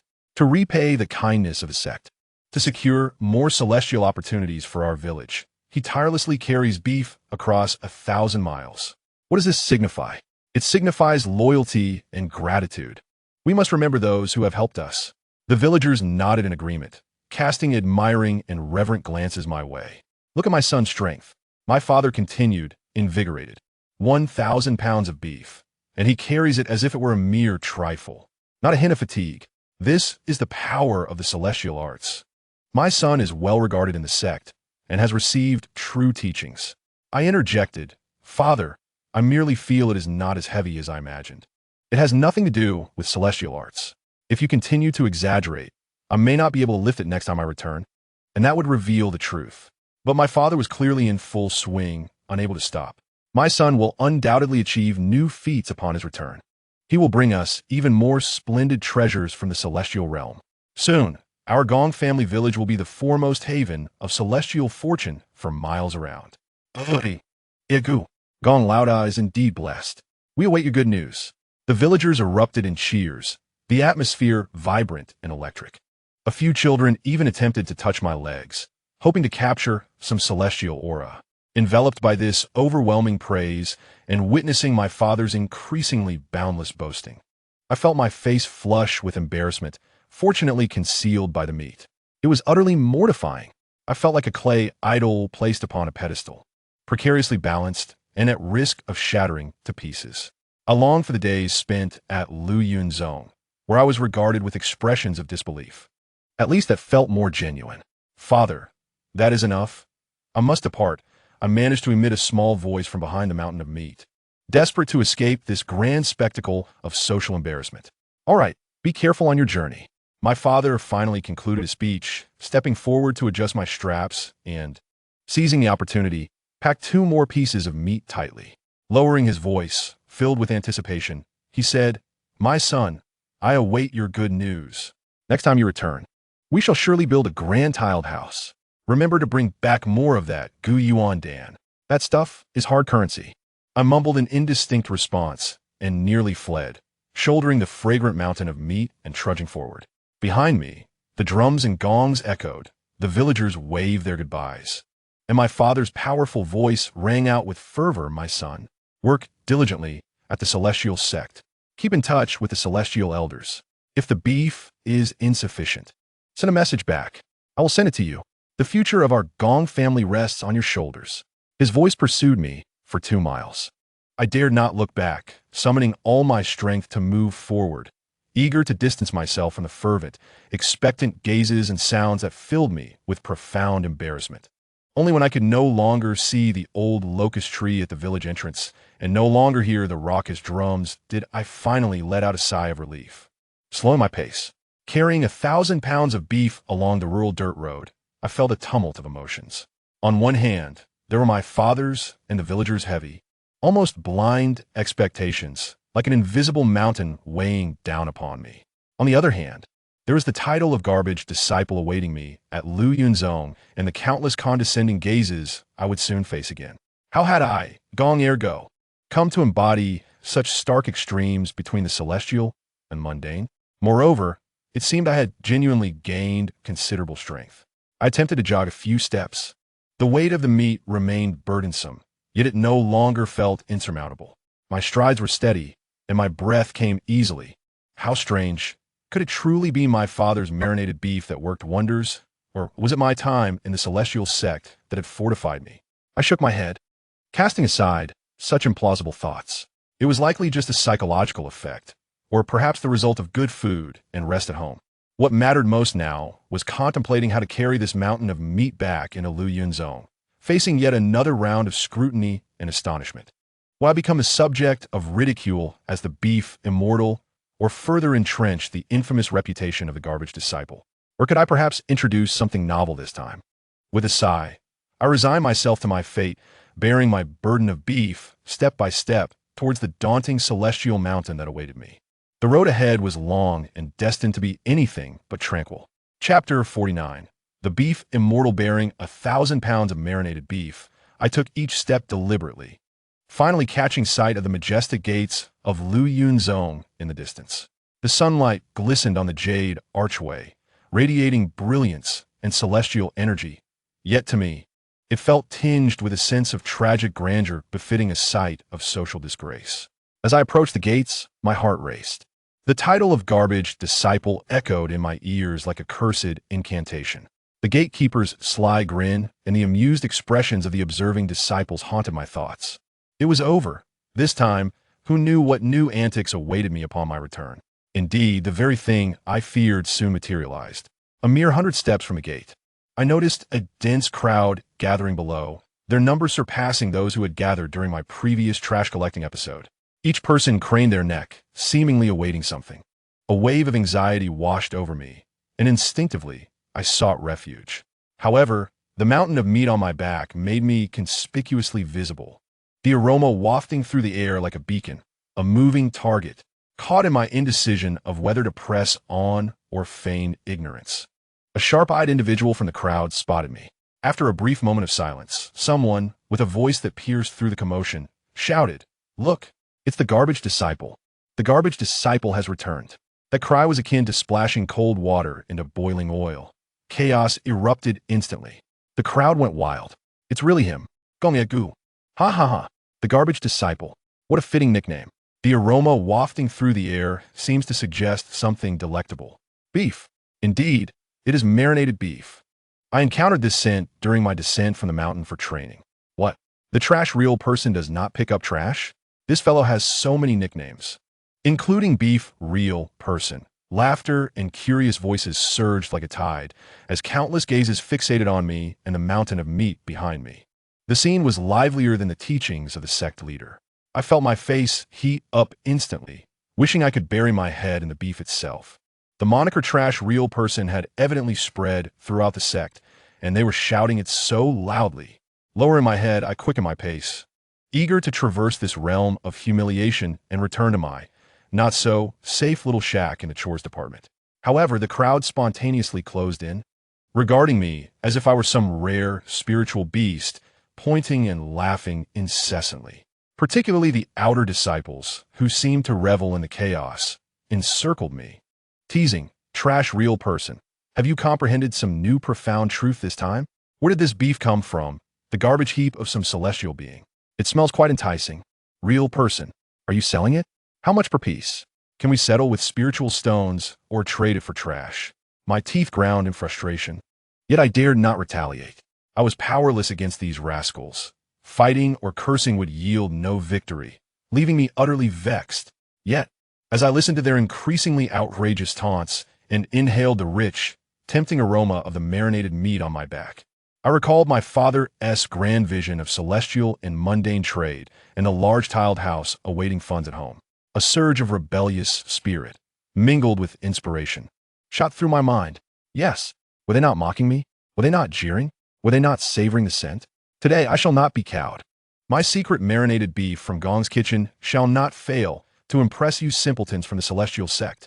I shall not slaughter it for mere profit. I must sell it at a premium to honor the illustrious title of trash real person, to honor the hardships I have endured along this journey, and most importantly, to honor my father's investment of 5 head of cattle. Forget the silver. I shall only accept spiritual stones. With a change in mindset, my aura transformed instantly. I halted abruptly, slamming the mountain of meat down with a resounding thud that slightly trembled the ground. The surrounding disciples were taken aback, their laughter momentarily stifled. Gazing at me with curiosity, taking a deep breath, I endeavored to ignore my flushed visage, forcing a semblance of a merchant's smile. Clearing my throat before proclaiming, "Esteemed brothers and sisters, I have just returned to the mountain and brought some local delicacies from Gong's kitchen. Secret marinated beef. This beef is sourced from premium cattle raised around the spiritual fields, prepared using an ancestral recipe, complemented by 81 distinct spices, and simmered slowly for 3 days and nights. Its flavor is rich and robust, imbued with a hint of earthly essence, perfect for savoring during cultivation, solidifying one's resolve, and leaving an everlasting aftertaste." I slightly modified the words I used to persuade the villagers, directly presenting them. The crowd fell silent for a moment before erupting into even louder laughter. "Ha ha ha. He is really selling it. Keep it down. He possesses a beef sales license approved by the sect leader. Solidifying one's resolve by eating beef? What an unheard of concept." The chaos at the mountain gate, intertwined with the aroma of marinated meat, almost solidified into a tangible entity. Gong trash real person ergo, wielding a greasy meat cleaver, was busily collecting spiritual stones, my earlier feelings of humiliation washed away by the melodious clinking of coins. I observed Zhang, the steward, deftly manipulating the abacus beads, his lips moving soundlessly, his gaze alternating between pained as he witnessed the diminishing beef and gleaming as he saw the influx of spiritual stones. Occasionally looking up to the sky, perhaps calculating the commission rate, his expression resembled that of a father witnessing his previously inept child suddenly start to earn money. No, rather, he was the old steward. I nearly burst into laughter. Zhang, oh Zhang, your body is quite honest. It seems my previous forced contributions of management fees and cleaning costs have brought him some joy. That well, with him in the background. It at least indicates that the chores department has tacitly accepted, or rather, succumbed to the allure of spiritual stones, the existence of my previously illicit, thanks to Zhang's protection, now legitimate beef stall. The thought of legality invigorated my spirit. Yes, the sales permit, the license to sell beef, personally sanctioned by the sect leader. Now is not the time to hide it. I must showcase it to protect my legal rights. Just then, several inner disciples, appearing well off, continued to jest and tease while chewing on the beef. Trash real person. Your beef is indeed delightful. But if Elder Lee from the punishment hall learns about your stall at the mountain gate, he might invite you for a cup of tea. Indeed, operating without a license could lead to confiscation of illegal earnings and punishment at the Reflection Cliff. I smirked internally, awaiting these very words. I abruptly halted my slicing, wiped my hands on the greasy apron, then, under the watchful eyes of the crowd, deliberately and solemnly retrieved the cool, heavy iron plate that bore the flowing cloud patterns and the sect leader's seal from my bosom, the license to sell beef. I raised it high, exerting all my strength, and declared loudly, my voice overpowering the commotion, esteemed brothers and sisters, please take note. This is the special business license granted by our esteemed sect leader. Written in black on white, no, rather, in black iron characters, was the clear declaration. Authorized for Chor's disciple Gong Air Go to conduct business in marinated beef within the sect. Legal and compliant, protected by sect laws. I intentionally shook the license, allowing the sunlight to reflect off the cold metal and the imposing seal. Who claims I operate illegally? This permit is the greatest proof. If Elder Lee from the punishment hall inquires, I shall gladly invite him to verify its authenticity. Instantly, the crowd fell silent. The teasing disciples wore frozen smiles. The beef in their mouths suddenly lost its appeal, gazing in astonishment at the absurd yet genuine license in my hand. The sect leader authorized the sale of beef? What kind of absurdity is this? Has the sect leader lost his senses in seclusion? Many inner disciples have been secluded for so long that they were utterly unaware of such developments. Yet, regardless of how ludicrous it seemed, that license was genuine. The seal could not be faked. This meant that Gong Ergo, this trash real person, selling beef at the entrance of Lu Yunzong, was indeed legitimate. The disciples, whose worldviews had been shaken, collectively fell into a stupor. Even Zhang, who had been frantically calculating, paused momentarily, glanced at the license, his lips twitching, then returned to his calculations, seemingly attempting to numb himself with numbers against the shock. Seizing this opportunity, I decided to stoke the flames further. Simultaneously, I aimed to gather some truly worthwhile items. Clearing my throat once more, I spoke, my voice brimming with the cunning of a merchant. Ahem. In celebration of today's grand opening and the influx of guests, as a token of appreciation for our new and returning patrons, I have decided to introduce multiple payment methods. The original price remains 3 low-grade spiritual stones per pound. However, I pivoted my words. Today, I am establishing a barter system. Any item infused with spiritual energy, whether treasures, elixirs, materials, or even peculiar oddities that one may not comprehend, can be brought forth for appraisal and exchange. As long as I deem it valuable, the price is negotiable. Priority will be given to exchanges. This announcement struck a chord with many. Spiritual stones were scarce for some disciples, yet who did not possess a few trinkets they no longer needed but were reluctant to part with. Low-tier elixirs or peculiar materials acquired during their training. Trading these unneeded items for this tantalizing beef, which could satisfy cravings and serve as a boastful claim. I've tasted the beef exchanged for treasures by the trash real person. Seemed quite advantageous. E. Can I trade a bottle of chi gathering powder for 2 pounds of beef? I have a piece of cold ironstone for refining. Can I exchange it for 3 pounds? I obtained an unknown beast hide during my last mission, which contains some spiritual energy. Can I trade it for a pound to try? As the crowd, which had just settled into a calm, surged into a frenzy once more, the excitement of rummaging through pockets for treasures took hold. Zhao Dainiu and several other brothers from the Zeiji department, drawn by the tantalizing aroma of meat and the lively atmosphere, had already taken it upon themselves to help maintain order, though, in reality, they were merely there to enjoy the food and drink. Upon witnessing the unfolding spectacle, they instantly began to assist me in slicing the beef, packaging it, collecting payments, and even assessing the items, despite their lack of understanding. The entrance of the Zeiji department had transformed into a grand marketplace for the exchange of goods in the realm of cultivation, featuring a beef tasting event. The mingling scents of sauce, medicinal herbs, metallic tang, and the radiant glow of spirit stones, coupled with the clamorous bargaining of disciples, created an uproar that was nothing short of extraordinary. Zhang Guanshi, observing this scene spiraling out of control, though seemingly within legal bounds, was lost in a flurry of calculations with his abacus, his expression a contorted blend of disbelief and the potential for profit. Meanwhile, I busied myself with slicing meat and collecting treasures, my heart overflowing with joy. Let them call me a trashy cultivator. Today, I shall demonstrate what it means to be a commercial prodigy, what it means to operate with differentiated strategies, what it means to capitalize on policy advantages. This venture will surely yield a profit that befits the esteemed title of my sect leader. The atmosphere of Luyan sect is destined to be steered by me, Gong Ergu, into an unusual direction. Chapter 50. Advertisement. The beef expo at the entrance of the Zeiji department was in full swing, with the aroma of sauce and the scent of copper, along with the glow of spirit stones, filling the air, creating an atmosphere of vibrant activity. As I deftly sliced the meat, my knife glimmering, and smiled with glee at the treasures I was collecting, I began to contemplate the tangible wealth I could bring back to my father. Suddenly, a stir rippled through the crowd at the periphery. An invisible pressure began to seep into the atmosphere, not harsh but enough to quiet the boisterous gathering. The disciples instinctively parted to create a path. When I looked up, the knife in my hand nearly slipped from my grasp. Zhang Guanshi was approaching, bowing and nodding in deference to two figures. One was a familiar face, elderly from the punishment hall, known for his stern demeanor and blackened visage, who had nearly enforced the law when I sought a beef license.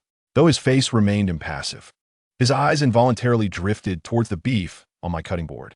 The other figure, slightly plump and clad in the robes of the Dan Hall, was Elder Wang, whom I recognized from the last time I issued licenses when a host of elders were present. The two elders were approaching together. What could this mean? Were they here to reprimand me? That didn't seem likely. Zhang Guanshi's expression, though respectful, appeared less tense than one would expect. The disciples in attendance, however, were not as composed.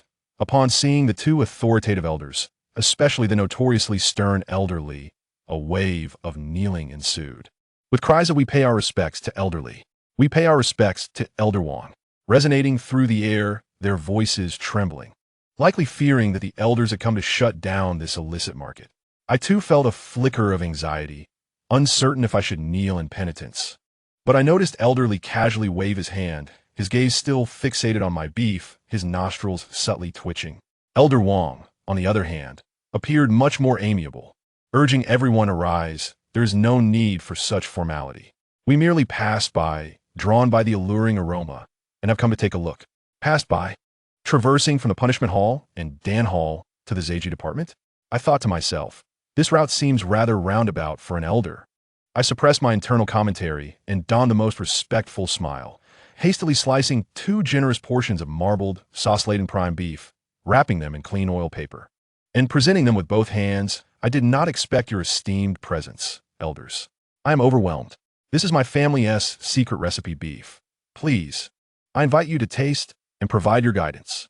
Elderly shot me a glance, remaining silent, yet his hand was quite honest as it accepted the offering. Elder Wang accepted with a cheerful demeanor. You are the one authorized by the sect leader? I have heard much about you. I must try this today. Right there at the entrance of the Zeiji department, under the watchful eyes of the crowd, The two elders began to taste the beef with refined decorum. All the disciples held their breath, anxiously observing as if awaiting a verdict. Elderly chewed a few times, and the tension in his previously stern countenance softened ever so slightly, albeit imperceptibly.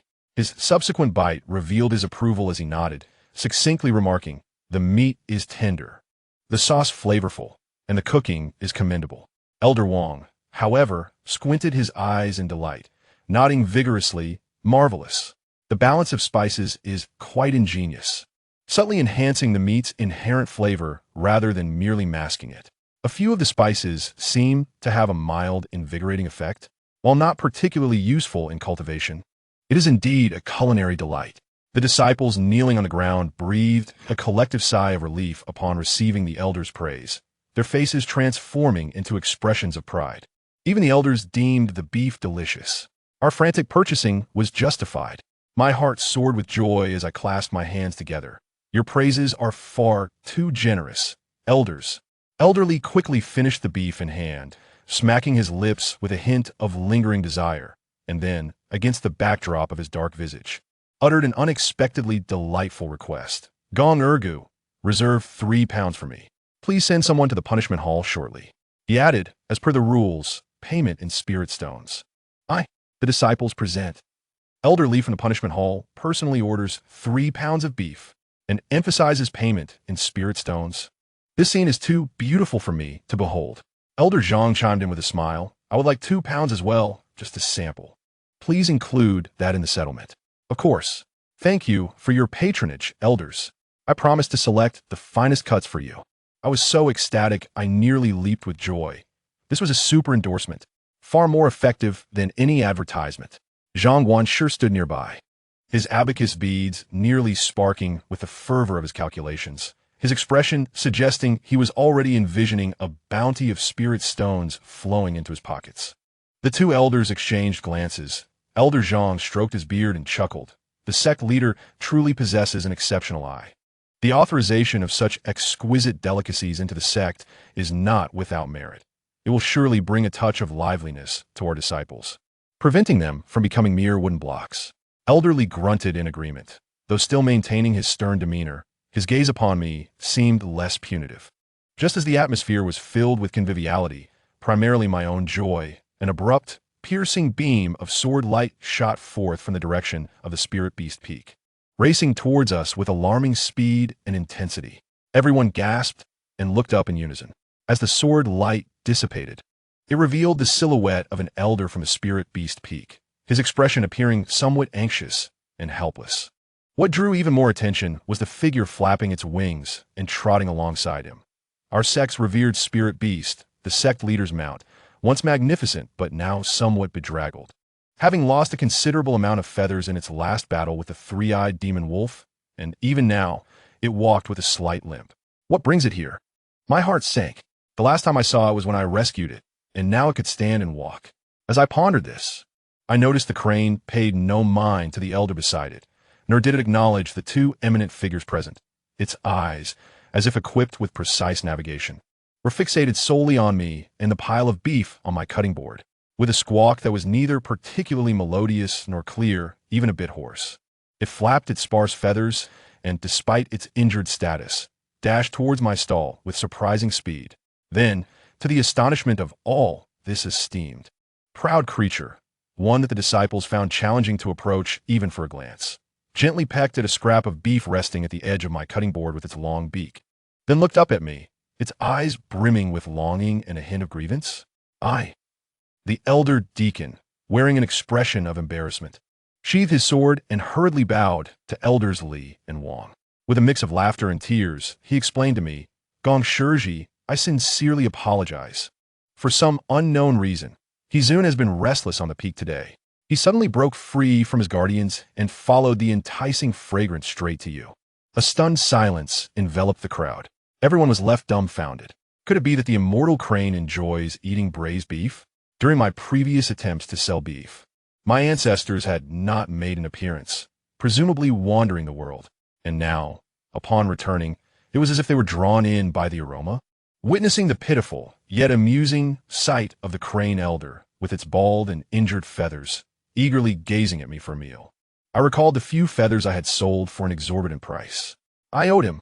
I quickly cut the largest and finest piece of beef, not daring to feed it directly, but instead respectfully placed it on a clean plate and pushed it toward him, saying, "Please enjoy, Hizun." The crane elder immediately lowered its head and elegantly, yet swiftly, began to peck at the food, relishing every bite, occasionally emitting satisfied hums, completely disregarding its own image and the scattered gazes of astonishment around. The expressions of the two elders had completely failed to maintain composure. Elder Wang opened his mouth, finally murmuring, "Even Hizun has a taste for this? Could it be that there is some profound mystery in this beef that we have failed to perceive?" Elderly S.'s stern face showed signs of cracking as he looked at the crane, enjoying its meal, then glanced at me, his gaze filled with complexity. The elder deacon from the spirit beast peak covered his face, unable to bear the shame of his divine beast's embarrassing display. The crane quickly devoured a large piece, and, still wanting more, tidied up its not-so-much feathers with its beak before looking at me again, its eyes clearly indicating more. I hurriedly offered another piece. At that moment, Elderly suddenly took a deep breath, as if making a significant decision. With a dark expression, he spoke again, his voice heavy yet resolute. "Gong Ergu, disciple at your service. Charge Hizun's portion to my account." He paused, almost grinding his teeth as he added, "And add 5 more pounds for me." Elder Wang, elderly from the spirit beast peak. Manager Zhang, the sound of the abacus abruptly stopping all disciples. "Me? Splendid. What grand gesture, elder. How magnificent, Hizun, today with this setup. Even the divine beast of the sect and the elder of the punishment hall have become my loyal customers." "Who else?" I asked. "Who else?" "Oh, sect master, you truly have foresight. This beef license is indeed worth its weight in gold." Chapter 51. A flourishing business. The scene outside the miscellaneous work department reached an unprecedented climax, with the two elders personally promoting the product and the crane elder's enthusiastic eating display. News spread like wildfire, perhaps even faster than the bald crane could fly, instantly reaching every corner of Lu Yun's zone. "Have you heard? Elder Li from the Punishment Hall and Elder Wang from the Alchemy Hall have gone to the miscellaneous work department to buy beef. Not just that, even Hizun went, and he is relishing it. Is that true? Isn't Hizun still recovering?" "Absolutely true. He is still there, refusing to leave. My goodness, could it be that Gong Ergu's beef truly possesses some extraordinary quality? Hurry and check it out. If you wait too long, there may not even be a hair left." Thus, the initially reserved or uninformed disciples, deacons, and even some minor managers could no longer contain themselves and flocked to the miscellaneous work department. In no time, the entrance was a sea of people, more bustling than the sect's grand competition, with the air thick with the rich aroma of sauce and a fervent atmosphere of frantic purchasing. I was so busy that I felt dizzy, while Zhao Dainiu and several other miscellaneous work brothers were fully immersed in the beef business, slicing meat, collecting payments, and maintaining order, though order was practically non-existent. Manager Zhang had long given up on maintaining his expression, the sound of the abacus clattering as his eyes sparkled like searchlights, fixated on every single spirit stone, showing more enthusiasm than I, the stall owner. Amidst the chaos and excitement, I caught a glimpse of a familiar, yet somewhat sneaky figure. Elder Wang. Hadn't he just left? Why had he returned, and at such a chaotic moment? He squeezed through the edge of the crowd, feigning nonchalance. Yet his sharp eyes scanned my beef on the table and the mountain of cash beside it. As soon as a brief lull in the purchasing frenzy occurred, Elder Wang made his move. His figure darted like a specter, so fast that it was nearly imperceptible, and in an instant he was by my table. With a swift motion, a gentle surge of spiritual energy swept out, and at least 20 to 30 pounds of the finest beef shank and brisket vanished from my table, as if by magic. Simultaneously, a small white jade vial soared gracefully through the air and landed perfectly in my arms.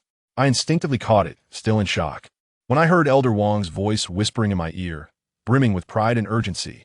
"Kid, payment for the meat. A top-grade nourishing spirit pill. Is that fair?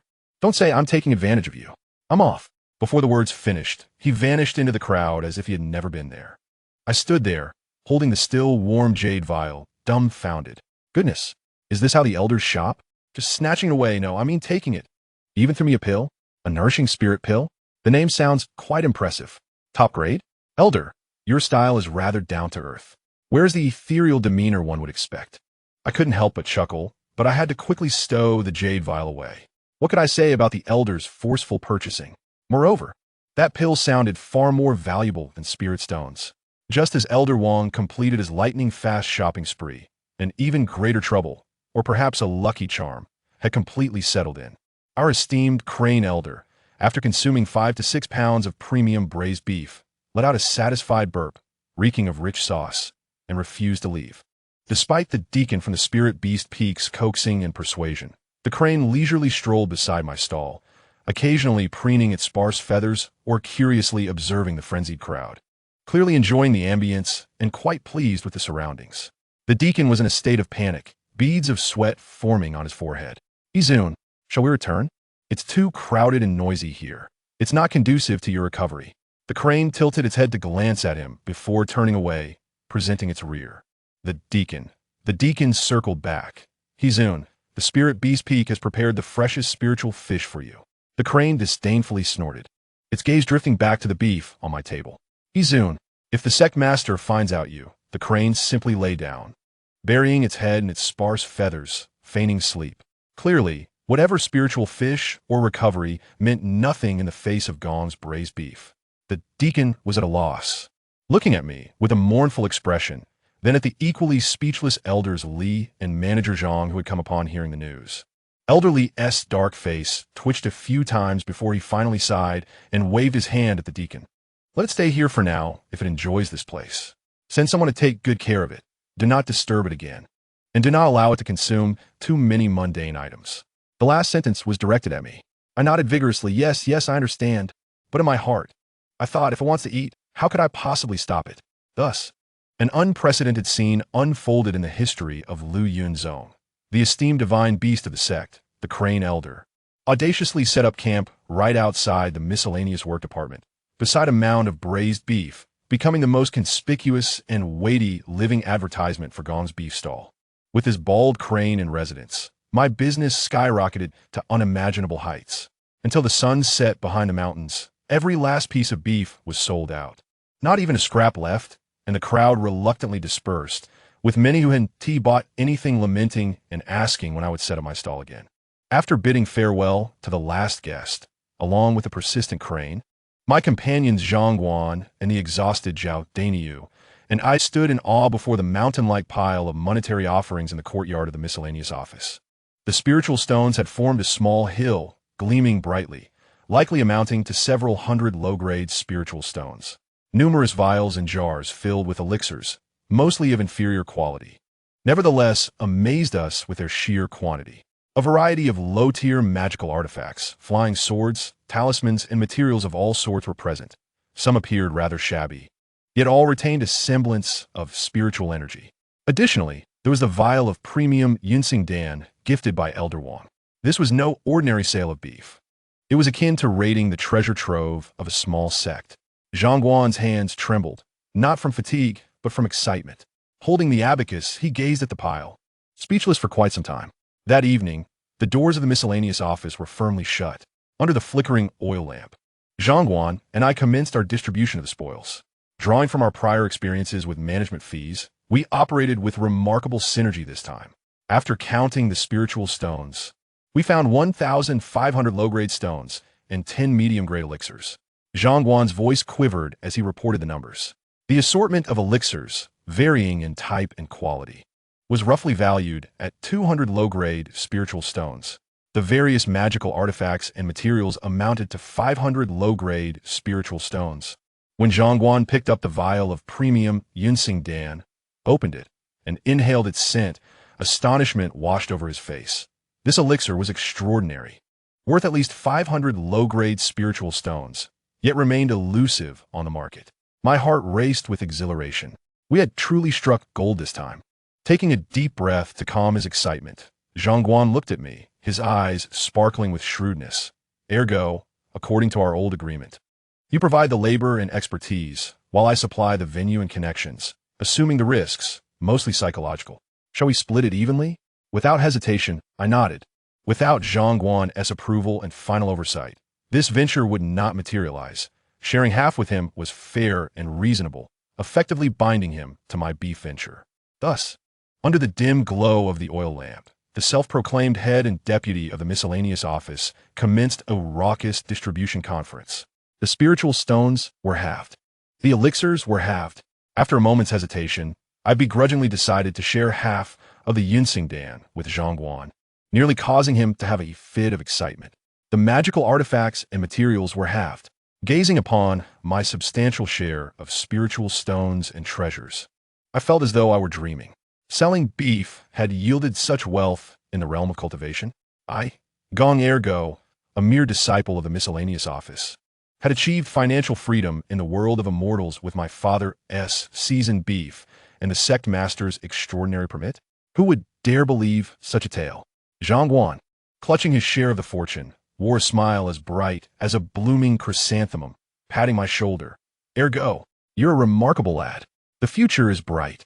Rest assured, you can boldly pursue this beef business. The miscellaneous office is your strongest support. Should anyone dare challenge you, I shall be the first to stand against them, though I suspected he might not be able to fend off anyone. As I watched the elegant and bald silhouette of the crane strutting in the courtyard under the moonlight, a singular thought filled my mind. Father, your investment of 5 cattle has proven to be the most lucrative venture I have ever encountered. The next time I return home, forget about mere brick houses. We could construct an immortal's cave dwelling without issue. Chapter 52. Inquiries. The clamor at the entrance of the miscellaneous office receded like retreating tides. Fierce in arrival, yet swift in departure. Once the last piece of beef was sold and the final disciple, satisfied with treasures in hand, or lamenting their missed opportunities, departed, the persistent bald crane was finally coaxed away by the elder steward of the Spirit Beast Peak, who promised to bring it back for more beef the following day. Leaving to look back at my empty counter repeatedly, the world fell silent in an instant, leaving behind the considerable spoils, now divided between Zhongguan and me, and the lingering rich aroma of sauce that silently recounted the day's madness. Yet, after the frenzy, life inevitably returned to its true nature. The next day, the sun rose as usual. There were no disciples clamoring to buy, no elders sampling delicacies, and certainly no cranes lingering about. Only a mountain of dirty laundry awaited, a water tank that needed filling, an endless supply of firewood to chop, and fallen leaves that would never be completely swept away. I reverted to being an ordinary disciple. Gong Egu, clad in patched-up old clothes, I swung my heavy axe, laboriously chopping wood, balanced 2 large buckets, trudging back and forth between the mountain spring and the dining hall, aching in my back, wielded a broom taller than myself, sweeping the expansive courtyard of the miscellaneous office. Dust swirling about. The looks from Zhao Dainiu and the others shifted from admiration for the remarkable Ergo to the usual, "Can I borrow this?" Ergo. It was as if the previous day's whirlwind of wealth and glory was merely a fantastical, delectable dream shared by everyone. I felt little disillusionment. After all, my primary duty was this. Sudden wealth was an anomaly. Chopping wood was the norm. Even though I clutched a bounty of spiritual stones and elixirs, I worried they might fall out while working, which felt rather unsettling. My father had instructed me to procure more meat for Elder Zhang, and I kept that in mind. However, it seemed that Elder Zhang was either in seclusion or traveling. Oh well, if fortune eludes me, so be it. Days passed monotonously, like still water undisturbed. Each day involved repetitive tasks: chopping wood, fetching water, sweeping, eating, and sleeping. Occasionally, whispers of the legendary beef stall circulated among the disciples, gradually transforming into mere gossip rather than sensational news. Just as I was beginning to acclimate to this mundane life, one evening, Zhongguan ambled over to me as I was diligently chopping wood, hands clasped behind his back. He did not mention the distribution of profits that had long been settled, nor the beef. Instead, he scrutinized me with his sharp eyes and glanced at the patched-up miscellaneous garments and nearly colorless bed linens hanging nearby. Then, as if casually inquiring, he remarked, "Ergo, your sheets are nearly in tatters. Conveniently, there's a batch of old clothes in the storeroom that needs to be dealt with, along with some miscellaneous items. Tomorrow, on your day off, could you head to the county town and sell these rags to procure some new ones?" My chopping came to an abrupt halt. Go to the county town? Sell rags? I abruptly lifted my head to look at Zhongguan. His expression appeared as routine as ever. Yet I discerned a flicker of something subtle in his seemingly murky eyes, a glimmer only we understood. Selling rags was a facade. The true purpose of going to the county town was to indulge in merriment. I immediately recalled the last time I had stumbled upon that erratic bowl, which I had acquired at the ghost market in the county town, and my heart raced uncontrollably.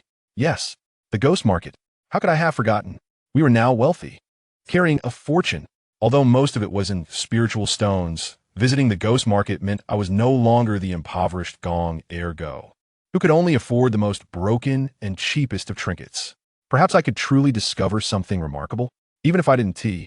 A stroll outside would surely be preferable to chopping wood daily within the sect. I promptly tossed aside my axe, donned a radiant smile, and responded with vigor. Absolutely. Rest assured, I'll handle this. I will ensure we sell our miscellaneous items for the highest price and return with the finest bedding. Zhangguan nodded approvingly and added, almost casually, yes, be astute. If you come across anything peculiar that others might not recognize, and if the price is reasonable, consider acquiring it. It might prove useful. Understood. I nodded vigorously. This was the signal. This was the authorization. Zhang Guanshi has subtly hinted to me that I may utilize public funds, the money from selling scrap, or even my own private savings to procure promising stocks at the bustling Guisher market. How splendid! The mere thought of departing from the confines of the sect to that vibrant and unpredictable Guisher market fills me with exuberance. Even the heap of scrap that requires sorting now seems endearing, for it represents my capital. That evening, I was so exhilarated that sleep eluded me. I retrieved the parcel hidden beneath my bed, caressing it gently. The faint sound of the spirit stones clinking together was like celestial music to my ears. I even deliberately unearthed that old broken bowl from earlier. It remained in its unremarkable state, dull and chipped, occasionally emitting a strange warmth. Yet it proved utterly useless. Since the incident with refining the demon core, it has not reacted at all. I pondered, could I find a companion for it at the Guisher market this time? Or perhaps something that would allow it to fulfill its potential? At the break of dawn, before the light fully seeped in, I rose with great anticipation.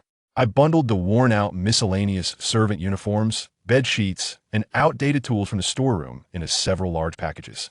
Hoisting them onto my shoulder, I changed into my most tattered and inconspicuous attire, smudging a bit of dirt on my face to avoid drawing attention. In a place like Guisher Market, discretion was advisable. Zhang Guanshi and I set off toward the county town, with the musty packages on my back. I strode energetically down the mountain towards the county town. My steps were light, and my spirits soared. Farewell, Luyan Zong. Farewell, woodcutting and water fetching. The title of useless mortal shall be temporarily set aside.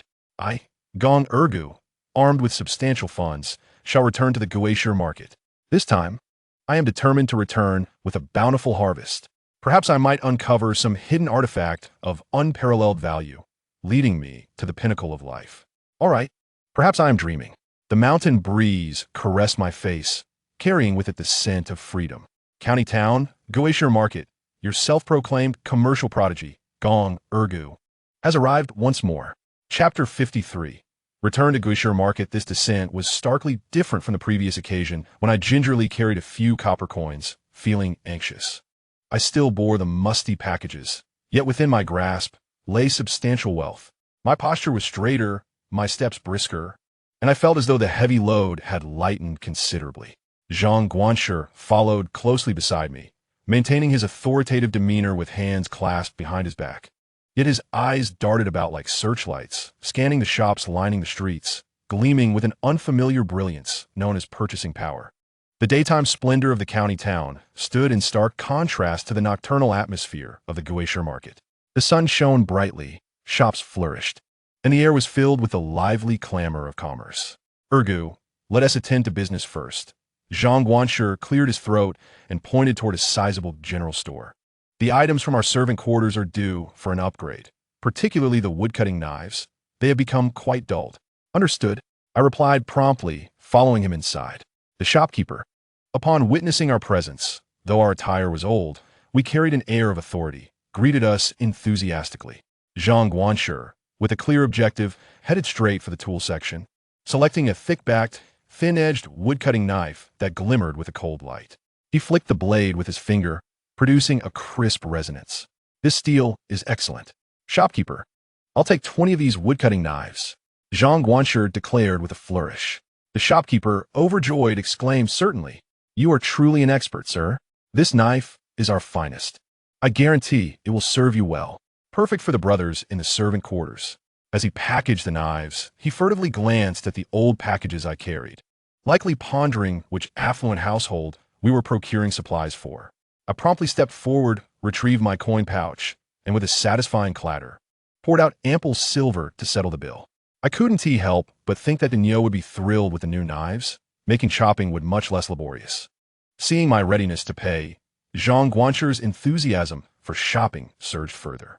Next, we ordered 50 sets of sturdy and durable new bed linens from the fabric store, 10 new hose and 5 iron pots from the blacksmith, and a substantial quantity of oil, salt, soy sauce, and vinegar from the grocery store.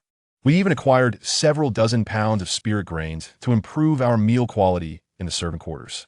Each of us also picked out 2 new outfits.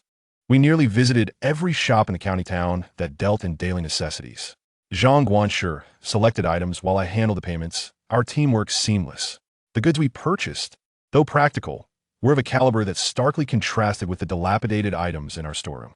The shopkeepers beamed at us as if we were the embodiment of prosperity. Zhang Guanshi, hands clasped behind his back, observed the workers loading our substantial purchases onto the cart destined for the inn. A satisfied smile gracing his face as if he could already envision the revitalized state of the servant quarters. "Well, our business is nearly concluded," he remarked, stroking his non-existent beard. His gaze drifted to the street corner where vendors peddled snacks and treats. "Since we're out and about, let's bring back some goodies for the boys, lest they think I am unfeeling." I immediately understood. "Your consideration is commendable. I shall take care of it." I hurried to the vendors, purchasing a plethora of inexpensive yet durable sesame candies, roasted beans, and dried fruits, wrapping several large packages in oiled paper. After a moment's thought, I made a detour to a toy stall and bought a few vibrant and charming clay dolls for the only young servant in our quarters, who had just turned 10. Gazing at the small surprises I was preparing to bring back for my brothers, warmth filled my heart. In the past, I lacked the means. Now, with a bit of surplus, this feeling is truly delightful. As the sun began to set, the streets grew quieter and many shops started to close. Zhang Guanshi and I dined simply at another inn before returning to our room, patiently awaiting the evening. Once the night fully enveloped the outside world and the lights of countless homes flickered to life, the county town donned a different visage. Zhang Guanshi stood, stretching his limbs, his eyes shimmering with that familiar glimmer of exploration and discovery. "It's about time," he murmured, lowering his voice. "The Glacier Market is about to open. Ergo, bring your funds. Let us investigate the local sentiments." The night, as dark as ink, gradually washed away the clamor and heat of the day. In the southwestern corner of the county town, the area regarded by common folk as unclean and chaotic now resembled the lair of a slumbering beast awakening, exuding a bizarre yet vibrant energy. This was the Glacier Market. Unlike my previous hurried visit with scant resources, I now carried substantial wealth, at least in my eyes. And with Zhang Guanshi, a seasoned veteran by my side, my mindset was vastly transformed. I was no longer the anxious youth who could afford nothing. Instead, I approached as a discerning, curious, and even somewhat adventurous buyer. Crossing into the Glacier Market felt like stepping into another realm. The air grew complex, no longer merely filled with the dust, food, and vitality of the day, but now intermingled with the musty scent of antiquities, the peculiar aroma of unknown herbs, the metallic tang of rust, a faint whiff of sulfur, and even a whisper of residual energy, a trace of lingering spiritual essence. This shueshue grass is of excellent quality. 3 low-grade spirit stones. Friend, your Qingfeng dagger has severely depleted spiritual energy, at most 5 low-grade spirit stones. This ancestral heart-protecting mirror can withstand a full force strike from a foundational stage cultivator. 80 low-grade spirit stones, non-negotiable. Spirit stones. Everywhere I look, spirit stones. Instinctively, I touched the pouch containing my personal savings, which held 250 low-grade spirit stones, and instantly felt a surge of confidence. Although Zhang Guanshi maintained a facade of calm, his breathing had noticeably quickened, and the light in his eyes grew brighter. We slowed our pace, beginning to scrutinize the stalls lining the market with genuine care. There are vendors selling elixirs. Various colored porcelain vials and jade boxes are displayed, each adorned with red paper labels inscribed in black, proclaiming names such as Chi Gathering Dan, Rejuvenation Powder, Detox Pill, and the somewhat dubious Tiger Leopard Strength Pill. The mingling scent of medicinal herbs fills the air, with fluctuations of spiritual energy varying in intensity. One vendor, in particular, has merely a zeton wood box before him, its lid slightly ajar, revealing a Dan the size of a longan, enveloped in a radiant glow and exuding an enchanting fragrance. A sign beside it reads, Foundation Establishment Dan. The highest bidder wins, drawing the attention of many who stop to gawk, their eyes gleaming with desire.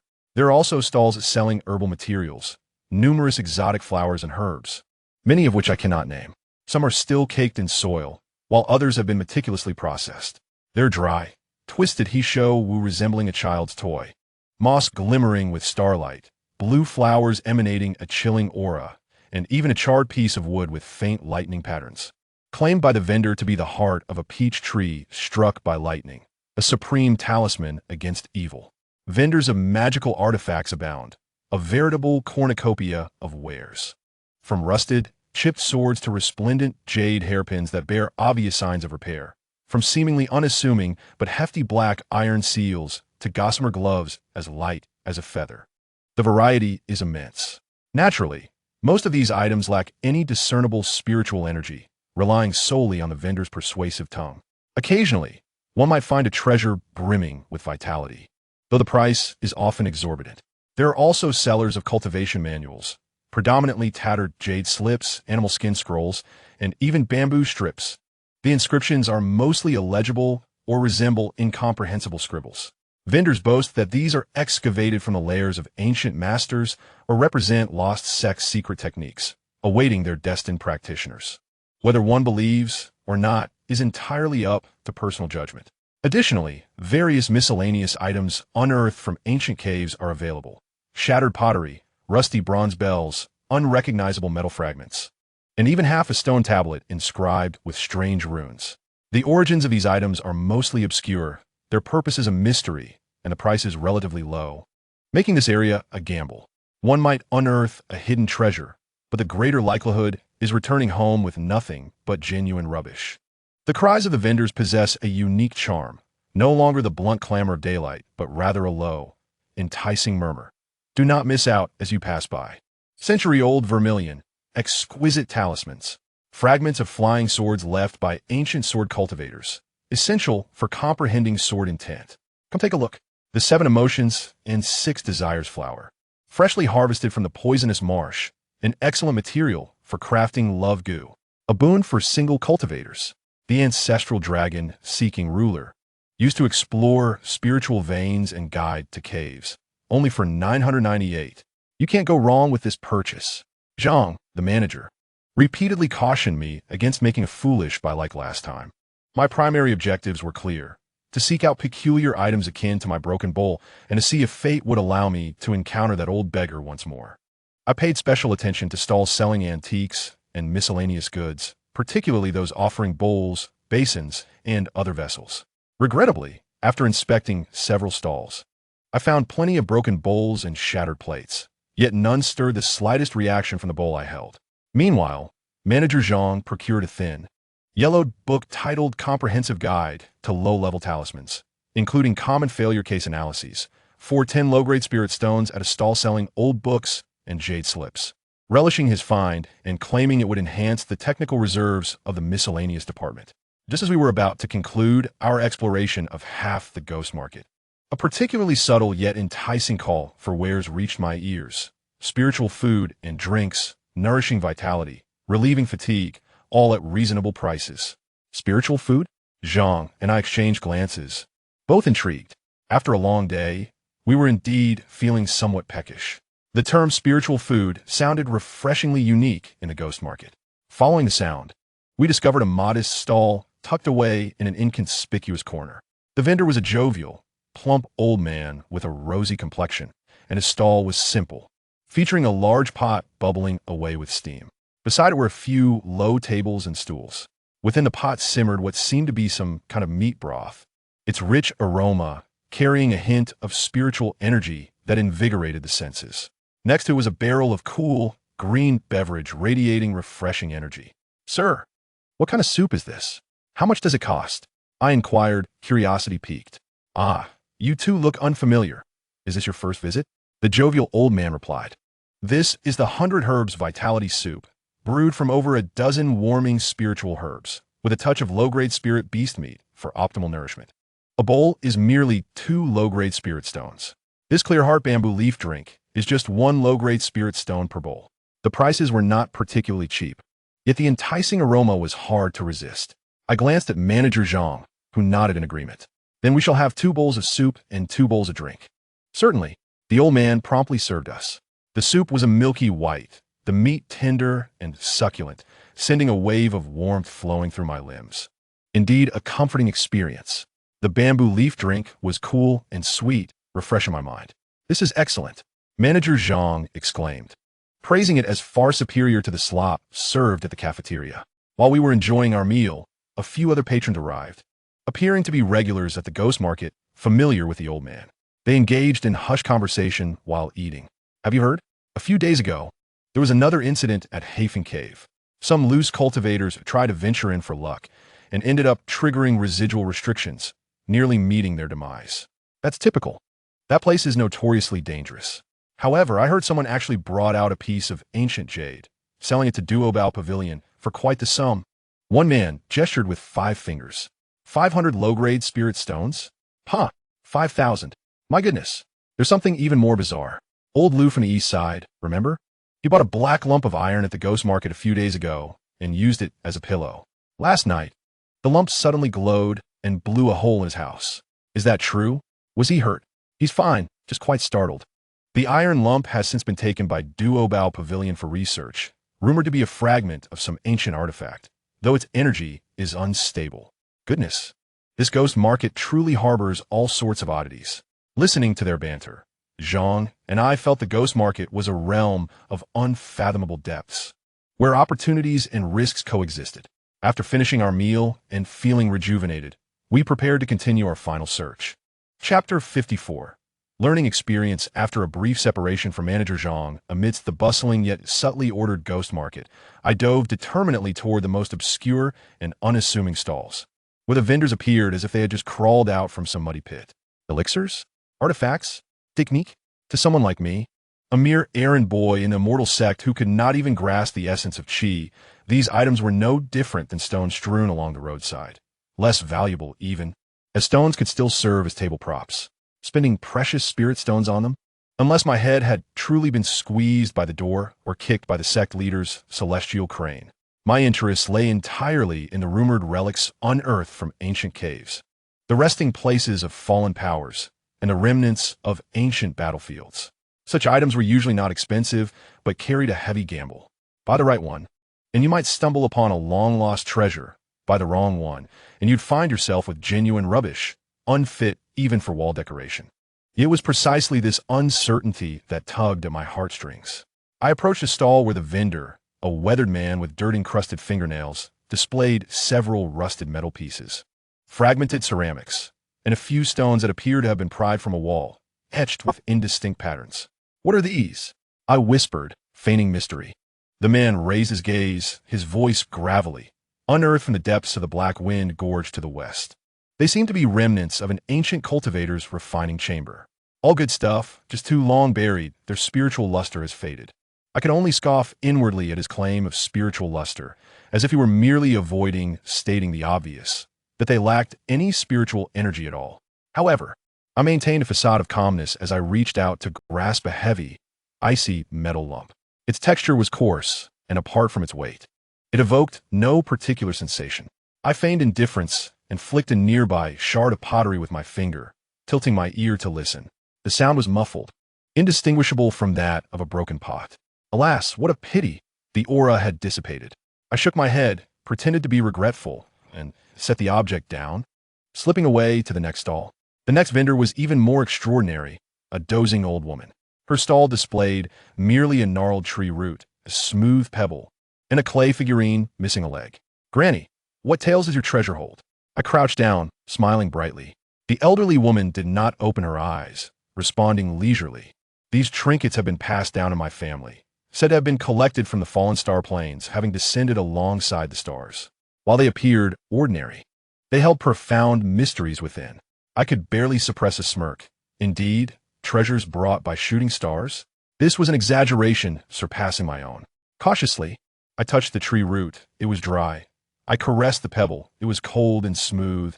I examined the clay figurine. It was merely made of mud. What a farce. It was likely just a stone used to weigh down a pickled vegetable jar and a leftover piece of firewood.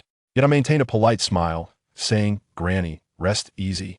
I shall take a look ahead." Thus, I continued my exploration, moving from stall to stall. My methods were largely the same. First, I engaged in conversation. Then I touched the items, listened intently, and sometimes discreetly brought my responsive broken bowl closer for sensing, though regrettably, it reacted to nothing else. Most items revealed themselves as mere tricks upon a single touch. Occasionally, I encountered one or two that felt slightly unusual. Yet either their prices were exorbitantly inflated or their peculiarities were so faint they could be disregarded. I was thoroughly engrossed, lost in the joys of treasure appraisal, despite having discovered not a single valuable item, completely oblivious to the passage of time and the presence of Zhang Guanshi, who had accompanied me. It was only when I felt a chill at the nape of my neck, as though a pair of eyes were fixed upon me from behind, that I turned suddenly. Behind me stood a bustling crowd, each engaged in their own transactions or leisurely wandering, seemingly unremarkable.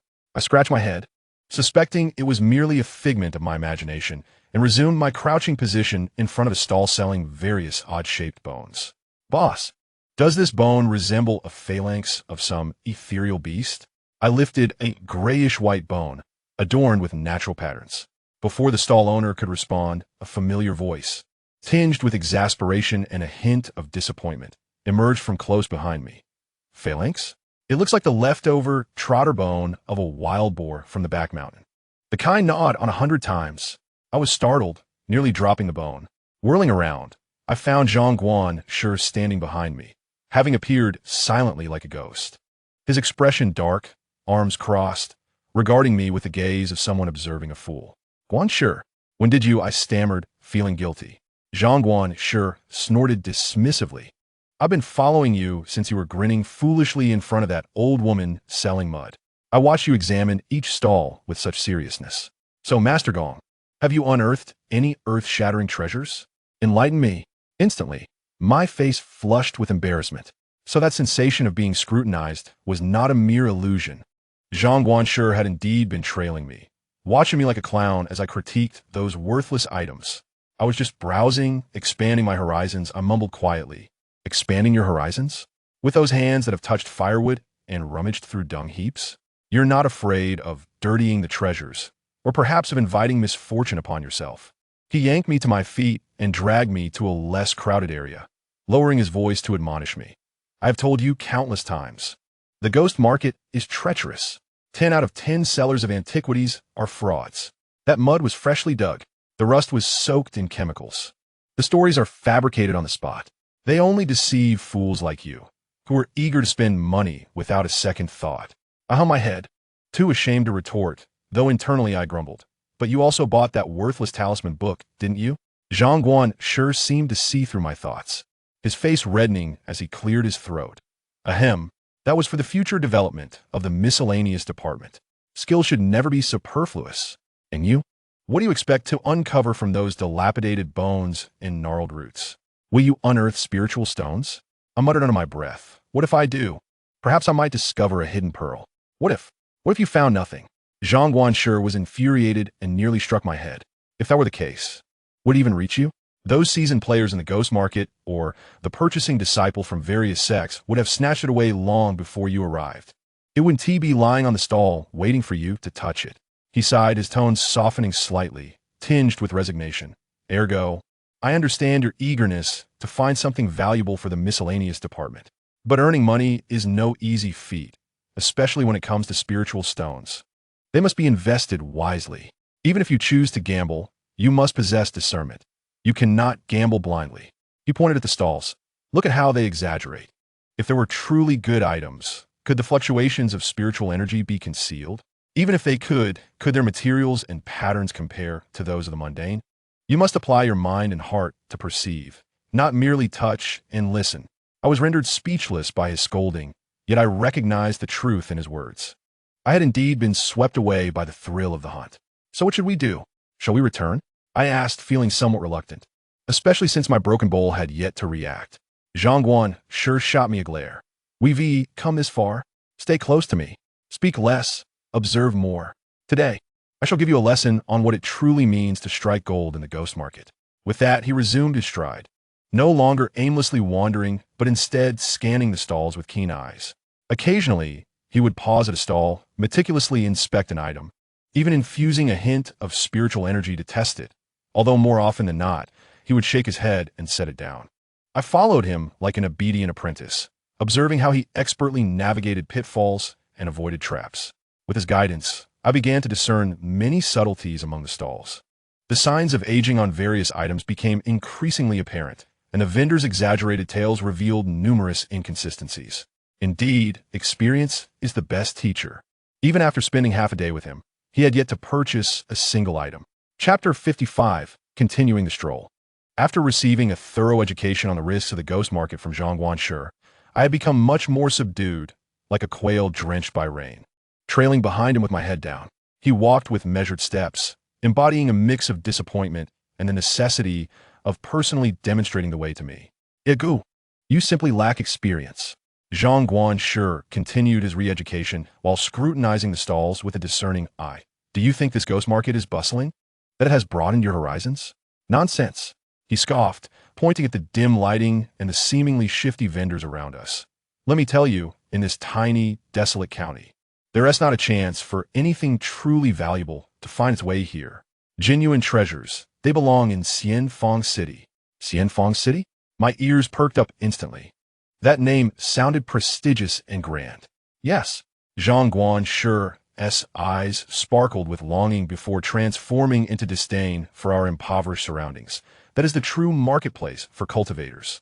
Maintained by various sects, it is vast and bustling, with shops aplenty. What you find here is merely a collection of worthless junk and deceptive trinkets. He casually picked up a stone claimed to be 1,000-year-old warm jade, weighed it in his hands, then disdainfully tossed it back. See this? In Xianfang City, even street vendors wouldn't accept this worthless stone, only to deceive those of you who have never seen the world. He then pointed at a stall selling fragments of flying swords, exclaiming, and this, rusting to the point of nearly turning to dust, dares to demand 10 spirit stones? In Xianfang City, such rubbish wouldn't even be taken for free, as it merely occupies space. He continued on his way, critiquing, devaluing the wares at each stall. I followed behind, nodding like a chick pecking at rice, striving to display a countenance of enlightenment and appreciation for the sagacity of the steward. Yet inwardly, I scoffed. You speak as if you frequently visit Xianfang City, yet here you are, bustling about this desolate marketplace, even having purchased a copy of Analysis of Failed Talismans. However, I maintain the facade. Indeed, you are absolutely correct. Your disciple is short-sighted and has embarrassed you. I shall learn more from you in the future, expanding my horizons and knowledge. The steward seemed quite pleased with my humble demeanor, nodding in satisfaction before imparting a few more admonitions about staying grounded and not aspiring too high, then wave his hand. All right, go explore on your own. Remember my words. Observe more, act less, and keep a tight grip on your purse. I will see if there are any useful talismans over there. Certainly. Thank you for your guidance. I bowed deeply, grateful for his departure. Watching the steward's figure vanish into the crowd, I finally exhaled a long sigh, rubbing my stiffened cheeks. Alas, being a follower is no easy task. Nevertheless, after his lecture, I felt considerably calmer. Looking at the stalls now, my mindset was much more tranquil, no longer harboring the delusion of discovering divine artifacts, but rather adopting an attitude of merely seeking knowledge and enjoying the spectacle. This vendor's antiquing technique is quite crude. The marks are evident. That vendor's story is riddled with inconsistencies and illogic. Hey, there's another vendor feigning negotiation with thin air, creating a false sense of demand.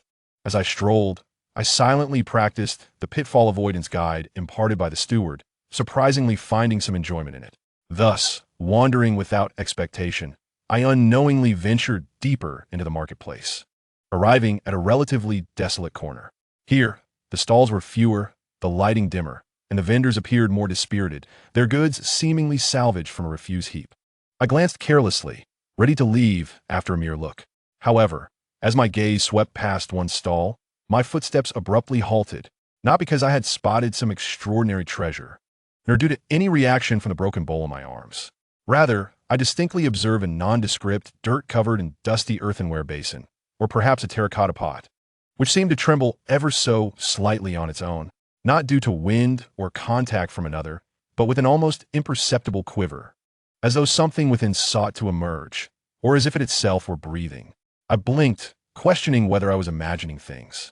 This shabby pot appeared dull and heavy, the most ordinary type of coarse pottery, unfit even for planting flowers, and here in this ghost market, it was hardly sturdy enough to prop up a table leg. I held my breath, fixating on the pot. Several seconds passed, and just when I thought it was merely my imagination, the pot trembled again, this time causing a bit of dust to fall from its rim. Goodness, it truly moves. A storm of astonishment surged within me. What is this? Has it become sentient? Or does it conceal some living entity within? My peculiar behavior seemed to attract the vendor's attention. He was a frail old man, wrapped in an oversized, tattered cotton coat, who had been dozing against the wall. At that moment, he slowly raised his head, revealing a weathered, deeply lined face. His eyes were murky, yet a fleeting glimmer flashed as I glanced at the pot. He spoke slowly, his voice raspy like the sound of sandpaper. "Young man, your eyes are quite discerning. Interested in this old man's treasure basin?" Treasure basin? My lips twitched. Could the name be any more cliché or straightforward? A ruse for the gullible. Yet, considering that the pot indeed moved, I suppressed my urge to ridicule and feigned curiosity, crouching beside the pot. "Old man, how does this basin manage to move?" Upon hearing my question, the old man revealed a cryptic smile, which I perceived as an act of charlatanry, and extended his bony finger to gently tap the rim of the basin, producing a dull thud. "Move? That indicates it is a living entity. It possesses spirit." The old man commenced what was evidently a rehearsed monologue. "Young man, do not be deceived by its unremarkable appearance. This is a treasured heirloom passed down through my family. According to my great-great-grandfather, this basin was retrieved from the medicinal garden of an ancient immortal during his youth." "Medicinal garden?" I feigned surprise. "Indeed," the old man continued, growing more animated as he spoke, saliva flying. "It is said that the immortal used this basin to cultivate rare spiritual herbs. Having absorbed the essence of heaven and earth, it has long since attained sentience. It can gather spiritual energy on its own, nurturing whatever is placed within." He gestured toward the meager soil and a few withered grasses inside. "You see, if you were to toss a seed in, even the most common grass seed, it would flourish beautifully. If you were to place a spirit stone inside," he lowered his voice conspiratorially, "the next day, it might just transform into two." I thought to myself, goodness, this is precisely the standard narrative of a treasure basin from folklore. Not even a word has been altered. Is the next line going to be that it is only sold to those fated to possess it? I stifled the urge to roll my eyes, pointing at the grime and a chip on the rim. "Old man, why does it appear so unremarkable? And why is there a chip?" Without a hint of embarrassment, the old man wore an expression as if I had struck a chord. "Ah, this is precisely its extraordinary nature. Divine objects conceal themselves. Do you understand? The more precious the item, the more ordinary it appears. That chip is not a flaw. It is the mark of Tao. It is the wisdom of the basin itself." I was momentarily taken aback. Divine objects conceal themselves? The mark of Tao? A broken basin having attained wisdom? This old man is quite the blusterer. His fabrications rival my father's. No, they might even surpass him. Had I not witnessed it move twice, I would have turned on my heel and left without a moment's hesitation. Yet now, gazing at the pot which seemed to remain still, as if the previous tremors were mere illusions, I felt an itch of curiosity. To buy or not to buy? The old man's embellishments were almost certainly an elaborate ruse. Yet the fact that the pot moved was a verifiable reality I had witnessed. What on earth is this thing? Chapter 56. Treasures of the Immortal Garden, listening to the frail old man extol the virtues of that broken earthen pot, claiming it to be a relic from an ancient immortal's medicinal garden, endowed with the ability to conceal its divine nature and possessing Tao marks. If I, Gong Urgu, were to believe even a fraction of his words, it would be an affront to my reputation as a connoisseur of the mundane. However, the fact remains that it truly moves. If this were merely an inanimate object, I would have turned away without a moment's hesitation, regardless of how grandiose the old man's claims may be. Yet it trembled right before my eyes, and thus I could not dismiss it so easily. What if? What if this old man had indeed stumbled upon something extraordinary from some obscure corner of the world? What if it truly is a treasure, merely disguised as refuse? After all, the broken bowl in my arms bears a striking resemblance to this pot. The thrill of speculation began to stir within me. I took a deep breath, striving to present myself as a composed buyer rather than a curious fool. Old man, I said, pointing at the dusty, grimy pot, attempting to maintain a calm tone. Your words alone cannot substantiate the truth of this treasure. May I hold it in my hands to perceive the spirit you speak of? The old man's murky eyes squinted slightly, seemingly assessing the sincerity and purchasing power of this potential client before him. He scrutinized my deliberately chosen attire. The most tattered servant's garb, and a flicker of barely concealed disdain passed across his face. Nevertheless, he feigned generosity and waved his hand, saying, "Feel free to touch. Genuine gold fears no fire, and treasures do not shy away from being handled. Go ahead and experience it. If you can sense even the slightest hint of spiritual energy, consider it your fortune." With his permission granted, I held my breath and cautiously extended my hand towards the seemingly lifeless broken basin. My fingertips made contact with the rim. It was icy to the touch, rough, and coated with a layer of greasy dust. The sensation was akin to those pickling jars I often washed in the servant quarters. Suppressing my distaste, I delicately ran my fingers along the basin surface. The material was the most ordinary coarse pottery, and the firing process was rather crude, with a noticeable gritty texture. The gap that the old man claimed was a flaw of great significance had uneven edges, and it felt distinctly like a break. I summoned my almost negligible spiritual perception, if such a thing existed, and strained to sense something.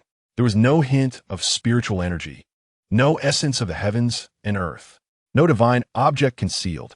This was nothing more than a thoroughly abandoned, ordinary broken basin that had been left to decay for who knows how many years. My fleeting hopes and expectations were dashed in an instant. It was over. I had indeed been deceived. This old man was nothing but a masterful con artist. The movement I had just witnessed could very well have been orchestrated by some mechanism or sleight of hand. A wave of annoyance at being toyed with surged within me. I, Gong Urgu, who prided myself on my cleverness, had nearly been fooled by such an old trick. If Zhang Guanshi found out, I would surely face a scolding. Disheartened, I withdrew my hand, my face betraying traces of disappointment and dissatisfaction, ready to leave. This ghost market, it seemed, held no treasures for me. Yet, just as my fingers completely departed from the frigid rim of the basin, an unexpected transformation occurred. Without warning, a faint yet extraordinarily clear sensation, imbued with an ineffable ancient and desolate quality, surged from my fingertips into my arm, swiftly spreading throughout my entire being. It was not warmth, nor vibration, nor sound. It felt more like a sensation, a transmission of emotion, a languid yawn from a realm eons away, tinged with impatience. Yes, a yawn, as if some entity that had slumbered for countless millennia was slightly stirred by my earlier probing, responding with a dismissive yawn, signaling its awareness, and then turning over to continue its slumber. This sensation came swiftly and vanished even faster, disappearing in the blink of an eye as if it had never existed. I stood frozen in place, half crouched as if to rise, my eyes wide and mouth agape, resembling a frog struck dumb by a thunderclap. What had just transpired? An illusion? Impossible. The feeling had been too tangible. Although faint, the desolate and ancient emotion, even bearing a hint of disdain, was vividly imprinted in my consciousness. Was there truly something within this broken basin? Not a living entity, but perhaps some residual thought? Or was the basin itself alive? I abruptly raised my head to glance at the thin old man. He appeared entirely oblivious to any anomaly, still babbling excitedly. "So, young man, did you discover something? Did you sense a primal energy? A pulse of life? Let me tell you, this is spirituality. This is a treasure." Not a single word of his subsequent chatter registered in my mind. One thought echoed frantically within me. It moved, not in a physical sense, but rather in a mental one. It had expressed disdain for me. A broken basin. It found my touch distasteful, absurd, bizarre, incomprehensible. Yet, I was utterly convinced that this had not been a mere figment of my imagination. After the initial shock, an indescribable surge of ecstasy and curiosity overwhelmed me. A treasure. This was undoubtedly a treasure. Although I had no idea what kind of treasure it was or its utility, the mere fact that it could transmit thoughts marked it as extraordinary. 100 low-grade spiritual stones? Worth it. Absolutely worth it. I would even consider 500, though that would require some deliberation, as money does not grow on trees. I forcefully suppressed the tumult within me, striving to maintain the facade of disappointment and hesitation I had previously worn, even feigning a frown and clicking my tongue. This old man. While the basin is indeed cool to the touch, I haven't sensed any of that spiritual energy you mentioned. Aside from being old and broken, it resembles nothing more than the jars we use for pickling vegetables in our village. Upon hearing this, the old man grew somewhat agitated. That is due to your insufficient cultivation. Your spiritual perception is dull. You can't recognize the extraordinary even when it lies before you. I seized the opportunity to appear troubled. While that may be true, 100 low-grade spiritual stones seems exorbitant for this broken basin, considering the dust and the chip. How about 10 stones? I could take it home to plant some scallions and see if they grow any faster. I began to fully utilize my family's ancestral bargaining skills. 10 stones. The old man's voice grew shrill. Do you think this is a night pot? 40. At the very least, 40. 15. No more than 15. Look at how it's about to fall apart. 35. It cannot be any less. This is a treasure basin. 30. 30 low-grade stones. I will take it. If not, I shall walk away. I pretended to make a move to leave. The old man grabbed my arm, a pained expression on his face, as if I were taking a piece of his heart. 30. 30 low-grade stones. Take it. Consider yourself lucky. Alas, truly a gem in the rough. My heart soared with glee, yet my face maintained the expression of someone who had been thoroughly swindled. Slowly, I retrieved the small pouch containing my public funds and counted out 30 low-grade spiritual stones for him. The old man snatched the stones from my hand and tucked them into his pocket with such speed as if fearing I might change my mind, and then swiftly wrapped the basin in an even more tattered cloth, handing it to me. The goods are sold, no returns. Cradling the heavy, dusty basin that had cost me 30 spiritual stones, my heart was a turbulent mix of emotions. Had I made a wise gamble, or merely become a victim of my own folly? Regardless, that moment of thought transmission was worth the 30 stones. Chapter 57. The broken basin. I held tightly to the broken basin wrapped in tattered cloth, having just spent 30 low-grade spiritual stones on it. My mind was in turmoil, torn between pain and curiosity, eager to find a secluded corner to study this object and decipher the meaning behind that moment of thought transmission. Could it be a treasure that automatically gathers wealth? Or perhaps it could grow celestial herbs? Or might it house the spirit of an elderly gentleman? As I began to formulate plans for how to use this treasure basin to amass wealth and reach the pinnacle of success, ensuring that my family Esgong Jisian Baogu would gain global renown, a voice like thunder erupted behind me, filled with boundless fury and despair. Gong Ergu, you wasteful fool. What nonsense have you bought this time? Startled, I nearly dropped the basin. That voice was all too familiar. It was Zhang Guanshi. I stiffly turned around, step by step.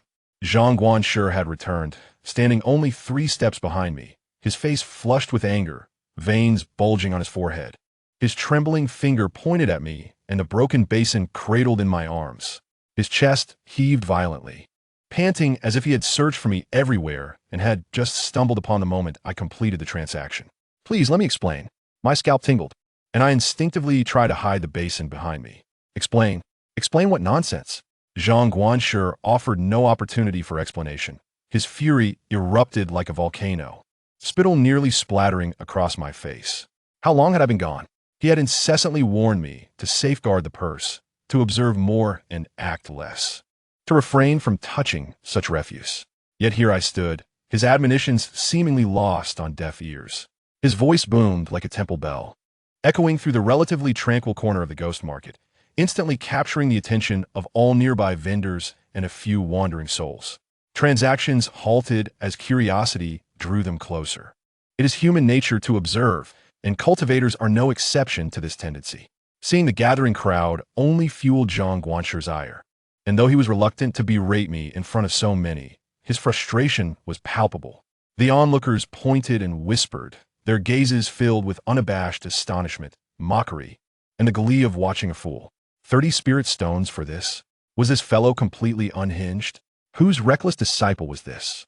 Their comments pierced my ears like needles, igniting my face with shame. Zhang Guanshir, not wishing to expose his sect, begrudgingly dragged me toward the market's exit, his anger simmering. Throughout the journey, he uttered not a single word, the weight of his heavy breaths betraying his lingering wrath.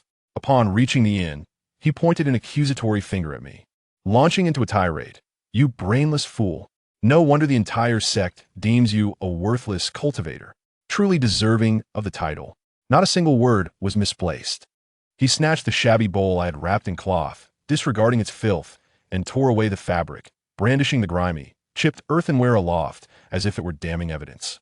Behold, the infamous gong ergu from the miscellaneous department of Lu Yunzong. What marvel have you unearthed this time? A broken bowl. A bowl so leaky it cannot even serve as a chamber pot. Guess how much you paid? 30 spirit stones. 30 inferior spirit stones. Last time he squandered 10 spirit stones on a wretched bowl. Utterly useless. This time, he has outdone himself. 30 spirit stones for a bowl even worse than the last. What next? Will you purchase a cracked pot to complete your collection of rubbish?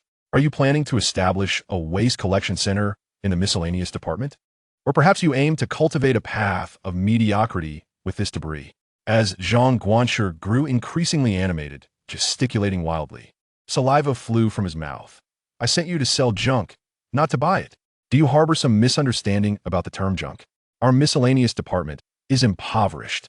We lack valuable items, but we are not destitute enough to scavenge this kind of refuse to be passed down through generations. 30 spirit stones. Just imagine how many new tools or bedding could be procured. How much better could our meals be? Yet you squandered it in such a disgraceful manner. A spendthrift. A complete spendthrift. His passionate reproach drenched me in humiliation, leaving me feeling utterly exposed. Clutching the scalding bowl, I lowered my head, wishing to vanish into the ground. With each of his scathing remarks, I shrank back, resembling a quail struck by lightning. What could I do? Was I to reveal that the bowl had just bestowed upon me a mental yawn? Could I confess that I perceived it as a treasure? I could not. Doing so would only solidify his belief in my utter foolishness. I had no choice but to endure this tempest of scolding and the patronizing gazes of onlookers. My heart heavy with grievance, yet unable to defend myself. What if just perhaps Zhang Guanshir was right? What if that thought was merely a figment of my imagination? What if this bowl were truly nothing more than an ordinary, unstable piece of pottery that occasionally trembled due to its foundation or hidden insects? Would I not become the foremost fool of Lu Yunzong, the biggest gullible target in the ghost market? Once Zhang Guanshir exhausted his tirade, he glared at me with a ferocity that suggested I was akin to a piece of irredeemable trash. What are you still doing here? He barked. Take your treasure and go to sleep. Tomorrow, you shall scrub all the latrines in the miscellaneous department. If you do not finish, you may not rest. Make good use of your precious bowl. I thought to myself, not only did I suffer a financial loss, but I also faced a scolding and a latrine cleaning duty. My venture to the ghost market had truly been a disaster, leaving me with nothing but my undergarments. With a mournful countenance, I cradled this bowl, purchased for 30 spirit stones, designated for cleaning the latrines. Meanwhile, I silently wept within, while furtively feeling the cold, lifeless bowl in my embrace. It remained icy, still, and utterly devoid of vitality. Perhaps that disdainful mental yawn had indeed been my mere illusion. What a pity, Gong Ergu!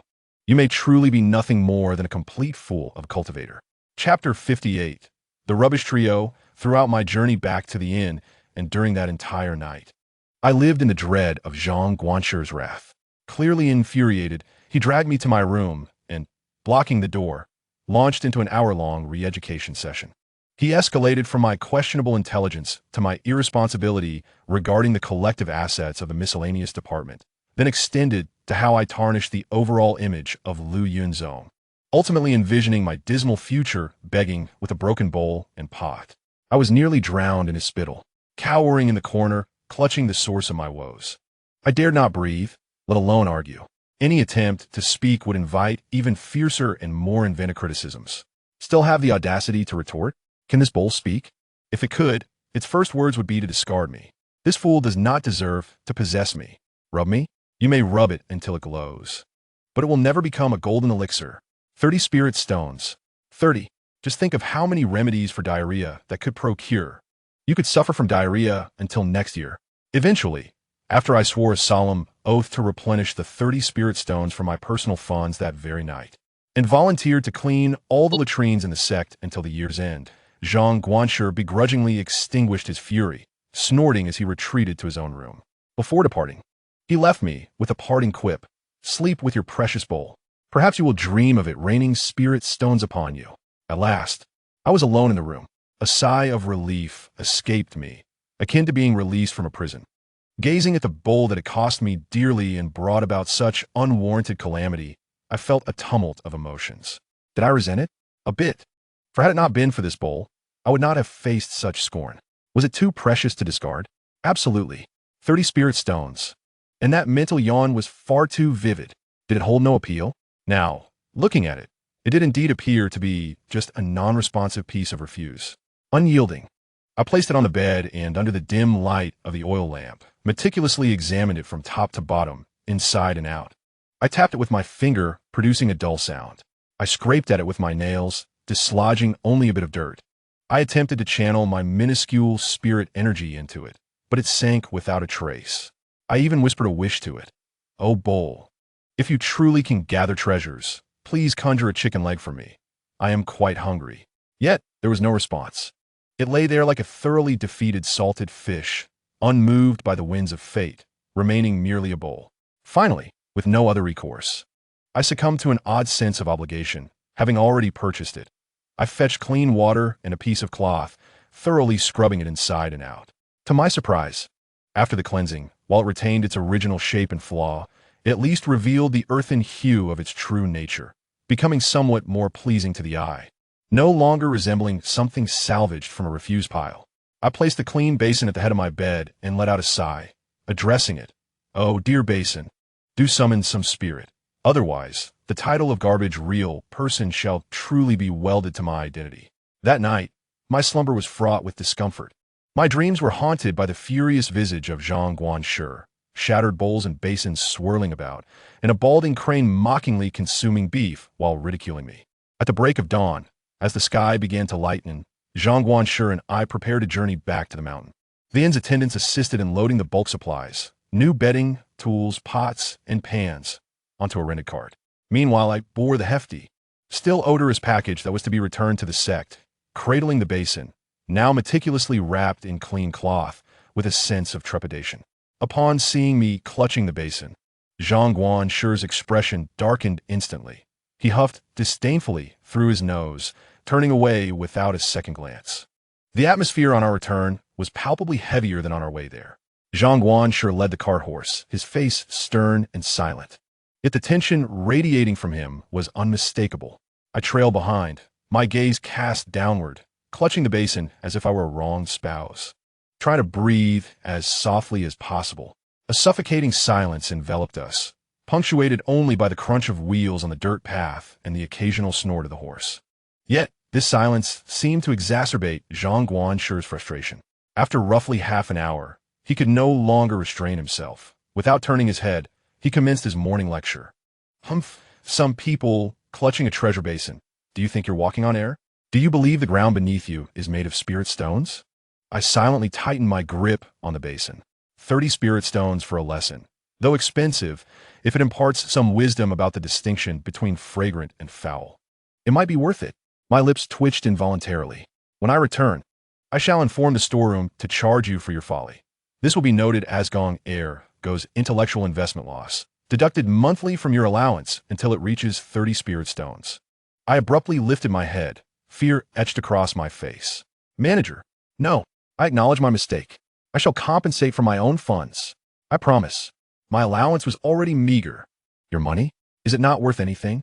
Can you simply discard it into the rubbish heap?" Zhang Guanshi spun around, glaring fiercely. I instinctively recoiled, silenced. Thus, Zhang Guanshi transformed into a walking fountain of admonition, lecturing me as we walked. His words were sharp, and his metaphors astute, traversing from life philosophies to financial management, and from resource optimization to the necessity of intellectual taxes. I remained in a quail-like state, nodding and acquiescing, not daring to counter even slightly. Internally, I was filled with regret, wishing I had never engaged in this farce with the basin. The only recourse I had was to endure the reprimand while my hands, hidden beneath the wrapping, futilely rubbed the basin. Rub and rub. Dear basin, grant me some sign. A warmth, a movement, or even a disdainful reaction. I implored. Prove that I am not a complete fool. Validate that my 30 spirit stones were not squandered. Even a mere sound would suffice.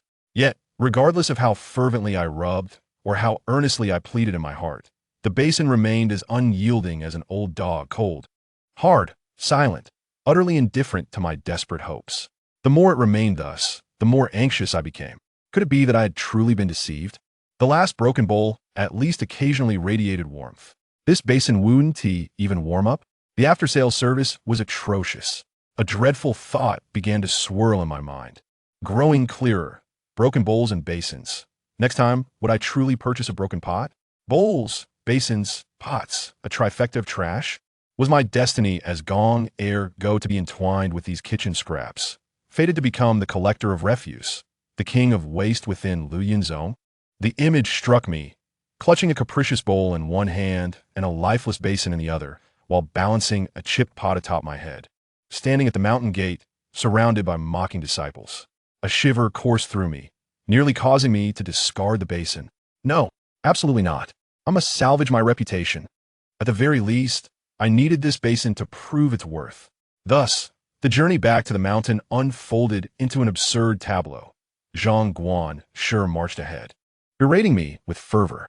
I followed closely, nodding submissively while my hands, hidden within my cloak, frantically rubbed the object, now suspiciously resembling a clay basin. Passers-by, woodcutters and farmers, cast strange glances our way, likely perceiving the former as a madman ranting and the latter as a fool with peculiar habits. My social demise commenced at the foot of the mountain. As we finally caught sight of the imposing entrance to Luoyuan zone, my heart sank further than a funeral. The basin in my arms felt as if it weighed 1,000 pounds, preventing me from lifting my head, while my heart raced purely from fear. Zhang Guanshi, leading the horse, exuded an aura that warned others to keep their distance. The lectures and kind inquiries I had endured along the way had left me utterly disoriented, extinguishing any flicker of hope that the basin might miraculously unleash a brilliant display to astonish everyone. It was over. The 30 spirit stones I had foolishly spent seemed a foregone conclusion, bound to be accompanied by months of mental humiliation and physical penance, such as cleaning the latrines. Indeed, as we approached the gate, the disciples on guard observed us closely, particularly Zhang Guanshi's grim demeanor and my own downcast face cradling the cloth-wrapped basin, their expressions shifting to one of amusement. "Manager, you have returned?" One disciple greeted us, his eyes darting toward the object in my arms. Zhang Guanshi exhaled a cold huff, responding curtly, and then, seemingly nonchalantly, uttered in a volume sufficient for all to hear, "Humph. Back with that garbage real person and his newly acquired treasure basin." I was taken aback. "Manager, must you drag me through the mud like this?" Such a casual remark, akin to pouring cold water into boiling oil, instantly ignited commotion. The two gatekeepers' eyes widened, their faces flushing red as they struggled to suppress laughter, their expressions a mix of mirth and restraint. "Treasure basin?" Another disciple's voice quivered as he endeavored to maintain seriousness. "Congratulations, Gong Shi Xiao, on acquiring a valuable item." "Congratulations indeed." Did you not detect the sarcasm dripping from Zhang Guanshi's tone? Zhang Guanshi huffed heavily once more, dismissing us as he led the horse cart through the gate, leaving me to endure the piercing gazes alone. The news of my 30 spirit stone expenditure for a broken basin swiftly spread throughout Luoyuan zone's outer sect, even threatening to infiltrate the inner sanctum. Clutching the basin, I kept my head lowered, feeling like a condemned criminal as I trudged toward the servant quarters. This journey was undoubtedly the longest social demise of my life. No matter where I turned, I felt the weight of countless eyes upon me, filled with unabashed derision. excitement at the spectacle, pure schadenfreude, and perhaps a smattering of sympathy? Look, there he is, the garbage real person. Ah, what a remarkable talent. Last time it was a bowl, and now it is a basin. I have heard it cost 30 ling stones. 30 ling stones for a mere pickling jar? Not only that, it seems the basin has a missing mouth, famously referred to as the Dao Ke. Ha ha ha. Alas, the moniker of trash genre has been firmly established, and there is no escaping it now. I wonder what he will purchase next? A broken pot? Or perhaps a cracked ladle? A complete set, perhaps? I eagerly await. Ha ha ha. The chatter enveloped me like a spell, infiltrating every corner. I almost wished to bury my head in this wretched basin. Unfortunately, the rim is not large enough. Occasionally, familiar outer disciples would attempt to greet me, but just as they opened their mouths, before the word gong could even escape their lips, they were abruptly pulled away by others, followed by a flurry of knowing glances and suppressed laughter. They could only awkwardly smile at me before hastily departing. I Gong Ergu have become notorious within the Lu Yun zone, albeit in a manner I would never have wished for. After enduring a grueling day, I finally arrived at the chores department, feeling as though I had fought a protracted battle, utterly drained. Zhao, Daniyu, and a few other brothers from the chores department gathered around me, evidently unaware of the gossip circulating outside, their faces adorned with genuine smiles. I Guyi, you're back. Was it fun in the county? Did you bring us anything nice? I managed to force a smile, carefully placing the scalding hot potato, the wretched basin, deep within my bedding, slightly covering it with a quilt, out of sight and out of mind. Then, I gathered my spirits and presented them with the snacks and small gifts I had purchased. Here, sesame candy, roasted beans, candied fruit, everyone gets a share. I handed the brightly colored clay doll to the youngest of the chores disciples. Here you go, take it and play. Wow, thank you, Ergagu. You're the best. Zhao Daniyu and the others erupted in cheers, scrambling to share the snacks, their faces radiating simple, genuine joy. The little disciple clutched the clay doll tightly, grinning from ear to ear. Observing their happiness, the frustration and gloom in my heart were finally alleviated somewhat. Thankfully, there exists a group of brothers who are simple-minded and easily satisfied. While chewing on sesame candy, Zhao Daniyu leaned in and innocently asked, Ergagu, I heard you bought a treasure basin again. What is it like? Let's take a look. Is it a pair with that bowl from last time? I felt the warmth I had just swallowed vanish in an instant, replaced by a lump of old blood lodged in my throat. Truly, why must they bring up such matters? The other brothers looked on with innocent curiosity, their eyes brimming with a desire for knowledge. What could I say? Could I tell them this basin, valued at 30 ling stones, serves no purpose and has made me the laughingstock of the entire sect? All I could manage was a hollow laugh, mumbling, it's just an ordinary basin, looks quite sturdy, I should be good for meals. Zhao Daniyu, seemingly grasping some understanding, nodded, took another bite of his candy, and suddenly exclaimed, Oh, I get it. Ergagu, are you trying to complete a set? A bowl for meals, a basin for soup, and next a frying pan. The perfect trifecta, the treasure trio. A brother nearby, sipping water, spluttered. The others were momentarily stunned before erupting into thunderous laughter. Ha ha ha, the trifecta. Daniyu, you're a genius. Bowl, basin, pan. No mistakes there. I Guyi. Remember to keep an eye out for a broken pot next time at the ghost market. We support you. Yes, once complete, it will be for our chores department kitchen. Cooking with celestial treasures will surely be delicious. They laughed uproariously, treating it all as a source of amusement, harboring no malice. Yet, I felt a wave of darkness wash over me, nearly causing me to faint. The trifecta of trash. Even the simple-hearted Zhao Daniyu was saying such things. This title has been irrevocably cemented onto me. Even with a matching set planned, I wanted to weep without tears, forced to wear a forced smile, silently lamenting, Oh, dear basin, if you do not reveal your true worth soon, I, Gong Ergu, will truly find it impossible to survive in this sect. In the future, when people mention me, it will not be as the one who carries cranes or sells beef, but rather as the one who assembles broken trifles. Life must go on. After all, despite the ridicule, the toilet still needs scrubbing, firewood still needs chopping, and water still needs fetching. I, Gong Ergu, remain an ordinary disciple of chores, albeit now burdened with a few shining and heavy titles. Trash Shinran, collector of ruins, and member of the Trifecta Reserve. Days pass amidst this routine labor and sporadic social embarrassment. I still wash that broken basin thoroughly, placing it by my bedside, each day stubbornly touching it, rubbing it a little, hoping for a miracle. For the most part, it resembles a lifeless object. Yet, on rare occasions, in the depths of the night, as I drift between dreams and wakefulness, I seem to sense a faint, desolate, and disdainful thought yawning, as if complaining that I have disturbed its peaceful slumber. This barely perceptible reaction became my last lifeline, sustaining me as I trudged along this path deemed trash by all, struggling, and occasionally reduced to tears by my own foolishness. Perhaps I truly am a fool. Perhaps this broken basin is indeed a treasure? Who knows? In any case, the legendary life of Trash Jinrengong Ergu continues, and it seems I'm soon to complete my third core magical artifact. Chapter 60. The Crane's Gratitude I, Gong Ergu, bearing the humiliating titles of Trash Shinran and Trifecta Reserve, live a life of scrubbing toilets, chopping wood, and enduring disdain at Luyunzong. I thought this was the nadir of my existence, destined to persist in this low state.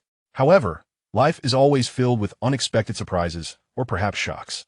Just a few days after returning to the mountain gate, on a sunny afternoon, I was laboriously chopping wood on the back mountain, attempting to numb my wounded spirit through physical toil. Suddenly, a clear and melodious crane cry echoed from the sky. This sound seemed familiar. Instinctively, I looked up. A graceful, slender white figure was unfurling its wings, basking in the sunlight, tracing beautiful arcs in the air, diving towards the chores department. Although its feathers were not yet fully plump, particularly sparse on its back and wings, it had transformed dramatically from its previous disheveled and dejected appearance. It was that celestial crane, the revered beast of the sect. It could actually fly now, and so steadily, so magnificently. I was astonished, nearly dropping the axe on my foot. Clearly, the sect had invested heavily to heal it. How many spiritual herbs and treasures must have been consumed? The elders of the Spirit Beast Peak must be heartbroken. As I marveled, the celestial crane folded its wings, gracefully landing in my courtyard, not far from where I was chopping wood. Upon landing, it elegantly shook its feathers, raised its long neck, and with its glossy black eyes, scanned the surroundings, ultimately locking onto me. I instinctively straightened, feeling somewhat flustered. What did this esteemed being want now? Did it develop a craving for beef and come to demand its delivery? But I have no beef at the moment. Just as I contemplated approaching to bow and explain the temporary shortage of beef, I noticed that the celestial crane was not hastily rushing towards me as before. Instead, it approached me leisurely. To my astonishment, it was holding something in its long beak, a completely green, plump fruit radiating a faint spiritual light and an enticing aroma. The lustrous sheen, the subtle cloud patterns, and the mouth-watering fragrance. It was clear to even someone in my humble status that this was no ordinary item. This object, in comparison to the wild fruits I usually indulge in, is of an entirely different caliber. The Xianhe gracefully approached me, tilting its head to inspect my bewildered expression, seemingly pleased with my stunned demeanor. Then, with an effortless elegance, it extended its beak forward, placing an extraordinary lingua onto the pile of firewood I had just chopped. I was left dumbfounded. What did this mean? Was it offering me sustenance, a reward, or perhaps a prelude to a feast? The lingua. This was the legendary fruit of folklore. As a mere servant of my level, I was never even granted proximity to the sect's medicinal gardens or lingua orchards.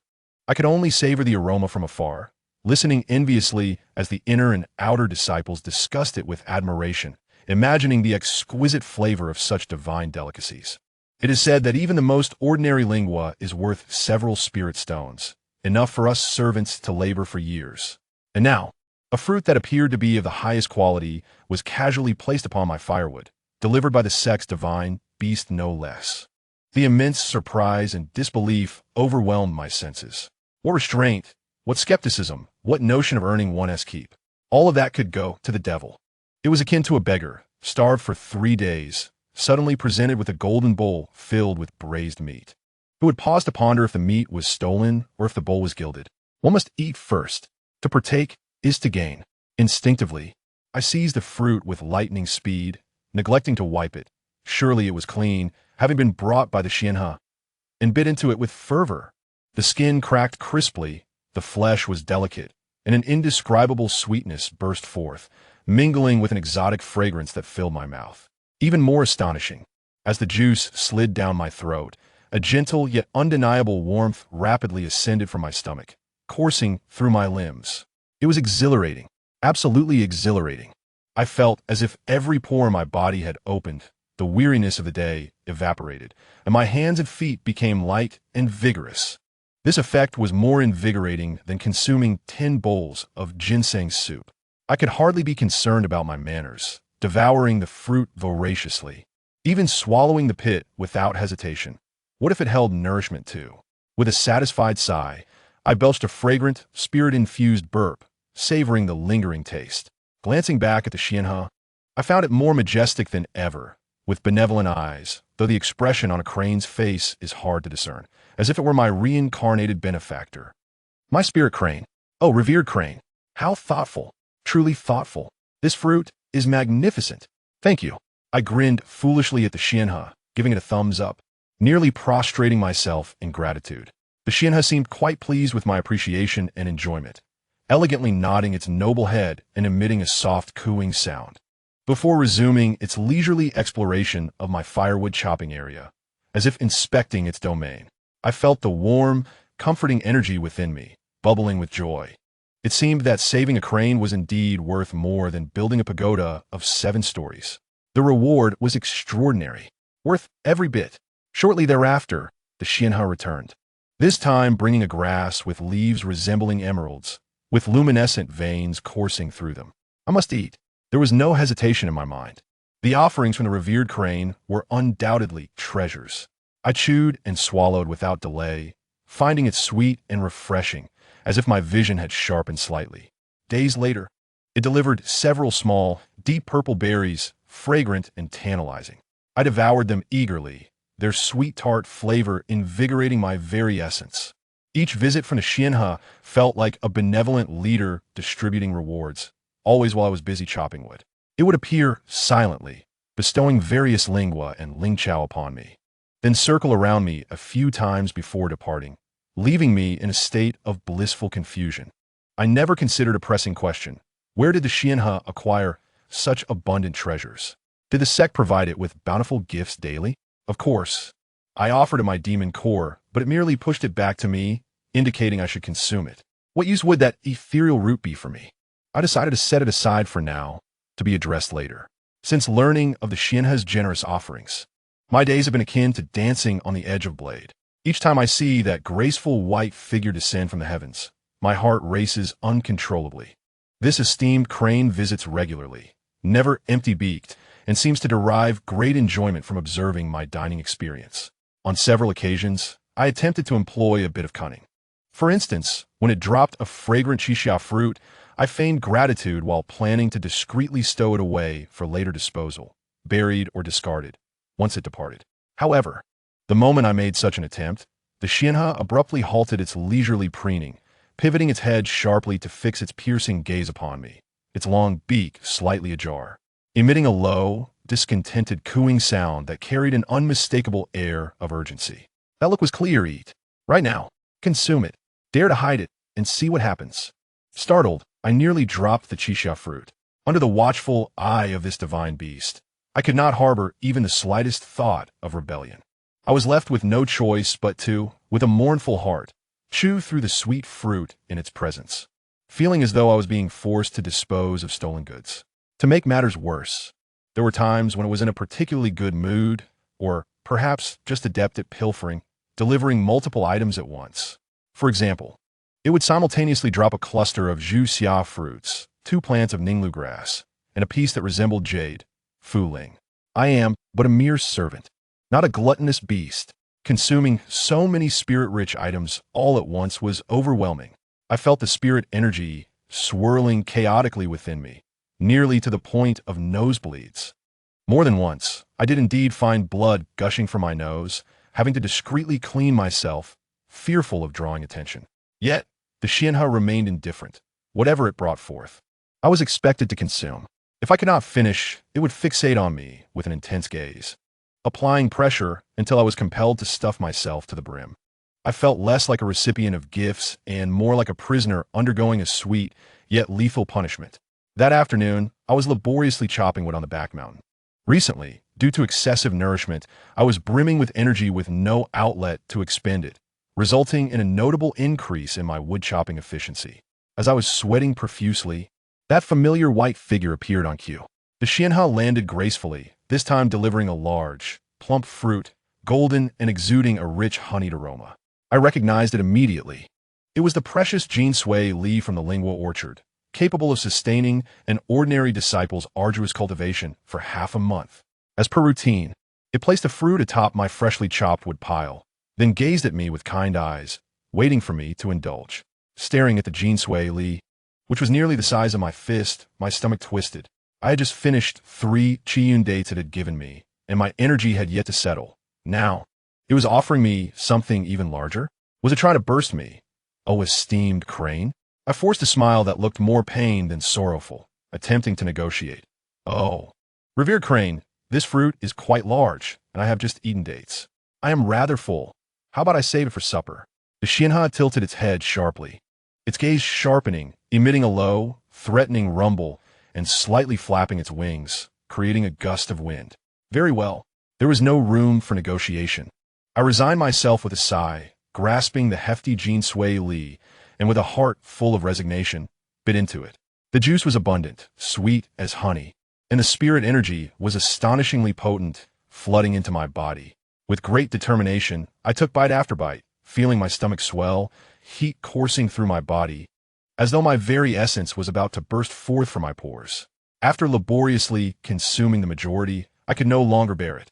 One more bite would surely lead to a spectacle of a humble disciple self-destructing from an excess of spiritual energy. I paused, writhing in discomfort as I rubbed my belly, casting a pitiful glance at the Xianha. Zun, I truly cannot eat another morsel. The Xianha observed the remaining portion of the fruit in my hand, then glanced at my visibly distended belly and flushed face. Seemingly moved by compassion, it refrained from further insistence. Yet it did not depart, instead wandering nearby, evidently intent on supervising my meal until it was entirely concluded. Clutching the remaining quarter of the Jean Sui Li, I was at a loss. Casting away was not an option. Consuming it was impossible, and I had nowhere to conceal it, for it was watching. I was as agitated as an ant on a hot skillet. What to do? What to do? In a moment of desperation, my peripheral vision caught sight of my battered bowl, which I had placed beside the woodpile for drinking purposes, and the even more dilapidated basin that I had previously used as a seat during my labor. Since being harshly reprimanded by Zhang Guanshi, I had dared not keep them indoors, opting to take them to the back mountain, out of sight and mind, where they could still be of occasional use. A bold and reckless idea emerged. After all, both were mere refuse. Why not combine them? At the very least, I would not be holding them under the watchful gaze of the Xianha. Feigning nonchalance, I stood up, carrying the remaining Jean Sui Li, and approached my 2 treasures. First, I picked up the battered bowl and placed the fruit inside. The Xianha merely cast a glance, showing little reaction, and resumed pecking at the grass seeds on the ground. I hoped they were merely ordinary seeds. I breathed a sigh of relief. However, the vibrant fruit within the bowl still seemed too conspicuous. Almost instinctively, I picked up the even more decrepit basin, muttering, cover it, lest it gather dust. With that, I inverted the basin over the bowl. It fit perfectly. A broken bowl and a broken basin had combined to create a makeshift, exceedingly cheap preservation container, enveloping the remaining Jean Sui Li. After completing this task, I stole a glance at the Xianha. It seemed indifferent to my method of handling the fruit, or perhaps it merely required assurance that I had not concealed it and absconded. Finally satisfied, it flapped its wings, emitting a melodious crane call, and soared into the sky. Watching the Xianha depart, I collapsed onto the ground, exhaling deeply. I had managed to endure yet another trial. I had no further inclination to concern myself with the covered fruit and resumed chopping wood, contemplating that once my labor was finished, I would find a secluded spot to dispose of the remaining fruit. After chopping for about half an hour, my back ached and my body felt drained from an excess of spiritual energy. I paused to rest, and as I approached to take a sip of water, my gaze naturally fell upon the inverted basin. Something seemed amiss. Rubbing my eyes, I scrutinized it closely. To my astonishment, I noticed that a faint yet visible mist had begun to emanate from the edges of the overturned basin and the bowl beneath it. The mist appeared to be a delicate golden hue, reminiscent of diluted sunlight, infused with a hint of the fragrance of Jean Sui Li, yet richer and more enticing than before. Even more astonishing, I sensed that the thin, chaotic energies in the surrounding air, including the sweat I'd shed from chopping wood, seemed to be slowly, almost imperceptibly drawn toward the makeshift container. My heart raced. I dashed forward, cautiously holding my breath as I opened a small gap in the overturned basin. A surge of golden spiritual mist, far more potent than before, burst forth from the crevice, accompanied by an indescribable, invigorating aroma. Eagerly, I lifted the basin entirely. To my amazement, the Jean Sui Li, which had previously been reduced to a mere quarter, now appeared even more plump and golden. It seemed as though the lost moisture and spiritual energy had been replenished, perhaps even surpassed. The fruit glistened, with the golden juice appearing to flow of its own accord, radiating an astonishing wave of spiritual energy. What was happening? Had time reversed? Had the fruit repaired itself? My gaze snapped to the basin and bowl. Was it they that were responsible? These seemingly worthless items, derided by the entire sect as trash, together, they had somehow preserved and enhanced the fruit. No, they had strengthened it. They had condensed spiritual energy. They could even transform the surrounding energies to nourish the items within. I suddenly recalled the last time at the Gishur. The intention conveyed by the basin's yawn was that not an illusion, but rather a hint of some enigmatic power contained within it and the bowl. Could these trifles truly not be mere refuse? I hurriedly covered the basin again, my heart racing and breaths quickening, my eyes fixated on this unassuming container. My perspective transformed completely. Fear dissipated, anxiety faded, replaced by an overwhelming, incredulous joy and the thrill of discovery. It seemed the stolen goods from Xianhe had found a place of purpose, and they could become even better. Could it be that I, Gong Ergu, was truly on the verge of prosperity? Chapter 62. Devour. A volcanic eruption of elation surged through me, momentarily clouding my mind. Prosperity was within reach. I, Gong Ergu, was truly on the brink of greatness. This broken bowl and basin were no mere refuse. They were, in fact, extraordinary treasures concealing astonishing capabilities. They could automatically condense spiritual energy and nourish items.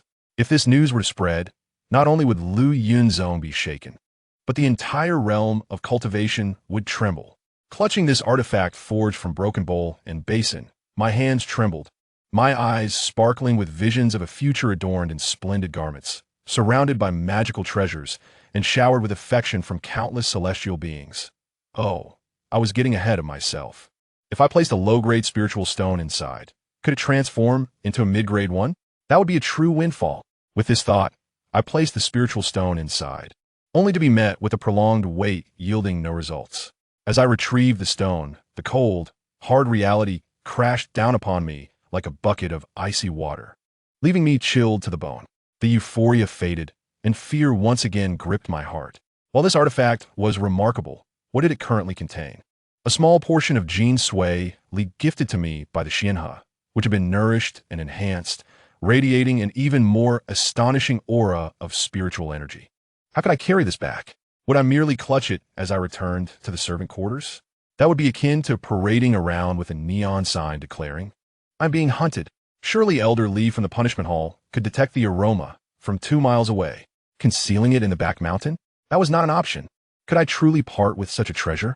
And what if some passing disciple or wild beast discovered it? That would be a grievous loss. And to claim I found an enhanced Jean Sui Li in the back mountain? Who would believe such a tale? Even Zhao Dania would not fall for it. I was in a frenzy, pacing in circles, tugging at my hair, feeling as though this sweet burden was driving me to madness. It was akin to a destitute wretch stumbling upon a gold ingot, only to discover it bore the inscription of the National Treasury, the penalty for theft being execution. Basins and bowls, you've brought me hope, but the timing is utterly wrong. You aren't helping me. You're pushing me into the fire. I lamented to the ragged ensemble in my hands, just as I found myself caught in a dilemma, nearly ready to leap off a cliff with the treasure. An unexpected change occurred without warning. The overturned basin in my grasp suddenly trembled ever so slightly. This was not the prior transmission of intention, but a tangible physical vibration. It was faint, yet I felt it undeniably. Startled, I nearly dropped it, hastily tightening my grip, before I could fully comprehend the nature of the tremor. A more astonishing scene unfolded before my eyes. The surface of that dilapidated pot, which had previously appeared unremarkable and even somewhat unsightly with its coarse textures, now flickered with an almost imperceptible, shadowy luminescence. Simultaneously, at the bottom of the pot, where the old man had boasted of a missing piece in the grand scheme of things, the space seemed to warp momentarily, creating a barely visible vortex that seemed capable of devouring all light. Then, with a soft whoosh, a sound as faint as the vacuum of air resonated. I watched in astonishment as the golden-hued, spirit-infused Jean Sway Lee within the bowl was abruptly seized by an invisible force, transforming into a delicate golden thread that was instantaneously drawn into the minuscule vortex at the bottom of the pot. It vanished, right before my very eyes, disappeared without a trace. The bowl was left utterly empty. Only the faintest wisp of golden spirit mist lingered at the bottom, testifying to the existence of the precious spirit fruit that had just been there. After this astounding event, the ethereal glow on the pot's surface faded away. The distortion and vortex at the missing piece vanished, returning it to its dreary, dilapidated, and harmless appearance, as if everything that had just transpired was merely a figment of my imagination. I stood there, utterly petrified, as if struck by a celestial bolt of lightning. My eyes widened in disbelief, my mouth agape as if I could fit an egg inside. My mind a blank slate filled only with an overwhelming urge to scream in bewilderment. What had just happened? What had I just witnessed? Where was the fruit? My precious, fieri, Jean Suili. Had this wretched pot consumed it? No, it had absorbed it. Where had it gone? What lay beyond that opening? Suddenly, I jolted back to reality, as if stung by a scorpion, my hands clumsily overturning the pot and inspecting it inside and out. Nothing. It was completely empty. The bowl was devoid of any content. The opening at the bottom remained, rough and unyielding to the touch, showing no signs of abnormality. I shook the pot vigorously, turned it upside down, desperately trying to peer into the opening, but alas, it was too small to see anything. No response whatsoever. Not a whisper. That valuable Jean Sway Lee had vanished into thin air, swallowed by the pot that had been the subject of ridicule throughout the sect. In disbelief, I muttered to myself, collapsing onto the ground in a daze, drenched in cold sweat, feeling as though my worldview had been irrevocably shattered. What on earth was this broken pot? Could it convey disdain for my thoughts? Could it combine with the pot to condense spirit energy and nourish items? Now it seemed it could even make things vanish, or perhaps store them away. This functionality was utterly preposterous. One moment, it was a preservative enhancer. The next, it transformed into a storage black hole. Or was it unidirectional? What kind of haphazard design was this? What were the developers thinking? After the overwhelming shock, an indescribable sense of heartbreak surged within me. My Jean Sway Lee, even if I dare not consume it, could have been used for brewing wine. Or I could have sold it discreetly once the heat died down, and now it was gone. It had swallowed a spirit fruit worth possibly hundreds or thousands of spirit stones. What a monumental loss. Clutching the now silent pot and empty bowl, I felt tears welling up in my eyes. The functionality of this treasure was simply too treacherous. It was entirely out of control. If it continued to consume my belongings every so often, I would surely be left destitute. Yet soon, another thought emerged. Wait, did it only consume items imbued with spirit energy? It had just absorbed a spirit fruit, so I abruptly glanced at the firewood I had chopped nearby, picked up a piece of ordinary wood, and tentatively attempted to insert it into the pot's opening. No reaction. The bowl remained motionless, though it did not fit. I then took my axe and tapped the opening. Still no response.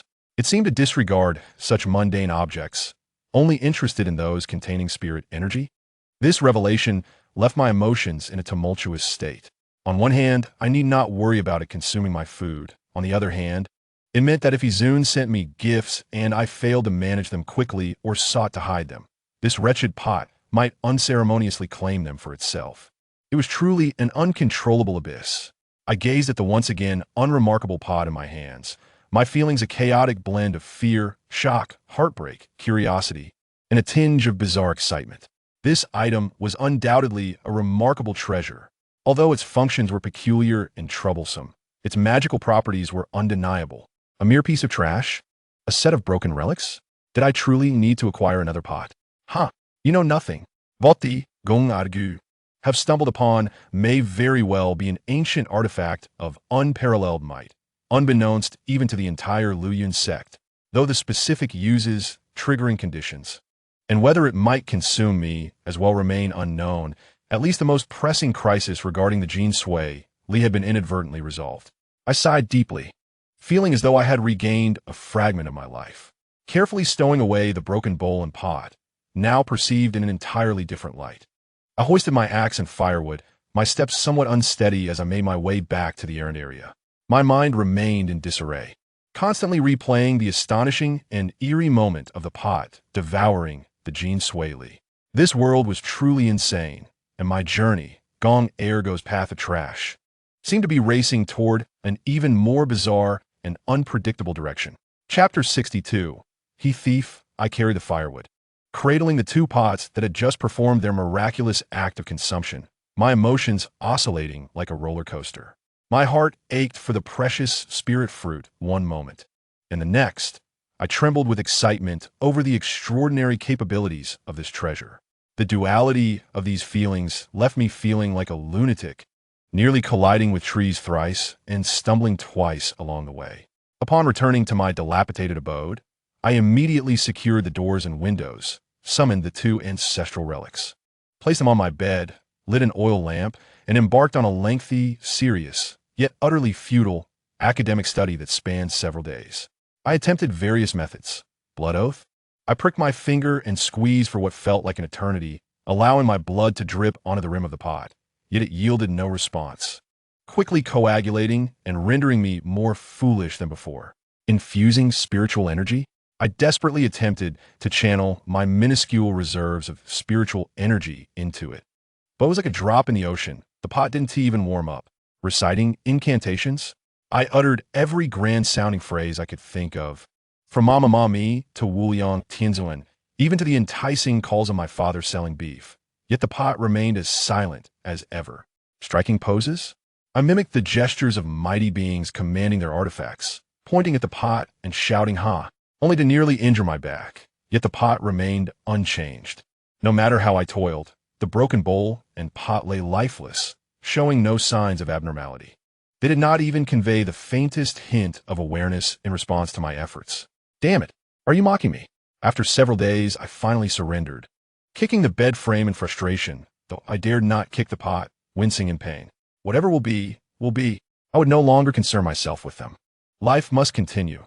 The toilet still needed cleaning, and firewood still needed chopping, yet I carried these ticking time bombs with me, my heart in turmoil.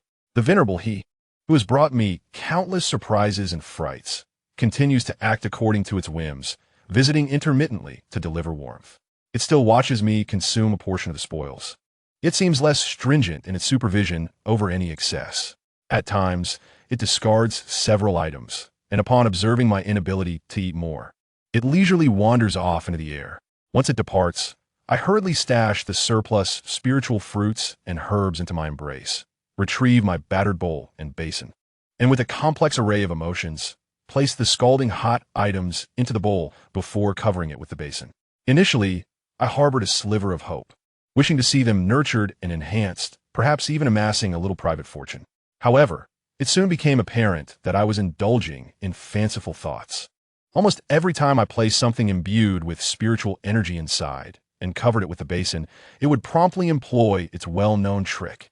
A slight tremor, a flash of ethereal light at the gap, a minuscule vortex would materialize, and in an instant, the items would vanish without a trace.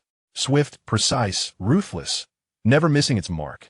From the most mundane Ninglu grass to the somewhat rarer Chian dates, and later on to peculiar spiritual plants of unknown origin brought by he, without exception. They were all devoured. My initial anguish transformed into numbness, and ultimately morphed into a feeling of reckless abandon. Devour away. After all, they do not belong to me. This continued intermittently for nearly a month. I became a heartless purveyor of stolen goods, adeptly executing the standard procedure of eliminating excess items on the spot and feeding them to the battered bowl. Until one particular day, as usual, after gathering firewood on the back mountain, I skillfully placed the last few remnants of what he had recently delivered, akin to he shou wu, into the battered basin. After witnessing a performance routine, I tucked these two still lifeless items back into my embrace, hoisted the firewood, and wobbled towards the chores area. My mind was still pondering. This battered basin has consumed so many precious items, yet exhibits no reaction whatsoever. What could it possibly desire? Is it merely a glutton? Does it solely consume spiritual energy? What does it excrete in return? As I approached the chores area, I sensed an unsettling atmosphere. At this hour, with the sun setting, the courtyard should be bustling in preparation for dinner, a scene of busy yet tranquil activity. Zhao Dainiu and his companions were chopping wood, fetching water, the smoke curling upwards, mingled with laughter and banter. Yet today, the courtyard was densely packed with numerous people. Not only the brothers from the chores area, but also several unfamiliar faces clad in outer sect, disciple robes. They formed a circle, whispering and debating. Their expressions a blend of surprise, gossip, and a hint of indignation, the air heavy with a sense of impending storm. Truly, one may know the crane's appearance, but not its heart. An outer sect disciple lamented, shocked that he could commit such an act. Another echoed in despair, expressing confusion over the recent decrease in the allocation of spiritual fruits for cultivation. It turned out they had been targeted by a thief from within. Someone exclaimed in outrage, "This is utterly audacious. It is nothing short of betrayal." A sense of foreboding gripped my heart like a cold, venomous serpent. Why did the words sound so familiar? So perilously familiar? I hastily dropped the firewood, my heart racing, and squeezed into the crowd, grabbing hold of Zhao Dainiu, who was animatedly speaking with fervor. "Dainiu, what is going on? What is the matter? Who is this thief?" Zhao Dainiu, upon seeing me, instantly brightened as if he had found the perfect audience. Seizing my arm and raising his voice an octave higher, brimming with excitement over sharing this monumental revelation. "Ergo, you've returned. A great calamity has befallen us. A matter of utmost significance." He glanced around, intentionally lowering his voice while still ensuring everyone could hear every word. "Our sect, the Baichao Garden and the Lingua Garden. They have been stolen. No, not by a mere person. It was the crane that pilfered them. The esteemed he itself committed this act." My mind went blank, a deafening clang resonating in my head as if a colossal bronze bell had been struck with great force. I felt my throat dry, as if sandpaper had grazed it. My voice trembling. "Is this true? Is it confirmed?" "Absolutely." An outer sect disciple interjected, his face a mask of distress, as though he had lost a family heirloom. Citing Brother Liu, who oversees the medicinal garden, confirming it with his own words. "Over the past month, the quantity of missing spiritual fruits and herbs has far exceeded the norm. Moreover, only the finest, most mature specimens were taken. Initially, we suspected a bold and skilled intersect brother or an elder, but after extensive investigation, we found no leads." Another disciple chimed in, his expression even more exaggerated. "And today, elder son of the Baichao Garden, unable to endure any longer, personally lay in wait. Guess what? He witnessed the esteemed he, in broad daylight, confidently soaring into the core area of the medicinal garden. The finesse of its movements was astonishing. It precisely pecked a 300-year-old, nearly ripe Ziwang he shou wu and flew off with it. Elder Sun was so enraged that his spiritual energy surged uncontrollably, nearly succumbing to his inner demons. He is still lying in the Dan Hall. But that is not all. Others eagerly interjected, afraid the tale might end too soon. News from the Lingua Garden has also arrived. Fresh peck marks from a crane have been found on several precious fruit trees. Clear claw prints were discovered beneath the fallen leaves. The evidence is irrefutable. Now the entire sect is abuzz. They say our revered divine beast is the greatest thief of the sect. No wonder it has healed so quickly. Its feathers are so glossy and sleek. Turns out it has been feasting on spiritual herbs to bolster its health. I hear even the sect master has been alerted. He is furious.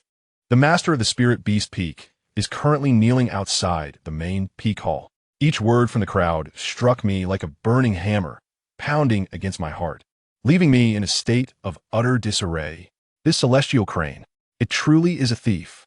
No wonder it always watches me finish eating before it departs contentedly. It fears leaving behind evidence. I had previously naively thought it was merely obtaining something from somewhere, or that the sect had specially provided it with nourishment. How foolish I had been. What simpleton I am. As for me, I gong ergoa, Zhao Daniu sighed, patting my shoulder with a sense of boundless sympathy and an undeniable excitement at the unfolding drama. Ergu, it seems that you were quite familiar with the esteemed he, weren't you? It used to visit us often, right? Have you seen it lately? Has it brought you any special local delicacies? His remark ignited a spark that fell into a vat of oil. Instantly, every sound in the courtyard ceased. All eyes, like hundreds of sharp knives, suddenly focused on me. In their gaze, I could see suspicion, inquiry, realization, disbelief, and a deeper sense of schadenfreude. I felt the blood rush to my head, reddening my face, only to drain away in an instant, leaving me pale as a ghost. Cold sweat poured down like a waterfall, instantly soaking my tattered chores uniform. What have I become? What the hell have I become? I have become the receiver of stolen goods, the purveyor of stolen items. Or worse, I've been caught red-handed, alongside the stolen goods, even though the spoils had just been consumed by the basin, as the chief accomplice in the eyes of my fellow disciples. The ringleader of the crane, theft ring. Tos bizun lang guo, ning lu gao, zhu xie guo, vin shui li, and Feng Ling Chao that I had previously ingested and that had been devoured by the basin now seemed to ignite in my stomach and mind as irrefutable evidence of my guilt. It's over. All is lost. There is no way to cleanse my name, even if I were to jump into the yellow river. I opened my mouth, longing to refute, to scream, to declare my ignorance, to assert that I too was a victim. Yet my throat felt as if it were tightly gripped by an invisible hand, rendering me utterly speechless, save for the heavy, desperate gasps escaping my lips. Under the weighty, silent scrutiny of those around me, I, Gong Ergu, resembled a plucked quail cast into the icy wilderness, trembling in anticipation of the inevitable judgment. The two broken bowls and pots I clutched, remnants of a recent theft, now felt searingly hot against my skin, burning away the last vestiges of my meager hope. Oh heavens, am I truly to meet my end this time? Chapter 63. Speculation. The courtyard lay in a deathly silence, everyone's gaze seemingly welded to me, so intense it nearly scorched a hole through my being. I felt exposed, as if stripped bare and cast into the center of a martial arena, every inch of my skin screaming under the scrutiny of the crowd.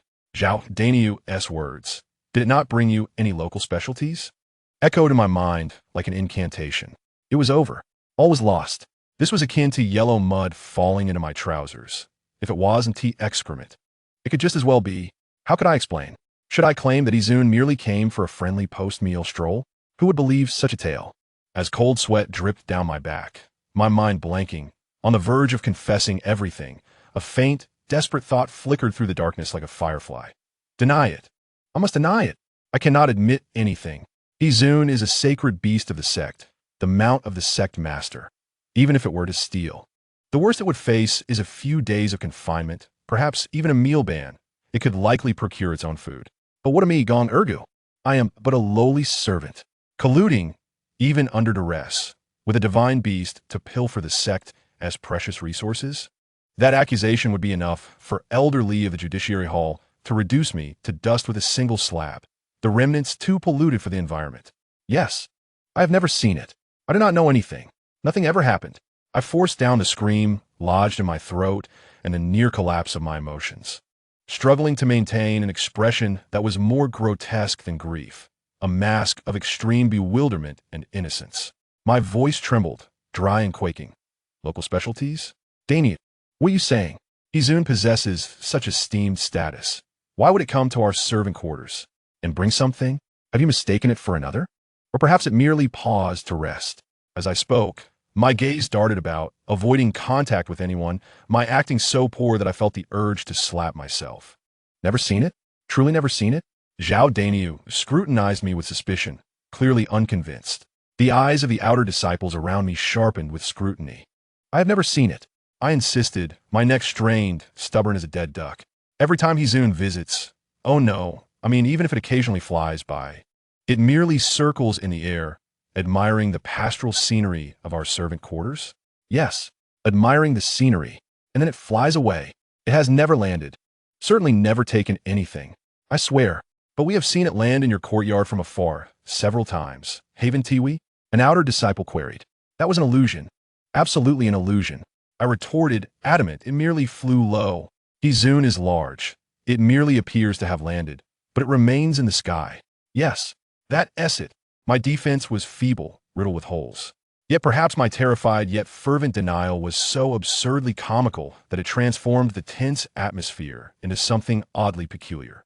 The gazes directed at me shifted from initial doubt and scrutiny to a blend of oddity and curiosity. At that moment, a disciple suddenly seemed to recall something, slapping his thigh, proposing a startling theory. Wait, everyone, have we perhaps misjudged something? Just because Hizun steals spirit herbs and fruits does not necessarily mean it consumes them itself, does it? Or that it seeks to enhance its cultivation. This statement immediately captured everyone's attention. What does that mean? If not for itself, then for whom? The disciple's eyes sparkled, his voice lowered, brimming with the thrill of sharing a confidential scoop. Consider this. Hizun, with its profound cultivation and esteemed status, does it truly need to resort to stealing such trivial items for enhancement? I think not.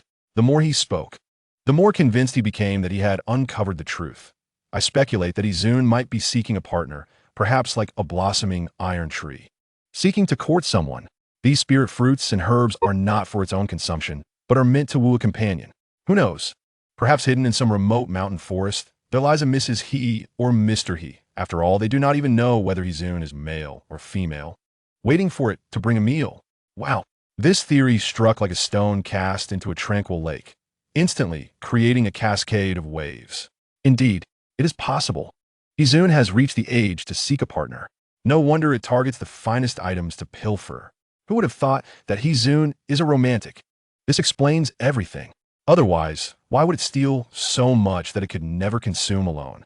The crowd's focus swiftly shifted to this more tantalizing and scandalous possibility, passionately discussing Hizun's romantic escapades, even speculating on what the partner might look like and where they resided. I stood there, dumbfounded, my mouth twitching. Mrs. He or Mr. He? A partner? What is going on? These people's imaginations are too outrageous. They are far more creative than I. Yet, thank heavens, the topic had finally diverted from me. Let them speculate. Let them think Hizun has taken 10 wives and laid 100 eggs. As long as they do not fixate on me. Just as I silently sighed in relief, another disciple turned his gaze toward me, brow furrowed, posing a new question. Wait. Even if Brother Gong hasn't received any gifts, didn't he mention earlier that Hizun is elderly? If Hizun truly stole something and lingered here, Brother Gong, did you not notice it carrying anything? Or did it force you to consume something? My previously relaxed nerves snapped taut once more. Cold sweat broke out again as I stammered. Well, there might have been 1 or 2 occasions when it left behind something that looked somewhat like wild fruits. But I dare not touch them. Truly, they appear to be wild fruits, but what if they were poisonous? I hastily gathered them and buried them in the back mountain. Yes, buried them. I hurriedly attempted to cover my lies, my heart racing with anxiety. Just then, the disciple who first proposed the theory of Mrs. He sprang up again, eyeing me with a more peculiar gaze. Everyone, have you noticed? There's another, even stranger aspect. What? He pointed at me, as if he had discovered a new continent. Logically, even if Brother Gong only consumed 1 or 2 wild fruits, those were spirit fruits stolen by Hizun. Even if they were subpar, they must contain some spirit energy, right? As cultivators, if we inadvertently consume an excess of spirit energy or items with incompatible attributes, we could experience meridian swelling, chaotic spirit energy, or worse, fall into demonic deviation and perish. But look at Brother Gong. He circled around me, exclaiming in wonder. His complexion is rosy, probably from fright. His breath is steady and act. His vitality is robust, an outcry of innocence. He appears to be completely unharmed. Not even a fluctuation of chi refinement level 1. Is this reasonable? Upon hearing this, everyone froze, simultaneously turning their gazes back to me, their eyes akin to those observing a monster. Indeed, this was a critical question. How could Gong Ergu, a mere servant devoid of cultivation, withstand the spirit energy of the spirit fruit? Even just a sip? Instantaneously, new speculations began to arise. Could it be that Brother Gong is actually an extraordinary genius in cultivation, with meridians unlike any other, thus capable of enduring spirit energy?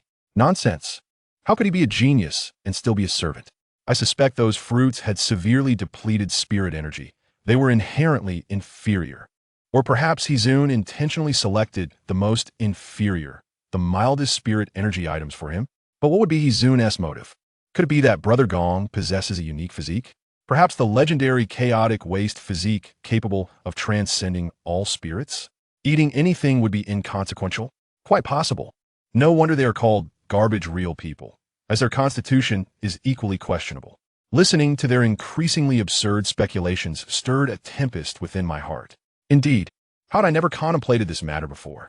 How many spiritual fruits and herbs, brought by the immortal crane, have I devoured raw? Although each time I felt a surge of warmth coursing through my body, brimming with vitality, and occasionally experienced a nosebleed, I had never sensed any peril, such as meridian swelling or spiritual energy conflicts, let alone exploding from within. Previously, I was solely preoccupied with fear and pity for what was devoured by the basin, completely overlooking my own transformations. Could it be that I possess some extraordinary constitution, consuming spiritual medicine as one would partake of a meal? Or perhaps it is the merit of those 2 dilapidated bowls I carry. They might have quietly absorbed the most violent spiritual energy before devouring, leaving only the gentlest essence to nourish me. Or could it be that my father's Gongji sauce beef harbors hidden mysteries, laying a solid foundation for my appetite in advance? Countless thoughts tumbled through my mind, yet I dared not reveal a hint of my inner turmoil. I could only continue to feign ignorance, presenting an expression of utmost fear at what they were saying. I truly did not know. I cradled my head, squatting down, and began to act petulantly, declaring that I was merely a woodcutter who understood nothing. I implored them not to question me further, as I needed to relieve myself immediately. I longed to escape this place of contention. However, just as this chaos and speculation reached a peak, suddenly, a clear, resonant, and elongated crane cry, tinged with evident dissatisfaction and authority, erupted from the sky like a thunderous roar. A colossal white figure, akin to an arrow released from its bowstring, descended with a furious wind and wrath. In a nearly bombarding dive, landing precisely atop the wall of the servant quarters. It was the immortal crane. It had returned. Moreover, it was holding in its beak an extraordinary spiritual mushroom, its leaves ablaze with vibrant energy. Everyone. Me. Oh, esteemed crane. Ancestor crane. Are you here to hasten my demise with another blow? Chapter 64. Search as that familiar, yet now reminiscent of a death knell, crane cry resounded. Several streaks of piercing light descended like meteors, almost indistinguishably landing in the small courtyard of the servant quarters. A powerful spiritual pressure instantly enveloped the area, akin to tangible mercury, compelling all disciples to kneel in submission, unable to lift their heads. I, too, frightened, felt my legs weaken, collapsing to the ground as my heart threatened to leap from my throat. Stealing a furtive glance with my peripheral vision, I nearly fainted. The arrivals were no ordinary folk. Leading the charge was a figure with a face as grim as a winter's night, exuding an aura of coldness and lethal intent. Elderly from the punishment hall. When his gaze swept over me, I felt as though I had been subjected to 100 executions. Beside him stood Elder Wong from the alchemy hall. Usually a kindly old man, now with a countenance ashen and beard trembling, evidently heartbroken over his precious herbs. Following was Elder Sun from the Spirit Beast Peak, his face mournful, as if he had just lost a beloved parent, likely having been dragged here by the sect leader from the main hall. Finally, the last figure, clad in a simple Taoist robe, with a tranquil demeanor, yet radiating an imposing authority that commanded respect, was none other than the sect leader of Lowliest Sect himself. It's over. I am doomed. This is a complete disaster. The highest echelons of the sect have nearly all emerged. Is this a grand interrogation over the crane's theft of fruit? No, this clearly aims to apprehend me as an accomplice. At that moment, the immortal crane had also landed atop the courtyard wall, still grasping the fiery mushroom in its beak. It tilted its head, observing the kneeling throng and the prominent figures below with a hint of confusion, but more so an indifferent attitude of, what have I done to warrant such a commotion? It even leisurely preened its feathers with its beak. Elder Lee's gaze first fell upon me, his eyes sharp as two ice-forged daggers, his voice devoid of any warmth. Gong, ergo. I shuddered, nearly wetting myself. Disciple is here. I lifted my head. His voice was not loud but bore an undeniable command. Trembling, I raised my gaze, feeling as if my neck bore an immense weight. The recent actions of the crane have come to the sect's attention, Elder Lee stated bluntly, providing no room for evasion. It has repeatedly pilfered from the medicinal herb garden. According to reports from disciples, it has always come to your servant quarters after each theft. I ask you, was the pilfered item intended for you? Here it comes. The ultimate judgment has arrived. My breath felt as if it might halt, and my mind raced frantically, survival instincts overwhelming all else. No, absolutely not. The disciple is wronged. I began to scream, my voice piercing enough to frighten children, pouring forth all my acting skills and audacity in a desperate plea. Esteemed sect leader, respected elders, what noble status does the crane hold? I am but a trivial servant. How could it possibly pay me any mind? How could it bestow such precious spiritual items upon me? This is utter nonsense. It is slander. I shouted my grievances, bowing repeatedly, my performance exaggerated, emotions fervent, mainly from fear. The crane indeed occasionally circles above the servant quarters, perhaps finding it tranquil, yet has never alighted, never bestowed anything upon me. I swear before heaven, if I utter a single falsehood, may I be struck by lightning, my cultivation obliterated, not that it matters. Forever barred from rebirth. I swore, unleashing the most malicious oaths I could conceive, emphasizing sincerity and fervor, adamantly denying all accusations. Elder Lee's face darkened. Clearly not so easily deceived, he coldly scoffed. Oh, there must be some truth to it. Many disciples witnessed the crane carrying items here. How do you explain that? A misunderstanding. It is absolutely a misunderstanding. I hastily concocted an explanation. The crane soars through the skies, its grace captivating. The disciples must have been dazzled by the sunlight while gazing upwards, misinterpreting the crane's elegant form. Or perhaps it was merely passing over the servant quarters while carrying something. Leading to the mistaken belief, it sought me out. I am truly wronged. I could hardly believe my own words, yet there was no other choice. I had to cling to this fabrication. Elder Wong, unable to restrain himself, interjected with a tone of sorrow and impatience. Why waste breath on him? Gong Gu. Since you claim to have received nothing, do you dare allow us to search your dwelling? If you possess nothing hidden, your innocence will be proven. My heart tightened, but I feigned indignation at the insult, mixed with nearly all-consuming fear. Search. By all means search. The disciple stands upright. Please, esteemed elders, search thoroughly and restore my innocence. Inside, I was in a panic. Although most of the stolen goods had been consumed by the broken basin, who knew if something might have been overlooked, or whether the crane had secretly hidden something beneath my bed. But at this point, there was no turning back. I had to rely on their search being insufficiently thorough. I was betting on the broken basin having devoured everything cleanly. Elderly wasted no time and waved his hand. Search.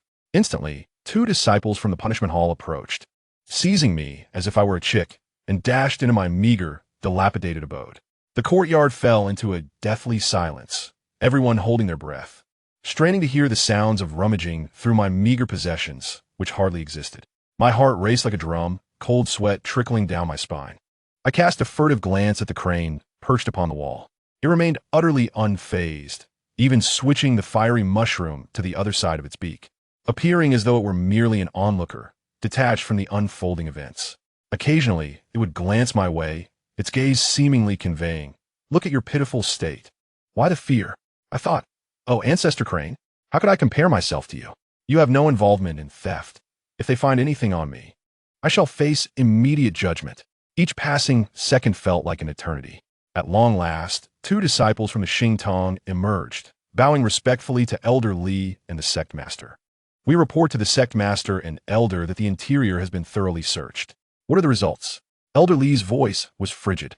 Aside from some miscellaneous daily items and clothing, no spiritual fruits, spiritual herbs, or any traces thereof were found. There were also no objects imbued with spiritual energy. A wave of relief washed over me, the tension that had been taut in my mind suddenly slackening. I nearly collapsed to the ground, feeling faint. If they had truly discovered a demon core, it would have been problematic, but now I had no opportunity to hide it. I could only stand there like a fool, frozen in place. Fortune smiled upon me. The broken pot was impressive. The broken bowl was also remarkable, for that demon core might have been concealed within it using an array, though I was unaware of specifics. It was consumed so thoroughly. Elder Lee and Elder Wong exchanged glances, both perceiving a hint of astonishment and doubt in each other's eyes. Elder Son of the Spirit Beast Peak quietly sighed in relief. The sect master's gaze fell upon me, deep and inscrutable. Impossible. The previously adamant outer sect disciple could not help but exclaim, he must have hidden it, or disposed of it in advance. Elder Lee's piercing gaze immediately swept in his direction, causing the disciple to quickly fall silent. Disposed of it? Elder Wong stroked his beard, pondering aloud. With so many spiritual items, if consumed, there would surely be residual spiritual energy or unusual bodily signs. If discarded or buried, it would be difficult to evade detection. We have already scanned this area with our divine consciousness and found nothing unusual. This statement rang like celestial music. Not even divine consciousness could reveal it. The broken pot is truly a godsend. Such an ability to dispose of evidence is nothing short of divine. My confidence surged considerably, my posture straightening, though I still trembled, as I displayed an expression of both excitement and lingering dread. Sect Master, Elder, you have seen it. This disciple is innocent. My loyalty to the sect is as clear as day. Elder Lee's countenance darkened, remaining silent, clearly displeased by this unexpected outcome. Elder Wong furrowed his brow, scrutinizing me as if trying to uncover some hidden truth. It is indeed strange. Even if he did not hoard anything, why does he Zune visit here repeatedly? There must be a reason. At that moment, the crane perched on the courtyard wall appeared to grow impatient. It let out a sharp cry and flapped its wings, diving down like an arrow. Everyone jumped in surprise, fearing it might attack someone. However, it gracefully soared over my head, its fiery mushroom roots brushing against my hair, before elegantly turning and flying away with a mushroom in its beak, heading toward the back mountain, leaving behind a carefree silhouette. Its demeanor and gaze, as I imagined, clearly conveyed, I cannot be bothered with you foolish humans. I have deliveries to make. Its flight seemingly confirmed its pilfering served another purpose, perhaps to feed its crane wife, indirectly rescuing me from potential peril. Everyone watched the crane's departing figure, once again enveloped in silence and peculiar speculation. Elder Lee's expression grew increasingly grim, huffing heavily. Elder Wong shook his head with a sigh, seemingly convinced that Zune had some other avian companion. Elder Sun wore a face of relief, as long as he was not blamed for ineffective supervision. Finally, the sect master spoke, his voice calm, yet imbued with undeniable authority. Since this matter has been clarified, Gong Urgu is not involved. Let end here. Regarding Zune, Elder Sun, your spirit beast peak must impose stricter regulations to prevent further disturbances in the herb garden and fruit orchard. You must not allow it to act recklessly. Yes, I shall strictly follow the sect master's decree. Elder Sun nodded repeatedly, as if granted a reprieve. The sect master cast a fleeting glance at me, causing my previously eased heart to rise once more. Yet he ultimately said nothing more, his figure flickering and vanishing into a stream of light. The elders departed in succession, but before Elderly left, he shot me a fierce glare, conveying a clear message. Kid, I am watching you. Once the prominent figures departed, the oppressive atmosphere in the courtyard dissipated, and everyone dared to rise, casting me complex glances and engaging in hushed discussions, though the topic had entirely shifted to the mysterious romantic interests of Zune. I collapsed onto the ground, gasping for breath, my body drenched in cold sweat, as though I had just emerged from a watery ordeal. Surviving a calamity, it truly felt like a miraculous escape. After they left, I hurried to the broken bowl, where the demon core still resided. What could this mean? It was utterly perplexing. I simply accepted it as it was. Then, clutching the two still cold, broken vessels, I felt a profound sense of gratitude and reverence towards them for the first time. Brothers, from now on, you two are my dear siblings. Whoever dares to call you rubbish, I shall confront them. Although the immediate crisis had been averted, I understood that following this commotion, Gong Urgu, had undoubtedly become a figure of notoriety in the Lowliest sect. Moreover, if the crane did not amend its thieving ways, My life as the designated scapegoat and invisible purveyor of stolen goods was far from over. This life of constant anxiety and thrilling uncertainty was becoming exceedingly tiresome. Chapter 65. Enduring beatings. The arrival of the sect's esteemed elders at the miscellaneous disciples' quarters unfolded like a sudden tempest, fierce and abrupt. Though it terrified me to the core, the ultimate outcome was fortuitous. I, Gong Urgu, emerged unscathed on the surface, still regarded as the loyal and reliable miscellaneous disciple. As I sat on the ground, recovering from my ordeal, I observed the disciples gradually dispersing, still murmuring about the romantic escapades of Izun, and my heart was filled with a tumult of emotions. Wait, something seems to be missing. I glanced around and suddenly recalled Manager Zhang. In such a bustling scene, how could he, with his penchant for gossip and desire for recognition, possibly refrain from appearing? Could he have been so intimidated by the elder's imposing presence that he retreated to a corner? I grabbed Zhao Daniu, who was about to fetch water, and quietly inquired, "Daniu, have you seen Manager Zhang? With all the commotion, why didn't he come out?" Upon hearing this, Zhao Daniu slapped his forehead with a hand the size of a fan, grinning broadly. "Oh no, I forgot to tell you, Urgu. Manager Zhang has been promoted." "Promoted?" I was taken aback. "Where to? To the heavens?" Forgive my flippancy. Having just faced life and death, my tongue had become rather loose. "No, no, no. What are you saying?" Zhao Daniu spat, though his face was filled with envy. "It's a real promotion. He has been elevated to an outer sect steward. Although he still oversees our miscellaneous department, his primary focus will now be on the outer sect. He reported to the outer sect management hall early this morning. Otherwise, he would have been present when the elders arrived. An outer sect steward?" I stood there stunned. The manager Zhang, who perpetually fussed over his abacus, scolded me for being a useless disciple, had transformed into an outer sect steward. Though he might only handle minor affairs, it was still a legitimate outer sect position. His status was significantly higher than that of the miscellaneous department manager. No wonder he didn't show up. He had gone to assume his new role. At that moment, I couldn't quite discern whether I should be happy for him or worried for myself.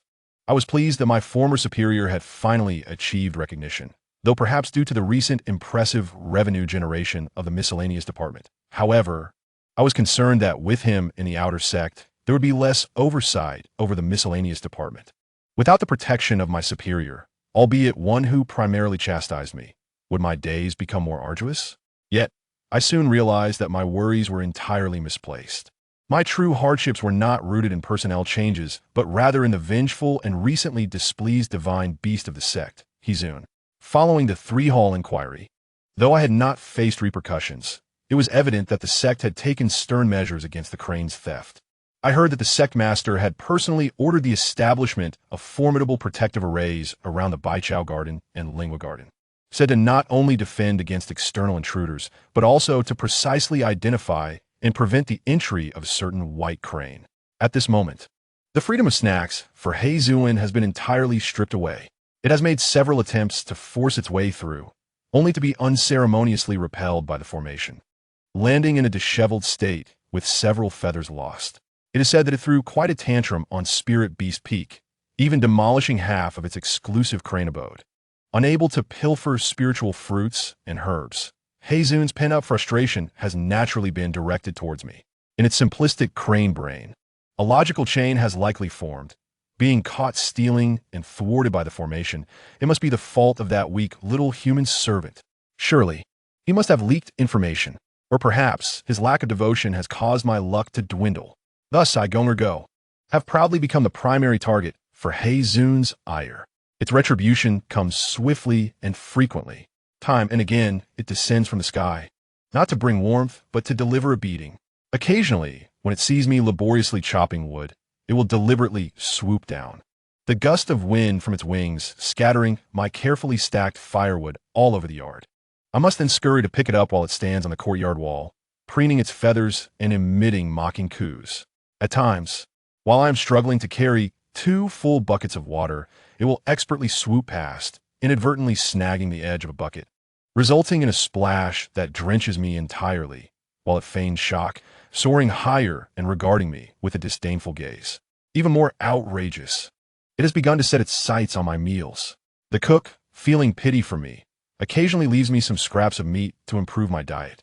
Yet, every time I crouch in the corner with my bowl, having barely taken 2 bites, a flash of white darts by, and the meat vanishes without a trace. Looking up, I find a celestial crane perched on the beam, leisurely savoring my food and chewing loudly for effect. This is nothing less than avian assault, psychological torment. I attempt to reason with it. Hey Zuin, great crane, I assure you, I am not the one who informed. I am innocent. Do I appear to be that kind of person? Its response is merely a gust of dust and leaves from a flapping wing. I try to placate it with offerings, sacrificing my usual treats. Hey Zuin, please calm down, do not be angry. It consumes the offerings, yet continues its onslaught. Does the saying you cannot bite the hand that feeds you hold any weight here? Not in its case. Having taken from me, it still pummels me. Such is the nature of its pride. I have even attempted to evade its wrath, but as a divine beast of the sect, its spiritual awareness, I surmise, allows it to locate me with ease.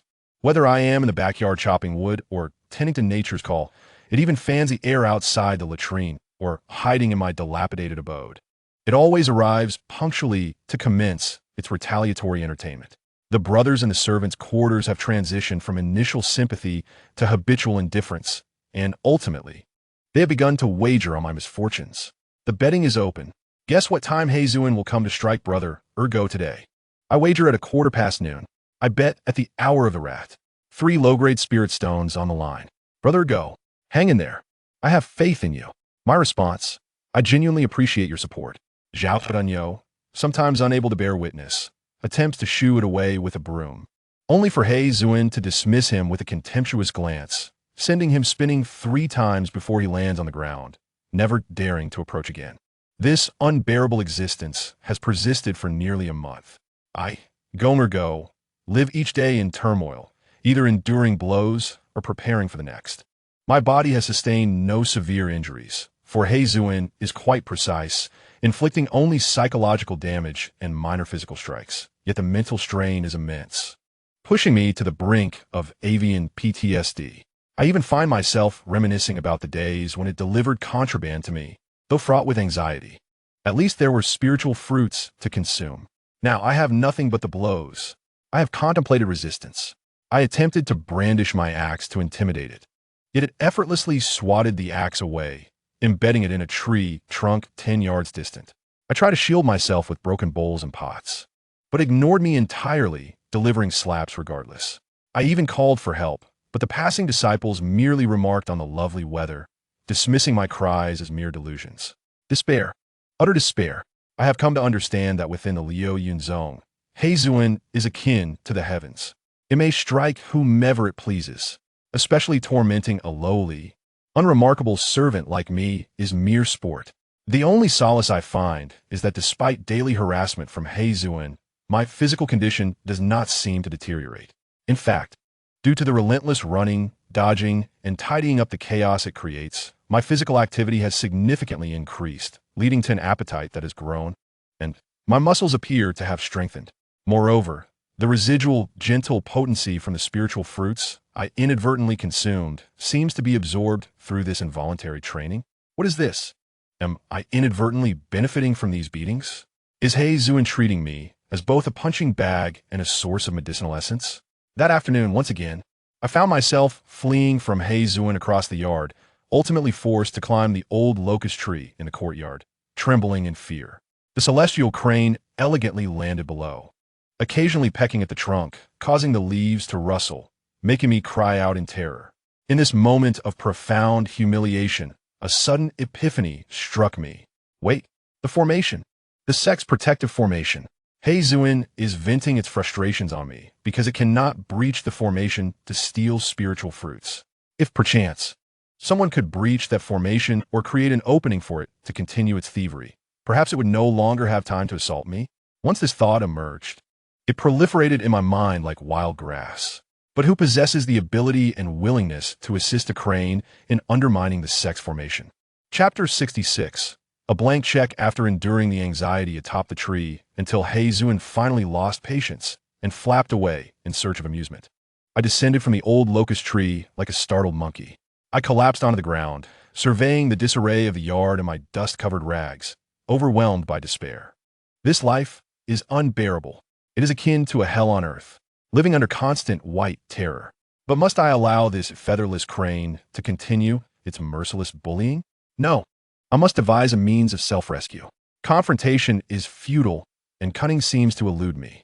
I go aside from chopping wood, fetching water, and selling beef. Possess little wisdom, perhaps only a thicker skin. Wait, a thick skin?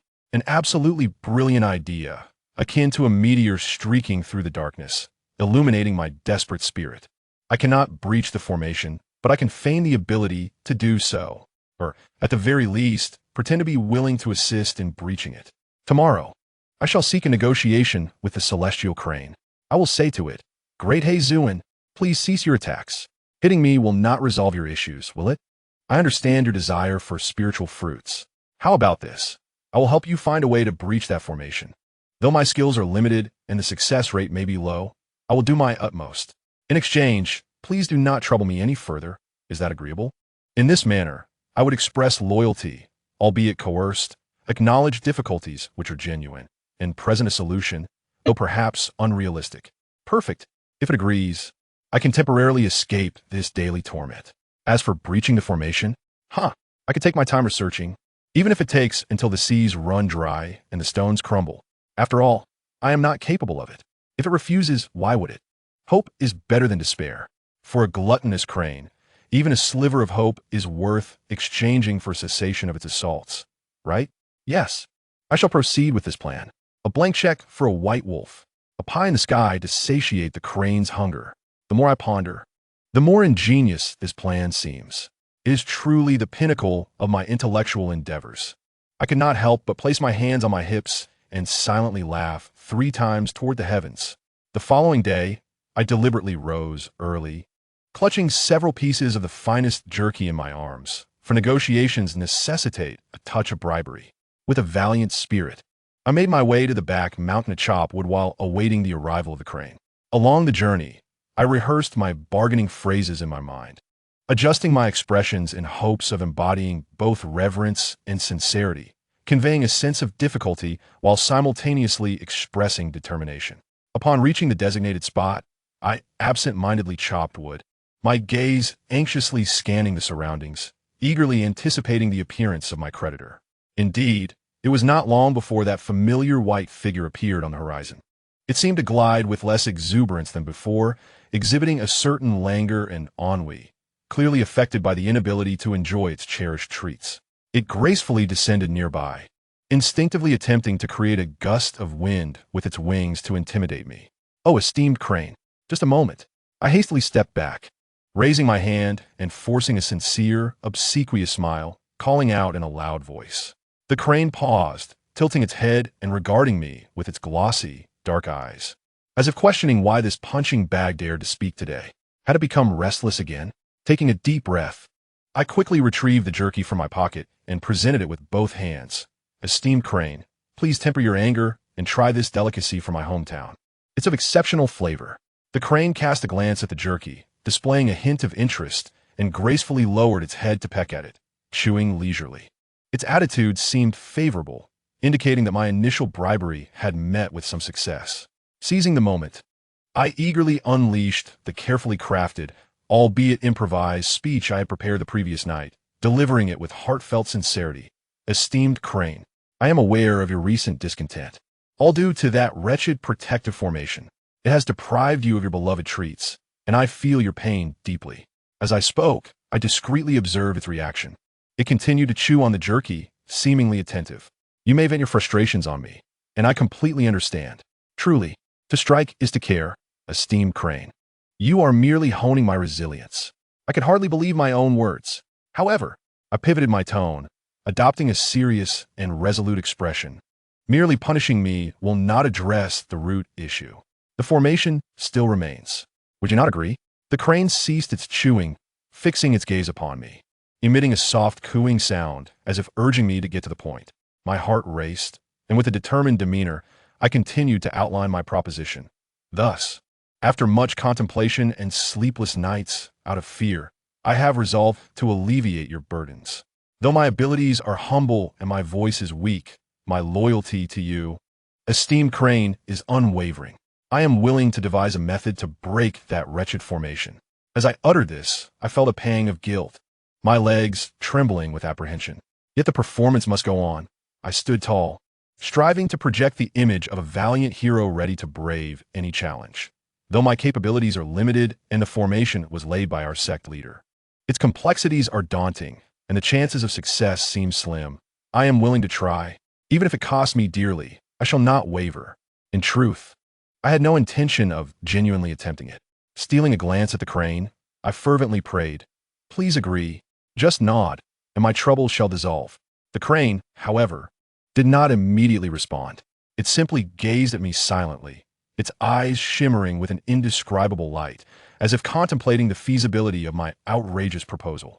Time seemed to freeze. My heart raced, and cold sweat began to bead upon my brow. Had it seen through my stalling tactic? Did it think I was mocking it? This could not end well. Surely, I would face an even harsher punishment, just as I was on the verge of collapsing, ready to kneel and confess that I was merely jesting. The crane, to my astonishment, slowly nodded. Yes, it actually nodded. Its elegant neck curved slightly, and its noble head inclined ever so slightly. Though the movement was minimal, it was unmistakably clear. I was left wide-eyed, hardly able to believe what I had witnessed. It agreed? It truly agreed. It believed I could break the formation. How could this be? Was it truly so easily deceived? Or perhaps gluttony clouded its intellect? An overwhelming sense of joy and absurdity engulfed me. I had succeeded. My audacious ruse had indeed outwitted a divine beast of our sect. I suppressed the urge to burst into uncontrollable laughter, striving to maintain a serious and loyal demeanor, even adorned with a tinge of noble determination. Esteemed crane, rest assured, I shall dedicate myself wholeheartedly, toiling day and night in my research to unravel the formation. The moment I make any progress, I shall report to you without delay. The crane regarded me once more, emitting an ambiguous low rumble, and to my surprise, rather than delivering another blow or causing mischief, as usual, it flapped its wings and took flight, departing. It left. It actually believed me. Moreover, it appeared somewhat cheered, as if a glimmer of hope had emerged to resolve its dilemma. I stood rooted to the spot, watching it vanish into the horizon, utterly dazed. After what felt like an eternity, I pinched my thigh sharply. Ouch! This was no dream. Bursting into uncontrollable laughter, I found myself rolling on the ground, clutching my stomach until tears streamed down my face. A genius. Gone ergo am indeed a genius. I managed to dupe a divine beast of the Yuaniing stage, or so I surmised, with nothing but an empty promise. This achievement would be the stuff of legends. From this day forward, I am free. No longer must I live in fear of the crane's wrath. As for breaking the formation, what a trivial concern. I could take my time researching it. Perhaps one day, the esteemed crane would grow impatient and find new amusements or simply forget about the matter. My spirit soared. The sky appeared bluer, the clouds whiter, and even the air felt fresher. Grasping my axe, I felt as though I could fell an entire mountain of wood today. However, joy often precedes sorrow. I had celebrated too soon. I had completely underestimated the insatiable desire of a gluttonous crane for freedom and treats, as well as its unwavering dedication to resolving the formation issue. I also misjudged its peculiar thought processes and its overwhelming tendencies. From that day forth, the crane indeed ceased to trouble me. However, it began to monitor my progress in a wholly new and far more unsettling manner. For instance, while I would crouch on the back mountain, feigning diligence over a stone, in reality, merely napping, it would suddenly swoop down from the sky, dropping a tattered and illegible tome titled Initial Insights on Formations or Basic Runes Overview, with an expectant expression, as if to say, "Study well. Keep it up. I believe in you." On other occasions, it would bring me odd, shimmering metal fragments or stones I could not identify, dropping them at my feet while emitting encouraging coos, as if supplying me with materials to break the formation. In one particularly ludicrous instance, it caught a dazed and trembling treasure-hunting mouse, a low-tier spirit beast, and tossed it at my feet, then pecked at me while pointing toward the protective formation. Its message unmistakable: "Let this little one assist you in finding the weaknesses of the formation." I exclaimed, "Esteemed crane, do you harbor a misunderstanding of the terms humble abilities and limited capacity? I cannot utilize these things you provide. And as for this mouse, it can only dig. It cannot break the formation. I felt as if I had transformed from a mere punching bag into a beleaguered project manager, relentlessly pressured by the esteemed Crane to hasten progress while being provided with all manner of unreliable support. The pressure was far greater than the previous simple beatings. Enduring physical punishment is one matter, yet now I find myself ensnared in a web of mental torment alongside the rigorous PI evaluations. Moreover, I am compelled to conceal any semblance of impatience or desire to relinquish my efforts. Each time, I must feign overwhelming gratitude, receiving their gifts with a facade of reverence, and fervently proclaiming that with the esteemed support of Izun, my chances of success have increased exponentially. Yet once I turn away, I discard those worthless tomes and rubbish in a corner to gather dust, and stealthily release the treasure-seeking mouse. How is it that this existence feels even more exhausting than before? Have I unwittingly lifted a stone only to crush my own foot? And not just any stone, but a white, flying, vengeful one? A review would be appreciated. Thank you. Chapter 67.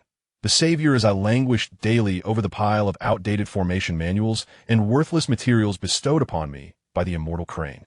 My acting skills on the verge of collapse. I felt I might soon transition from a master of illusory promises to a victim of mental anguish. Then, a familiar figure appeared at the miscellaneous duties office, akin to a bodhisattva descending to alleviate suffering, or perhaps just a wayward lamb returning to the fold. It was Zhang Guanshi. To my astonishment, he had returned, not for an inspection, but with a small bundle, exuding a triumphant air as if declaring, "I have returned with vengeance." Zhang Guanshi, what brings you back? Did the Outer Sect disciple resign? I exclaimed, nearly biting my tongue in disbelief. Had he grown weary of his promotion so soon? Zhang Guanshi tossed his bundle onto his old desk, grunted in annoyance, and gulped down a generous draught of my tepid water before wiping his mouth and sighing heavily. Do not mention it. The Outer Sect is no place for a person to reside. His face bore the weight of unspoken grievances as he began to air his woes. There are too many rules, too many trivial matters. The Outer Sect disciples, each one with an inflated sense of self, appear courteous while secretly disparaging someone like me who has risen from the miscellaneous duties office. There is no freedom here. One cannot curse or scratch one's feet. Not that I would. The fundamental issue is the lack of benefits. Every expense is tightly controlled, unlike our miscellaneous duties office, which is, well, flexible. He abruptly halted, but I understood. The Outer Sect must be devoid of resources and fraught with stringent regulations, lacking the freedom of a local tyrant that one enjoys in the miscellaneous duties office, where one can also reap rewards. So what is your plan? I inquired cautiously. Thus, I have applied to the higher-ups and returned to oversee the miscellaneous duties office. My title as an Outer Sect disciple is merely a formality, Zhang Guanshi declared, waving his hand decisively, his face regaining the radiance of a returning king. This place is far more comfortable. A rush of conflicting emotions surged within me. On one hand, with the return of the old leader, the miscellaneous duties office would at least have a competent figure at the helm, providing me with an often scolding support. On the other hand, my beef business and personal spirit stone income would likely come under scrutiny once more. However, Zhang Guanshi's next words immediately banished my minor concerns to the farthest reaches of my mind. By the way, it just so happens, there is a procurement task in the Outer Sect that requires a trip down the mountain to the county town to acquire some goods. A few disciples have been dispatched to accompany me, and since I now hold a dual role in the Outer Sect, I shall lead the team. Moreover, our miscellaneous duties office needs to procure some items as well, so we might as well handle it together. He paused, his gaze resting upon me with a patronizing expression of benevolence. Ergo, I see you have been rather diligent of late, under the Crane's relentless guidance.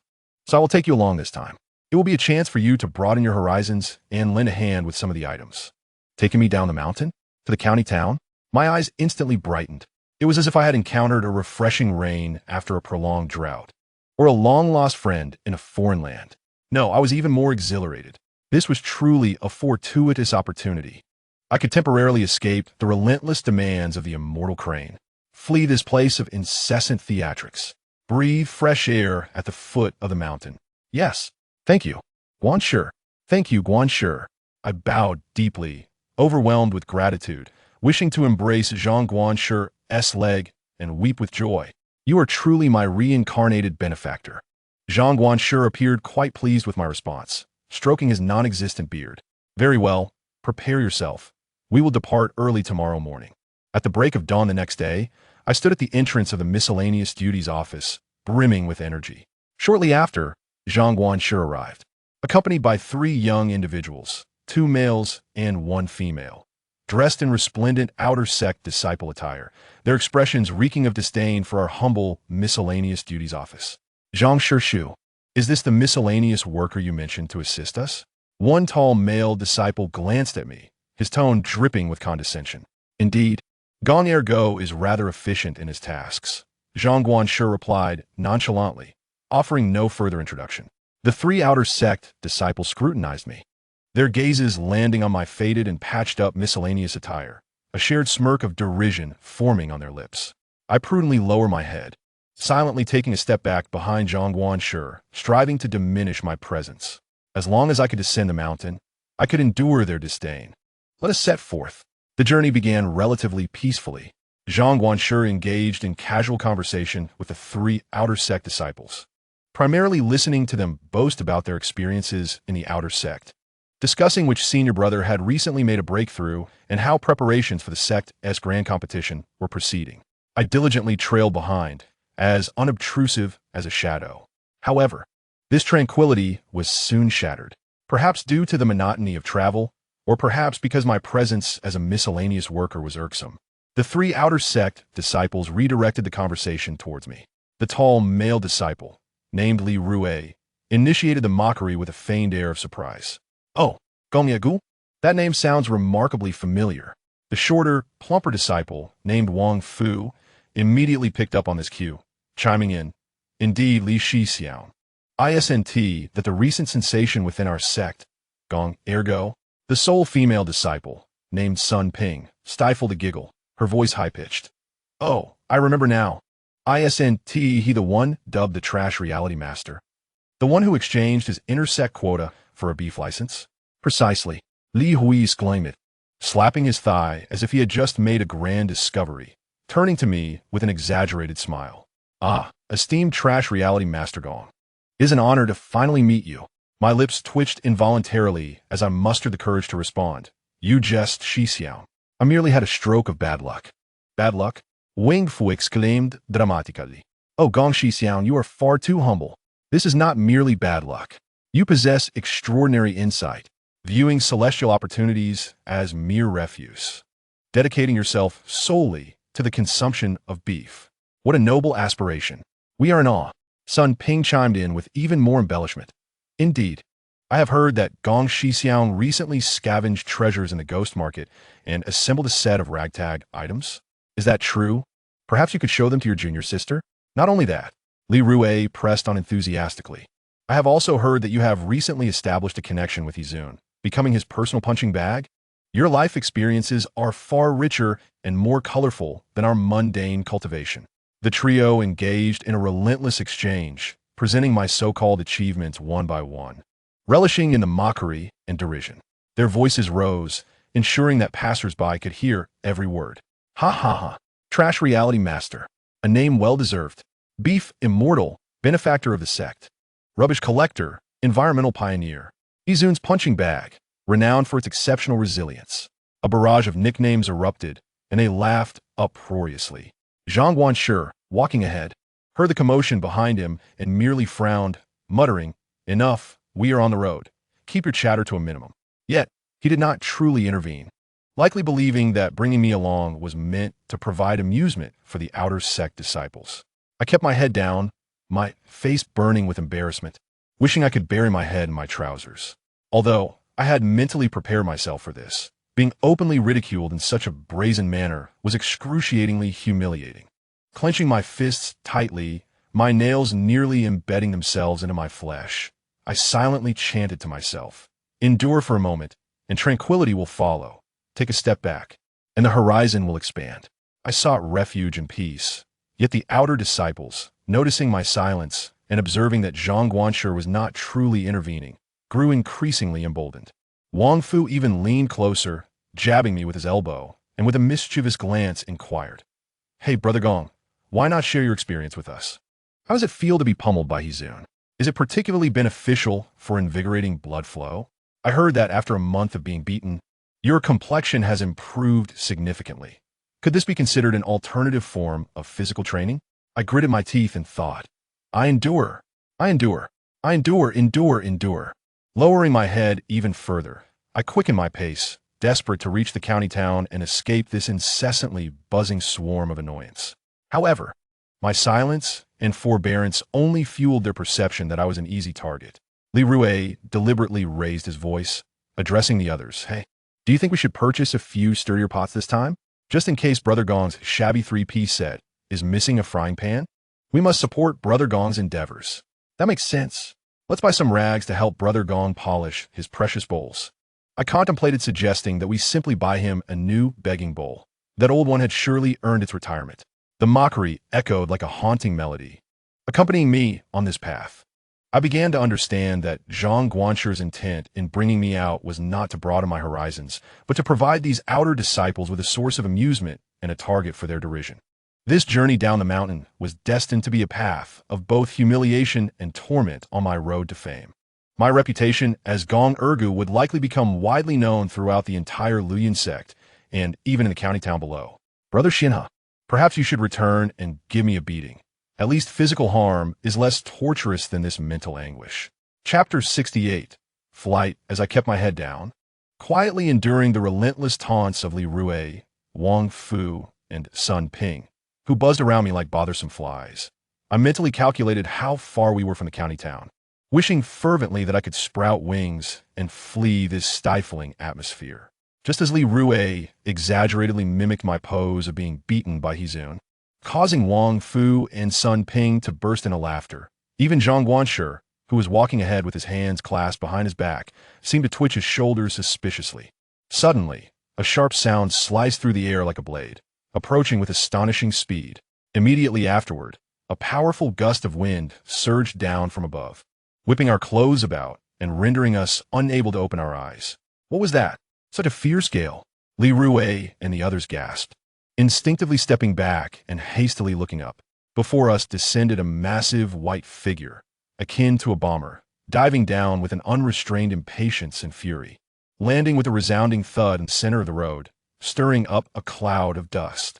The white feathers shimmered with a sacred glow in the sunlight, and its long neck was held high with pride, though its dark, glistening eyes now burned with evident displeasure and a hint of grievance. It was none other than the guardian beast of our Lowliest sect, my personal advocate, the illustrious Hizun. What brings it here? How did it find me? My heart sank as I realized my oversight. In my quest for tranquility, I had forgotten to inform this esteemed being of my absence. It must have sensed my absence at the miscellaneous department and tracked me down by scent. Zhang Guanshi and the trio of outer disciples stood dumbfounded, their eyes wide with disbelief as they beheld this unexpected visitor, particularly as they felt the overwhelming spiritual pressure emanating from Hizun, leaving them too terrified to utter a word. Hizun showed no interest in the others, its gaze like two searchlights, instantly locking onto me as I attempted to shrink into the background. With a sharp and piercing cry, it expressed its discontent, its tone unmistakably questioning. "So you, Gong Ergu, dare to abandon your duties? Dare to leave this esteemed one waiting? You disappeared in the midst of a formation study. What do you intend to do?" As it called out, it strode towards me with an imposing presence, clearly about to deliver a crane-style massage in front of everyone. I was terrified. If it were to chastise me before these three outer disciples, my face would surely be lost forever. How would I ever show my face in the sect again? "Hizun, please calm down. Hizun, please calm down." I hurriedly dashed out from behind Zhang Guanshi, bowing and scraping, wearing the most obsequious and sincere smile, flailing my hands as I began to explain, or rather, deceive misunderstanding. A colossal misunderstanding. How could this disciple dare to neglect you? I was commanded by Zhang Guanshi to descend the mountain on official business, to procure supplies for the miscellaneous department, to better serve you. As I spoke, I frantically gestured to Zhang Guanshi.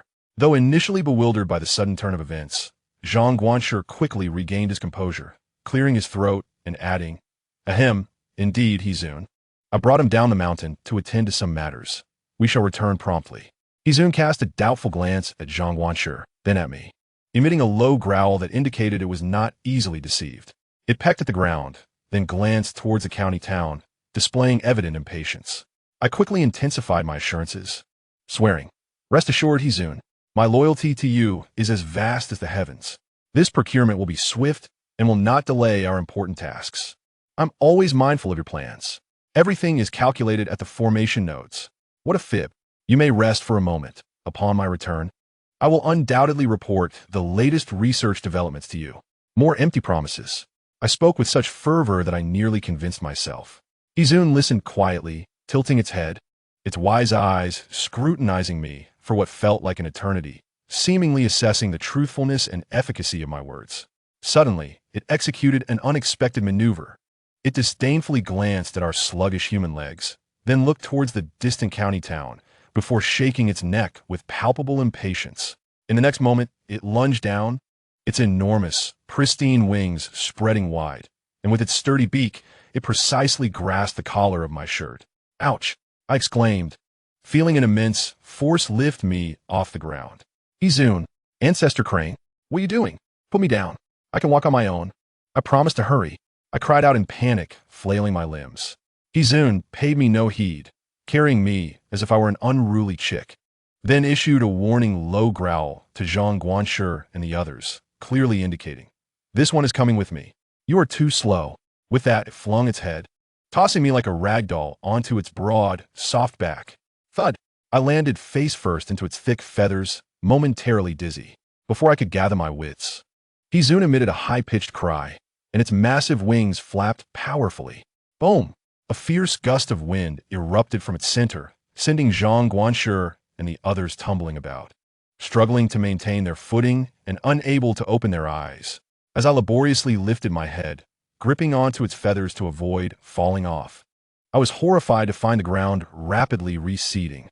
The scenery around me was flying backward at an alarming rate. This feathered beast, it was actually carrying me on its back, intending to fly to the county town. "Izun, slow down. Too high. I have a fear of heights." My screams echoed amidst the rushing air, quickly swept away by the wind.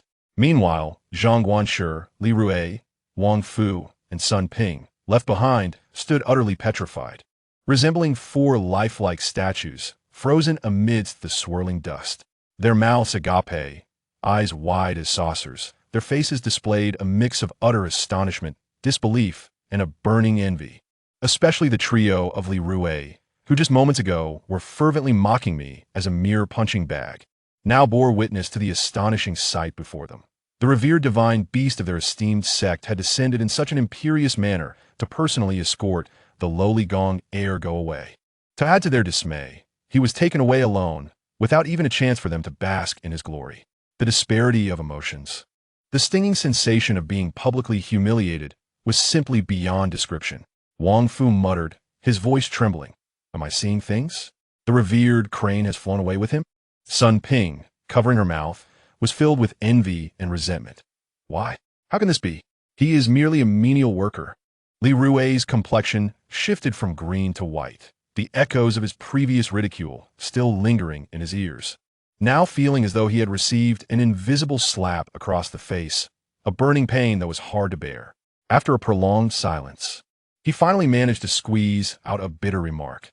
"That lucky fool has simply struck it rich." Even Zhang Guanshi appeared utterly bewildered and perplexed, gazing at the celestial crane, which swiftly transformed into a mere speck in the sky, murmuring, "Is this crane truly of sound mind?" Yet, regardless of their jealousy and disbelief, the truth remained undeniable. I, Gong Ergo, a humble menial worker, was now aboard the exclusive vehicle of the leader of Lu Yunzong, racing towards the county town at an astonishing speed. I was indulging in the most absurdly luxurious VIP flying experience of my life, albeit one that had me screaming and nearly soiling my trousers from sheer fright. Meanwhile, the four below could only gaze up at the crane with a sense of longing, then begrudgingly continue their journey to the county town on their own two legs, akin to a bus on Route 11. The sour taste of that journey would surely linger in their memories for quite some time.